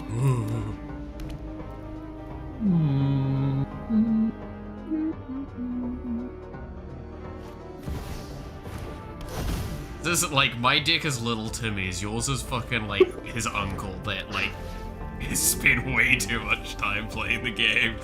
I love it. Aww. No. It at least forces you to summoning sickness it again. One time. Yeah, there's definitely no sources of haste in this. Oh jeez. Oh lord. I can't sack that. I have no 9-drop because my 9-drop is in my hand. What can I sack now? Arcane You could always Signet. sap one of the amulets of safekeeping for some reason. I forgot I had Urza's construction drone in Oh here. god. It's some kind of alchemy card that gives you the Urza lands in your deck and then seeks one of them. And then like Ooh. whenever it attacks, you seek another one or something like that. Oh, yeah, that's kind of Pretty cool. funny. That is actually kind of cool. I like that. I mean, Yeah, having the let's Urza's see. lands in this sounds like a wise idea. Man, those tokens on your side as well. Huh. Oh, that does nerf them, but thankfully I can sack them because they count as 0. I mean, there's Which also means I your can grab citizens as something well that that are just costs sitting there. 1. Let's Me see. and my poor token deck.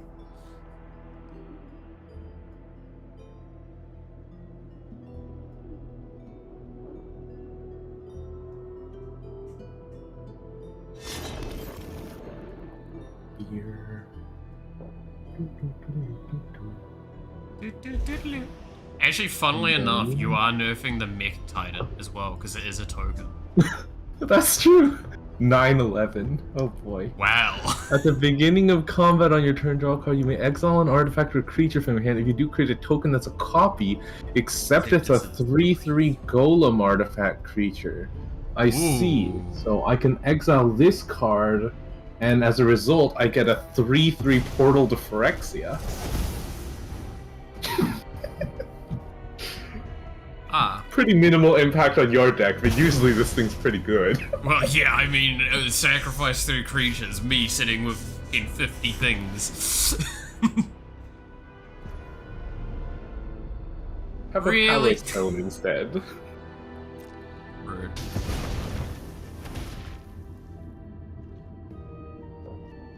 Alright. But yeah, at the end of the day, the win cons are weak on this one, but the consistency is so high.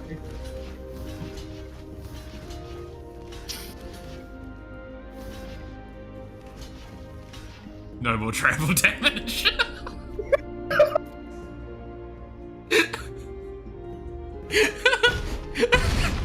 It's now gonna go through all of those fucking things. Where the fuck is the... Wait, where did it go? Oh, I there it don't is. know, the animation broke. No, the animation went so far down, it went through the fucking crowd. Oh no, that's so good. Alright.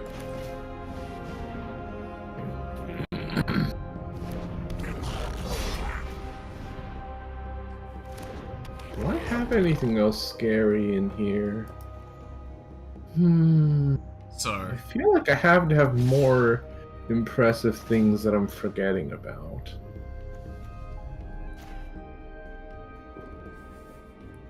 Can't block. Okay. What it can do is crew the limousine. the Mega Titan is crewing a limousine. I might as well if it can't block. I do kind of like that. That's good. Alright. Okay, and So then now we you gotta just- deal with 25 -1s. Yeah, I mean... Oh, but all my 0-2s will stop them! Oh. Well, I've got there even 18 an- going through still. Is there even a combat animation if they have no attack on both No, sides? there- They don't even do the hit! What is Well. this? It's at the beginning of upkeep, put target from a graveyard onto the battlefield under your control. It's a Phyrexian. Oh, right, and it's both graveyards. Yeah, it's a graveyard, but you have to Which target means the I could graveyard take your first. Solemn Simulacrum. I know. Or I could just get another Mirror Enforcer.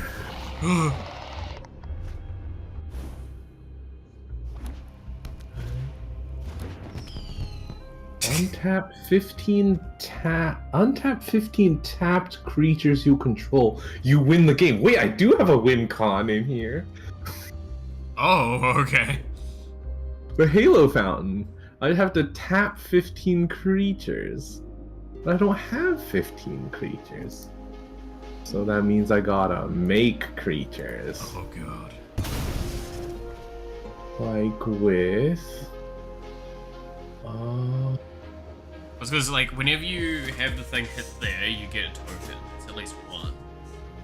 Where is my Which one's the one that gives servo schematic? Enter or graveyard creates a servo.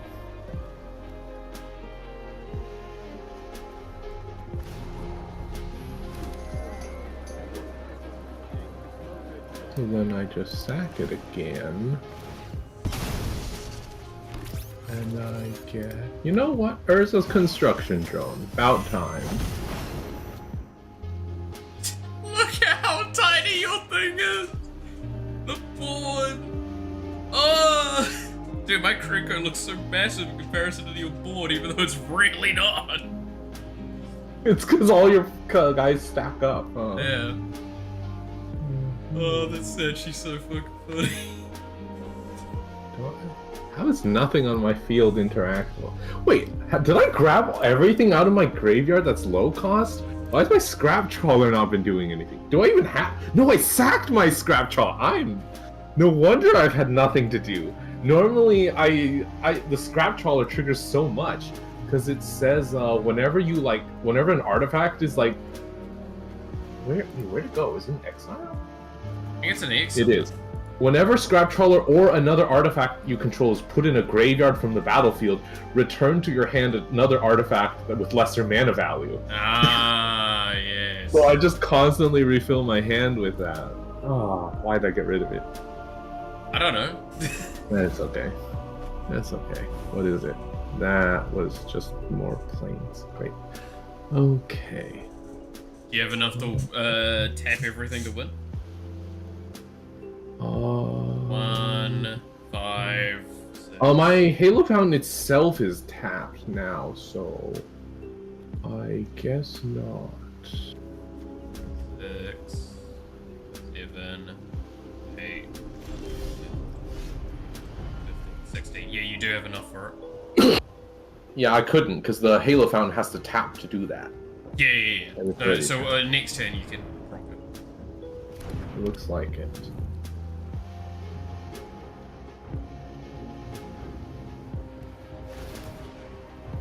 Or mirrored in. What does that mean? When it enters, make a goblin. I see. God, the animation's lagging out. Oh, it doesn't even attach itself to that goblin. It just... Wait. Oh, what the heck? It's a sledgehammer that attaches itself to a rebel it creates, but it also makes a goblin? Huh. Yeah. My game is actually frozen right now. So it's two bodies. It's a good card. It's just It does I've got look a good. bad dick. I actually have frozen. There we go. Good lord, that took too long. Alright. And now for the funny. It's okay. If you get enough goblins, then it'll eventually work. Exactly. Even if they do negative damage. Actual negative damage.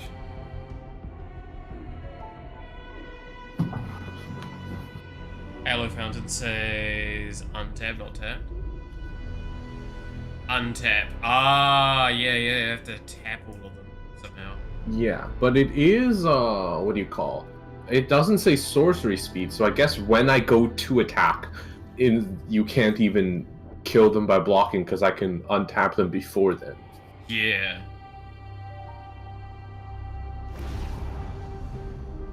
Portal Deference, yeah. Okay, get that.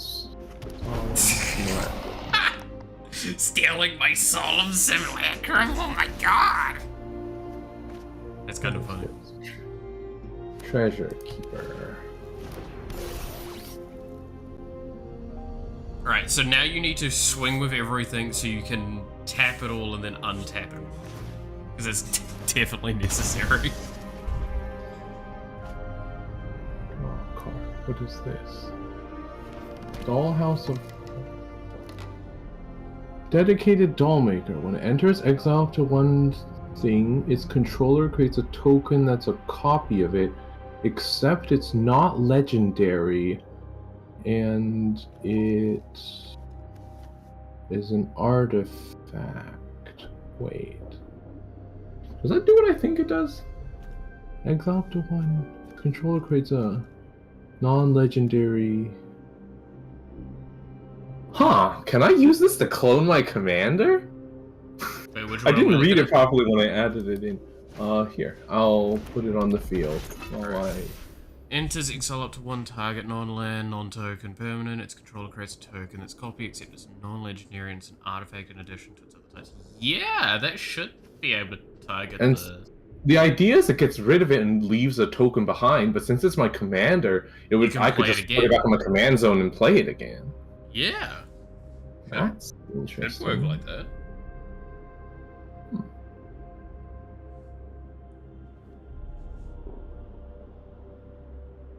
Not that that's helpful right now. Because you now need to... His stats went down. Move your commander to command zone, take action. Okay. But it and won't have then- haste is the thing. Yeah. But I can crew with him. And then God, the board! exile. How can you even why not? click on each of these things at this Meteor point, man? Golem. Oh, it has on a second row. Destroy. It doesn't matter what I target at this point.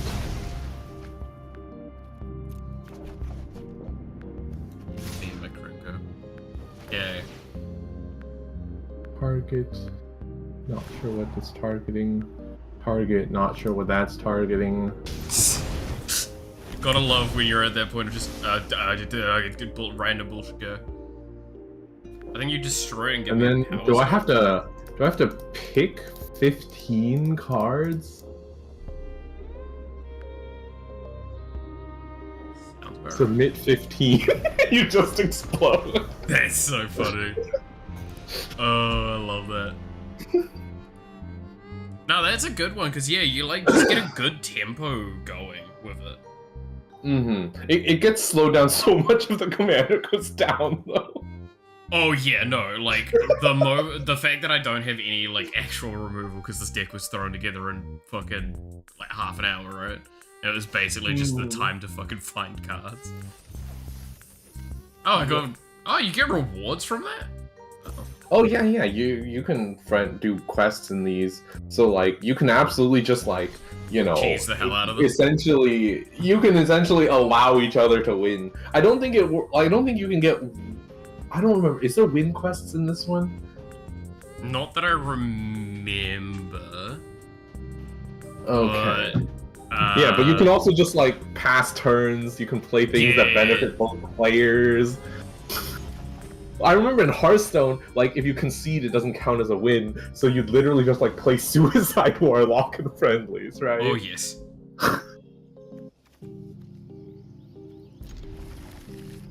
Well, this should be a much more jank one that I threw together, even faster than you threw yours together. Oh god, that's the true jank-off. Fuck is that commander? Oh, it's the dog. It's a goose! Yes, I love it.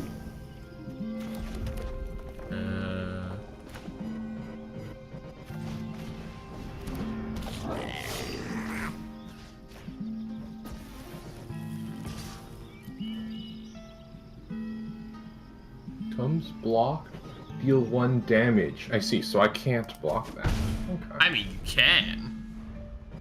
Can't. You indeed could block. Would it be wise? No.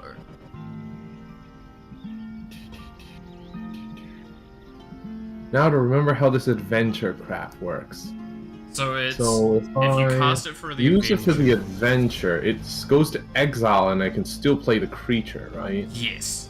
Which, that's weird, because as a commander, you can either have it in exile, or you can go to command. Move your commander to the command zone. So if I decline, it stays in exile and I can still Yeah, play it stays as the other thing, whereas I think if you put it in command zone from there, it's actually worse. Because it comes with the Because additional then cost. commander tax or whatever. But I guess you could, if you really wanted to do the adventure only repeatedly. It's kind of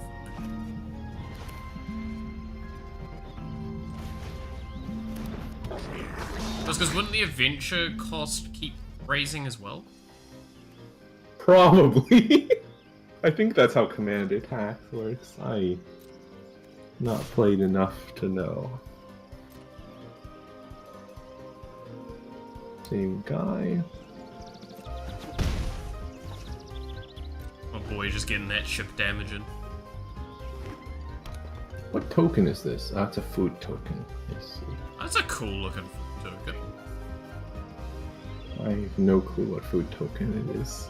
A24. Uh-huh. Okay, why not? Goose. It does increase? Ah, okay, cool, it does increase. The commander cost on the adventure. Mm-hmm.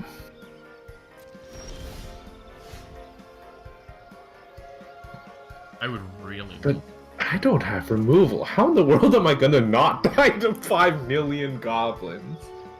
It's fine.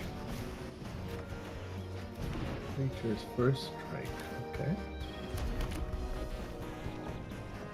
Oh, it's a cantrip. I see.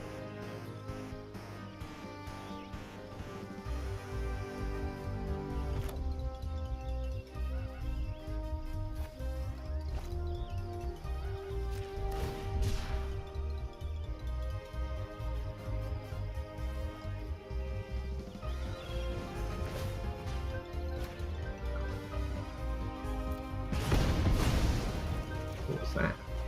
When you cycle it, you can have it deal damage where X is the number of goblins. Uh-huh.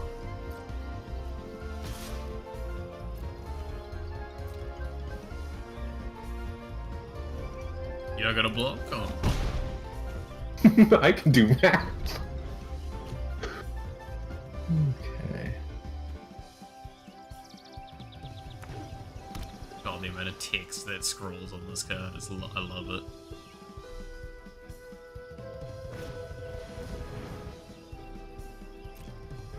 Create a food token and search for basic land.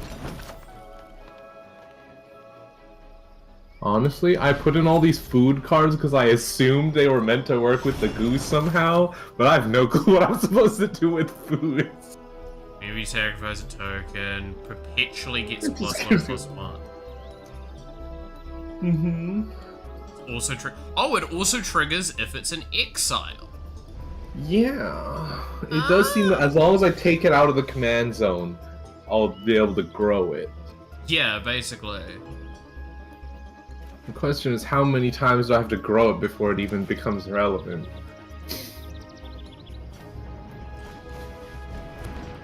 Making it relevant. There's this man. And he can get haste. Oh boy. Ooh, The boys! Ooh.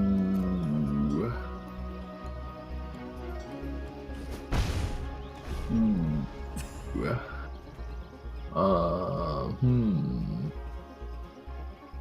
It wouldn't happen to be a flying artifact. No. Unlucky. That is a little unfortunate, yeah.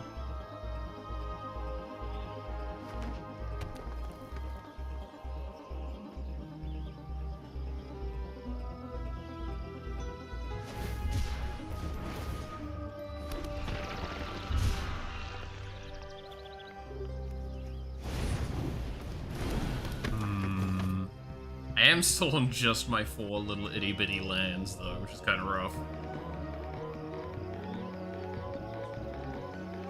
Yeah.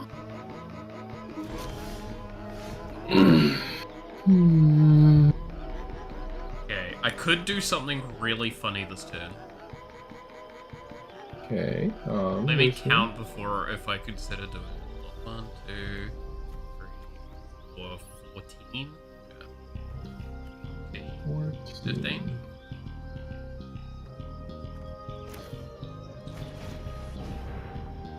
When one or more attack create a goblin that's attacking, when another enters, deals 1 to each opponent. Okay. Yeah. So they're all going to go zippy zappy. So I've got a bit of a stack. Oh, wait a minute. I shouldn't have quick resolve all. I think that's enough to lethal. I think I No, should it's pop not. a food token. It's not? No. Oh, okay. There's a reason why I did the count. That's why I did it. Okay. I was like, I should have popped a food token, technically. That was well. kind of funny.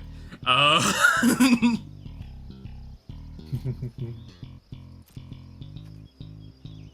mean, you probably still have enough. Maybe?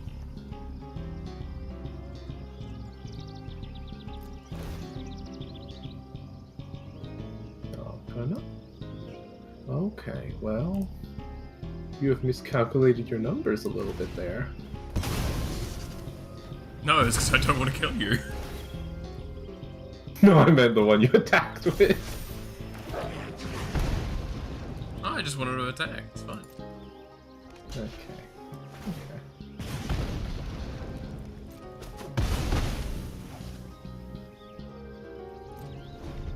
And he's also not a flying artifact. No, sadly. I don't think I've even got a single flyer in this deck. Yeah, goblins are not known for their flying capabilities. There is a goblin that I can tap for flying, like do something to give it flying for a turn. I do know that that exists. So I do love the fact that basically right now Krinko is a nuclear bomb if I click it. So this thing only targets my Kumis? Incredible. That's what he gets for being an annoying goose. Oh, you can remove perpetual effects if you want to. Oh, I did not. I did not know that. That's interesting. Wait, because perpetual effects are not removed from cards that. Do you change think cards. it's because isn't there like a stupid Oko guy that like perpetually turns them into an elk or something, or is that something else? Oh, no. Well, I don't think that perpetually, but the thing is, I just realized there's that one commander that keeps its tokens on. There's a Grigori commander, I can't remember their name, but they are, like, I think they're a 1/1 or something like that. They get tokens when they attack. And they retain tokens between. So I guess that's to stop that from being undealable with. Mm-hmm. I refrain from pressing the button. I mean, there's nothing else to see. The goose isn't going to get any more impressive. And the rest of my entire hand is land for some reason. Alright then, I'll put you out of your misery with the funny button. Let's go! Boing, boing, boing, boing, boing, boing. Aw, it stops! Uh-huh. It also doesn't play them super fast. It's disappointing.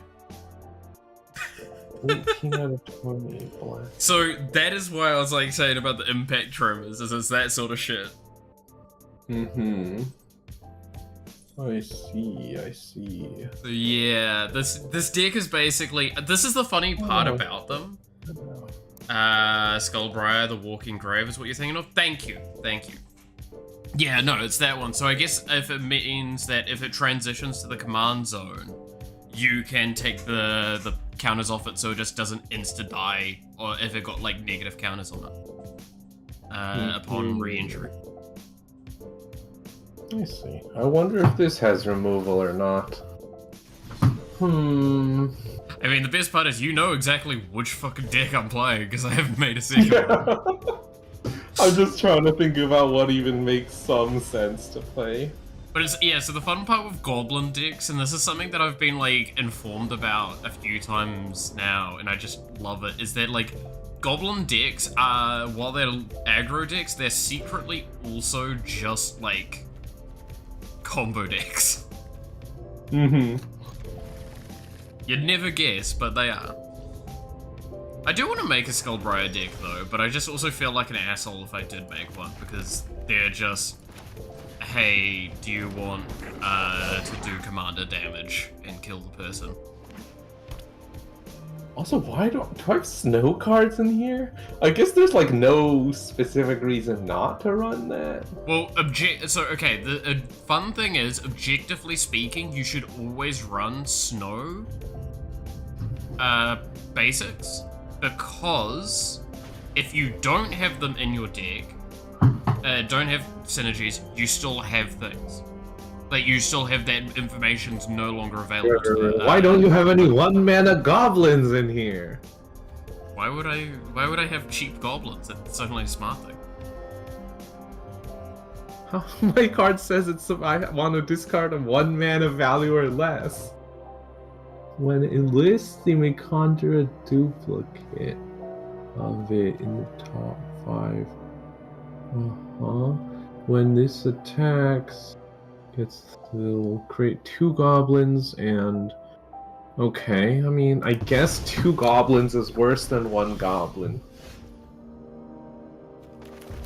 I mean, there is a level of correctness to that statement.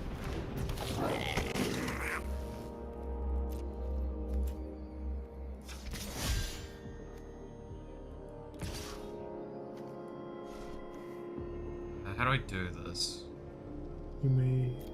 Maybe you have to attack first? I do it that way. There we go.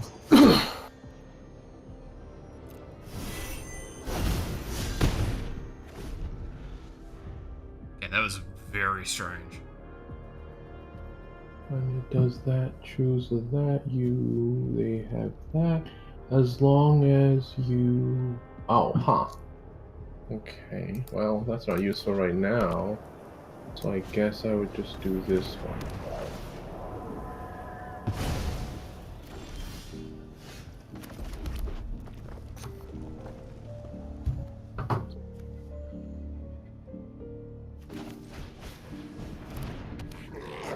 Courageous goblin.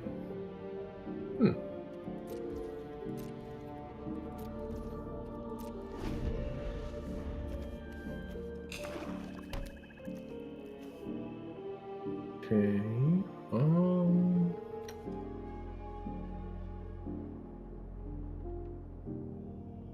When it enters... That was exiled too. Guess I might as well play this. Oh god, there's a lot of words. It is a lot of words. It's a new one, but it sounded good. Planeswalker type. What? You can I assume that means like Kaya, maybe. Okay. Yeah, it does seem to be the name of the Planeswalker. So I guess Kayas are hexproof and cannot be all the way killed if I have a creature, seems to be what it says. Okay. Wild.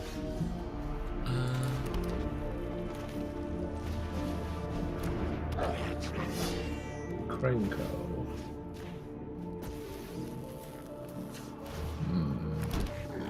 They begin. They do begin. I don't have anything for raw power. Blah.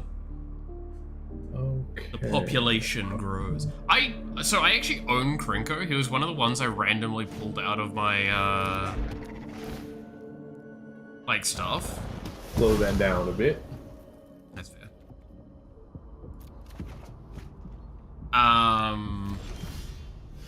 So I do actually have him. I've considered doing a Krenko deck.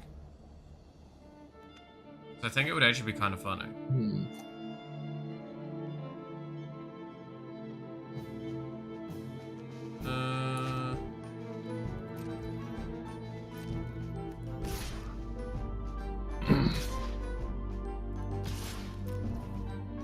Three of them. Very sus that you are doing this. When I have 2 2s. What do you mean? I'll allow it.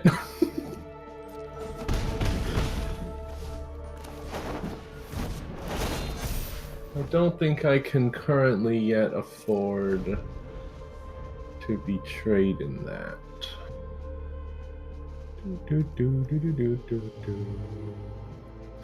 Why can't I get one more land so I can play Kaya? Dude, I mean, I'm gonna need one more land before I can get Krenko down. imagine. Not gonna lie, this Goblin Motivator, like, he doesn't seem that great. Haste is very strong with but yeah, like, just a attack. simple free tap give haste means that, like, yeah, Krenko comes down and it's like, cool, Krenko, do your thing. Do your silly.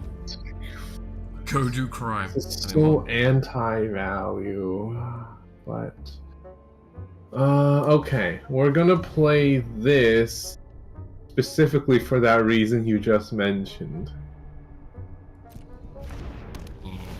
I kind of want it for Krenko, but if I let a Krenko come down, he'll get a Krenko effect in. Whereas if I take this, I can at least not.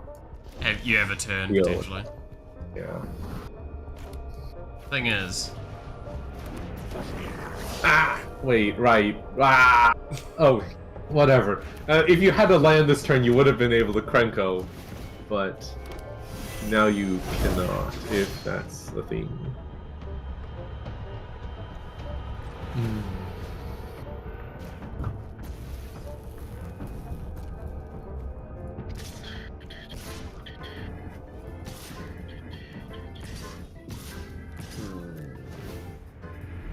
Okay. Okay. I don't think I have the liberty to assume to try and place not fighting goblins anymore. It's fine, you're fine. You're only at 8 health. It's not like I have And things. it's not a land. Great.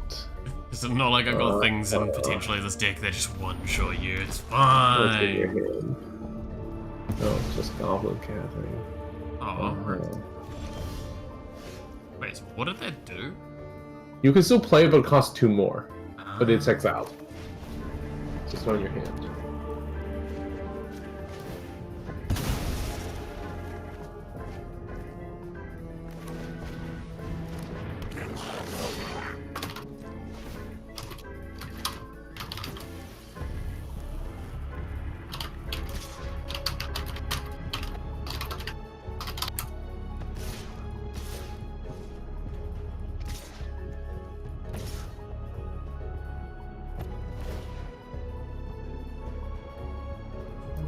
Is this even survivable? 2, 3. That's 5, 9. So I block. Wait, what does this say? Menace. You have to block with 2. creatures. I see. And this guy doesn't have anything specific on him. Man, I could do I don't some- think this is even salvageable, even if I do get a land. Kinda doesn't do that much. It's the land. I mean, to be fair, it could be I just swing at your Skyclave and the thing. I think this is the most defensive I can get. Ooh, that's pretty. Yeah, I got stuck on 2 separate ones, but Get to him in a moment.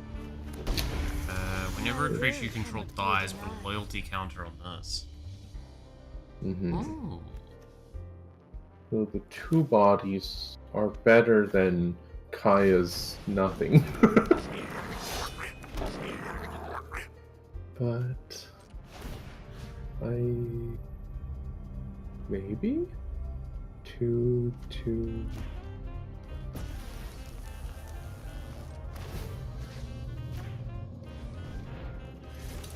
Ah, there was an equipment, right. Right, yeah, I think that's lethal then. I mean, if I do this, kind of is, yeah. Best part is I could target your fucking Planeswalker. That's okay. The amount of damage that can be blocked is... Because that 4/1's trample as well. Yep. Oh yeah, I hate that you can assign damage still on here, because I think that got removed, right? From default? I don't remember how assigning trample works. It's Or just assigning damage. Assigning damage, I believe, is now no longer the case in Commander. I think that rule got abolished. For good purpose, by the way. It was it's now made attacking more reasonable. seem to have a strange number of random other brawl decks lying around. Well, this one just says rats. What the heck is rat? There is a few things that it could be with I don't remember having any rat decks unless I just built like a deck in 3 minutes out of. Isn't there like a rat that you can put as many in your deck as you want? I swear to God, if like my deck is just that yes, rat. I know what you're talking about, and it's like it pulls them from the graveyard or something. Or that's the I idea feel of the deck. like alliteration. Maybe it's like relentless rats or something along those lines. Like I can't remember, but I think I know what you're talking about. Yes.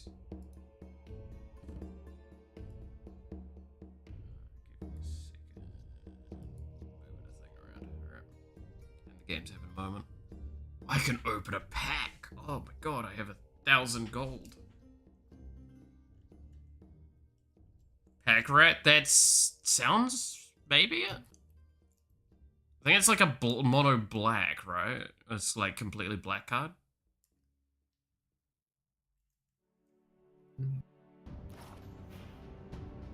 Yeah, Gobbo's still just. I'm gonna make more brawl decks. Because just having Gobbo's, Oh, that's true. Relentless Rats, that's probably it, because he was thinking What of packs are alliteration good as right well. now? Sorry?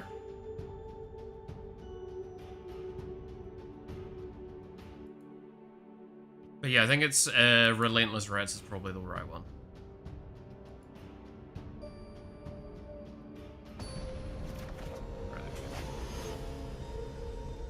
Virus of the Dream Den. Dream Den is the command.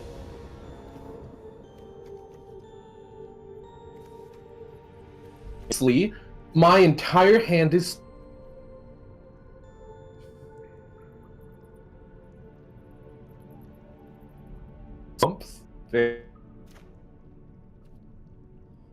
Very suspicious. I do a mulligan. Did I even build this deck? Is this even a real deck? Why is there so many swamps? To be fair, this one as well, like, it's only got me just tossing in the mountains that you get, right? I'm wondering if I just threw in a few rat-related cards and filled the rest of the deck with swamp. I don't. This doesn't look like a real deck. What is happening? There we go. Oh my god, they're actually all swamps. I have one card that's not a swamp.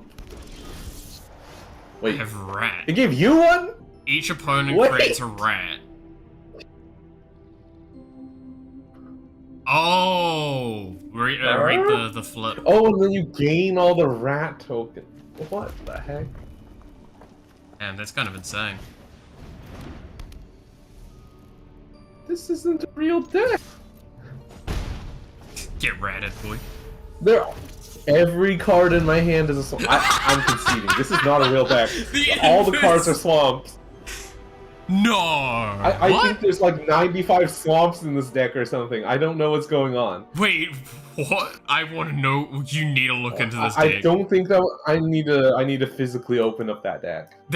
I love the idea if it's just 95 swamps. That'd be hysterical. Okay, so here's what's going on. It actually only has 46 cards, and 40 of them are the automatic swamps. What it probably did was, since it was an illegal deck, it probably filled the rest of the deck with swamps. Oh, god damn, that's actually so funny. Holy shit. Okay, so that one wasn't even a deck. I was kind of That's hoping it would be. that's really funny. Not. Oh, that's really funny. Historic Brawl. So this is a Historic Brawl deck back when it was called Historic Brawl, and it was based on historic cards? Okay. I mean, I can still play Historic mine, being so I see that no one issue. time where it was sagas, artifacts, and legendaries counted as historic. Yes. Because the only reason I know what historics are is because the Doctor Who stuff. Because the original Doctor Who stuff synergizes with historic things. Not even kidding. That is actually how come I know that.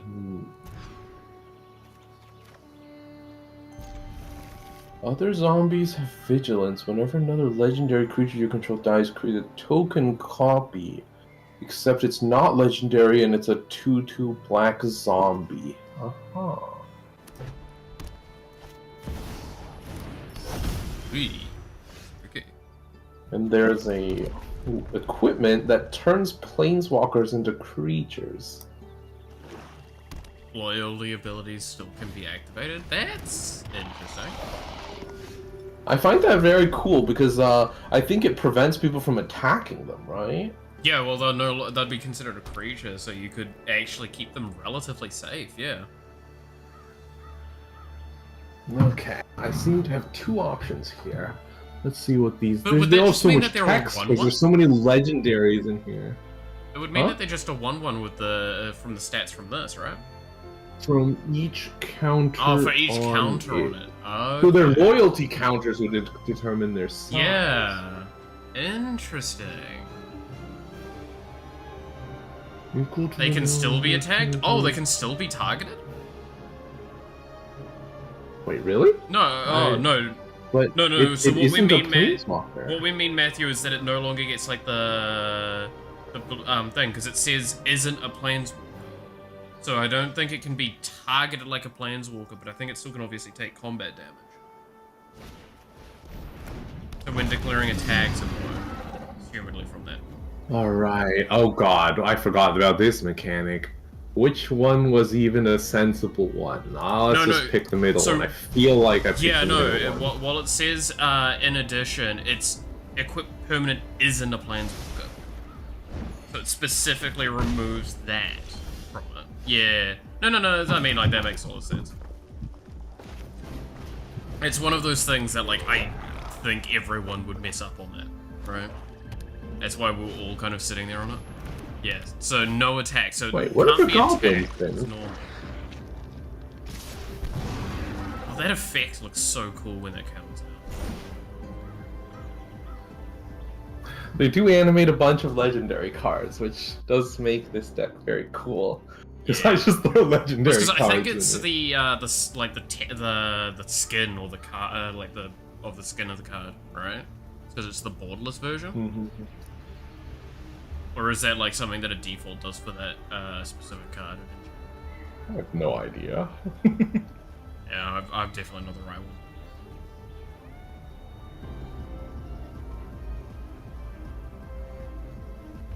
Oh my god, please, game. It's lagging again on my... there we go. Yeah, I'm gonna just... let that happen.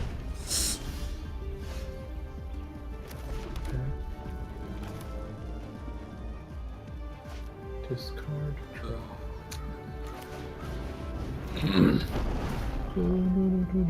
That'll break this. Yeah, I mean, that's fair. Right, time to, like, pick one land, basic land for my deck. I'm thinking I'm gonna pick this mountain.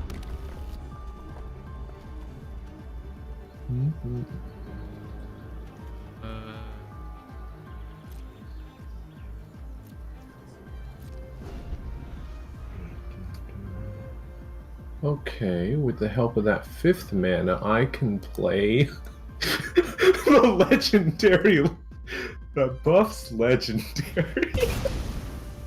Oh, okay. It specifically buffs legendaries. Well, to be fair, what's that one commander that's like, gives the anthem effect for how many legendaries you have to your legendaries? Wait, what? Yeah, that's a commander that's really popular. I think it's Wooburg as well, that's why. But it's like straight up, it gives +X/+X, which is the number of legendaries you control to your legendaries. Sounds pretty ridiculous. Okay, each opponent lose 1 and you gain 1 life. Why not? little values. Joda the Unifier. Yep, that's it. Thank you.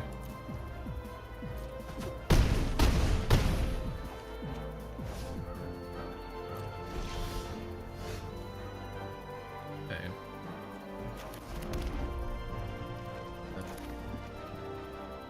Got an expensive hand. Nah, I mean, kind of, but also just really not things I need in general. Uh-huh. It also has legendary cascade ability. Yep, I do remember that as well.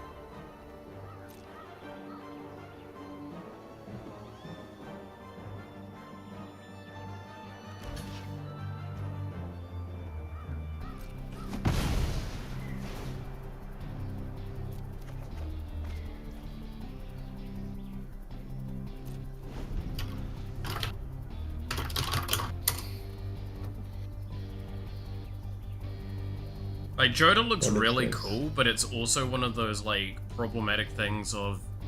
I don't think you can really do a nice, fun budget version of it. Because there's going to be at least 1 or 2 cards that you're going to want for that kind of deck that are just going to be a bit too expensive. You have wow, Planeswalker. Oh god, the game doesn't like me getting a Planeswalker.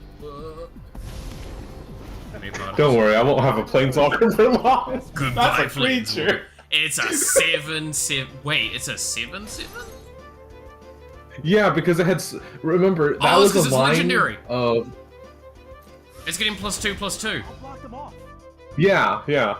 And those guys were a line of Planeswalkers that only could minus, so they got more counters than usual. Yeah, so but that kind of means that this thing is. That's when you get those Funny that about one it. where it's like Planeswalkers can cast other Planeswalkers shit, right? Maybe I shouldn't attack with this guy. The other guys are fine. I don't care if you block those guys. But I need to keep the lead guy. Wait, did they all get bigger? What was that? Oh wait, right. When you completed a dungeon, other creatures get 1/1. That's what. Yeah, one of those fun mini games. He is just value over time.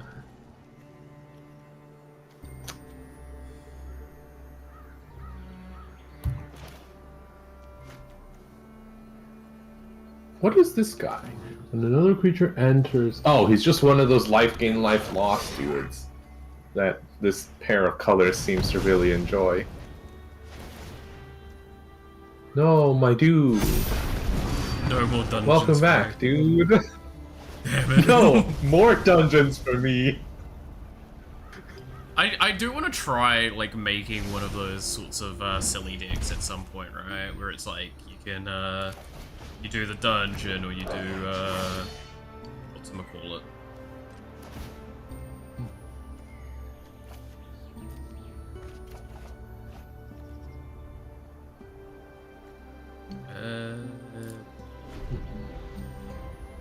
So I think there's initiative as well, right? There's Undercity, Initiative, Dungeon, I think. Unequipped. Create. Those are the only 3 that I believe I can remember off the top of my head. I think that might be it. I don't know. Man, this dude's a priest or cleric, whatever it is. Sadistic pilgrim. Mm-hmm. Okay. I'll walk with him again. Right. We sure this isn't a commander game? Because you're at 37 life right now. I am getting more over time because he does that. Oh yeah, and Arvad had a lifelink, so I blocked a few things with him.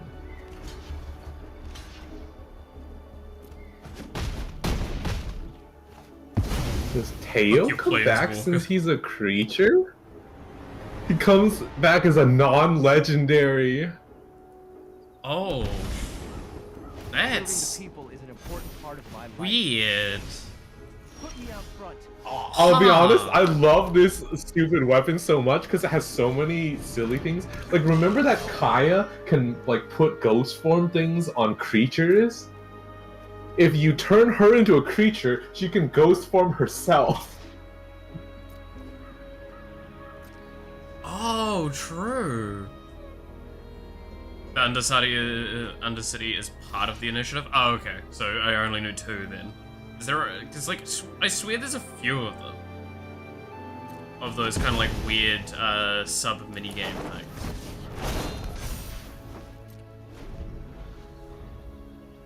They do seem to Dungeon like and me. Initiative are the 2 that I know of then.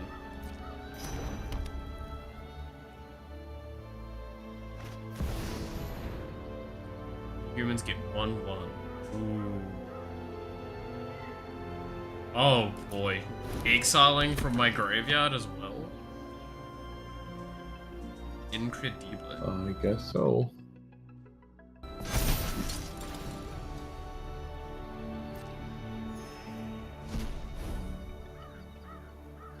You're my lovely 1 health.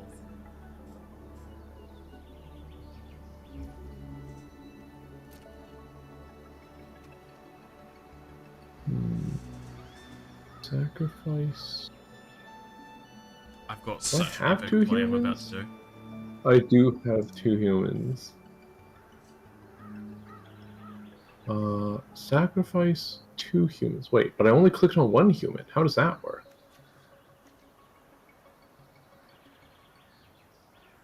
What? Oh, it targets that. I see. That's why it was being weird. He will commit suicide, Oh no. which forces triggers of damage. No, you fool.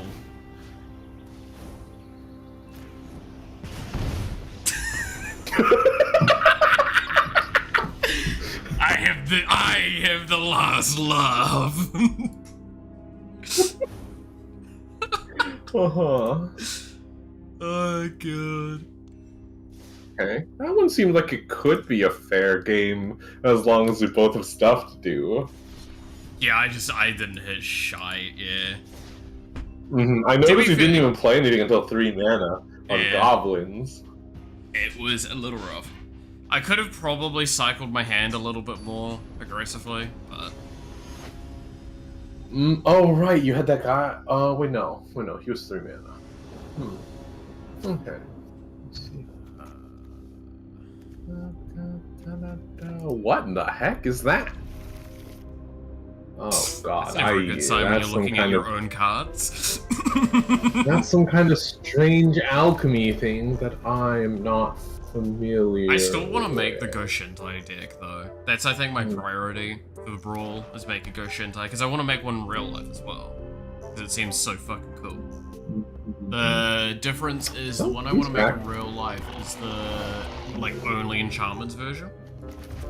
Because there's a companion you can get, or is it no it's not partner, it's something else. But it's like, it's specifically one designed so you can play it, but you have a huge... Oh, would you look at that ramp? Oh. Good old Mox Amulet, back at it again. Spicy. No, not worth. Even if you are goblins.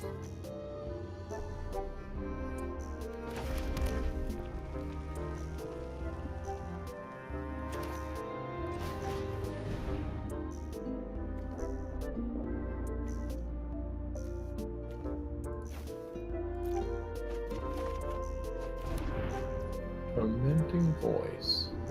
Cycle.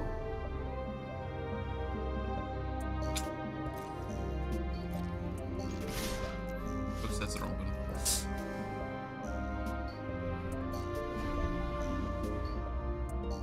one. What is this? This sounds familiar and this sounds important. Do do do do do do do do do do do. Aha! This is important. I'm gonna pick this version. Amori the Collector? Is that the one I'm thinking of? It's the one where it's like you can only play enchantments, right? Oh, well, only of I don't know one what that type, is. sorry. I think that's the one I'm thinking of. But this says, if a source an opponent control would deal damage to you or permanent you control, prevent one of that damage. Oh, kind of toughness. Whenever you another permanent you control becomes a target, counter that spell or ability unless they pay 1. Okay. It is? Okay. So now, all your 1 damage pings don't work, is my understanding? Prevent one of that damage. Yeah, I think so. And I don't have anything that does the, like, double effect or anything, so pretty safe.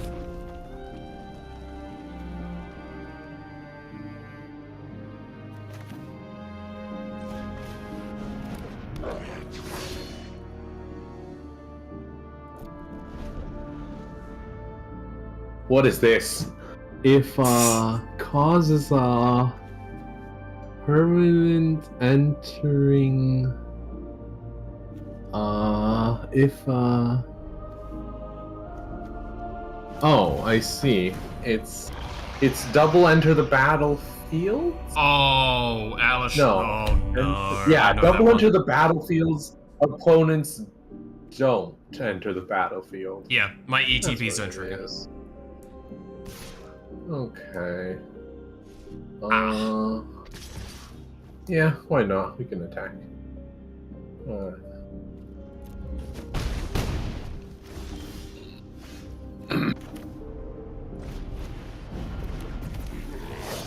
Goblins cost 1 less to cast, and they all have haze.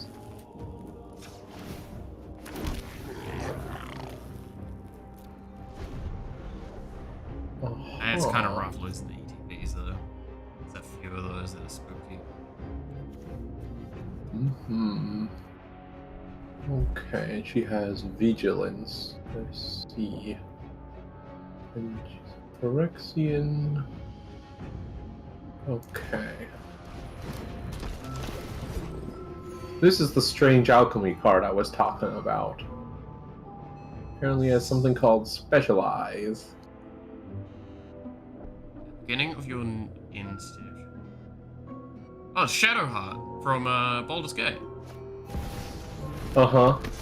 I feel like there was a whole set of them, because I saw an Asterion card and Yeah, a there was. Harlot I mean, there's card. a what is it? Dungeons and Dragons attack on Baldur's Gate. I think was the thing. That's a name.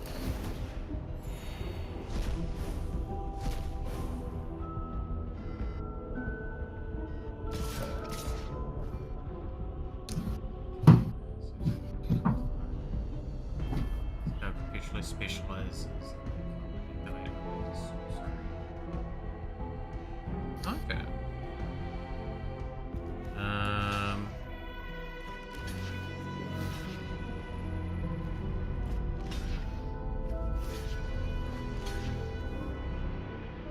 Oh. Going for the big block? Is that worth it? Hmm.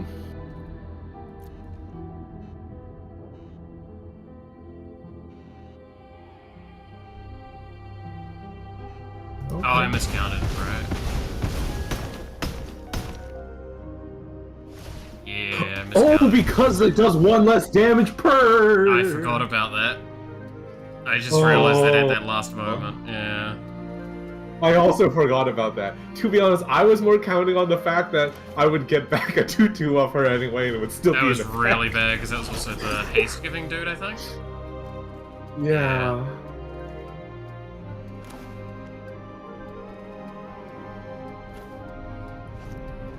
Let's see. 1, 2, 3, 4, 5, 6, 7.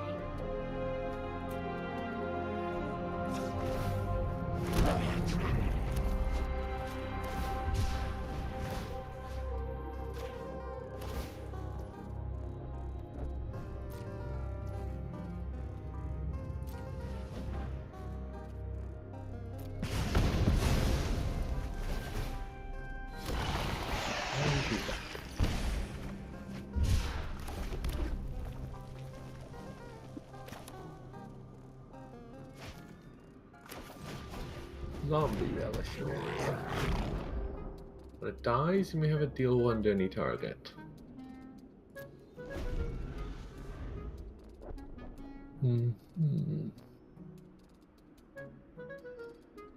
That hellish Norse fucking pain.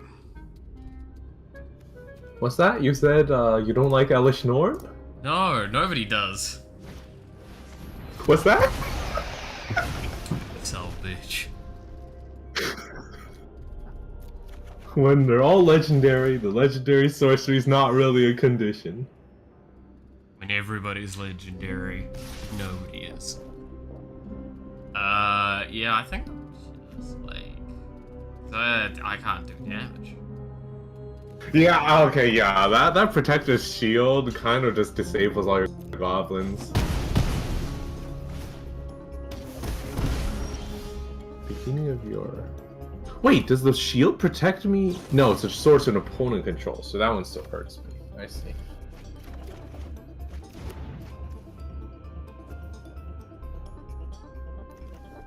Oh, that kind of. That because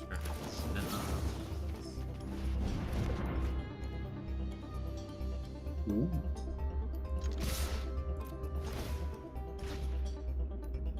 What was that one? Something you just triggered.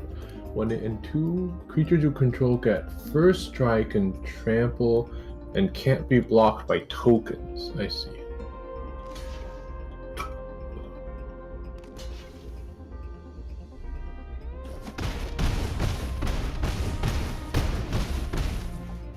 Now.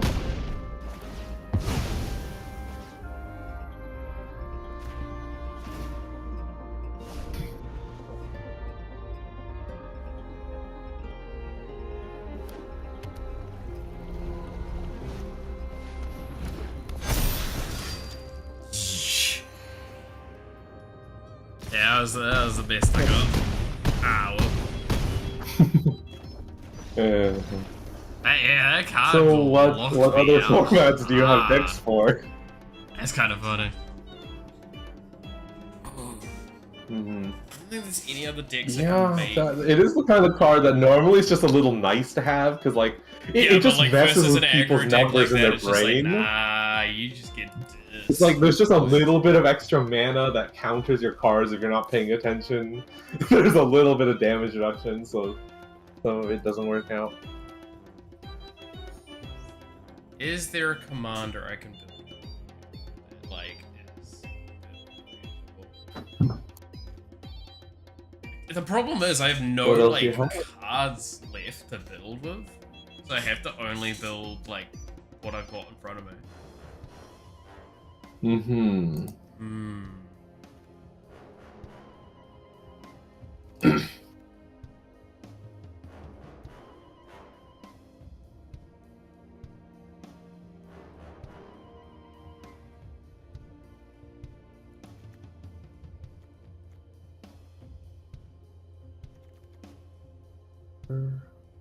Slimy dual leech if you control no leeches. Huh.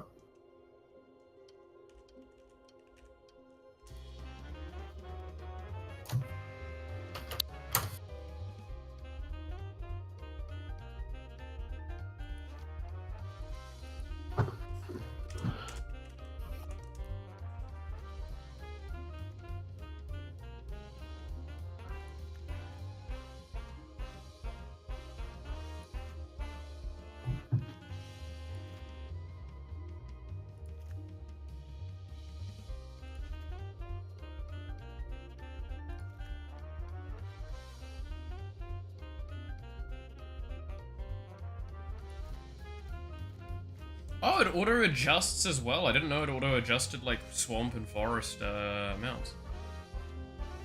Oh, yeah. I barely ever pay attention to my land base because I just assume it approximately knows what I need. It's kind of cool.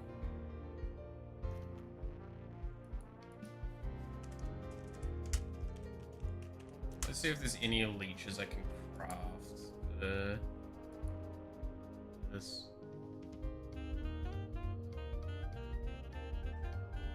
This still got the filter on it? I guess. No, it doesn't.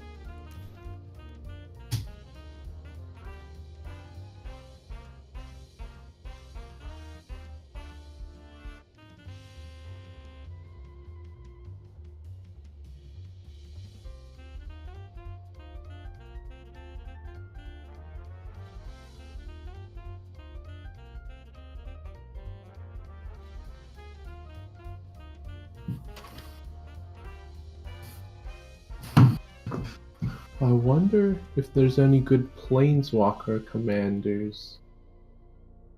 I mean, For pretty much super almost, friends. there's a few I can think of. There is. What was that one? There's a Wooburg one, right? I forgot what it's called.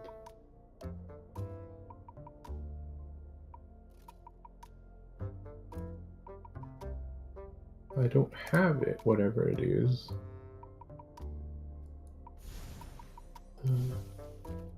Is it this lady? No, that's legendary creatures. I'm thinking of something else.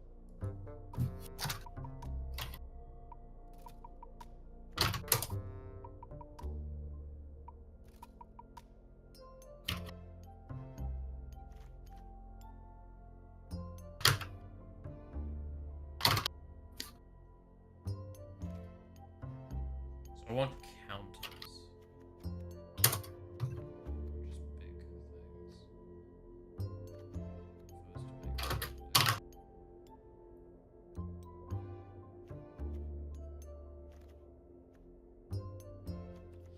This is when, ironically enough, I wish we had the Hearthstone, like, autocomplete thing. Uh-huh. That's true, because it suggests you cards, right? If I remember. Yeah, it's suggested cards, and then it also, like, just kind of fills out based on recommendations and based on data that it has. Which is just nice when you're not too sure and you need something quickly. Yeah. You can't cast permanent spells. Definitely not that guy. Gallows Tireless Pilgrim. When it enters, you may ramp. And for everything, you can exile 3 cards and play them. I guess I could just put in a filler commander so I can play Super Friends Wooburg.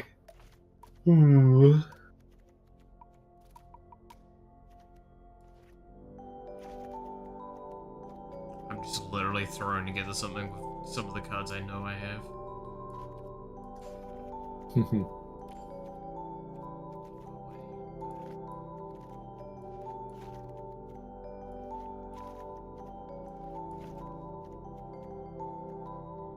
What type is this? Okay, if it's a mythic, that's fine. I remember the yellow wild cards are the hardest ones to get because they're so generic, they're so strong. Whereas, like, I remember all the mythic rares are like, they're often a lot more specific. Yes. That sounds about right.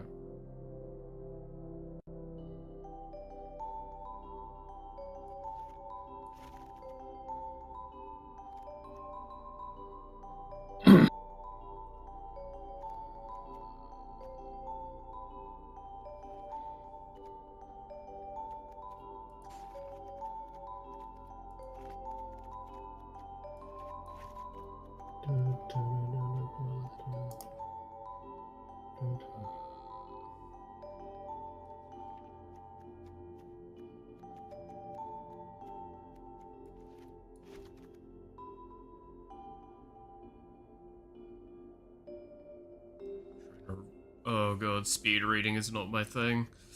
Well, it is, but it's not.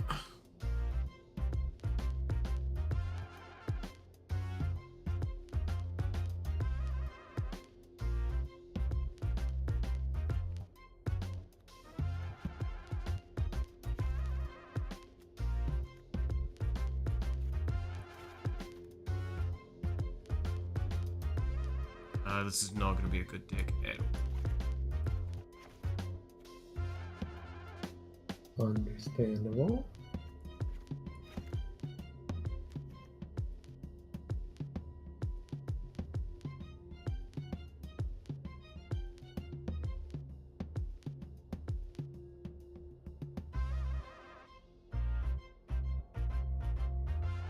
Hmm.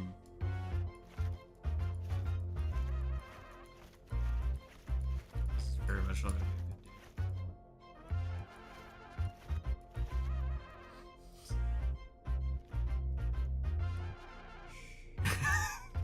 a good deal. I'm just going to assume that some of these are sensible planeswalkers to throw in.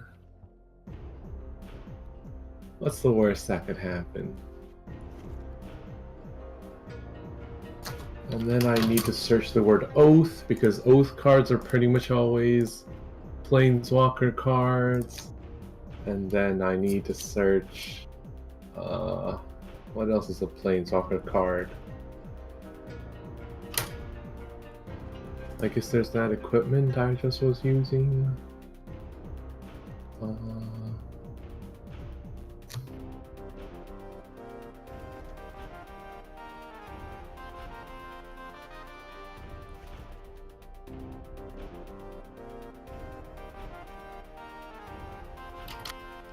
Do I have...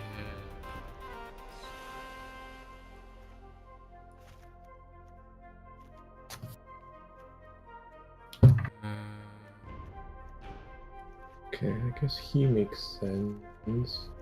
Oh, there's also, of course, Arcane Signet and Command Tower.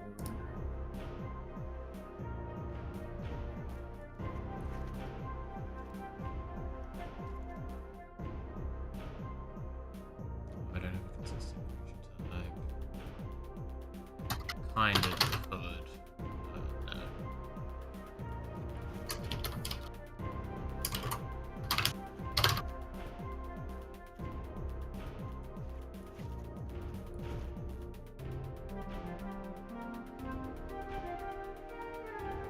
Got a good bit of toppings. Now we go back for it. Oh yeah, there's Interplanar Bacon. Almost forgot about that.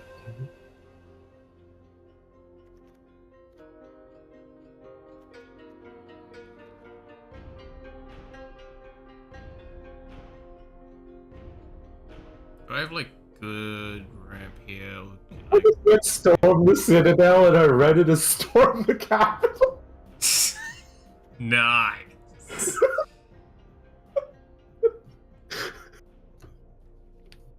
Oh boy, that would be something.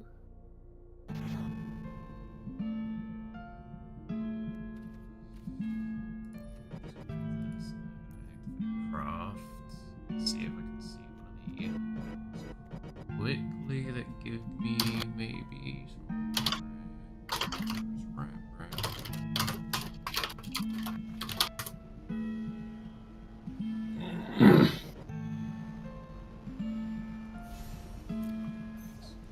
Last one of those I can craft.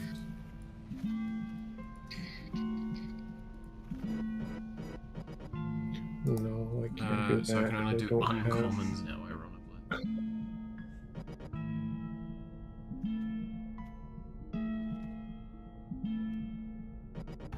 Is there any good uncommon, just straight up ramp spells?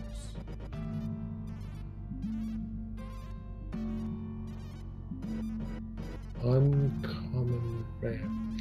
Just green or something? I mean, don't know. There is a section I can activate. There's some on the filters random for ones that ramp. I feel like I've seen here and there, but don't remember which ones.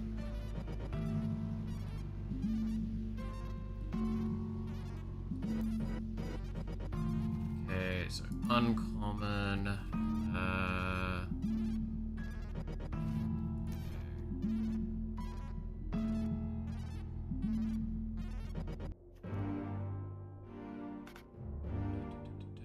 Wait, why am I running this guy? There's nothing for him to bring back, so he's not useful. Well, actually, I guess in a way he's useful. He can stay.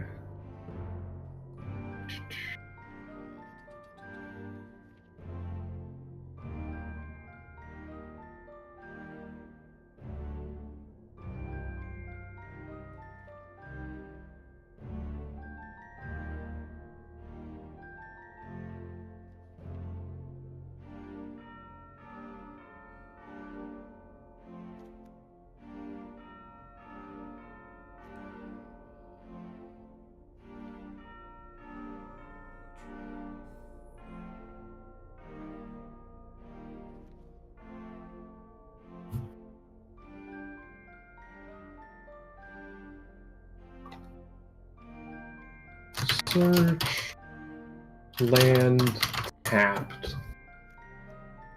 That should be a good way to find ramped cards.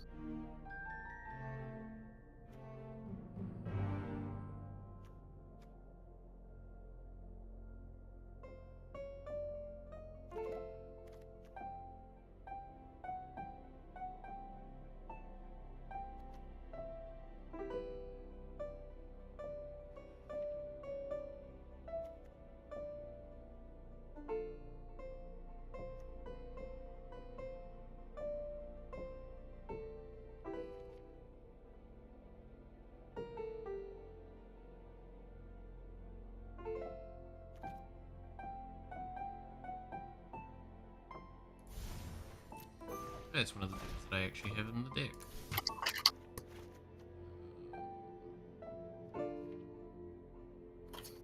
Cultivate. I know that one.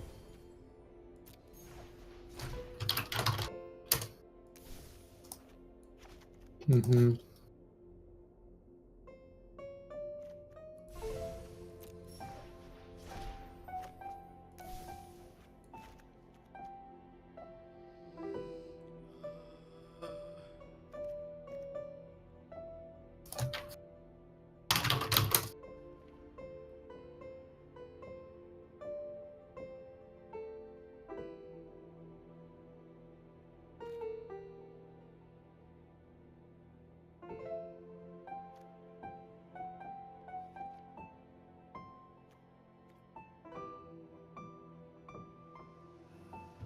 This is a very fun thing for me because I'm doing like just the amount of learning I'm doing this quickly. Just taking in cards. Yeah, I think it's very fun.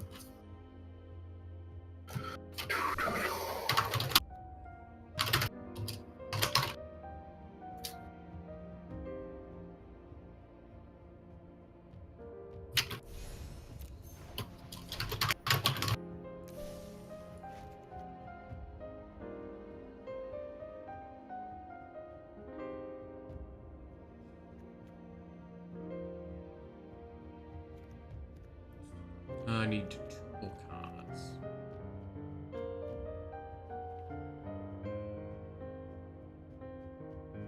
Well, no rush, I still need 12. I have no removal, I just realized.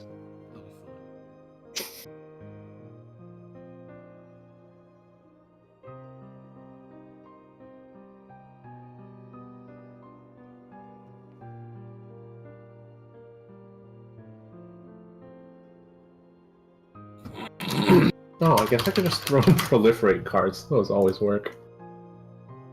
True.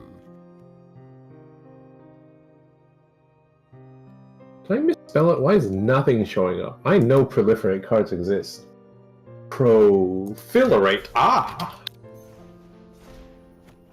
That's what happened.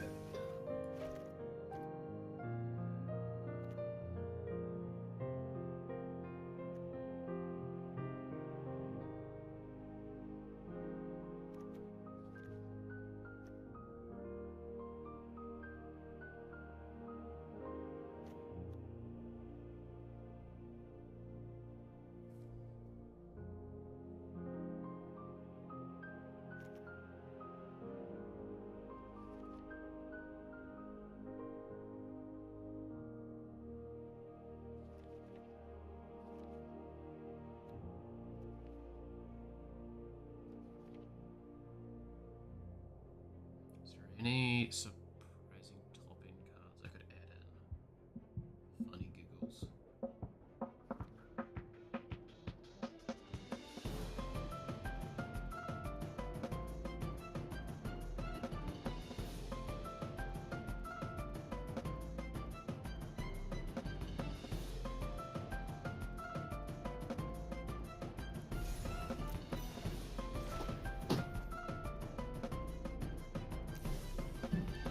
Okay.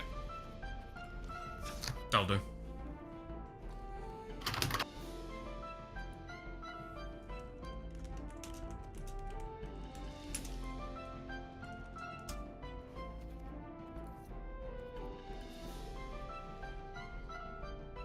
Alright.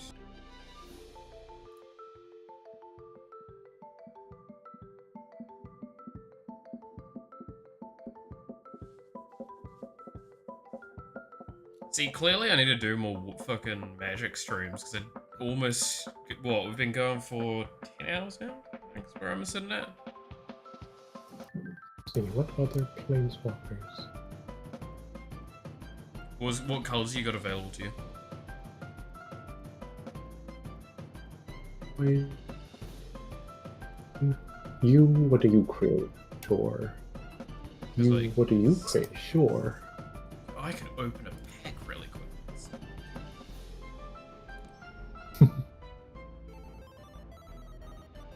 Funny silliness.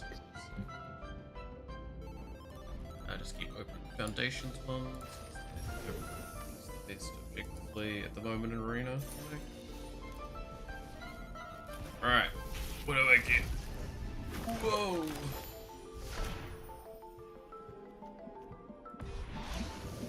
Oh! That's actually a good one.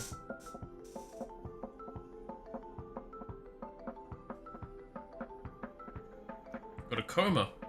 World Eater. Ooh, what's that one?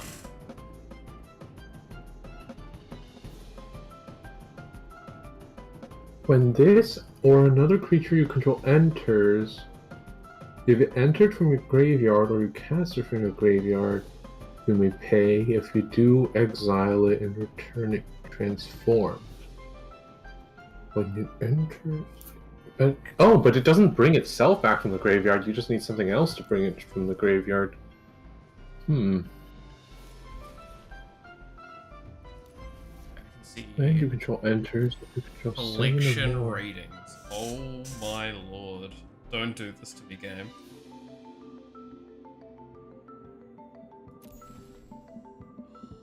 This is a dangerous thing to show me. So, fun little fact, up until, I think it's like 2 or 3 expansions ago, in Legends of Runeterra, I had 100% completion ratio. Every time an expansion came out, I had enough saved up resources to buy the entire expansion. That's crazy. Yeah. Okay, but now constellations make that unreasonable, right? Hmm? But now it's unreasonable because of the constellation thing? That as well, but it's just like, I just kind of stopped playing when they started focusing more on Path of Champions. It just didn't really interest me. I see. Because, like, when I played Legends of Runeterra, to give an idea, back when it was the old Path of Champions, I would play 4 or 5 normal games, 1 Path of Champions, and then that would be it. At most. I see. And I kind of it's just not, put Path Champions. and it's not that I hate it or anything. It's a fine mode. It's just the problem is I have, like, my Jinx build for it, which is the relic that means you discard your entire hand and then replace it after you summon the character. So it means she immediately levels up. And then you have the effect that means that you deal damage every time you discard. So you just aim to get her down as fast as possible and you one-shot the enemy and you win. If you don't kill them, you've got enough stuff to start spam casting in the next few turns to just finish the game off. Do you know any random Planeswalker synergy cards that come to mind that aren't Planeswalkers themselves? I mean, there's... What are they called? Oh, there's like an enchant... There's a couple of enchantments that work well with them. I know And they're about like... the They got the names of them in there. I'm trying to remember. Okay, yeah, those are the oaths. Yeah, the oaths, yeah. That's what I can think of immediately. Other than that, it's just like counter and proliferate. So if you've got like growing seasons or whatever it is, or doubling seasons, sorry, in there. Because doubling season means that they come in with double loyalty. So under a lot of situations, you can just ult immediately. You never end step, put a counter on each creature and one. There's also the Atraxa that populates, but like, or proliferates, sorry. But like, that's just getting to that point of like just doing proliferation. Any number of that at the next. Okay. Bark double. I mean, that's cute. Why not? Oh, I don't even have a rare wild card anymore. Cannot put that in. Okay.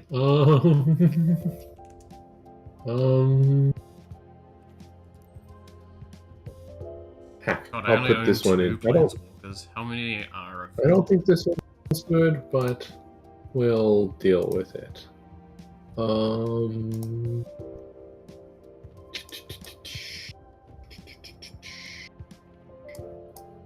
New deck that I cannot rename on this screen.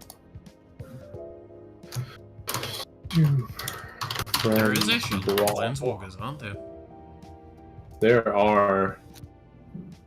And that is fun. If I recall, based on information I have been given loosely, planeswalkers used to be quite rare, right?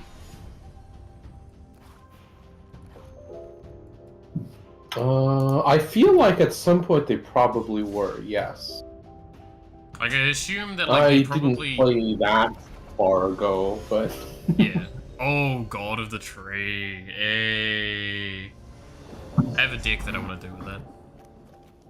Yeah, that was the first thing I saw that I was like, that probably makes sense as a commander for this.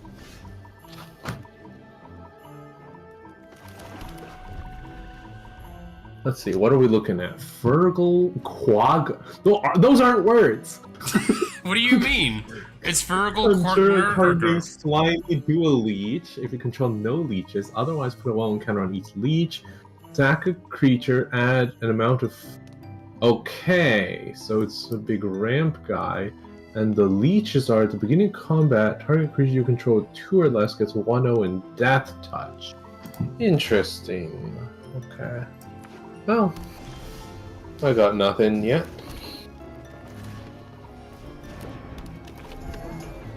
Halfling. Okay, it's a dork. It's probably the best mana dork in the game. It is like the most It gapping does- of power that ever a mana dork has Wait, been. that is true. That's a 1/2 makes any color or colorless. Oh, but it only can be legendary. I see. But it does also make them can't counter. Yeah, That is a it lot is going arguably on one there. of the best mana dorks in the game. Why not? We'll just go ahead and make that. Behold my Oh, mana dork. That My whole commander animation! is a mana dork.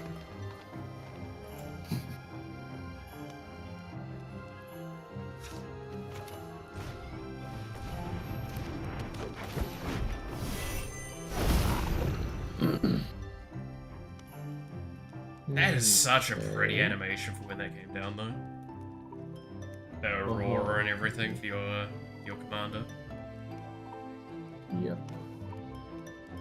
Well, your guy is down. What does this do? Distribute. Top card. Library. Uh-huh. Planeswalker, put that card in the battlefield.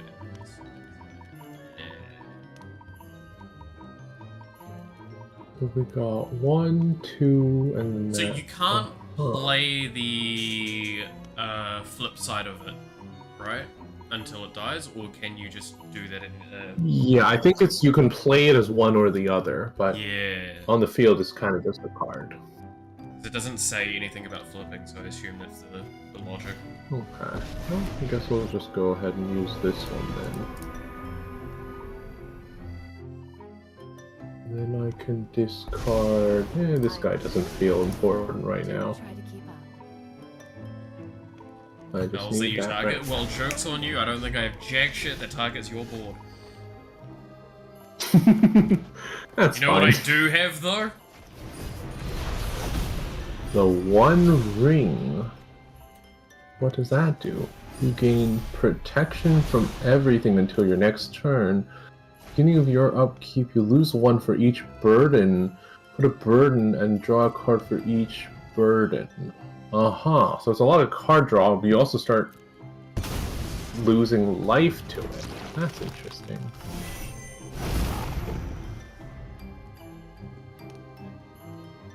Okay. Let's activate that again. Who is bad? Johnny, you are bad. Get out of here, Johnny. Poor Johnny. Who do we need instead? I'm probably going to kill myself to the One Ring, I'm gonna be honest. It's gonna be the funniest part. That is very possible. 1, 2, 3, 4. Oh, I see. I don't have that color. That's why I was trying to use my dork.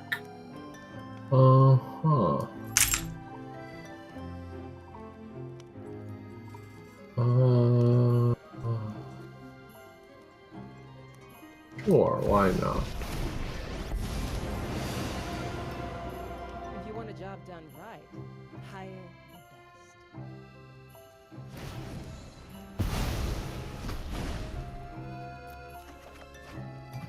Back.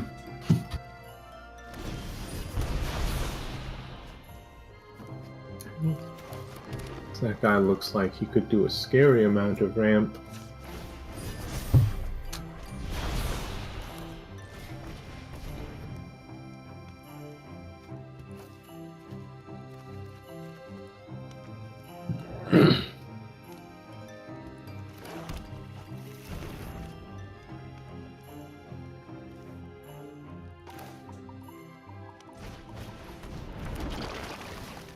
Crime against humanity. What is the name of that card? Don't worry about it.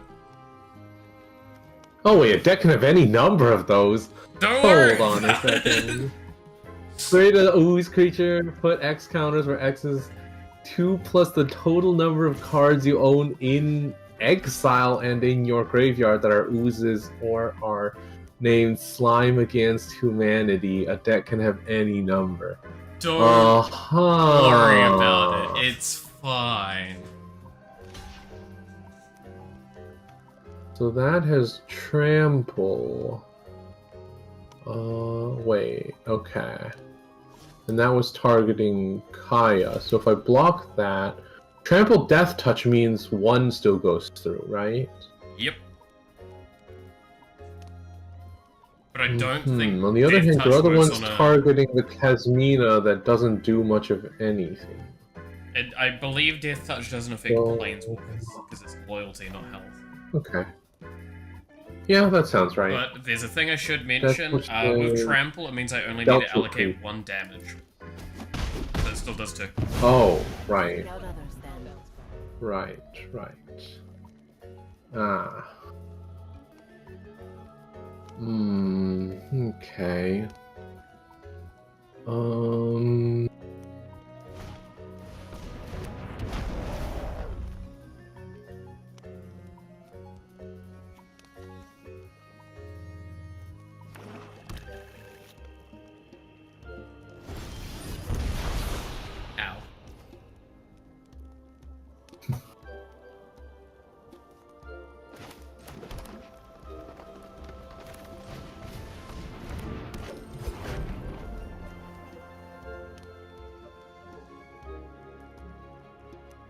Must not press the button.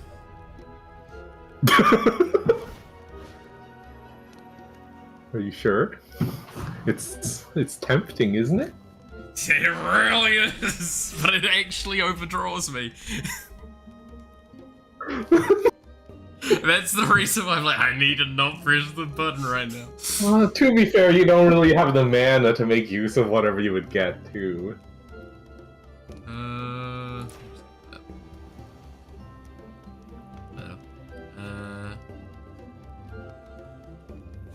Actually, I should have done it that way.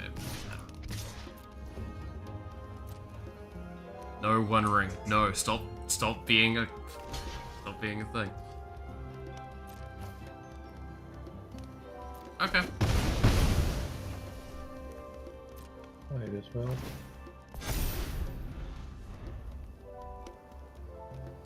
1, 2, 3, 4, 5, 6. Okay. No wait, this is 7. So why can't I? Oh, it's colors again. Oh my goodness, I need so many colors in here. I did not account enough for that. Why am I running all these basic lands? We've gotten them duo lands and tri lands. Whatever. This will work. This counts. Oh shit, okay. Is it whenever yours or is it any? Whenever a creature? When a creature you control dies. So it's fine. Oh yeah. Do what I demand. Okay. Menace and Reach.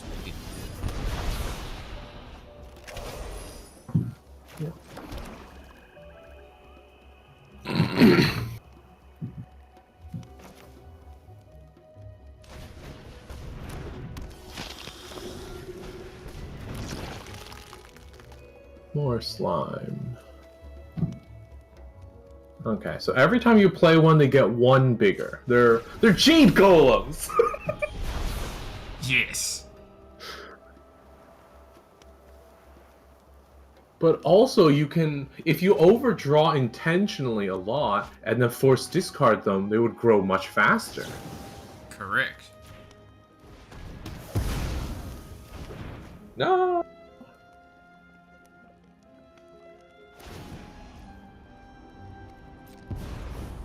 I will cull the weak.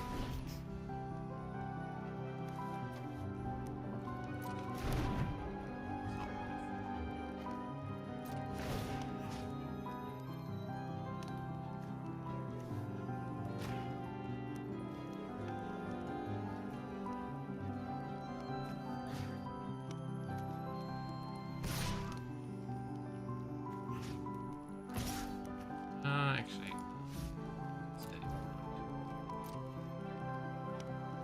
Okay. And he doesn't have trample. No. No Okay. trample, no death. Well, Simulacrum needs to die anyway. That's his job. A gift in exchange for loyalty.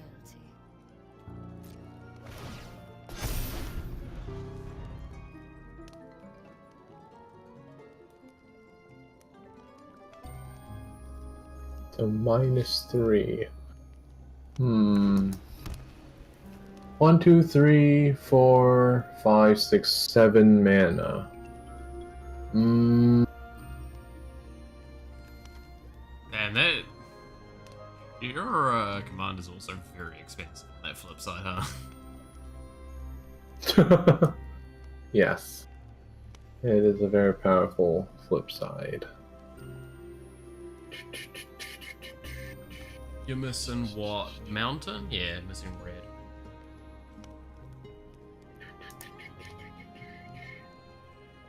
I guess I could see if I draw it, or did I play one already? Oh yes, I know the knowledge you seek. Nope, didn't draw it. Okay.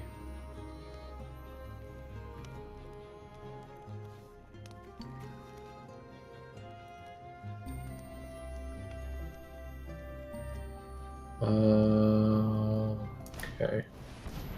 That's 3 mana. And,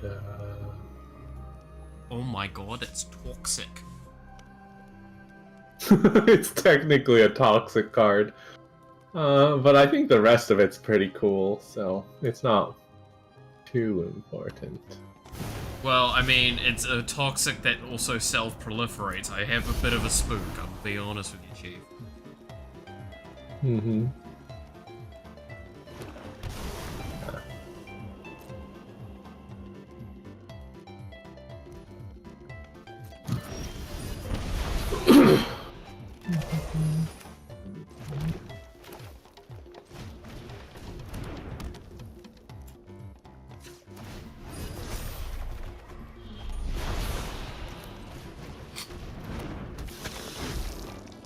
And I noticed that says and exile, so you can't even clear the graveyard to stop that. I'm sure you'll miss me.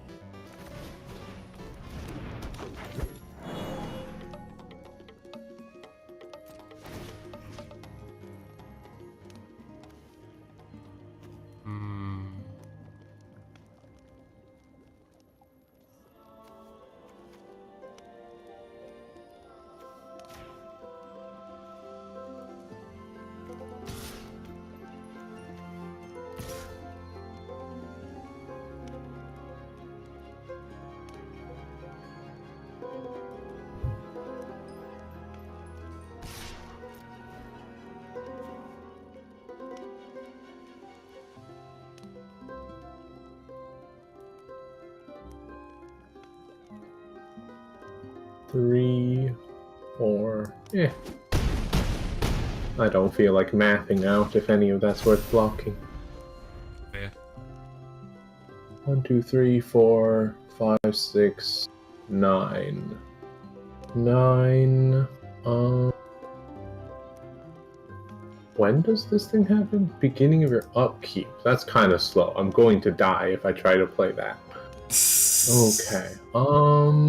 Does normally sound like a bit of a problem, yeah. Let's go then with... Go with this one. And I guess I can afford the Signet and nothing else, so I might as well play it.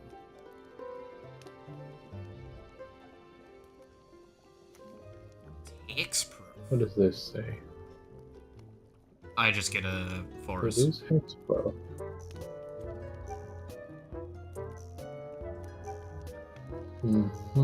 Flying Death Touch Lifelink. When you gain life, opponents lose life.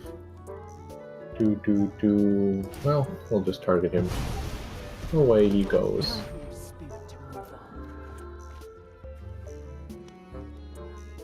How would? Okay. Why not? The 4/4?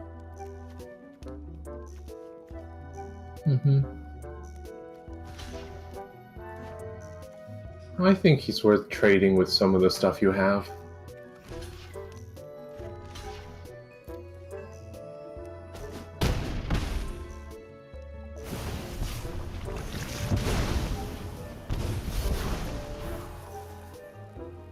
Spooky poison, Tiana.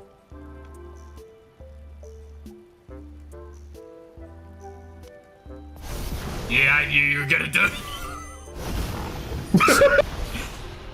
I was thinking about it as well. I was like, hang on a minute, wouldn't I be able to proliferate that counter? I feel like it's not a good idea, but it is funny, and It is that very is funny. worth doing. You know what's also not a good idea?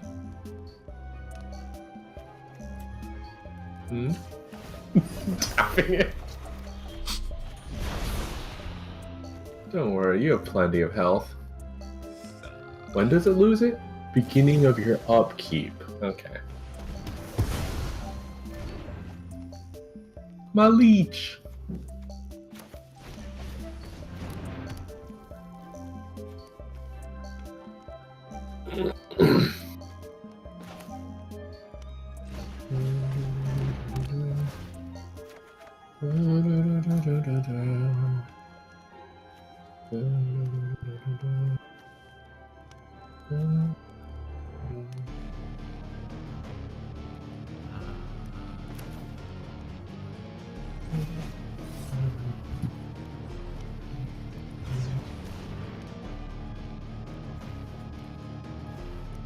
Okay, more ramp. Certainly a lot of ramp. Creatures you control have trample. When a creature you control with 4 enters, draw a card.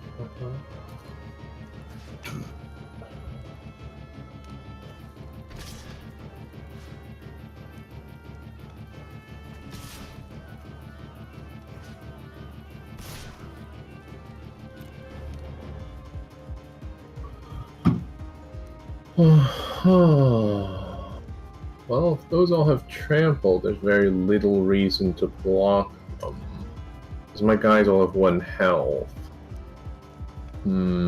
So Kaya's down. And that one goes face. Would I want to trade with the dork? I mean, not really.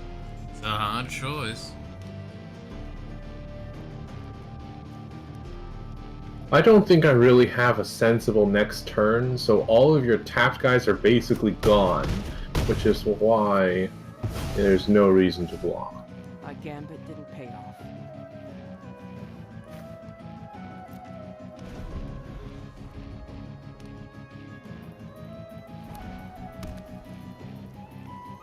It's not a red. Don't get your spicy thing out. it's What's at up? beginning of upkeep. No, that thing's anyway. too late. It's Yeah. upkeep. I don't know how the fuck I've managed to like do kind of okay-ish with this deck. To be fair, in like 1 or 2 turns I'm dead. Of my own turns. So Yeah. It's in my graveyard. you wonder why the One Ring was Mhm. banned in Standard. 'Cause it is. With power 2 or less, gets 1-0 and Death Touch. 1-0 and Death Touch. It's fun to be able to play with that card though, because it is like a $50 So card. theoretically, it doesn't gain another burden, so you lose 6 life. Yep. So you have 7 health. And how many blockers do you have? 2. And Yes. neither of them fly, so realistically that just means the flyer can get through. Which is just a 1/1. That is certainly not very helpful.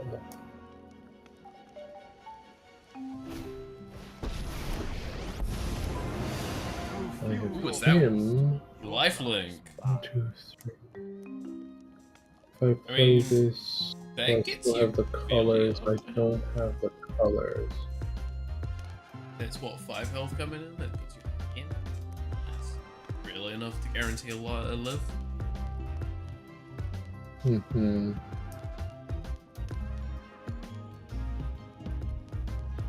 To be fair, you could just.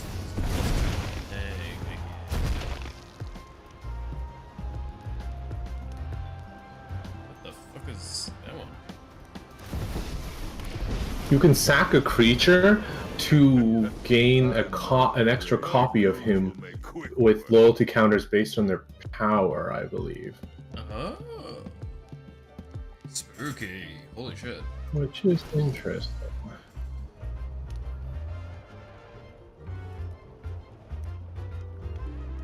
But I have a feeling that's not enough.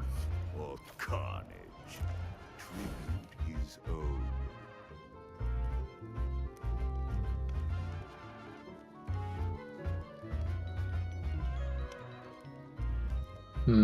Nothing good to resurrect that I see.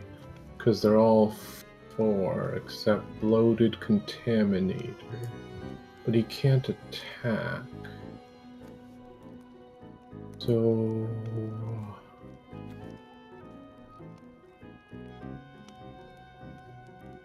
looks like those guys both moved. I guess I'll just use the ping. Bing! Wait, why is this guy glowing? How can I... Oh, right, you're the token of that dude can technically sack a guy for mana. That's why I can theoretically afford my commander. Yeah. Uh... It's for the power. Is that worth it? No.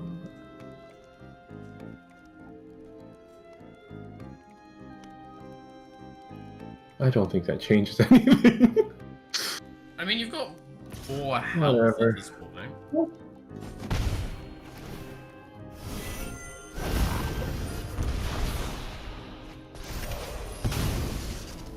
Yeah, but that's a lot of trample on a bunch of guys with Death Touch. Yeah, So that's kind of. I think if you go base, that's a lot of I've damage. got worse for you too. What is that? Oh. Oh my. Ping him! Rude. Triple mana dog. Nice. So, yeah. Just because it's funny. Okay. So this. And then.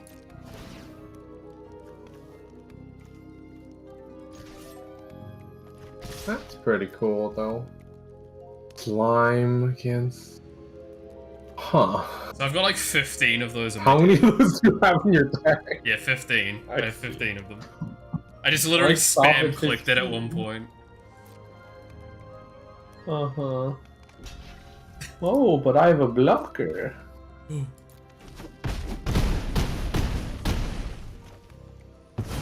That was a bit damage. Dude, that One Ring, man. One Ring's actually really good. It does seem really good. So it 'cause was banned you in get so standard much draw. recent-ish. And because like you could multi-include it, and the problem as well is it's a $50 card, so objectively being one of the best cards in the format and being $50 or so, it makes it What kind the of... card that they had like they released a limited edition one of or something out there? Or Yes, something there was stupid like that? Was it a Frame Break, Elvish Text, foil, One Ring, where there was only one serialized copy of it. And the dude that got it opened, he sold it for like a few $1 million. Jeez, just because it's that limited edition. Yeah, it's a single time where they'll ever have it. I think he sold it to was it Post Malone, wasn't it? I did not pay that much attention. I remember it got sold for a lot, but I didn't remember any specifics. Can't wait to get my ass beat by that deck. I'm so tempted to play this hand. I brought it back. This is not a wise hand to keep. There is multiple slimes against humanity in it. That's all I'll tell you. Yes, I'm not all keeping slimes against humanity.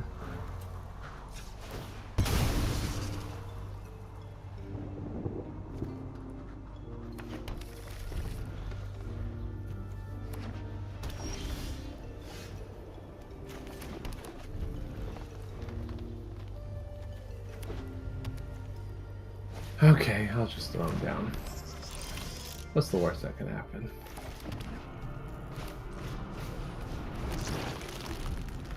A slime. Slime against Okay. humanity. Where do I start with? Okay. I guess this card is essentially draw 2 if I sack it. So I guess this is the best starting point.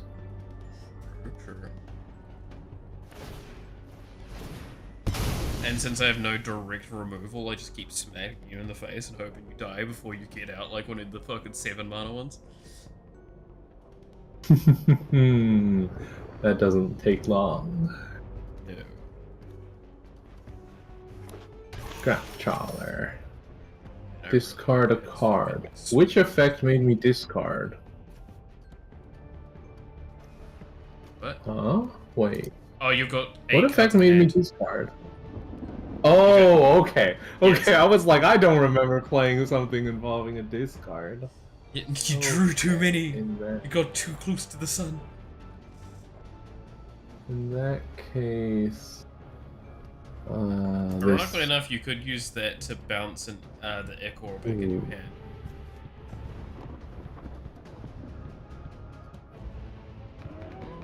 Okay, I'll put this out, because this is the lowest cost, so Scrap Trawler is the easiest time getting it back.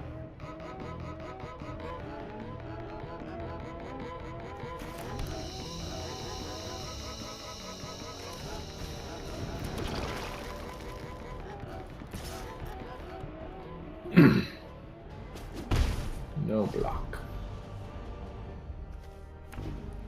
Okay, 1, 2, 3, 4. I can afford up to 3, which means... Let's go with this guy. Put him on a Thopter. And then... Thop, no. The Thopter doesn't get to keep his thing. Because instead... You battlefield, those are both slimes. So... We'll go ahead and put out... Semblance Anvil. Since that one makes artifacts cost 2 less, and artifacts cost 2 less means a lot in this deck. I forgot that I should probably have grabbed that one first, because that lets me put a lot out.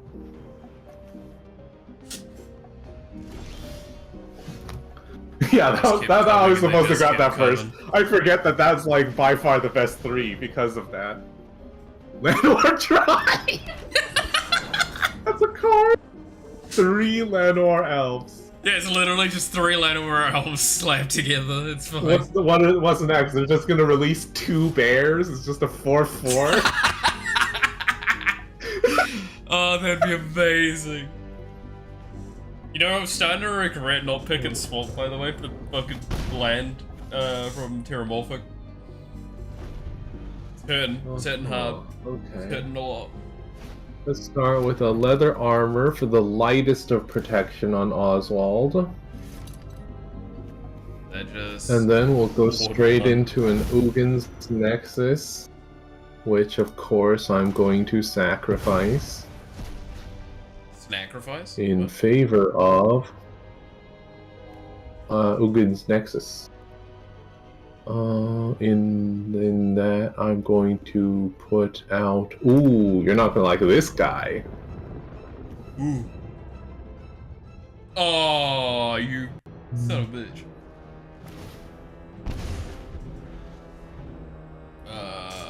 And it's my turn again. Plaza of Heroes. Mirror Kinsmith. Take Mirror Enforcer, of course, who naturally is free. Of course. When would it not be? Oswald Fiddlebender him. Dude, this seems like a really cool deck to make. I think this is easily my favorite deck to play because there is so much thought involved in it. Let me see. Let me look at your land pool real quick. Why I wanted to kind of make the is it the Misha deck or whatever his name is off the top of my head. But this is such a nightmare to play, and imagine playing this in paper though. Dude, the keeping and oh yeah, true story. I don't know if you noticed, but remember that Mimic guy? He's a new addition to the deck. Yeah. He's the Oswald Fiddlebender. It's because he's everything, isn't he? Goodbye. Every effect. Yeah. Portal to Phyrexia. Goodbye to your board. Alright then. And Mirror comes back. Like this thing pops off so hard. More than you would think. Because it sounds like 1 mana of value every turn. You know, you lose a guy, you get something that costs 1 more. But it is so much more than that. Yeah, my slime. Ooh, a Llanowar Tribe! Yes, I too love Llanowar elves slapped together with duct tape. My Mimic could become Llanowar Tribe effect! That's funny. Oh, you can too, yeah! Tap for 3 mana, let's go, let's go. Why not? I have plenty of land.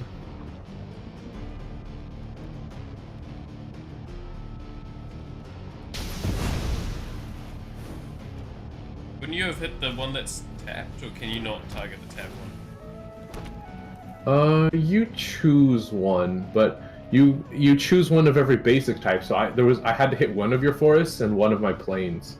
Yeah, but why didn't you hit the one that was tapped? Oh, did I break a plains that wasn't tapped? Is that what happened? I think yeah, so, I didn't pay attention. I mean, that's like that micro optimization sequence that's like not very important. In the current scenario, oh, would you look at that? That can get rid of a slime for free. Aww.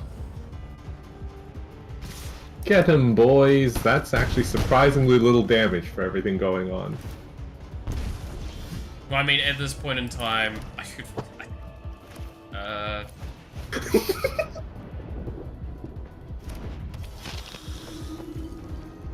Yep, that's about it.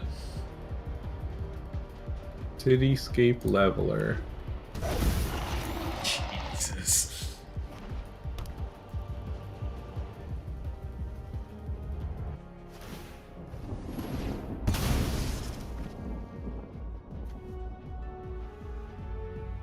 There's some random fun ones in here that haven't shown off, like Slagstone Refinery.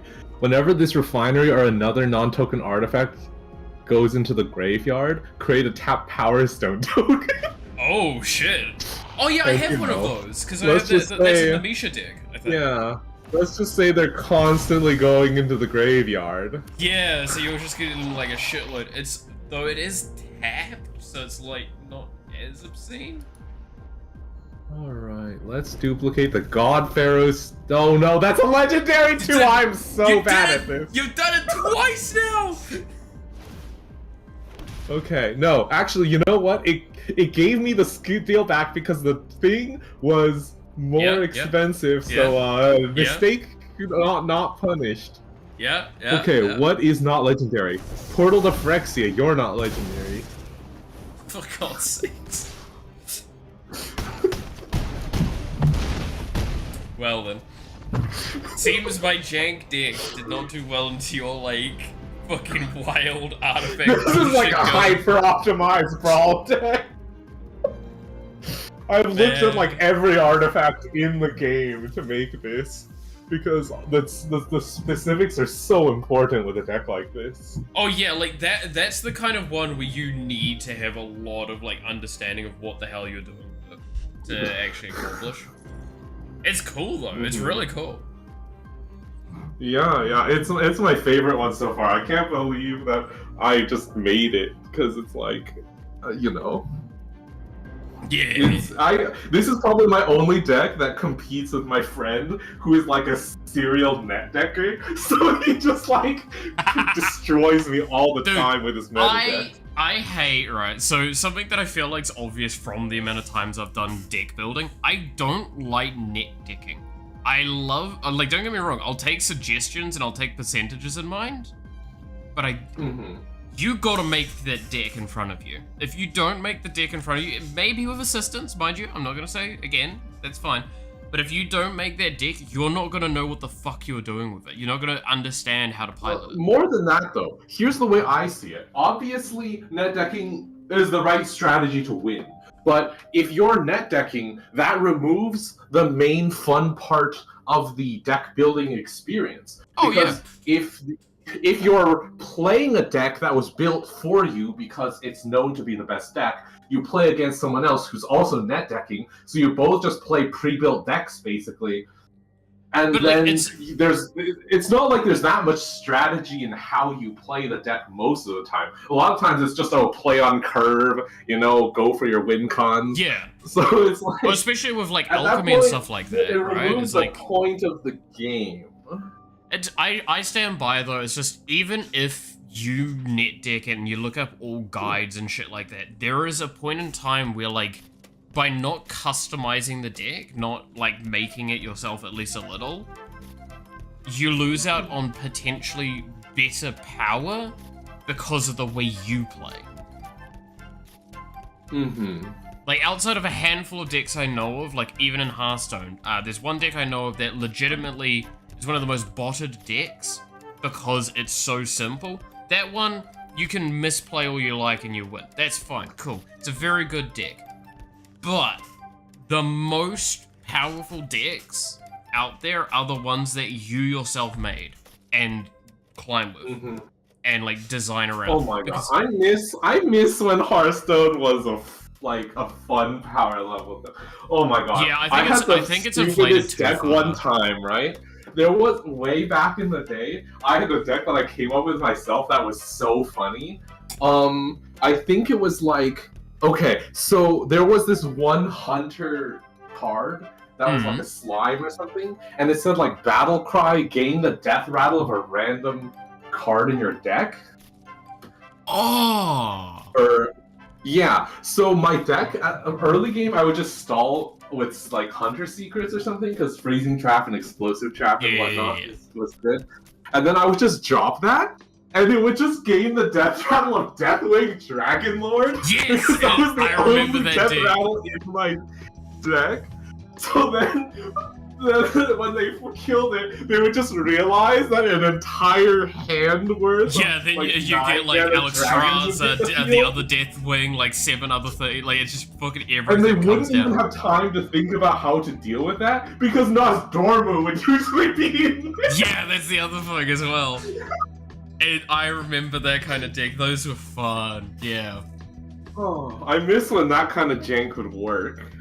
Yeah, no, sadly enough, like, because that's why I say, like, I love Commander because it reminds me of what I loved about Wild Hearthstone without some of the problems that Wild Hearthstone has, because at least you can communicate with the person you're playing with and maybe actually, like, go, hey, I've got a stupid combo I'm about to do. It might not win me the game, might do that. If it's not a competitive environment, they'll probably let you do it.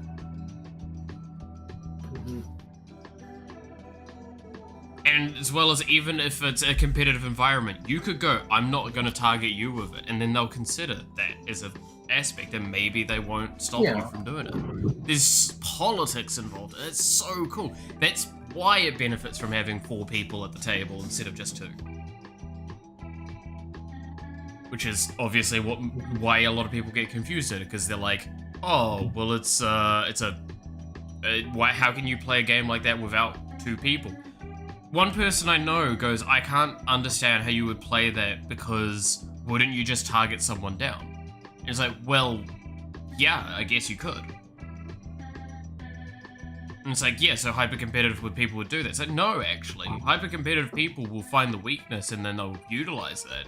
But they won't just target someone down because they feel like it. Mm-hmm. It's, who's the threat at the table? Oh, this person's just played a fucking... Sheoldred the Apocalypse. Surprisingly enough, they're on the fucking top of the docket now all of a sudden. Yep. Politics is all about how do I seem like I'm not threatening? Yeah, it's like, how do I seem like I'm not the problem? That person there is the problem. And then you get shit like that fucking wall. When you're too good at it, everyone suddenly realizes, wait a minute, that non-threatening guy keeps winning. Yeah. But then you get shit like that wall where it's like left or right, you can only attack that way, and I fucking love that shit. That's so funny to me. Again, I want to play dumb, silly decks like that someday. Where that's what I aim to There build. was one time, I think, I literally, it's the most random game I remember. Somebody just like fired a spell that like basically one-shot somebody. And then I just happened to have a spell in my hand that said like copy target spell. You can choose new targets for it. So I just redirected it back at him himself. I love that. That's so good. Ah, that's so good. I love that.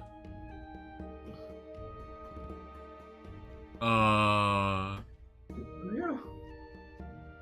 This has been fun, but yeah, no, thank you for the games. It was really good. Stuff. I should do this again, just like casually at some point. I mean, to be fair, Yeah, I'm gonna be playing card games at least every weekend. I might have to play it again for Tuesday next week because I still don't have the Final Fantasy, and that's gonna, yeah. Yeah, I mean, you know, there'll be plenty of time to prepare more decks that are more sensible. Exactly, and I can play some more to try and get some more fucking resources so I can actually build more as well. Because I want to make that Go Shintai deck, man. I want to make my Shrines deck. It looks so fun. Yeah. Unfortunately, I don't have reasonable power level decks lying around because either most of the time they're just absolute garbage, or they're that one deck that I just always play because my friend is like the only deck I can play to him. No, I understand. That's why I was like, look, I'm just gonna make them here and now. I'm not expecting this to be good. Don't get me wrong, I'm sure I could I guess one thing I could also do is just intentionally put in like fun artifacts and make like an alternate Oswald where it's just like wacky instead of stupidly strong. But yeah, I think because I probably should make at least one really good deck because I know my other friend has made noises about playing, and he's the one that I'm like you said, is gotta have that friend that you're gonna have like a good deck versus, because holy shit, they just play good decks. Mm-hmm. Don't know how to play silly, janky, funny things, which is, yeah, I guess it's a skill and a talent, right? Playing stupid, actually bad decks. Sometimes. Mm-hmm. Well, I need to wrap up because I'm about to hit the fucking 12-hour marker. No wonder I'm feeling hungry. But it was good chatting with you again there, Muffin. And I'll, again, by the way, just before I leave you off, you did an amazing job with the game. Genuinely. Be proud of yourself on that. Thank you. Yeah. I love those Swarm Swords. I'm absolutely gonna want more, and I will pay for those too. I'm glad that you're happy with them. I'm very glad that you're happy with them. Alright, I'll catch you later. Bye-bye. Alright. With that all being the case, like I said, I'll finish up here. It was awesome chatting with Muffin again. He's always a good sort. I had a call with him another time, and yeah, no, it's very, very fun. So, with that being the case though, thank you so much for watching. I hope you enjoyed today, where we did play a little bit of Magic, but we mainly mucked around with deck creation. I thought it was very fun. I'm very happy with it. So yes, with that all being the case, thank you so much for watching. You're awesome. Stay awesome. And I hope to see you again next time. Till then, bye-bye.